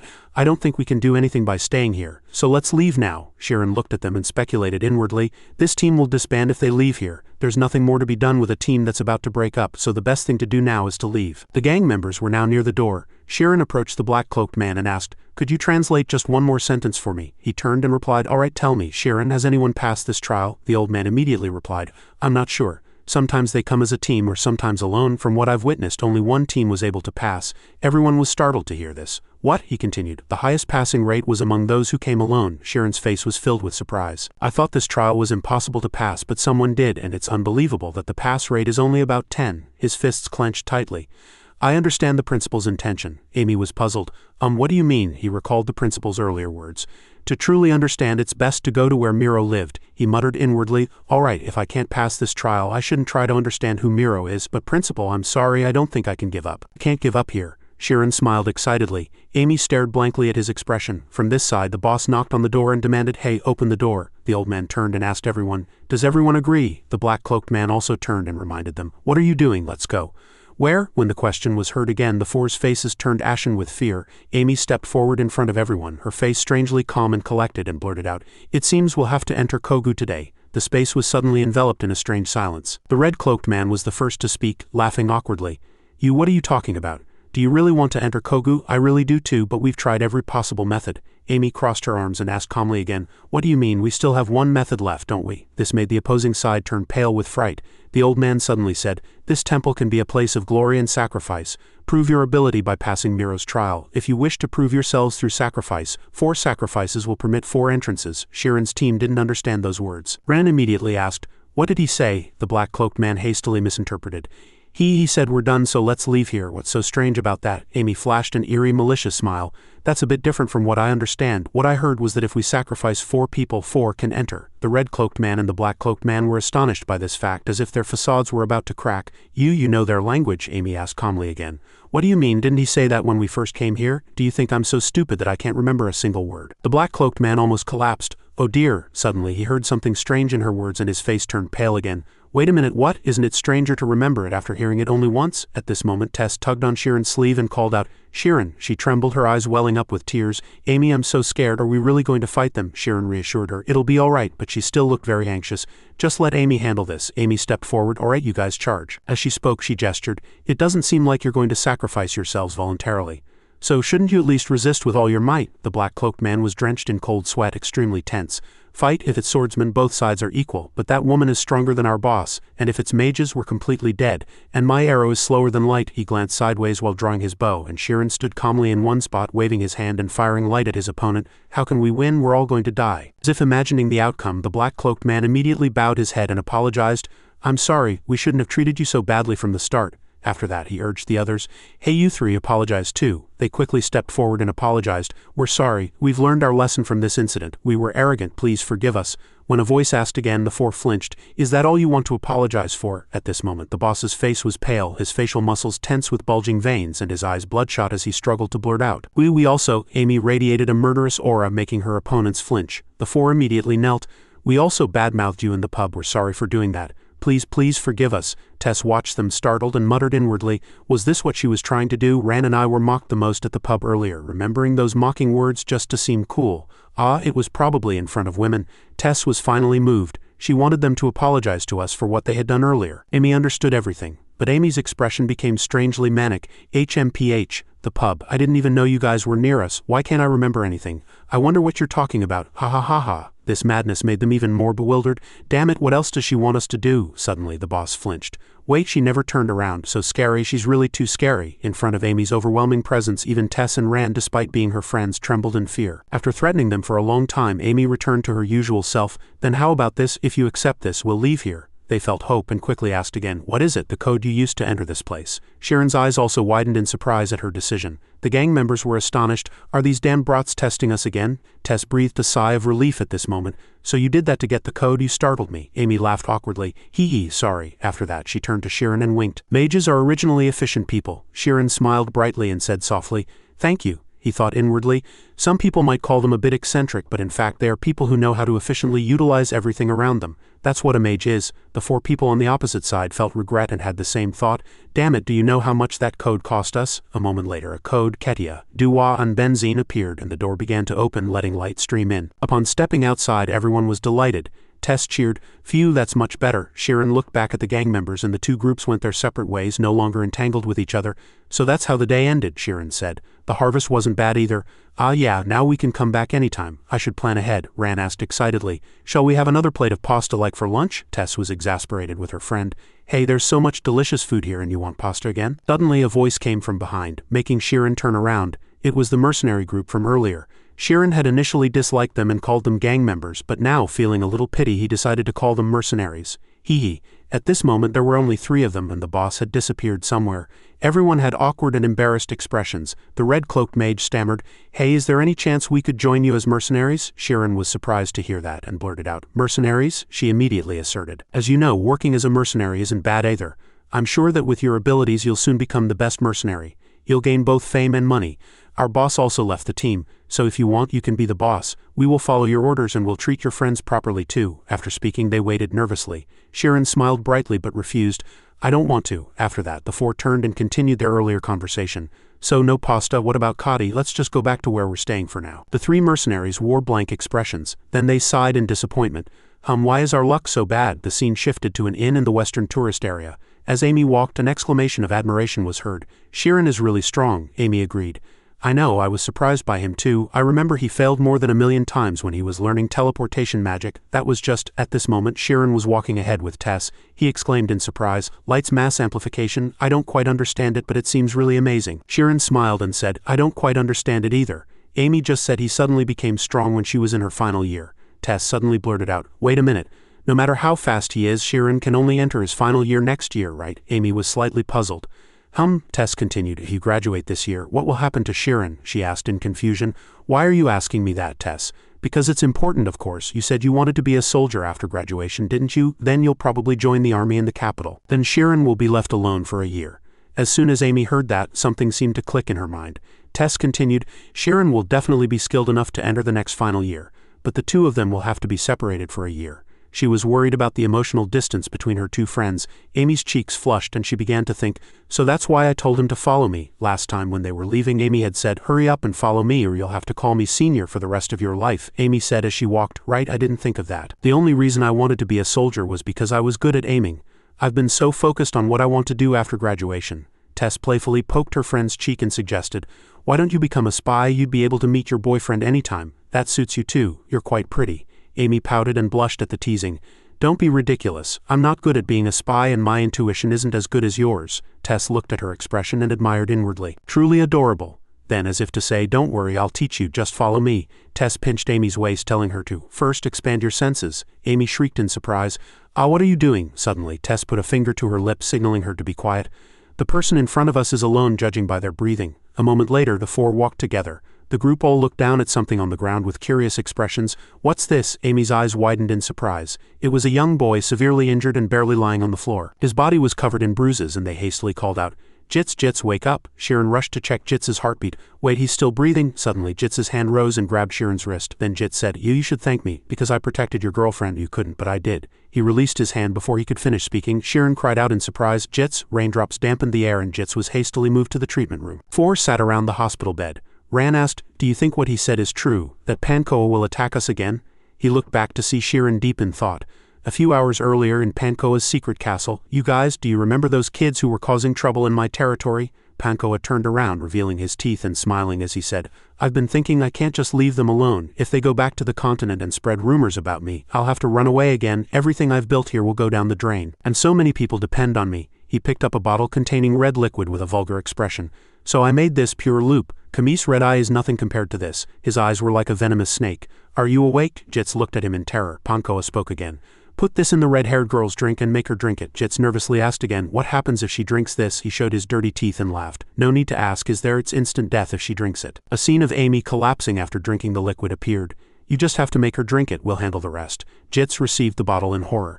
He's crazy, he's completely crazy. Pankoa was like an ugly, terrifying demon chewing herbs like a cow. He's a psychopath. Suddenly, Pankoa's face twisted in an unpleasant frown. What are you doing? Are you trying to defy me? The bottle in Jits's hand had already fallen to the floor and shattered. He looked down at his trembling hand, flustered. He stammered, I quit. Pankoa cupped his hand to his ear and asked again, What? I can't hear you clearly. Jit shouted, I said I quit, you piece of trash. Immediately a fist struck his face and blood splattered out. Those nearby were disgusted by the sight. I just had dinner, Pankoa shouted again. What are you looking at? Bring that damn brat's sister here. Jit's small body was already lying on the floor covered in bruises. Returning to the present, Amy asserted, looking at Jits, You idiot, I won't let anything happen to you and your sister. Then Jit shouted, I quit. Amy admired. Well done, you kept your promise. But this also meant that all efforts to protect him and his sister would be in vain. Ran asked, arms crossed. Murder and kidnapping, should we call the guards? Tess turned around and explained.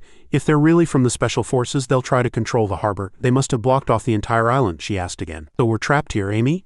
Even if you report it, can you save your sister? The army won't send troops to save one orphan. Sheeran had been silent until now, deep in thought with his lips sealed. Suddenly he opened his mouth and asked, Amy, how strong do you think Pankoa's gang is? Tess asked in surprise. Wait, are you going to fight them? Amy seriously analyzed. Most of them are dumb muscle, but there are about 10 schema users who are skilled. They're the Parrot Gang. She recalled Pankoa's ugly and vulgar face. Sheeran blurted out in surprise. The Parrot Gang? Tess, seeing his expression, quickly asked. Do you know them? He asserted. Yes. When our academy was attacked, the schema user hired by the Archmage was from the Parrot Gang. Amy frowned and said, I thought that damn guy was caught by the Magic Association. Returning to the prison, guards stood outside and a prisoner suffered inside. Despite the harsh punishment, he glared at his tormentor. Lucas, a B-class criminal. I think Pankoa is much stronger. Sheeran fell into thought upon hearing that. Stronger than Lucas, suddenly Tess blurted out. Yeah, the Parrot Gang, that's strange. Sheeran, seeing her expression, asked, Did you notice something? Her expression was quite serious. Something's missing, and the name Pankoa, and that he was from the special forces. As Tess was speaking, Jit suddenly woke up, grabbed Sheeran and shouted, Run away now, you have to run away now. He was surprised. Jits, he tried to speak but failed. Run, Sheeran hastily reassured him. Calm down, it's safe here, Tess reminded. Sheeran, your ribs are broken, Ran asked. Do you know where your sister is? Jits asked back. Are you going to save her? Amy opened her mouth. We have a rough idea of their strength. Most of them are loop addicts, Tess continued. And since they're after Amy, but Jit shouted, denying it.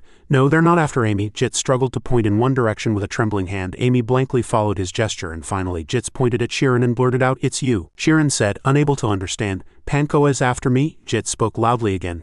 No, it's not them. The one who ordered me to bring you to him. Jits recalled a gun was pointed. The gun was pointed at Pankoa's temple. The man in the hat looked down with a cold expression. Everyone in the room was subdued by one of the gang members, and then a mocking voice echoed, Wow, you really look like a gang boss now. Pankoa trembled and glanced back. His pupils were so dilated they were almost entirely white.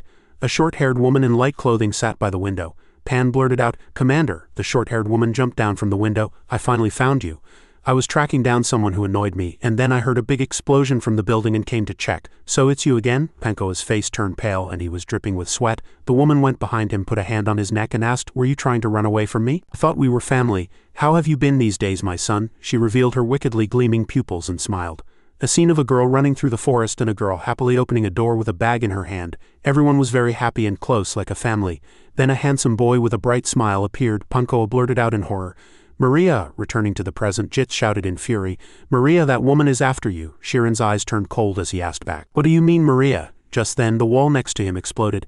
Amy looked at it in terror and ran hastily supported Tess, who was swaying from the force. Even the person lying in the hospital couldn't escape the impact. The four walls of the room exploded, and they barely stood amidst the smoke and flames. Outside, the room was engulfed in fire, making it impossible to see the situation inside clearly. Sheeran blurted out in surprise, Masa, what do you mean? The next moment, the room exploded. What do you mean, the parrot robber gang? And Klasa, everything was engulfed in smoke and flames. Sheeran was still shocked by this information. Why is that name appearing here? Meanwhile, at the Magic Association headquarters in Baska, the mage Lucas confessed under torture. The leader of the parrot robber gang is Pankoa. He is Lucas, a B-class criminal and an escapee. Pankoa perfectly controlled the smuggling, and no one could catch him. Unless you help me. The interrogator was Investigator Sakari of the 3rd Investigation Room. He continued to interrogate coldly. Pankoa is the leader of the parrot robber gang. Lucas showed his teeth and laughed madly. That's right, I'll confess everything. So please reduce my sentence. How about it? A dagger was swung. Lucas was grabbed by the hair and pulled back. Maya plunged a dagger into his back with shining eyes. Desperate screams echoed in the basement. A moment later, Lucas lay on the floor with a trembling face. Maya looked down at him like an insect. It's not the fake parrot you're thinking of. I'm talking about the leader of the real parrot mercenary group. He thought this guy had been stabbed. It turned out that as Maya ripped open the back of his shirt with a knife, the same gang tattoo as Pan's appeared. Above it was written Parrot Mercenary Group. A red flag with a yellow symbol appeared. 7 years ago, they were a legendary mercenary group that had trampled the Iron Kingdom and almost overthrown the country.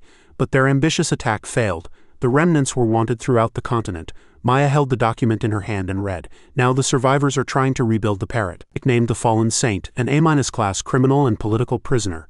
The document contained information about Cleasa. She appeared everywhere, but no one could find her. She couldn't be tracked. All witnesses stated that she used a different type of magic.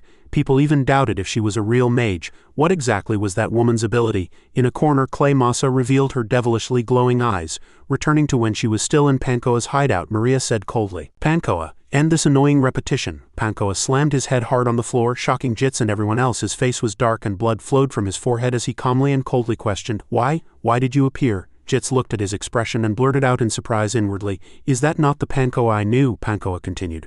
"When you threw us into that damned Iron Kingdom, wasn't that enough?" His hands were clenched tightly in anger. "Now you're suddenly acting like family?" The more he spoke, the more enraged he became. "You killed them. My family, my brothers, all died. Because you were foolishly deceived." Maria recalled the past at those words and remained silent. In her childhood, Maria happily returning, and her younger sisters eagerly running out to greet her. The children expected her to share snacks. It was a very intimate, harmonious and happy scene. Then it changed to a tragic scene again. The girl lay in a pool of blood, barely breathing. Still reminding boss, run, run. Numerous arrows were stuck in her back and behind her. Countless soldiers rushed in with swords. Returning to the present, Maya still remained silent. Pankoa shouted again, "You couldn't, but I did. I earned money without my brothers having to risk their lives. I fed them well and let them live in peace." A boy called out loudly in surprise. "Brother," Pankoa was about to say something when Maria suddenly interrupted and asked, "Do you hate me that much, so you ran away from the battlefield? I've always been sorry that I couldn't raise you in a better environment, but we're mercenaries. Because you ran away that day, many of our family had to die. Do you understand now?" Maria's eyes sharpened. "You're the one who put our family in danger." Pankoa was horrified to hear this. Maria continued, "On the battlefield and in the world you're just a coward, Pan." Jits was still lying on the floor at this time, and Maya looked at him intently. "Who is this guy?" Pankoa replied, "The reason I called the boss is because there's someone the boss is looking for. This has nothing to do with the boss." Maya scoffed, "It doesn't seem unrelated. It's because of that kid, Shirin, isn't it?" Jits was shocked and horrified to hear that name. Pankoa gritted his teeth and glared. "How did you know?" Maya smiled slyly. "Did you think I wouldn't know the name of the kid who messed up your business? That's right, it's Shirin. Honestly, my little brother is too kind. He even helped a guy like you and he didn't leave, did he? Pankoa, I'll give you one last mission. Bring him to me. You can do whatever you want with the rest." Suddenly, a sound made Maya turn around. The man in the hat looked out the window to see small waves rippling. Maya lit her pipe and laughed coldly. "Quite bold. Chase them." Returning to the present, the man in the white hat held a gun. They looked down from above where Shirin's group's room was burning. His eyes were dark and wicked. Thinking they were done, they turned and left. Below, the house Shirin had been staying in was almost entirely burned down. From another angle, the unfortunate house was seen. Fortunately, Shirin and everyone else had escaped, but soot remained on their bodies. Jet, still unable to walk on his own, was carried on Tess's back. Amy watched Shirin's gloomy expression from behind. Maya. He looked to one side as if unable to understand why he was the target. He gazed at the burning house in the distance, unable to comprehend why he had been targeted.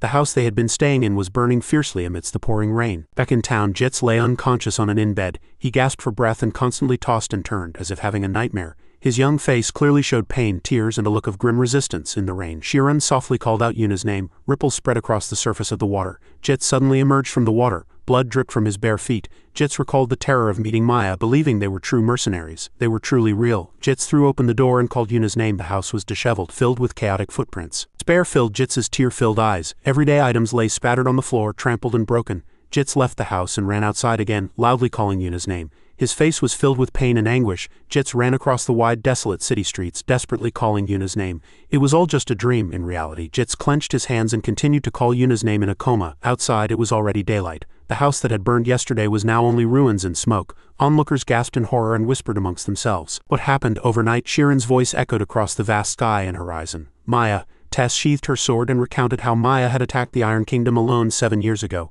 People said she had almost overthrown the kingdom. She was the leader of a legendary mercenary group. Ran asked. "But the attack on the Iron Kingdom failed, didn't it?" Ran said confidently. "Then there's nothing to fear, right?" Tess replied. "Yes, the royal army arrived before they missed a golden opportunity, but the timing was too perfect." Amy put on her mage's robe. When Tess replied, she sounded suspicious. "Yes, think about it, the parrot mercenary group." Shirin also put on his robe. Tess said, "It was used in a civil war," she continued. "As soon as the parrot attacked the Iron Kingdom, a certain counselor arrived leading the royal army as if he had been waiting," she added.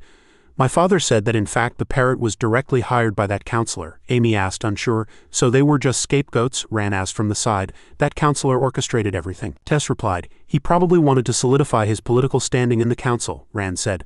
I don't know anything about politics, Tess also replied, not bothered. Anyway, I don't know if it's true. Sheeran took the reins of a horse and said, let's go stop them. He looked back and asked his companions if they were ready.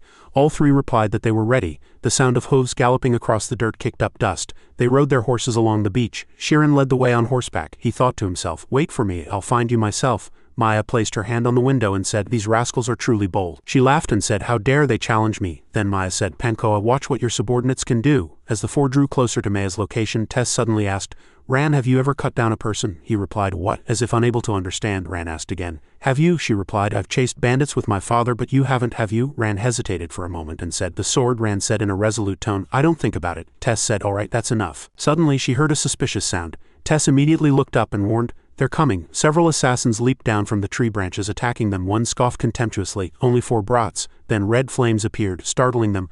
Hot flames flew straight at the assassins, turning them into torches. Amy, hovering in the distance, intercepted the assassins. With her calm, cold face and flames entwined around her hands, the assassins cried out in fear. They have a mage, one of them commanded, as if pointing out a target. Turn back, but a golden flash flew at him. By the time the man turned around, it was too late. Sheeran's attacks continuously rained down on the bandits, causing small explosions. One barely survived and called out, Boss? Tess gripped her scabbard and charged rapidly. She skillfully slit the assassin's throat. The assassin fell dead. She looked to the other side to see Ran wielding a greatsword in the forest. She thought, oh no, and cried out, Ran? Tess worriedly thought Ran can't use schema, so he's at a disadvantage in fast-paced combat. The assassin moved nimbly between the trees, mocking inwardly, fool. He rushed in to ambush Ran from behind. What's he going to do with a greatsword in the forest? Ran leaned back, dodging the slash, and simultaneously swung his sword with all his might. The sword struck a tree and became stuck. The man rushed in to attack again, sneering. Trying to cut down a tree? Tess rushed over and cried out, Ran, he shouted. Trying to cut down a tree? Don't underestimate me. Ran put more strength into his sword. A crack and a golden flash appeared at the point where the blade met the tree, and his greatsword sliced through both the tree and the assassin. The man mumbled in surprise. A sword of slaughter. Tess stared blankly as he fell. Her eyes watched Ran suspiciously. You said you'd never cut down a person, but my pride has been shattered countless times for lacking talent, and I've killed myself 1,000 times over. He had advised Sheeran in front of the forest, you become a mage and I'll become the strongest knight, the sword to protect you, Ran said, never once. I have swung my sword with lukewarm resolve. Tess proudly agreed, exactly. An observer watching the scene cried out, we can't stop those guys. One asked in disbelief, the reconnaissance team lost? Another reported. They were accompanied by 2 mages, the blonde-haired man said, flustered. They're much stronger than we thought, the brown-haired man said. We underestimated them, thinking they were brats. The man smiled sinisterly and said, but they definitely know what they're doing. Shall I show them a more interesting game? Fierce explosions occurred in succession. Tearing up the ground and trees, 2 sharp swords clashed, producing a piercing sound. Tess continuously thrust her sword, creating numerous afterimages, leaving her opponent clueless as to how to respond. Her sharp eyes seized the opportunity and immediately thrust forward with powerful resolve. The sharp blade sent the bandit's sword flying and pierced his shoulder. A strange sound reached Tess's ears again. She urgently warned Ran, duck. Sharp arrows rained down from the sky. Ran crouched in fear, dodging the arrows, which then embedded themselves in the tree behind him. Ran sighed in relief. I almost got riddled with holes. Around them more bandits appeared, surrounding the 2. They watched the 2 warily, and suddenly a bearded swordsman cried out in fear. Scatter! Dazzling magic attacks rained down unexpectedly from the sky. Sheeran appeared in the sky. He leaped down, gathering mana in his palm, ready to cast magic at any moment. Sheeran swung his hand, unleashing countless pillars of magic that continuously bombarded the ground like artillery shells. Facing the fierce, widespread and intense attack, the bandits could only stare blankly in fear. However, one aim firmly targeted Sheeran. From a distance a sniper said, just a bit further out. Suddenly, hot flames flew in and the man cried out in surprise. The archer, terrified, abandoned his bow and dodged the pillar of magical fire. The bearded bandit peeked his head out from behind a hidden rock and cried. There, in his slender hand, a few tendrils of flame and warm energy still lingered. The pillar of fire was fired by Amy. The bandit cried out, there's a sniper. Amy, with a murderous look, said, that guy has been bothering me for a while now. The bearded bandit's mind broke and he cried out, what the hell are these guys? Seeing Sheeran's group's constant, unrestrained activity, the bandit cried, what exactly are they doing? The bearded bandit hastily commanded, retreat. The bandits turned and fled without hesitation, and seeing this, the 4 immediately gave chase. Amy activated her magic and cried out, do you think we're just going to let you go? Flowing flames shot forward like a meteor following a shining trail. The bandit turned his head and sneered at them even as the attack approached. Immediately afterward, his body was enveloped in blue light. The flames hit the ground, causing a massive explosion that scattered earth and stones. But the bandits had already vanished. Following the light, the 4 paused for a moment at this sight. Tess exclaimed in surprise, what, teleportation? She turned back and asked, they didn't have a mage, did they? Amy calmly said, I'll check, I recorded it. Then Amy also exclaimed in surprise, what is this? In the recorded video, she saw something glowing in the bandit's hands. Looking closely, it was a bracelet. Amy said, this is the gate magic artifact, the bandit's headquarters. The brown-haired commander smiled sinisterly and mumbled, So there was a reason Commander Maya was so interested in that technique. But he sneered, looking at Sheeran's group. Just because you have talent doesn't mean you can win in combat. Another group of bandits leaped down from the trees attacking. The four continued to fight, and the bandit commander said, in real combat there are still many tactics you can't even imagine. Keep attacking, ha ha ha. Sheeran continuously activated his golden and blue magic. Huge roars and explosions swept through the area. Following that, the familiar light of teleportation appeared. All four frowned and looked down, but the ground, cracked like a spiderweb from their attacks, was empty. Tess said unpleasantly. They used teleportation again. This isn't like ordinary mono bullets. To set a teleportation location, you need to be a spiritual realm user, don't you? Amy said. There must be something managing the coordinates. Sheeran asked, for example. Amy said. My intuition tells me it's nearby. Tess, running ahead, suddenly sniffed and called everyone over. She led them into the bushes and said, There's an unnatural smell here. Ran asked in disbelief. What, are you a hunting dog? Tess growled and retorted. I'm using a magical tool to amplify my senses, you fool. Amy looked ahead and said, Just as I thought. Before the four, a circular magic circle with intricate patterns was drawn on the ground. Sheeran saw it and understood.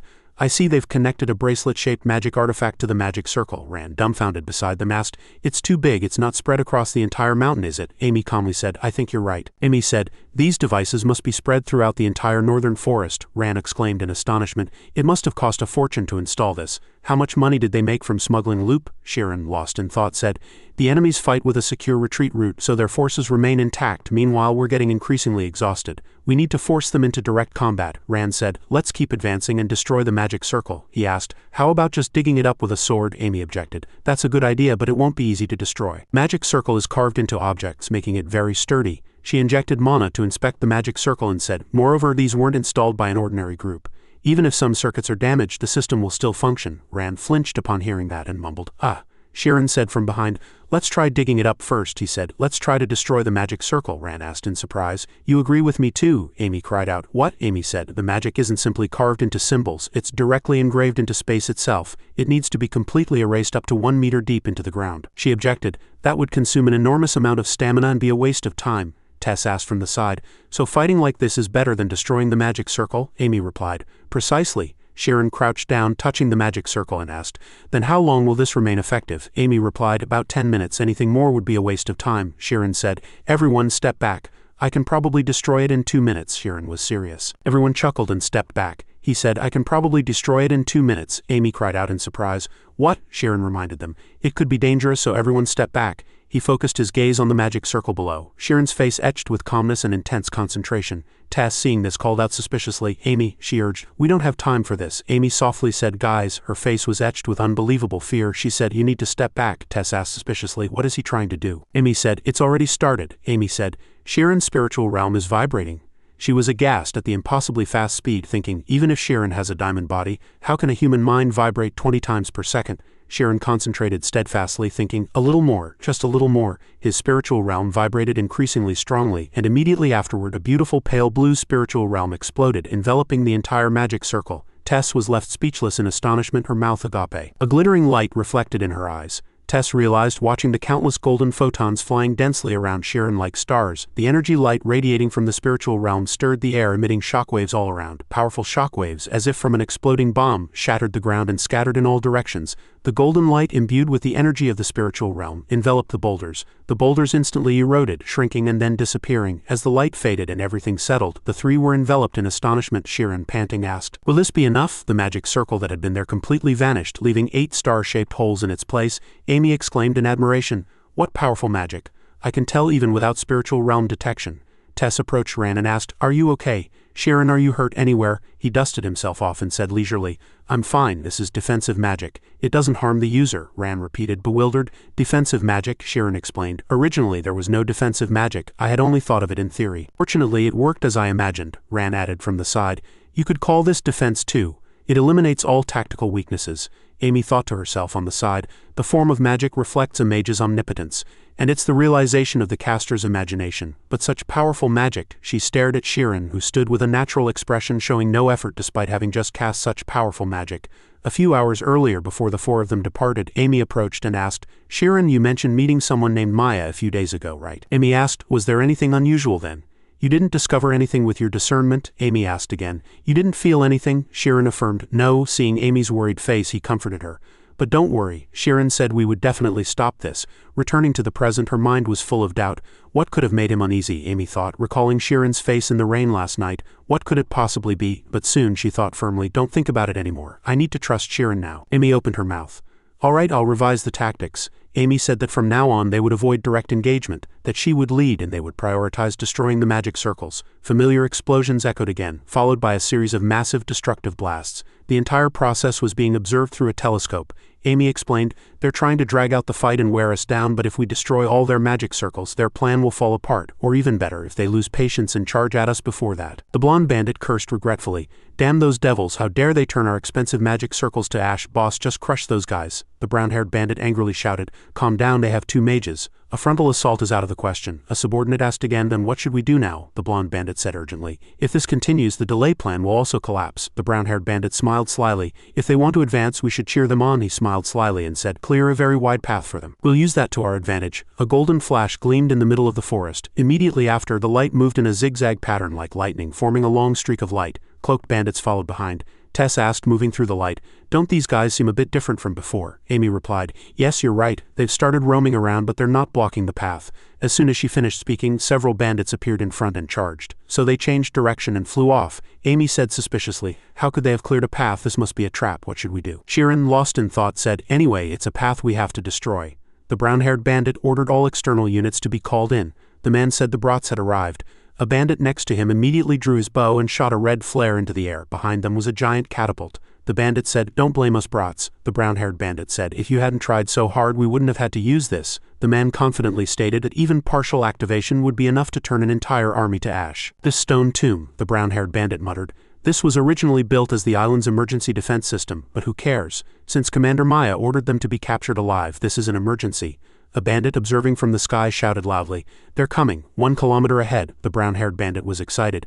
Good, I'll crush them with boulders. But as he looked through the telescope he was horrified. How, what is that? A dazzling light was approaching in his sight. Seeing Shirin alone he shouted, only one person? The blonde bandit was terrified. Why is he alone? Where are all the others? The brown-haired bandit cursed. Idiot, that's psychological warfare, he explained. He thinks if he goes alone the trap won't be activated because it would be a waste. The blonde bandit asked. Then what should we do? The brown-haired bandit said savagely. What are we going to do? Show him the price for acting smart. Crush him. The surrounding bandits, following orders, all drew their bows. Thousands of arrows rained down. Shirin thought of a monobullet. Its arrowhead was not pointed but a cylindrical projectile. As soon as it hit the ground it exploded, creating air pressure and thick smoke, but Shirin dodged by changing direction. The 3 Amy's group outside had to pause for a moment. She called out loudly with concern. Shirin, he shouted from within the smoke, don't come closer. As the smoke cleared, massive boulders as large as buildings were falling like meteorites where Shirin had been. As the boulders fell simultaneously, it felt as if the end of the world was approaching. The ground shattered and exploded with a tremendous roar. As the smoke thinned, the scene of the ground, devastated as if bombed, was revealed. The 3 Amy's group stood dumbfounded with their mouths agape from a distance. The brown-haired and blonde bandits laughed triumphantly. But the brown-haired bandit shouted as if in disbelief. No, he saw a faint golden light in the dust and exclaimed, what is this? The dazzling golden light grew increasingly intense. After that it exploded, scattering dirt, stones, and smoke. Amy thought inwardly, boulders? Watching the boulders surrounding Shirin being destroyed by the golden flash, she thought, they're breaking apart. Under the flash's influence, massive boulders the size of human heads were shattered to the size of fists. The golden flash exploded again with an ear-splitting roar, causing the surrounding ground to crack in a circular pattern. The surrounding rock fragments shattered into smoke. Shirin stood in the middle of a small crater, radiating killing intent and looking upwards. Tess exclaimed in admiration. Amazing, Amy thought, looking at him. Shirin, this was your plan, she thought inwardly. When the enemy lured us, Amy thought inwardly, he sped ahead alone, even leaving Rand behind. He intended to destroy the trap by himself from the start. The bandits on the fortress wall shouted in panic, what's happening? A light suddenly exploded and boulders shattered. The brown-haired bandit holding his bow called out to the team leader. What is that shield like, light? The black-haired bandit also called out to the team leader. The bandit team leader remained silent as if dumbfounded. The blonde bandit shouted again, what is this? Someone else shouted. It's light, red light. The brown-haired team leader bandit thought, red light. There used to be a magic called laser, but there's no way a brat like him could use it. Immediately after, Shirin fired a red laser forward. They cried out in terror, covering their heads and cowering. He's shooting this way, watch out for the impact. But when nothing happened, the team leader bandit shouted suspiciously. There's no impact. As soon as he finished speaking, an impact occurred. the black-haired bandit asked. Is it an earthquake? The team leader cursed. It hit, you idiot. He stood up and saw that the iron door was being pierced by the laser. He shouted, the door is breaking. Due to the laser's heat, uneven bubbles formed on the door, then it exploded, spewing hot boulders. The blonde bandit shouted, I don't care if that's the commander's toy or whatever, kill that bastard. Arrows and monobullets flew toward Sheeran again. He ducked. As an explosion occurred, glittering 7-colored lights flew towards the fortress wall. The team leader bandit was astonished. What? The light landed on the fortress wall, forming a human shadow. The team leader bandit was terrified. Teleportation is impossible here. How? Amy thought inwardly. For him to teleport during combat is almost impossible. The battlefield changes too quickly, she thought, but he fired the laser in advance. Amy thought, and he used the data transmission properties of light magic to scan terrain data and simultaneously calculate teleportation, Amy thought. In such a rapidly changing battlefield in such a short time. Amy speculated, yes, that's it. He seems incredibly angry right now. Sheeran said with a voice full of killing intent, this is my final warning. He demanded they release Yuna and withdraw their forces. The bandit sneered. A sprat, he said. Does he think we'll just act as if nothing happened and let the guy who caused trouble go? Attack, Sheeran said calmly. I told you, he said angrily, if you touch my friend again I will destroy everything. Suddenly the brown-haired bandit thought, wait, what if he uses the magic that blew away the boulders here? Thinking of the hole in the fortress wall, he thought, who can guarantee this fortress wall can withstand it? Sheeran clenched his fists and activated his rage magic. The golden flash exploded, sweeping over everything, and the boulders began to be destroyed again. From the entire fortress wall, rumbling and cracking sounds echoed with fragments falling off. The brown-haired bandit drew his bow and cursed. Stop, you bastard, do you know how much this place costs? He shot an arrow toward Sheeran's location, cursing. The bastard, the arrow hit a protective barrier, bounced off and exploded. Simultaneously, the fortress wall was destroyed and the brown-haired bandit shouted in pain. Our treasure, Tess was dumbfounded. He destroyed everything. The fortress wall began to collapse. From a distance, Maya watched the outcome and admired. My little brother truly isn't an ordinary person, is he? Maya muttered. Is that release magic? It's far more excellent than I thought. Truly fascinating, Maya said. That glittering light, I want it too. Pankoa looked up at Maya from below. He thought, do you mean all my subordinates have been defeated? Pankoa frowned. He recalled that day. A torn flag fluttered in the smoke. Pankoa thought inwardly, I knew this day would come. A blonde knight brandished his sword, shouting to exterminate all hostile nation leaders in the name of the kingdom. Pankoa surrounded, wielded his sword and resisted. He thought of how he was once called the ghost of the battlefield after that day. I fled the battlefield. Pankoa dragged his sword and walked on the ground saying, and I've only been hiding. Pankoa walked holding his sword and said, but the battlefield has found me again. Pankoa thought firmly. This is my last stand. Sheeran's group splashed through shallow puddles as they walked. They advanced resolutely. Suddenly, Sheeran turned sideways in surprise. Golden bullets flew from that direction, an explosion occurred, and a cold voice was heard. Not bad, your skills must be why you made it this far, Amy cursed. Cowardly ambushers have appeared. A man in black shoes approached and introduced himself. I am the vice captain of the Pharos mercenary group. The man with the gun and a dark expression, Agato Freeman. At this time, elsewhere, a door to a dark room slightly opened, letting in light. It must be Yuna, the girl, confined in the room, her spirit weakened. Nevertheless, she worried about her brother. Where's my brother? Another girl's voice gently comforted her. That's truly unfortunate, but your brother is safer than you. She placed her hand on the girl's head and promised, don't worry. When everything is over, I'll take you home. Yuna's eyes widened, almost disbelieving. Really? Will you take me home, big sister? Maya sat and placed her hand on the girl's shoulder. Her gentle tone calmed the girl's anxious mind. Outside is dangerous, so I'll take you when everything is over. As she stroked Yuna's head with her hand, the girl's vision blurred and she fainted. Maya laid the girl on the bed. Then you, she smiled, approached the girl and said, shall we sleep a little while we wait? As soon as her hand touched the girl's neck, she quickly made a move. The scene returned to where Sheeran's group was, with black smoke rising. They couldn't keep hiding indefinitely. All of them cautiously but bravely emerged from their hiding place. This man, they all felt he was very strong, and he was the vice captain of the mercenary group. In other words, he was second in command after the captain. Sheeran's eyes sparkled with blue light. Furthermore, he could clearly feel that not only the vice captain in front of him, but also about 10 people were hidden around them at this very moment, and they were stronger than the guys they had dealt with before. But he hesitated, wondering why they weren't attacking simultaneously. Are they waiting for orders? While he carefully refrained from attacking first, Amy spoke. I'll take care of this place. The other three were startled by these words. Amy, but she was firm. You guys rescue the hostage. Sheeran disagreed with this decision. But there are many others. Amy's voice was resolute. Yes, many are hidden. But look, she also knew the danger that man brought. It's a gun. Amy was not easily swayed. Surely the others will also use guns, but they won't be as strong as him. And her reasoning was always very logical. If all of us get stuck here, the hostage will be in danger. Besides, the same time, Amy clearly knew that Sheeran had an important task to complete. Sheeran's face went blank before her resolute gaze. Sheeran quickly made a decision. All right, I'll leave this to you. Of course, his two friends thought otherwise. Really, you're actually leaving Amy behind? No matter how much his two friends tried to stop her, Amy calmly stepped forward. I'll send you a signal. As soon as they moved, Agato Freeman aimed his gun at them. Don't move. Bring Sheeran to me by Maya's command. He warned in a cold voice, you have no right to leave or stay. Amy's eyes widened and she created her own unique flame. The fire fell to the ground and spread rapidly. In less than 3 seconds a thick wall of fire was erected. Because of this barrier he could do nothing more. Impressive. When the wall of fire disappeared, Amy was the only one who could maintain a firewall over 5 meters tall for more than 3 seconds. The assassin's gaze didn't match his words. I sincerely respect your brave decision to sacrifice yourself for your comrades. Amy prepared herself for the fierce battle ahead. The other 3 fled, consumed by anxiety. Sheeran, should I have stayed with her? Tess felt guilty. I know Amy is strong, but she has to face enemies with a lot of combat experience. Sheeran ran with his head down, reassuring her.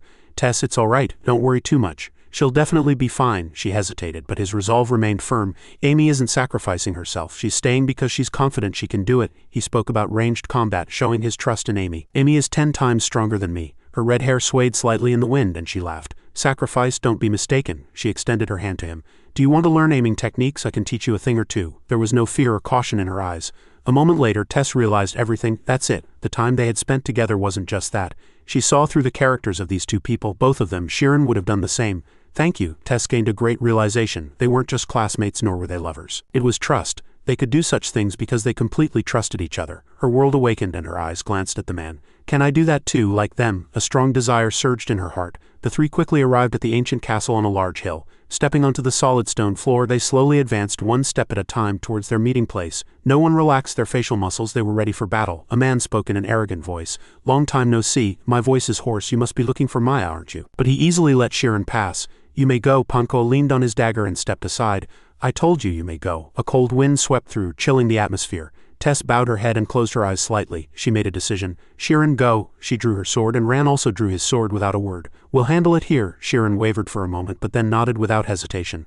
All right, I'll be back. The 2 nodded with resolute eyes, giving him confidence. Sheeran left Panko to the 2 of them and entered his inner world. In a single moment he moved as swiftly as an elusive flash of light. Panko also laughed, unconcerned.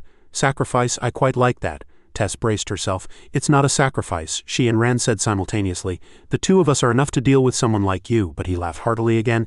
It seems you 2 are misunderstanding something. He was excited, as if enjoying someone offering themselves on an altar. The one I feel sorry for is the brat who just passed me. His 2 friends' faces went blank. What, you let him confront Maya alone? I don't know what that brat did to become the captain's target. His laughter was filled with excitement and anticipation. But your friend will die in extreme pain. Sheeran didn't know that. He had a more important mission. Tess and Ran tensed amid Panko's gleeful laughter. The empty castle was utterly devoid of life. Sheeran stopped before the giant door of the silver castle. He looked at the castle and decided no. A few more steps, and beyond a gently sunlit hill there was a shabby hut. His feet touched the soft green grass. Sheeran quickly arrived at the house covered in ivy. In the peaceful and serene landscape he opened the door without hesitation. He entered with a serious expression, and soon a familiar voice echoed, "You're finally here." The person waiting for him was looking out the window. Maya, his older sister. She smiled faintly and turned to him. "Shall we continue our previous conversation?" Sheeran quietly opened the door and entered, and at the same time a voice echoed, "You're finally here." Maya was waiting inside. Her little brother. She greeted him warmly. "Shall we continue our previous conversation?" Behind him the door closed by itself with a faint rattling sound. The inside of the house was not as beautiful as the outside, and weapons were scattered everywhere. Maya also admitted, "This place isn't very beautiful, is it?" She stood up and said in a gentle voice, "But why do you look so scared?" Sheeran ignored the question. "Where's Yuna?" Maya narrowed her eyes slightly and smiled. "That girl." She pulled a necklace from inside her clothes. "This is her memento." His eyes immediately turned cold. "What are you trying to do?" Sheeran stood frozen in place. He glanced to one side. Maya's voice turned accusatory. "It took you too long to get here." His voice came out heavily. "Liar." Maya's voice was tinged with amusement. "Such a naive brat. Are you disappointed?" His eyes fixed on her coldly. "Why did you do it?" She retorted without the slightest hesitation. "That's precisely the question I should be asking you." She repeated it casually, as if it were the most natural thing. "I told you, if you remain trapped in misfortune, the world will only grow colder." Before Sheeran could reply, Maya said with a sob, "You know, people can't bear even the smallest misfortune and always try to blame someone else. They want to believe there's a villain ruining their lives." She dropped the necklace to the ground. "Mages are no different. You surely think everything that happens to you follows causality, don't you?" She denied everything that science depicts, that the world operates according to some rational law. But that's just an illusion. There's no cause and no effect. And even the destroyer of everything never existed in the first place. Her eyes were consumed by madness. The essence of the world is contradiction and irrationality. These were the words of an experienced person, and the meaning of events changes depending on one's perspective. If you refuse to face it, at that moment, Sheeran unconsciously looked into the next room. There a small emaciated leg lay motionless. His eyes widened with doubt and disbelief. Maya's voice echoed in the empty room. You can pretend it never happened." It sounded as if she were telling the story of her own painful life. The ghosts of her childhood constantly tormented her. "But you were too arrogant to realize it." She knew what they had both experienced. "You were born into misfortune just like me." And she compared their lives. "But because of the environment you grew up in, misfortune must have felt like a kind of virus you couldn't endure," Maya accused him without restraint. "The impulsiveness you mistake for justice will lead your friends to their deaths." The scene shifted to Amy confronting the assassin. He stood in place and sneered, "You're going to teach me?" His emaciated hand hung limply at his side when suddenly he pulled out another gun. Agato Freeman aimed his gun at her. "Then I'll gladly accept that offer." Outwardly she was very calm, but she didn't lower her guard due to the pervasive danger around her. 2 guns, 6 monobullets in each magazine. That means he can fire 12 shots simultaneously. She narrowed her eyes and calculated. "Since there are about 10 enemies hidden around me, I could expect about 132 shots to be fired at once." At this immense number, she forced a laugh. "It seems too late to call my friends back." Meanwhile, on Tessa's and Rand's side, Penko's syrupy laughter echoed. "You truly trust each other, don't you?" He scoffed at their teamwork. "Why did the two of you decide to stay? Do you owe that blonde brat something?" His expression was sinister. "I also had comrades like that. A team bound by unwavering trust." Going back to the past, the sunlight was still dazzling and peaceful. But life here was dark and desolate. A boy lay collapsed by the roadside, but no one paid him any mind. It was young Pankoa. His eyes were tired and he had no will to survive. His gaze fell upon the people lying in the street. Suddenly, someone splashed water on his face. The water abruptly entered his mouth and nose, causing him to choke. A voice echoed, "Are you an orphan?" It was the person who had splashed the water. "Come with me, you'll die if you stay here." Freeman followed behind with a blank face. A major turning point in his life began with that event. "Maya saved my life. A family bound by life and trust. That was the Pharos mercenary group."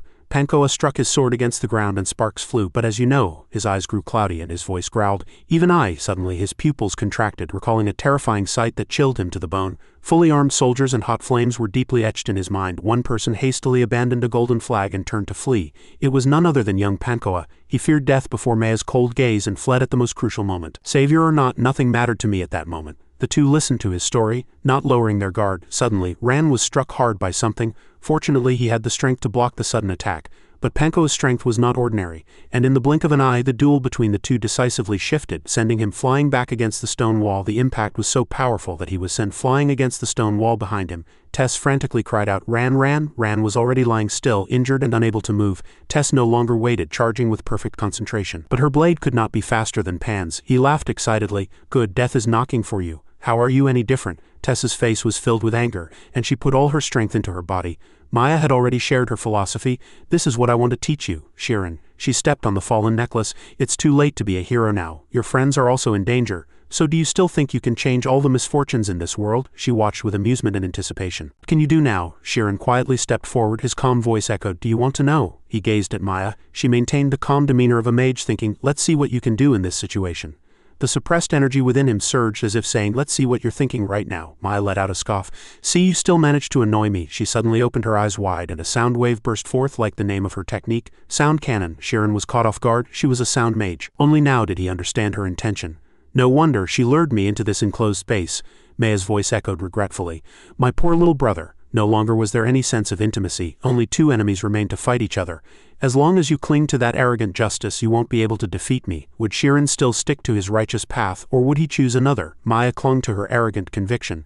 "As long as you cling to that arrogant justice, you will never defeat me." And Shirin also held his own firm belief. Every time she opened her mouth, sound waves pierced directly through his brain. "What does a naive brat like me know?" Maya stepped on shards of broken glass. "Every action had a purpose." "Justice," she scoffed. "You're just a fool trying to be a hero by sacrificing your friends." Shirin gritted his teeth, enduring the pressure. "This place is too dangerous. I have to get out." His eyes glanced at the window behind Maya, and he immediately charged at her. She recognized his intention. "That brat is trying to escape through the window." She immediately reached out to block him. "Truly naive. You don't even know what happens when you face a mage." Space was time. Maya extended her hand and created a sound wave towards the window. To let the enemy control space is tantamount to letting them control the future. But the attack sliced through empty air. "He's not here." Only now did she realize Shirin was still in the room. He immediately used his standard photon orb magic. He aimed it at her without holding back. Of course, not a single hit landed. She dodged everything. Maya's voice praised him. "Truly admirable. I thought you would run, but you decided to attack from behind. Your combat experience doesn't seem to be very extensive." At this, Shirin realized. She used sonar, sound waves, to detect the direction of attack. Maya's demeanor remained relaxed. She seemed to have nothing to worry about. "I don't particularly like sound cannon." She turned with a mad gleam in her eyes. "But sonar is truly useful, isn't it?" At this, Shirin felt danger approaching, and in the blink of an eye he sprang forward. He darted around the narrow house at the speed of light. He tried to keep her from noticing. His expression was clear. "You're trying hard, aren't you?" Her eyes widened and she cast a spell. Using radar technology that scanned both sides, she was able to attack Sheeran so quickly with sound waves. This fight was truly difficult for Sheeran. He didn't properly understand his opponent. He instantly fell. "Your expression is truly interesting," Maya said, as if reading his thoughts. "You're wondering how this woman knows such advanced magic." Sheeran, trembling, got to his feet. He couldn't help but agree with her words entirely. The Pharos mercenary group was made up of orphans, and sound wave magic required a lifetime of study to master. So it was truly puzzling how she was so proficient. When did she have time to learn all this advanced magic? And earlier, recalling what Maya had said, she mentioned she didn't particularly like sound cannon. This was a strange point in her words, not liking her own magic. He was certain a mage would never say such a thing. Maya's voice echoed in his ears once more. He was getting increasingly irritated. The sound wave attack from the front caused excruciating pain in his hearing. "How is it? Does it hurt?" she sneered. "You know I can use chain magic, don't you?" Her smile widened as if she was about to do something amusing. The banshee's scream in one strike made Sheeran feel like he had fallen into hell. He immediately fell into a panic. "I can't see anything." He frantically clutched his head. "Moreover, I can't hear or feel anything." Maya's voice still echoed from somewhere. "You've lost all your senses, haven't you?" Banshees are a winged monster race that live in the mountains. They emit ultrasound to blind their prey with screams. Those who heard the banshees scream, "I don't think you can even hear my voice." Even if Sheeran couldn't hear or see, she continued to explain. "If you shoot sound waves at such a close distance, your brain will surely stop." And it was true. Sheeran was completely paralyzed. "I can't feel anything." It was clear that his senses had betrayed him. "I can't do anything." Maya leaned close to his ear and whispered, "Goodbye, Sheeran." However, this awakened Sheeran. This was his spiritual realm. With her rich experience, she immediately sensed something unusual. She reacted quickly, escaping his burst of power. Maya's body lightly floated into the air. He shouldn't have been able to feel anything. Could he have awakened instinctively? Before she could think further, a red flash shimmered in his hand. Sheeran used a laser to scan across the room.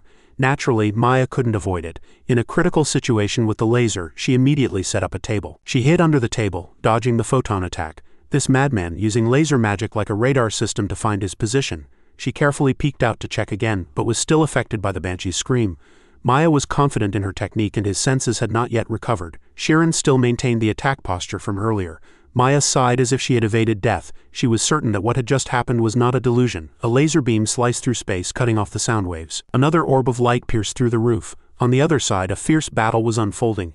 Amy's footsteps were truly cautious.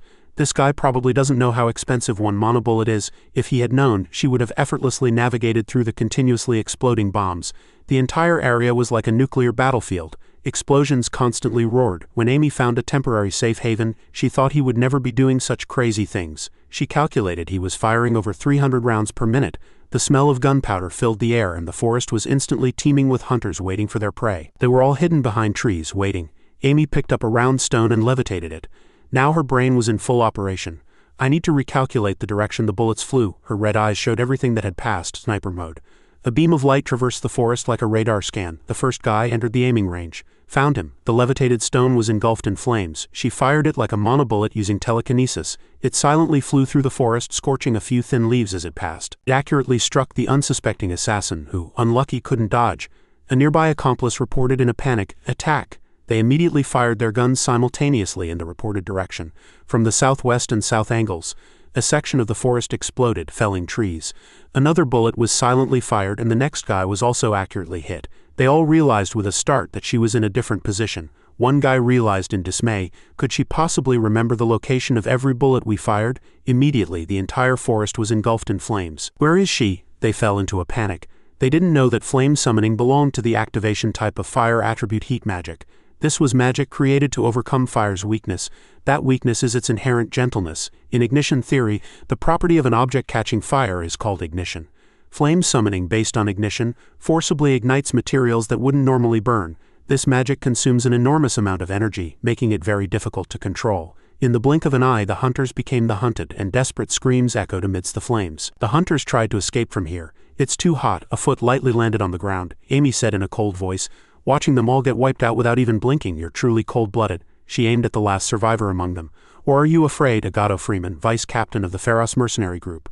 Agato Freeman was quietly hidden behind a large tree. His indifferent voice echoed, "It could be because I dislike fighting, or perhaps you could say I'm afraid." At these words, Amy frowned. What was he talking about? She watched him emerge from his hiding place, not letting her guard down. Psychological warfare, let's go back in time. The children all laughed at him. Coward, coward, Freeman is a coward. If you make Freeman cry, Maya will come and save him. Agato Freeman, 12 years old at the time, couldn't resist. No, the children urged. Go quickly and tell Maya so she'll come and play with us. So he ran sobbing to that shabby hut. He cried as he knocked on the window. The window opened wide, and a voice echoed amidst his joyful expression. Did you get hit again? Clay Maya, also 12 years old, smiled slightly. Cowardly Freeman, it was a memory that would forever remain in his heart. He said softly, I have to go. Amy's eyes widened. What? But Agato Freeman's next words were, I'm worried about the captain. How about we stop here? She felt he was being too irrational. How could he say such a thing when all his subordinates were dead? How could he be worried about the captain instead of his subordinates? So she inadvertently asked, or is your captain not that strong? Agato Freeman's tone was resolute.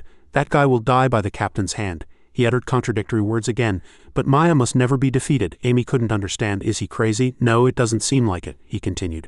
And you're not worried about your boyfriend, she scoffed. You'd better worry about yourself first. Her tone was confident and she was ready to fight. I'm much stronger than him. He doesn't even have the courage to ask me out. His gaze didn't change. I see, both of you are in the same boat. Understood. At these words, Amy was flustered. Wait, what did you just say? Then Agato Freeman suddenly vanished before her eyes. She suddenly turned around.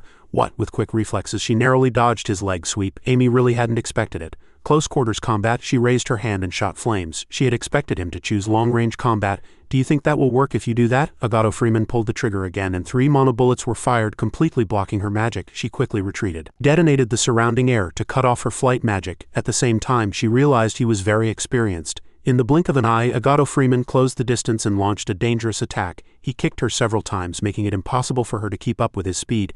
Damn it, he's clearly a gunman. She was having a bit of trouble in this fight, but she was also skilled at close quarters combat. Amy gritted her teeth and cast a spell. Then fire skeleton, she spewed flames.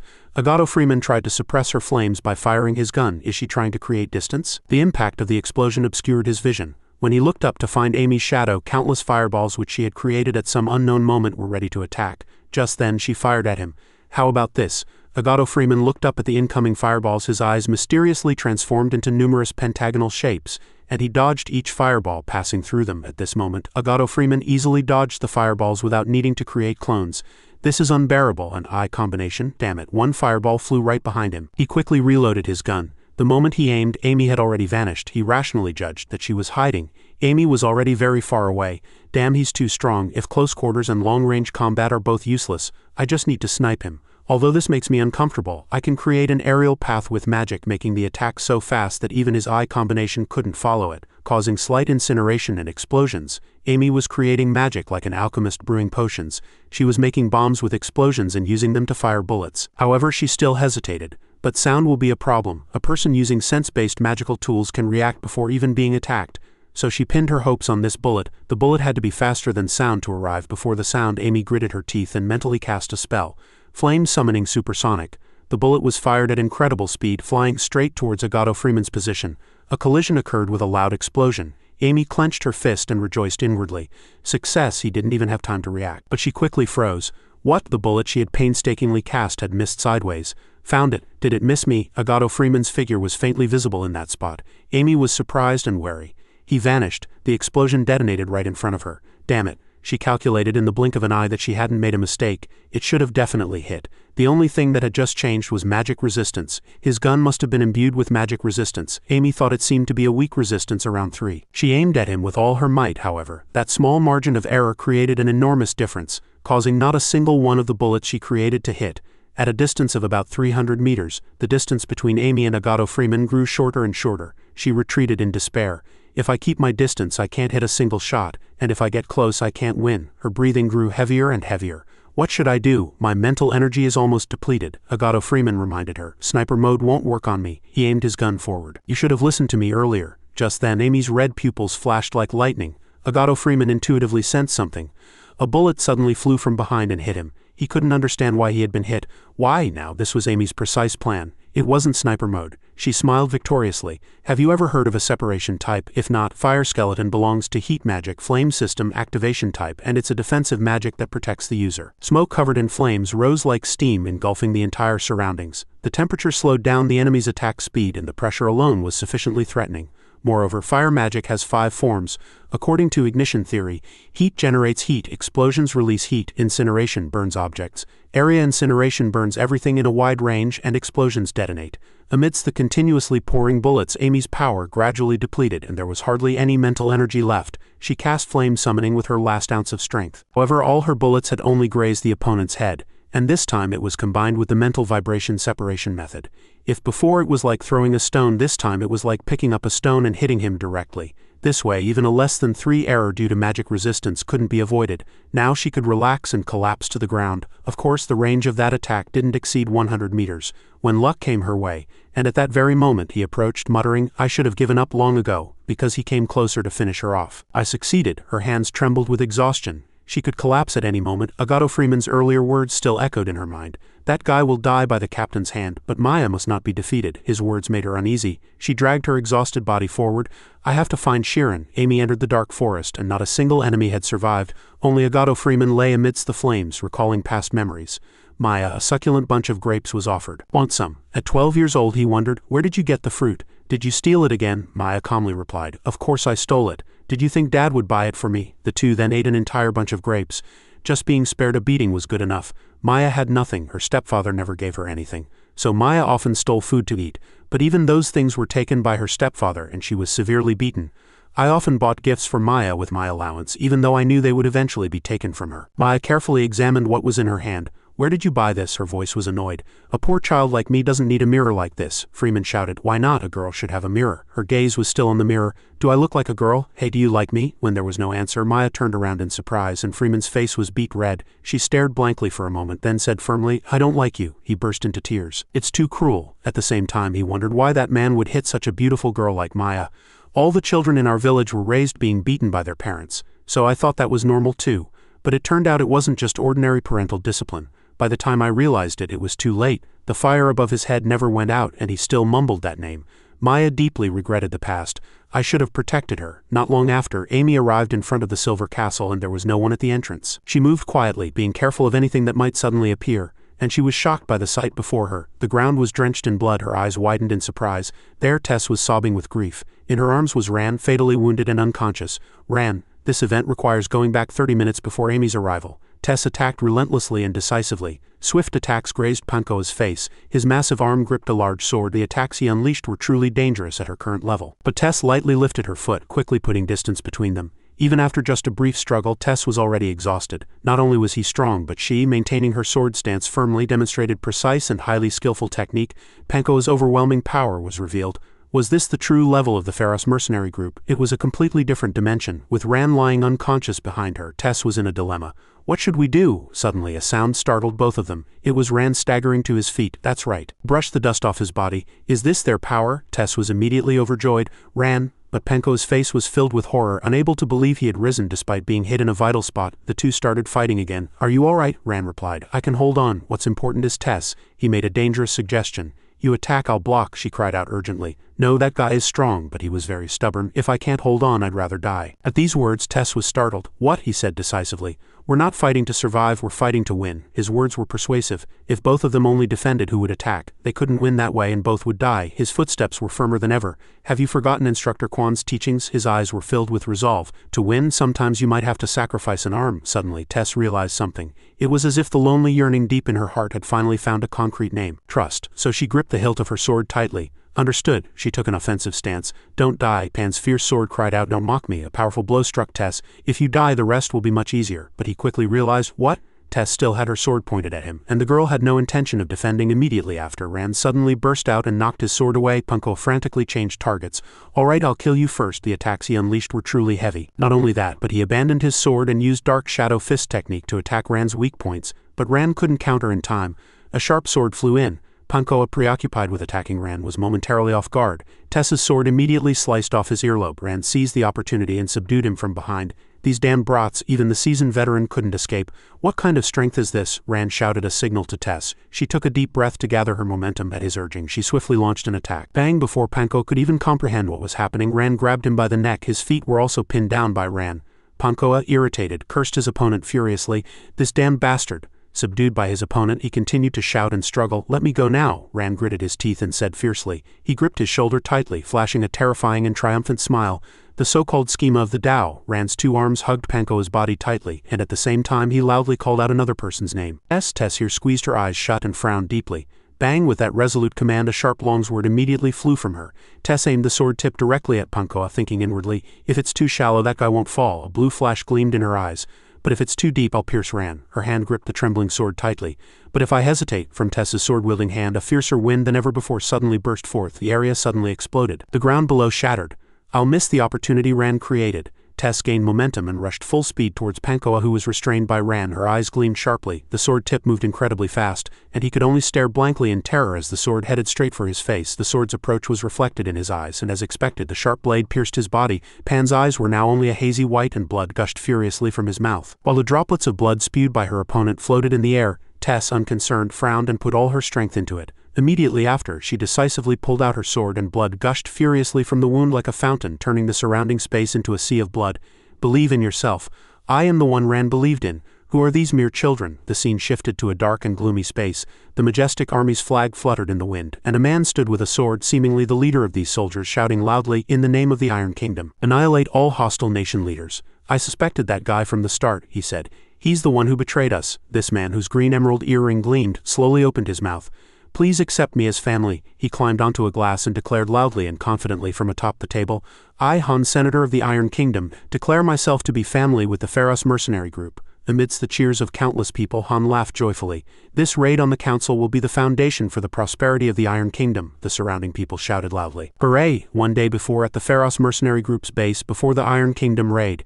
All of you are partying right now, but tomorrow is the mission, so don't drink too much." At the pre-departure party, Pankoa, while drinking, heard a sigh. "Brother Pankoa, is what that noble young master said true?" Without listening to his opponent's question, he coldly glanced at the laughter of Han and a beautiful woman upstairs. The subordinate still asked if this war held great meaning. Pankoa sighed. "Your foolish mind won't understand anything. This will just look like a bloody massacre." Han's hand gently reached towards the beautiful woman. The subordinate was confused. "But you're smart, brother. You must know better." Seeing Pan carefully get up and leave, the person still called out, brother, can you hear me? Brother?" He paid no attention to his opponent, lost in his own thoughts. The fallen saint becoming family with a noble, selling one's soul to such a guy is unacceptable. Now Pankoa was completely collapsed, his hand lying in a pool of blood. What's the point of being in this state? His entire body was now submerged in a pool of blood, his eyes gazing vacuously at the void. "I should have stayed there and died that day instead of running away." His eyes were completely blank, and now only one name remained in his mind, Maya. Maya, whom Pan vaguely watched, sat and observed him close his eyes. Here, Tess, with trembling hands, put down her sword and rushed frantically to the fallen Ran. He held him and sobbed desperately. "Ran, I'm sorry. If only I had been a little stronger." Tess kept touching Ran's right chest wound, trying to stop the bleeding. Just then Amy rushed over. As soon as she arrived, she asked, trembling with fear, "Tess, what happened?" Tess quickly bandaged Ran's wound and explained, "We couldn't beat that guy. Ran said he would hold him, so I had to stab him." Amy was surprised to hear this. Immediately turned her head, and within her sight, Pankoa lay motionless, submerged in a pool of blood. Tess blamed herself, tears streaming down. Because of me, Ran." But just then Ran suddenly opened his eyes and smiled as if nothing was wrong. "Guys, I'm glad everyone's safe." At these words, the two girls were startled. Ran gently reached out and wiped Tess's tears, speaking in a comforting voice, "Don't cry, Tess. If you had been a little weaker, we wouldn't have won." As he spoke, a smile full of satisfaction and happiness spread across Ran's lips. "You did well, truly the best swordsman." He carefully clutched his injured chest, letting out a small groan of pain. Tess and Amy quickly helped Ran to his feet. "Rest for a while, don't overdo it." She worried incessantly. "I heard an explosion nearby." Ran coughed slightly and averted his gaze. "I'm worried about Sheeran." Amy understood his meaning and nodded. "Yeah." In front of them was a large building from which a suddenly vibrating explosion echoed. Amidst the chaos, a light flashed rapidly like a meteor and passed by. It was Sheeran. As soon as he landed, Amy rushed towards him the moment she saw him. "Sheeran," he glanced at her and warned, "Don't come closer, it's sound wave magic." While all four of them couldn't understand what had happened, someone was looking down at them from atop a rock. "Damn it, they all really came." Maya's two eyes gleamed and her voice echoed in the dark night. "I suppose that means they all failed then?" Her hazy eyes glanced in that direction. Maya vaguely saw the motionless corpse lying far away, and the corners of her mouth slowly curled upwards. "Pankoa, he died on the battlefield after all. Then I'll revoke your rebel status." Amy looked around, and finding no one she was looking for, she opened her mouth to ask, "Sheeran, where's Yuna?" When her opponent didn't answer, she immediately sensed something ominous. "No way." Amy opened her mouth in anger. "Hey, do you know what you just did? Killing a civilian unrelated to the battle, you've crossed the line." "Can you hear me?" Maya remained composed, a confident and meaningful smile playing on her lips. Sheeran stood up and looked up at her.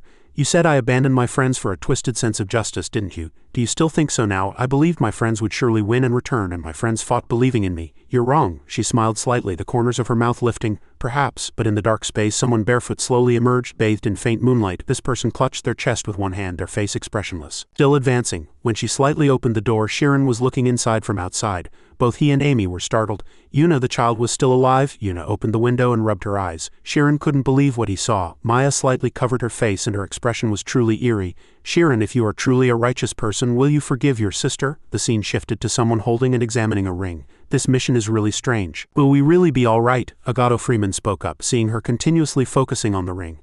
Maya, she suddenly stood up, turned around and left, carelessly tossing the ring. It might be a trap. The ring fell to the ground with a crisp sound.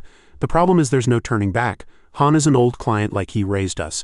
If we unilaterally break the contract, he won't let it go. If there's anything unusual, retreat immediately and abandon this base too. He instructed the vice captains to report discreetly. I'm telling you clearly. No one is to break ranks, understood? Freeman looked up in surprise, but where had Panko gone? As Yuna rubbed her eyes and opened the window, Maya's voice still echoed. What if the child is still alive? Sheeran's eyes widened in disbelief. Maya cupped her cheeks and wore a triumphant smile. How about it, Sheeran? Since you're such a righteous person, will you forgive me? Ran and Tess, standing beside him, showed their wariness at the woman's appearance. Sheeran was startled by an eerie sound. My brother. All of them stared blankly at Yuna, screaming, Where is he? Where did he go? At these words, Sheeran's eyes widened in horror. The window closed inexplicably. Yuna cried out incessantly from inside. Her cries tore through the gloomy space. Amy spoke after finishing her task. I checked with spiritual power and the child is indeed human. Sheeran, standing nearby, gritted his teeth. What I saw then was, besides Maya's triumphant smile, it was the child's eyes on the bed. It was my fault for not checking properly. Moreover, I couldn't even use spiritual power to pinpoint the child's exact location, fearing magic would affect Yuna's body. Then why did she pretend Yuna was dead? Maya still wore a triumphant expression. Why are you acting like that? Her eyes reddened and her lips remained curved in a smile. I didn't harm the hostage as you wished, yet you still can't forgive me? Despite Sheeran's wariness and anger, Maya continued to speak.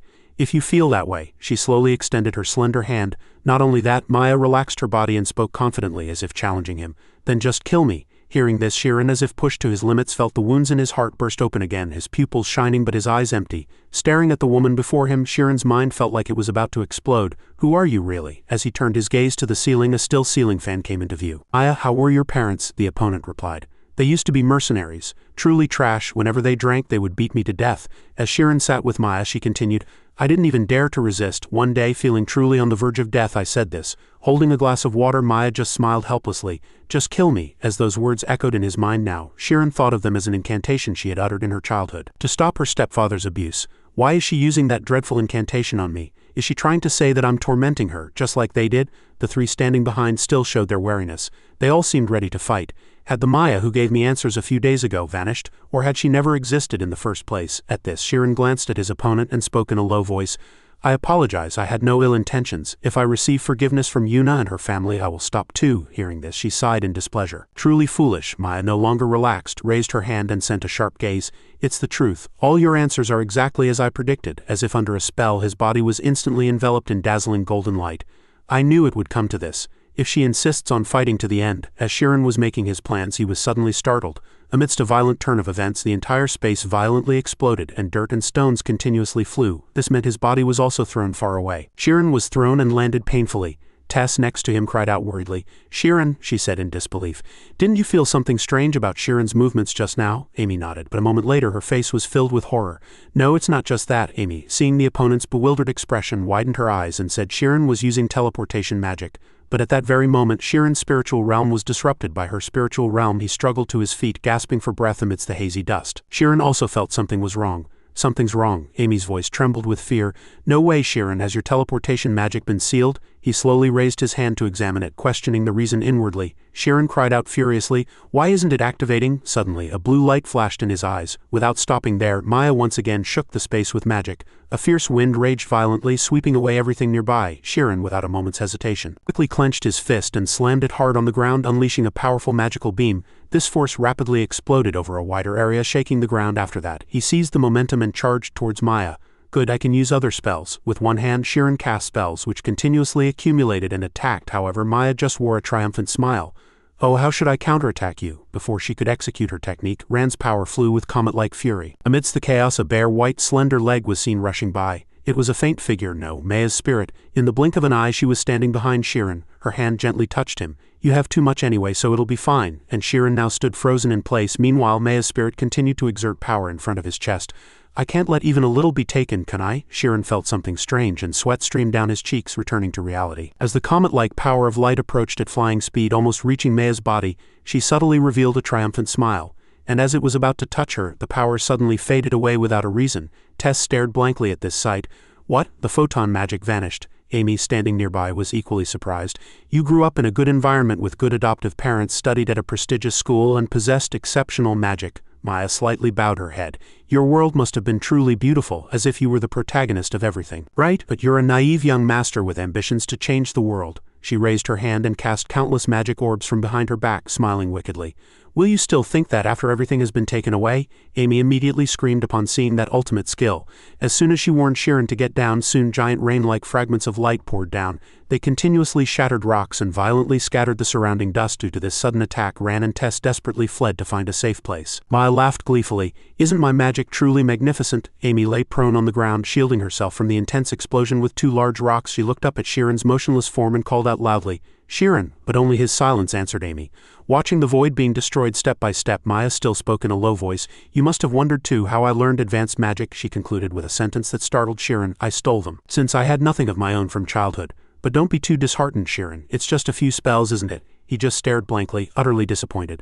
My magic was stolen by her? Shirin tried to grip the ground. I can't use them anymore. Explosion magic, photon magic, omnipotence and omnipresence cannot be combined. Despite the photon magic's relentless attack, she laughed brazenly. You're very clever, aren't you? Maya snapped her fingers and a violent explosion occurred right around where Shirin lay. Then you can just learn everything from scratch, can't you? Of course, the magic you lost you won't be able to use again. Amy clenched her fists and struggled to her feet.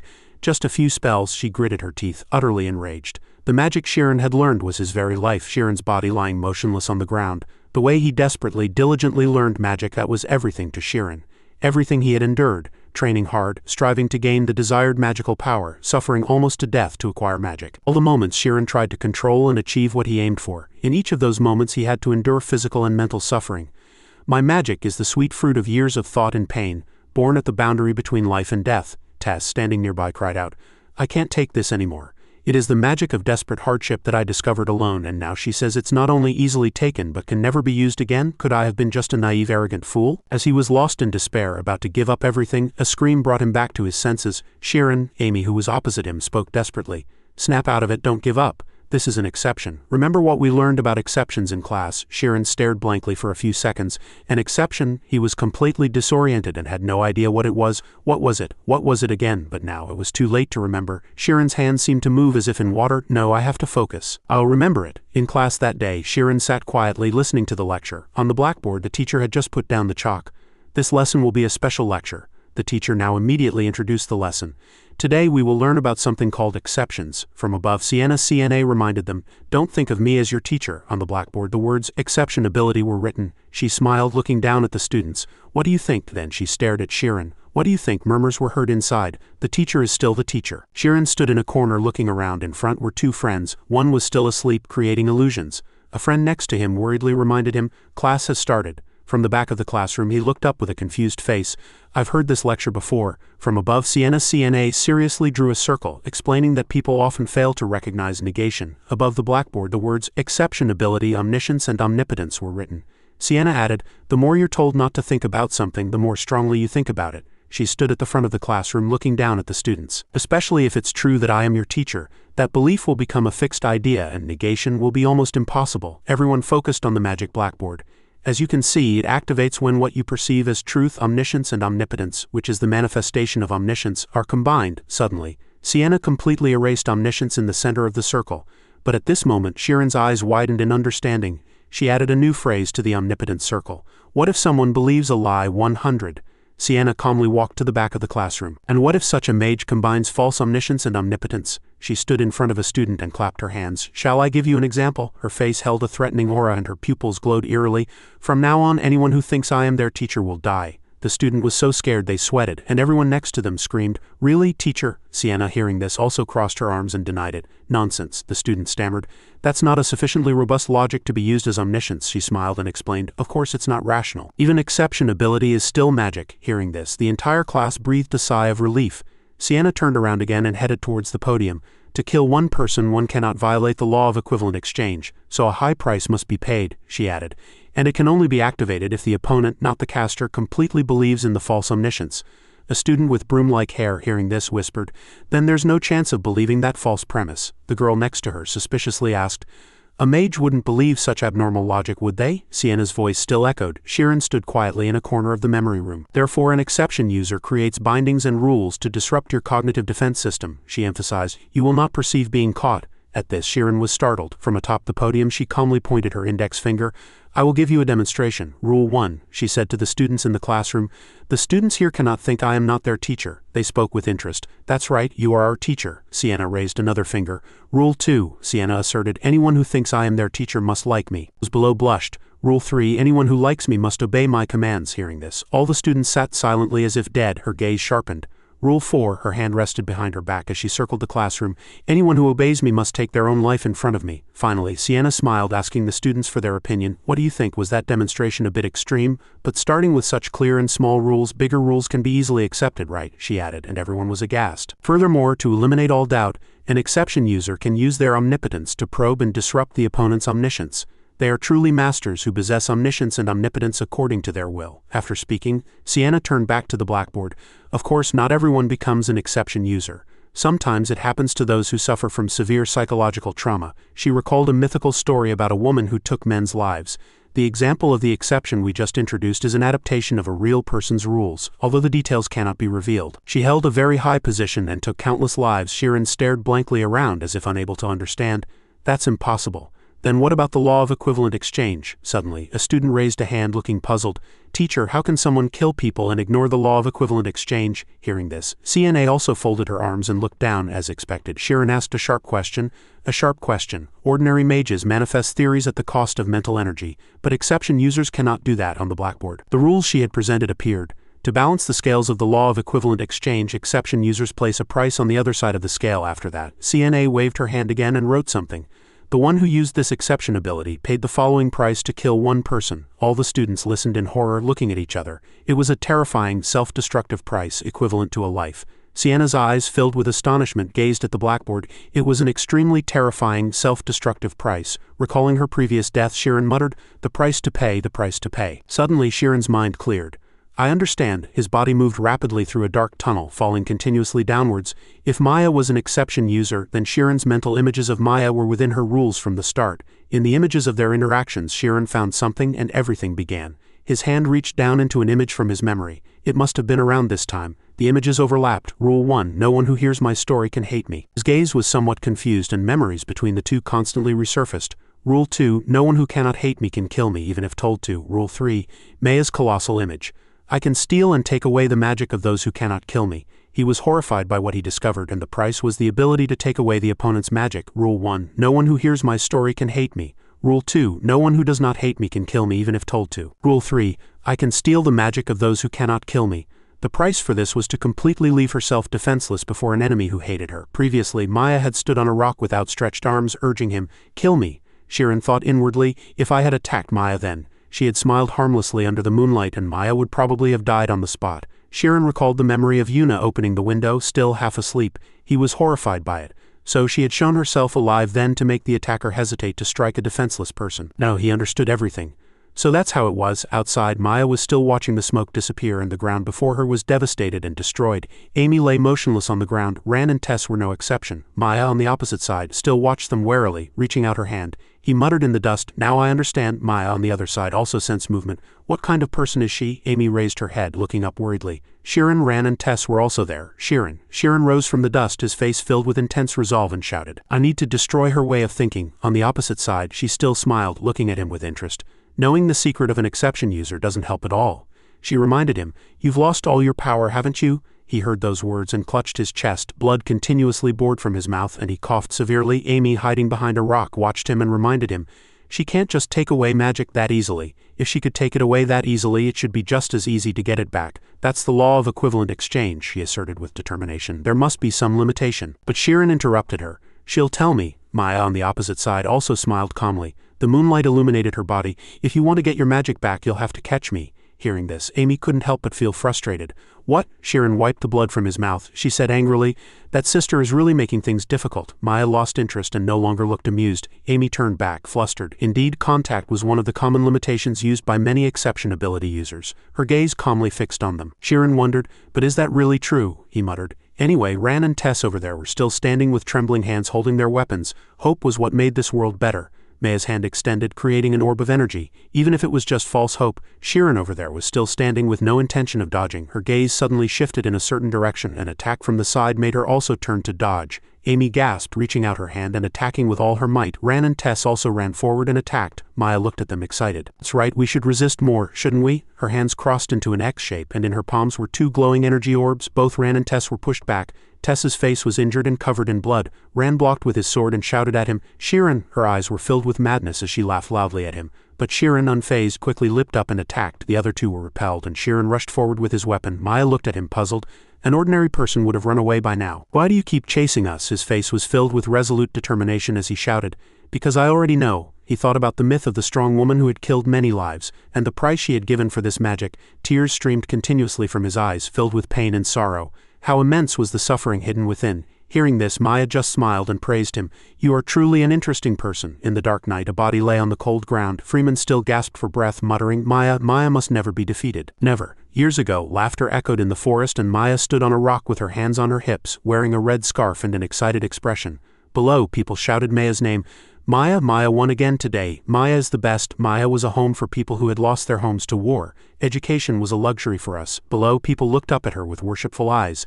And many of our friends didn't even have parents. Even the elderly shouted her name with excitement. We knew nothing about the outside world. So we didn't even know it was wrong for our friend to be beaten by his stepfather every day. Her face, with her hands on her hips, was filled with pride. We didn't know anything. It was a gloomy winter when we were 15. A boy rushed into a gloomy house. Maya, he opened the door. But inside was just darkness. The boy quickly ran forward. Maya sat alone in the messy room. The boy quickly put his coat on her, his face filled with worry. Maya, did your stepfather hit you again today? The blood. There's too much. An unconscious scream echoed, and her hands clenched into fists as she bowed her head. No, Freeman. Today her face was blank, and with a blood-stained face she announced, I stabbed father. Freeman's eyes widened in horror. He looked around the room in terror. A body lay on the ground and a blood-stained knife lay next to it. What? She explained. Today I said something different. She knelt on the ground and repeated what she had said. He didn't say to kill me. He said it was okay to hug me. And Freeman grabbed her shoulder, his face filled with terror. Impossible. He gritted his teeth, hugged her, and shouted at the body on the ground. He recalled the terrifying man who had grabbed his shoulder and laughed, shouting. Immediately after, Freeman grabbed her wrist and pulled her, worried. Run! Maya was dragged along as if distraught. He judged that her father's friends might come. The two quickly turned and fled the scene. She wondered why she hadn't realized that the monster had been thinking that. Why didn't I realize it? Her face was bruised, but she still smiled happily. Why didn't I know Maya was suffering? Why didn't I realize? The two ran across the grass together, and the sun slowly rose like their new life. From now on I'll protect you. Suddenly, Maya let go of Freeman's hand. She stood silently, making a decision. I'll go alone now. He turned, puzzled, and then she tried to persuade him. Go back to your parents. Freeman, sweating with worry, put his hand to his chest. What are you talking about? Do you think I'll let you go alone? He widened his eyes and insisted that he had to protect her.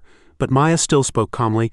To be honest, if you follow me, you'll just be a hindrance. She bowed her head, and Freeman over there listened blankly. You're weak and cowardly, more importantly. The dawn sunlight separated the two, and she announced, I don't like you. Currently, Freeman was lying on the ground, gasping for breath, and sounds echoed in his ears. Suddenly, he widened his eyes and sensed something. On the other side, a person leapt into the air with anti-gravity magic. Anti-gravity magic. Maya launched an attack, and trees, grass, and the ground fell. Tess next to her tried to dodge. Following that, she smiled strangely, waving her hand to create a fast-moving orb of light like a lost fish. A rapid attack flew in, and she barely tilted her body to avoid a fatal blow, but a sharp thorn pierced her leg, drawing blood. Tess gritted her teeth in pain. My leg ran next to her, also widened his eyes in astonishment. He attacked Maya from behind with his sword, but she ducked to dodge. After that, she laughed lightly and said, Not bad. Even a pillar of fire flew in, but she still calmly ducked to dodge it all. You kid, you can calculate too. On the other side, Amy hid behind a rock, cursing inwardly. Damn it. Immediately after, she collapsed to the ground unconscious. She swung an attack at Ran, and he blocked it with his sword, crying out in pain. Suddenly, an attack grazed her hair, and she was slightly surprised, glancing at him with interest. From above, Sheeran waved his hand and rushed forward, and Maya looked up in admiration. Do you still have mana left? His hand slammed down on the ground and the surrounding energy slowly disappeared and intermittent energy emanated from his eyes, staring downwards. Immediately after, she teleported, and an attack also came from behind him, flight magic and wind slash. Those are the only spells you have left, she smiled and then extended her hand to draw a magic circle. What can you do if you use magic so recklessly? That's enough with the magic. Everyone lay fallen on the ground. Large holes appeared. Maya was puzzled. Is it over? But Sheeran on the opposite side still stood up, supporting himself on his knees. She approached him calmly, getting up again. Don't you remember anything? She added. An arrogant kid who doesn't know his place can't defeat me. His face darkened and blood still flowed from his head. He muttered. I don't remember anything. His gaze was firm as he shouted loudly forward. I will never give up. Seeing this, Maya also widened her eyes in anger. She recalled Freeman. His two hands clutched something bloody. Blood also gushed from his face and entire body. Maya sighed helplessly, covering her forehead. What? She looked at her wet hands. She touched them with her fingers. Sheeran on the other side was still standing firm. He was puzzled. Sweat. Her body was constantly drenched in sweat from tension, and she vaguely felt her mental energy depleting. Her eyes filled with terror. Could it be because of that guy's magic? Following that, Sheeran leapt. He thought inwardly, but that damn guy on the way here. On the opposite side, he also rushed forward, firing magic randomly while her head was dizzy. Maya gritted her teeth with little time to react. Damn it, I need to get out of here first. Sheeran's eyes widened with resolve. Use teleportation. Sheeran, Tess and Ran all rushed forward and attacked simultaneously. Following that, she turned her head and looked at the forest filled with fallen trees. They were cut down and piled on top of each other, creating obstacles in the forest. She recalled the attack he had launched earlier. That damned guy, did he use wind slash earlier to prepare for this moment? Currently, Sheeran was still charging forward firmly. Although she could steal magic, she lacked the experience to use it skillfully. People attacked from all three directions. Sheeran fell into thought. Maya has only just started learning teleportation, so she'll never be able to pass through these obstacles. Maya's hands clenched with determination. Now only one choice remained for Maya. She slammed her hand down hard on the ground and the ground shattered. In the frenzy, Ran and Sheeran were thrown back. Energy sources erupted in all directions and her head was dizzy. What is this? Her energy-emitting hand also became faint. My spiritual realm. Her body stiffened, and energy around her body vibrated uncontrollably and violently. She staggered as if unable to understand. Kid, what kind of magic are you using? Sheeran. Suddenly, a sharp sword flew directly towards Maya's feet and she looked at it in astonishment. It was Tess. She gritted her teeth and gripped the sword hilt tightly. Before that, he had observed intently, knowing that if Maya made a mistake, Sheeran's hand would reach out to her. Although her weakness had been exposed, Maya stood confidently before him. Still intoxicated by victory, she was only using magic she had stolen from him. He noticed her body was drenched in sweat and disoriented. She didn't know how much mental energy the photon cannon consumed, and finally, she slammed hard on the ground as if trying to escape. He also understood her intention. He still doesn't understand the principle of berserk magic. Over there, her body began to lose control. Maya's body staggered over there, lost in thought. Sheeran also noticed the vulnerability, but as she was a mage, she could calculate hundreds of variables, even in that short moment, to avoid being caught. Beside him, Tess charged despite her knee injury, sometimes frowning, gripping her sword hilt tightly and thrusting. The swordswoman's movements made Maya look down at the wound embedded in her leg in astonishment. A human mind could surpass a mage's thoughts. Following that, she pulled out her sword and threw her onto the grass. She couldn't understand how a human mind could be like this. Her pupils were wide open, unable to react, and her body was deeply immersed in such helplessness and uncertainty. It's impossible. He's only a 17-year-old kid. Her hand vaguely reached out into the uncertain air as energy slowly vanished from the vast mental space within her mind. How could it be so vast? Outside, Sheeran still approached calmly. That little young master knows nothing. I used to think that within her inner space, Maya was still slowly falling to a state where she couldn't even take from herself. Her body was slowly fading away. Outside, Maya lay on the ground, clutching her leg wound and frowning, staring with wide, astonished eyes. Over there, the four of them slowly approached her. Really? Seriously? These guys truly? After that, he approached, his face filled with strong resolve. She also couldn't understand. Risking their lives to charge at her, she backed away, clutching the wound on her thigh in front of her. Don't come closer. Don't come. Sheeran's face was like a demon's and power emanated in all directions. Look at me. Suddenly the emblem on Maya's arm glowed red. Light poured down fiercely from the sky above where she stood, and she also looked up in surprise. Pillars of light fell downwards. Sheeran's eyes widened in surprise, and Amy behind him was also astonished. Maya's team members appeared, still bearing injuries on their bodies. We definitely defeated them. They quickly drew their swords and pointed them menacingly at those people. If you come closer to Maya. Freeman's eyes were filled with rage and he held his sword. I will kill you. Below, she also looked at them in astonishment. She stared with wide eyes at his back in front of her. Yes, this had happened before. His back stood protecting her. The person who truly came to me. Freeman's memories poured forth in the dawnlight and the two stood facing each other. Maya coldly asserted, I don't like you. He opposite her looked at her in a daze, and immediately after he froze blankly and tears continuously streamed down. She added, explaining, you don't understand me. Humans are just like that. Maya looked up at the sky. Even parents and children who live together their whole lives often don't understand each other. Her eyes were filled with coldness. I wanted someone to understand me just once. The wind scattered the leaves chaotically, but that never happened. Following that, she abandoned him, turned and left. Goodbye, Freeman. Suddenly, something shattering behind her made Maya also turn in surprise. She shouted in dismay, "What are you doing over there?" He picked up 2 stones and slammed them hard into his own face. A painful scream burst from his mouth. He dropped the stones from his hand and the stones were still soaked with blood. He gritted his teeth and gasped. Freeman dropped the 2 stones to the ground while Maya watched in astonishment. "It's because of these eyebrows that I look weak." His face laughed with madness, mixing with blood and tears. "How about it? I don't look like a coward now, do I?" His eyes gradually filled with resolve and he vowed, "I'll become stronger than anyone, so come with me." She opposite him also shouted with strong resolve, "Are you deaf? I told you I don't like you. I'm going to marry someone else and have children." But Freeman still interrupted her, shouting madly, "It doesn't matter." His face was filled with madness and tears continuously streamed down. "Do whatever you want. I follow you because I want to," he added, and she was also surprised. "I will never give up on you." Currently, a calling sound pulled him back to reality. "Captain, Captain." They stood in front of her, blocking her. The voice was urgent. Run quickly." "Over there," Tess shouted at them. "The fight is already decided." Beside her, Amy also added, "You lost," she added. "Give Sheeran his magic back." Over there, Freeman held his sword, his face darkened, showing wariness. "Then I'll make you an offer." His eyes were filled with madness, glaring at them as if he would trade his life.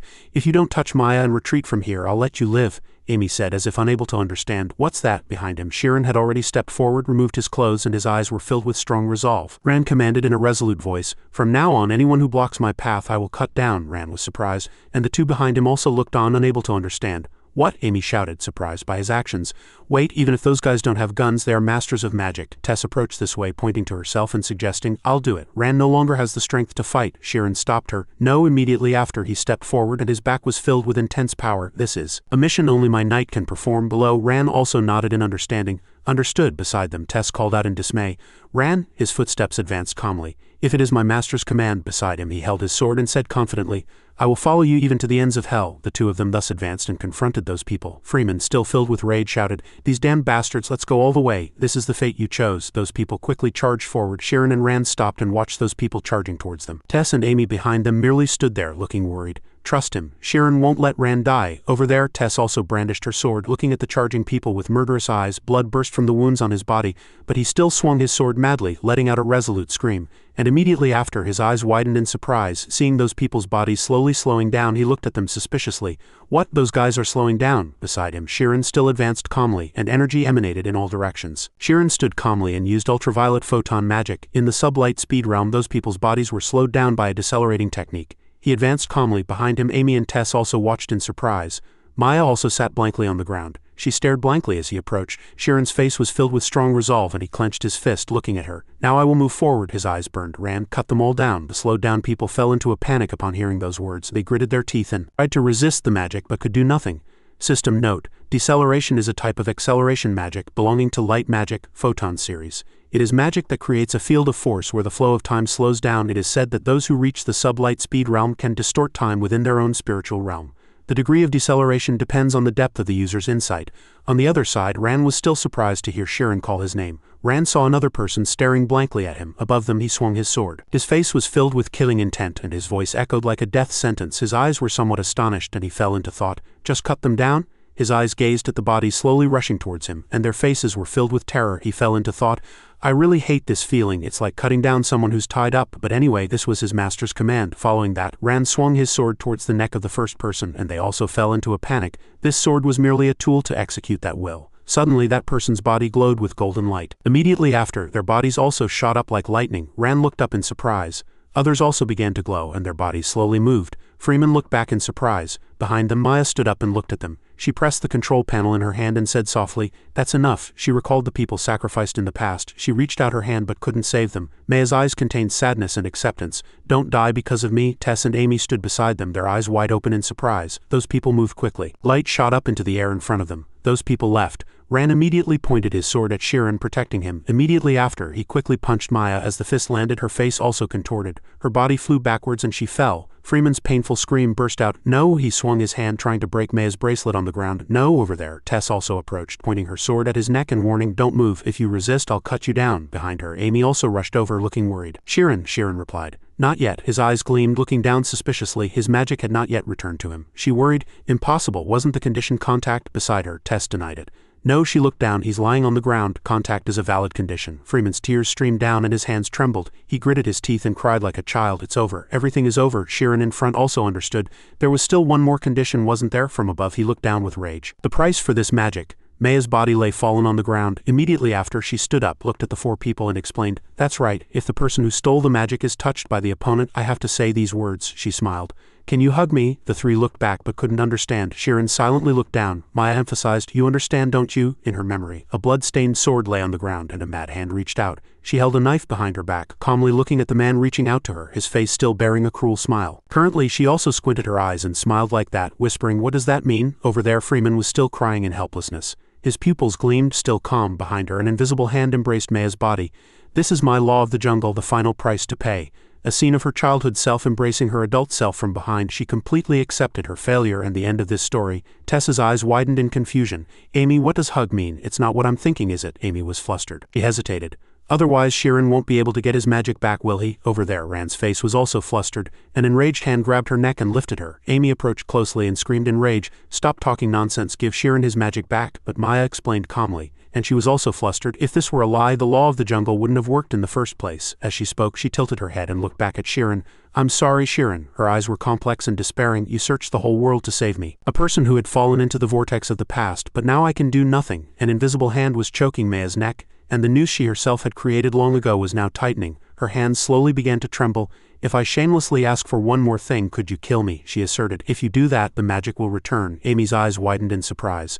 Maya added, "And I will probably be at peace." Behind her, Freeman also shouted in rage, "No, Maria, no!" Opposite them, Sheeran remained silent, lost in thought. Following that, he bent down and looked at her, and she was also slightly surprised. "You're begging for death?" Her eyes paused for a moment, and a faint trace of fear flashed through them. His hand rested on her trembling shoulder. Behind him, Freeman lifted his head, clawed at the ground with his hand, and tears continuously streamed down.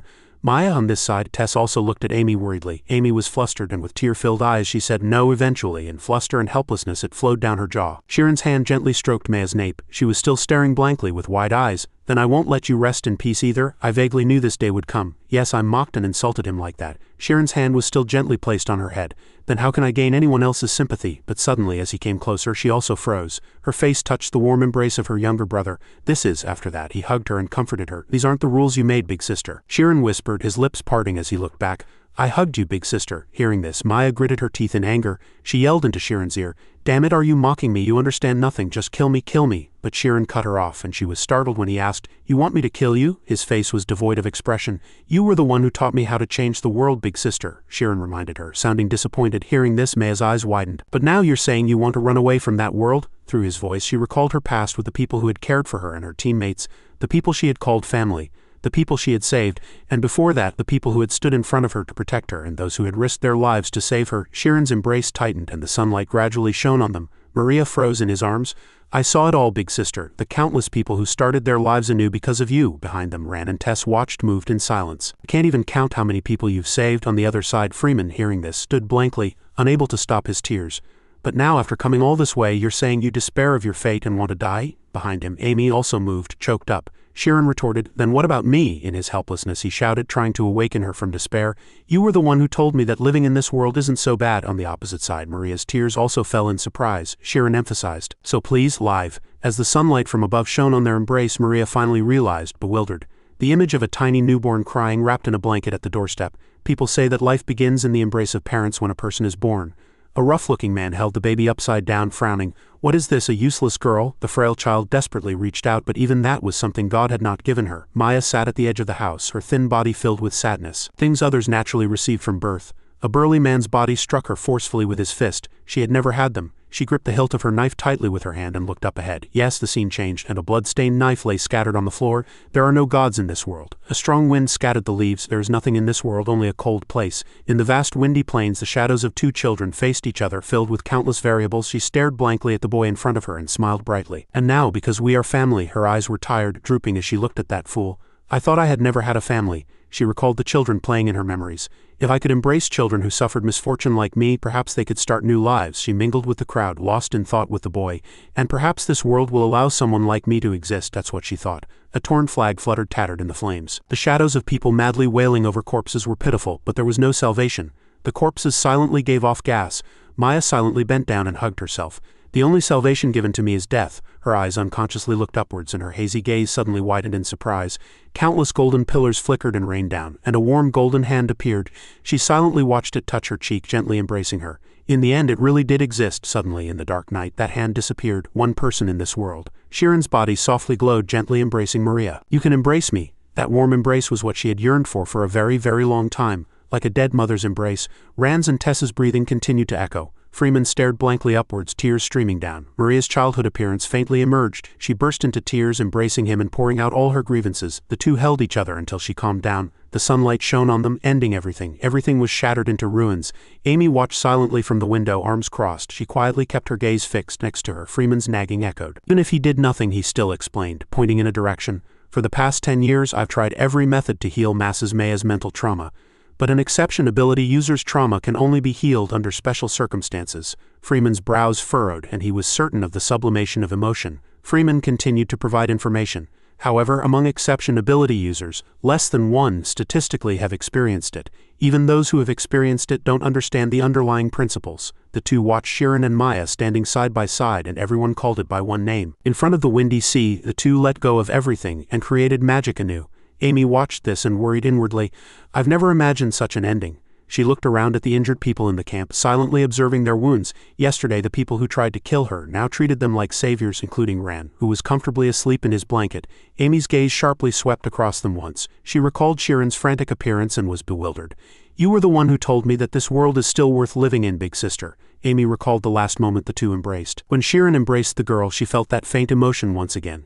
Amy closed her eyes and felt it. Maya sat next to Shiren at this time, revealing her innermost thoughts. Please don't go anywhere anymore. My exception ability is gone. I won't be able to use it again. She smiled, because that rule had disappeared. Shiren looked at his hand in the direction she was speaking.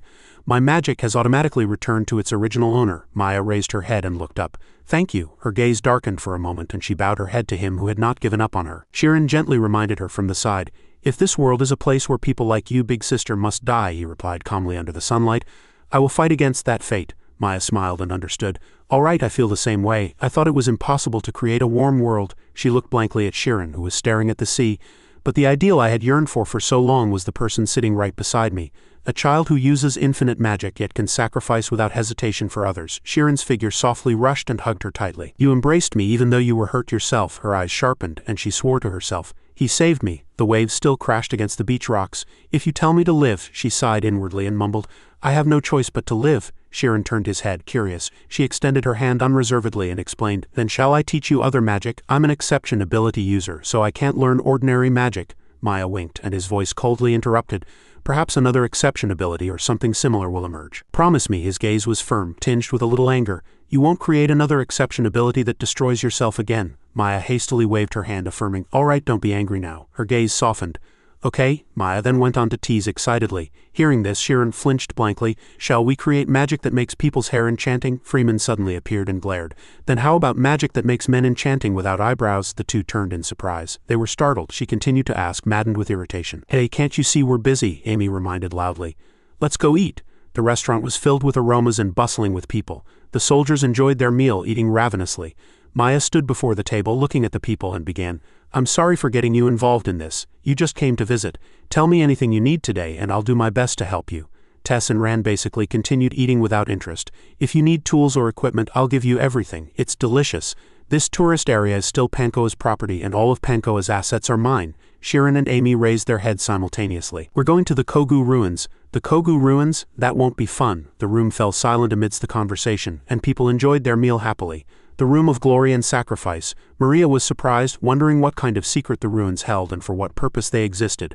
Maria looked curiously at Freeman, and he bowed his head and replied softly, You don't know much about that island. Do you know anything about it? Maya asked furiously. Shiren on the other side reassured her worriedly. Shouldn't I have told you before you asked? It's hard to explain. We're not even sure if we can pass it. Maya glanced at him with curious eyes. Then why do you want to go there to find someone named Miro? Shiren turned his eyes and explained, My existence. Tess and Ran also showed curiosity at these words. She smiled brightly and said, as if understanding, existence? Yes, that's important. So that's why we fought so fiercely. Do you have another plan? Shiren frowned and looked at her seriously. There's only one way. It's worth trying. People dropped their forks in dismay. Is he talking about a laser? Maya looked curiously at Freeman. Of course he was not disappointed and continued. Is there no way to help even if you say so? There is. People dropped their food in surprise. Maya broke into a cold sweat. There is, yes. Pankoa has a route used for loop smuggling. The person opposite offered a piece of paper. This is it. What? The person seriously reminded them. It's a pass to enter the Kogu ruins. Exception ability is an abnormal form of magic arising from specific mental trauma. It applies distorted rules to reality within specific conditions and limitations. Based on false beliefs and perceptions, it forces others to follow those rules. It's very difficult to react if you don't understand the rules of an exception ability. That's why magic academies teach young apprentices to avoid such cases. Emotional sublimation, a new exception ability, will arise from the user's trauma itself. If that trauma is resolved, the current exception ability will disappear and be replaced by a new exception ability based on the newly formed trauma. After that, the brown-haired man very seriously placed a piece of paper on the table. The pass to Kogu. The four who saw it gathered together, their eyes filled with surprise. What? Amy, holding the paper in her hand, exclaimed excitedly. This is what I only heard rumors about. A loop smuggling route? She then calmly held the paper and looked around at the people. I don't see it. Then what's the trial we have to pass? Sheeran, opposite her, also recalled that the mercenaries he met earlier had said it was a loop smuggling route, but it might be false information. Amy frowned, unable to understand. If we pass the Room of Glory and Sacrifice trial, will there be something else? Tess, still with her head bowed, calmly added from the side, we might have overthought it. Maybe they chose the trial because they begrudged paying bribes to the locals, she judged. Or maybe it's a tradition of the Kogu people, Sheeran replied. That could be, but if it were a meaningless place, the principal wouldn't have asked us to investigate it. Freeman stood up amidst the two's surprise and suggested, why don't both of us check it out? We don't necessarily have to choose one, he asserted with a serious face. I'll make you a pass, and we'll need someone who knows the local language. Only then did Maya put her hand down and speak. I'm sorry, but we don't have time to find a translator. We have to leave before the magic nullification disappears. One hesitant hand went up. Yuna raised her hand and with innocent eyes informed them, if it's the local language, my brother knows a little. Hearing this, Sheeran, Amy and Tess all jumped up in surprise. Jit's amazing, that's great. After that, Sheeran looked at the remaining three and decided, then let's try both paths. He raised two fingers. Sun quickly set. Maya placed a bracelet on her younger brother's hand and instructed him. This magical tool will take you to the mountain entrance. The four looked back at them and smiled, and she urged them to get treated by a healer when they returned. Sheeran smiled softly. Thank you, big sister. She stood behind with the brown-haired man and Freeman, arms crossed. You just helped a little. Maya narrowed her eyes and looked at them. Yes, I probably owe a debt that I can never repay in my lifetime. Sheeran approached the remaining three. The sunlight shone on them and he still looked back regretfully. A question made him thoughtful and he looked at her quizzically. Maria's eyes widened in surprise. Will we meet again? She regained her composure and smiled. Don't worry. After that, she looked at them and smiled proudly. Clay Masa Maya can find you anywhere, anytime. Hearing this, he also secretly smiled, relieved. Finally, under the witness of the three, they sped away. She crossed her arms, somewhat hesitant. Kogu, will it be all right? Next to her, Freeman informed her. It will be very dangerous, suddenly, she cried out, tapping his shoulder. Hey, shouldn't you have said that beforehand? But he still calmly raised his head and looked at her. What are you worried about? His eyes narrowed and he added, they are strong. She also suddenly paused, raised her head and then, putting her hands on her hips, proudly looked on. Yes, on the other hand, in a house in the dark night, Yuna quickly ran down the hallway. She threw open the door and behind her was her brother Sheeran. On the opposite side, Jits, who was lying in the hospital bed, also looked on in surprise. Yuna sobbed and cried out. She immediately jumped out of bed and rushed to the two. The siblings embraced each other and burst into tears. Yuna, the girl also cried out worriedly. Brother, why are you like this? Are you okay? Then Jits pushed the girl's shoulder, creating distance. Yuna wiped her eyes and Jits said, trembling, I'm okay. You, how are you? The girl stammered, I'm fine. The big brothers saved me. The girl looked at Sheeran, Amy, Tess and ran. They had defeated all those people. Hearing this, Jits raised his head in surprise, forgetting his tears. Really? You defeated those scary guys? Then he knelt on the ground in gratitude. Thank you, I'll never forget this favor. Over there, Tess enthusiastically continued. Oh, it's nothing much. Instead, we have a favor to ask you. Jits raised his head and looked at them blankly. A favor from me? 5 pairs of eyes gleamed at him. Jits sensed an ominous premonition. His tears didn't stop and he laughed desperately in his heart. Could it be something I can do, right? After that, Yuna lay in bed and fell asleep. Jits sat cross-legged on the ground, reconfirming that they needed an interpreter to enter the smuggling route. Just hearing about it, his body suddenly grew cold and he shivered, clutching his shoulders. I can only do ordinary communication. That's an autonomous zone. Are you all okay? He sat in front of the 4, trying to persuade them. That place is beyond even the Gallia government's interference. Whatever happens there, you won't be able to get outside help. Sheeran remained calm. You don't have to force yourself. We can find another interpreter. Jits was scared, but he still clenched his fist to his chest and asserted, no, of course I should do it. What can stop me? Amy looked at him and praised. Oh, how dependable. his face flushed with embarrassment. Hee, Sheeran also calmly informed them. We'll rest today and leave tomorrow. Everyone will receive treatment from a healer tomorrow morning. Jits was somewhat flustered. Magic recovery, that's really expensive, isn't it? Amy rolled her eyes. It's cheaper than the money you offered for guiding us. Jits also had nothing to say. Can we just forget about what happened before? Over there. Tess casually peeled off a bandage from her face, raised her head and laughed. I'm fine. Then she peeled off the bandage and smiled brightly. My wound's all healed. Amy looked at her in surprise. How did you do that? She excitedly waved her hand, delighted with what she had discovered, and laughed. I chose the mitochondria schema technique as my second page. I can recover from scratches. She looked at Sheeran with wide eyes. That guy Freeman said he recovers from injuries with schema techniques. Cell activation, he used that? She still calmly explained. Cell activation is a high-cost trait, so it's not usually used much in builds. Hearing that, Amy couldn't help but think of Freeman. That old man said he was a coward. His face was filled with fear. If I die, who will protect Maya? Suddenly, Sheeran interjected. I've been wondering since before, what are pages and builds? She smiled excitedly and explained. You know that schema techniques are a form of virtual human model, right? Once an energy form is constructed, each of those schemas is called a page. One page can enhance a specific trait of the human body, and deciding the order in which those pages are stacked is called a build. Next to her, Amy also vaguely understood. Oh, Sheeran was also surprised. So the body is enhanced in that order? She added that it works a bit more complex in practice, explaining with a somewhat firm and serious gaze, because schema techniques enhance the body's artificial traits with abilities. Schema techniques that support each other must be used simultaneously. She gave her attacks as an example. Vision control, nervous system reflexes, flexible legs, muscular strength system, improved whole body blood flow, mitochondria reduce nervous system reactions. If you only increase reaction speed but lack muscle strength, or only increase muscle strength but lack agility, your body will be destroyed. Even with the same trait, the combination method changes completely depending on how the build is designed. Next to her, Sheeran just watched with wide eyes in surprise. If you add swordsmanship or martial arts to that, it's truly infinite, he thought to himself. Before, when I dueled with Lean, I felt the infinity of the sword while watching the endless sword energy flying in the arena. Sheeran imagined the blue person and the red person. He understood why schema techniques and spirit stones were called the two invincible pillars. Then he looked at her and said, That's really helpful. Thank you, Tess. She covered her mouth with her hand and laughed shyly. It's nothing. I still have a lot to learn, she added. So for magic healing, go to someone else, not me. Then she suddenly seemed to remember something. Back across from them, Ran was still sitting in a corner with his arms crossed, and the three looked at him. I got too excited. His expression gave no clue as to what he was feeling, and she thought to herself, I said something unnecessary in front of Ran, who hasn't even awakened his schema technique yet. But he hit the wound area on his chest with his hand. I don't need magic recovery, it's fine. Ran forced a smile and said awkwardly, even without schema techniques, I'm healthy. But Tess didn't believe it.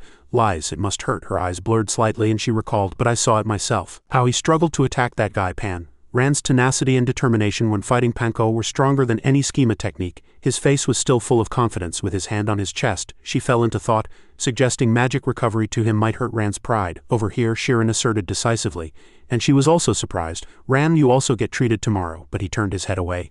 I'm fine, it's not a fatal injury, this much is. Sheeran cut him off, that's not it. His gaze was firm and he explained, thinking of those savage people. We don't know what dangers lurk in the Kogu Autonomous Zone, he said decisively. And Ran was also surprised. If you fall, all of us will be in danger, Tess stammered. Sheeran, that's... Ran cut her off. Understood. At these words, she was speechless. He said calmly, what's there to be proud of in being injured? I was short-sighted. All three looked at Ran and smiled. His hand was clenched firmly at top speed and his expression was resolute. His brows furrowed as he asserted, I will protect my master. Schema Build Core Branch Technique. A build refers to focusing on the fundamental schema technique that is cast first in the entire process of schema techniques. The stronger the fundamental schema technique at the bottom, the less effective it becomes as it goes higher. The order can be temporarily changed, but it puts a strain on the body as it is not an inherent attribute.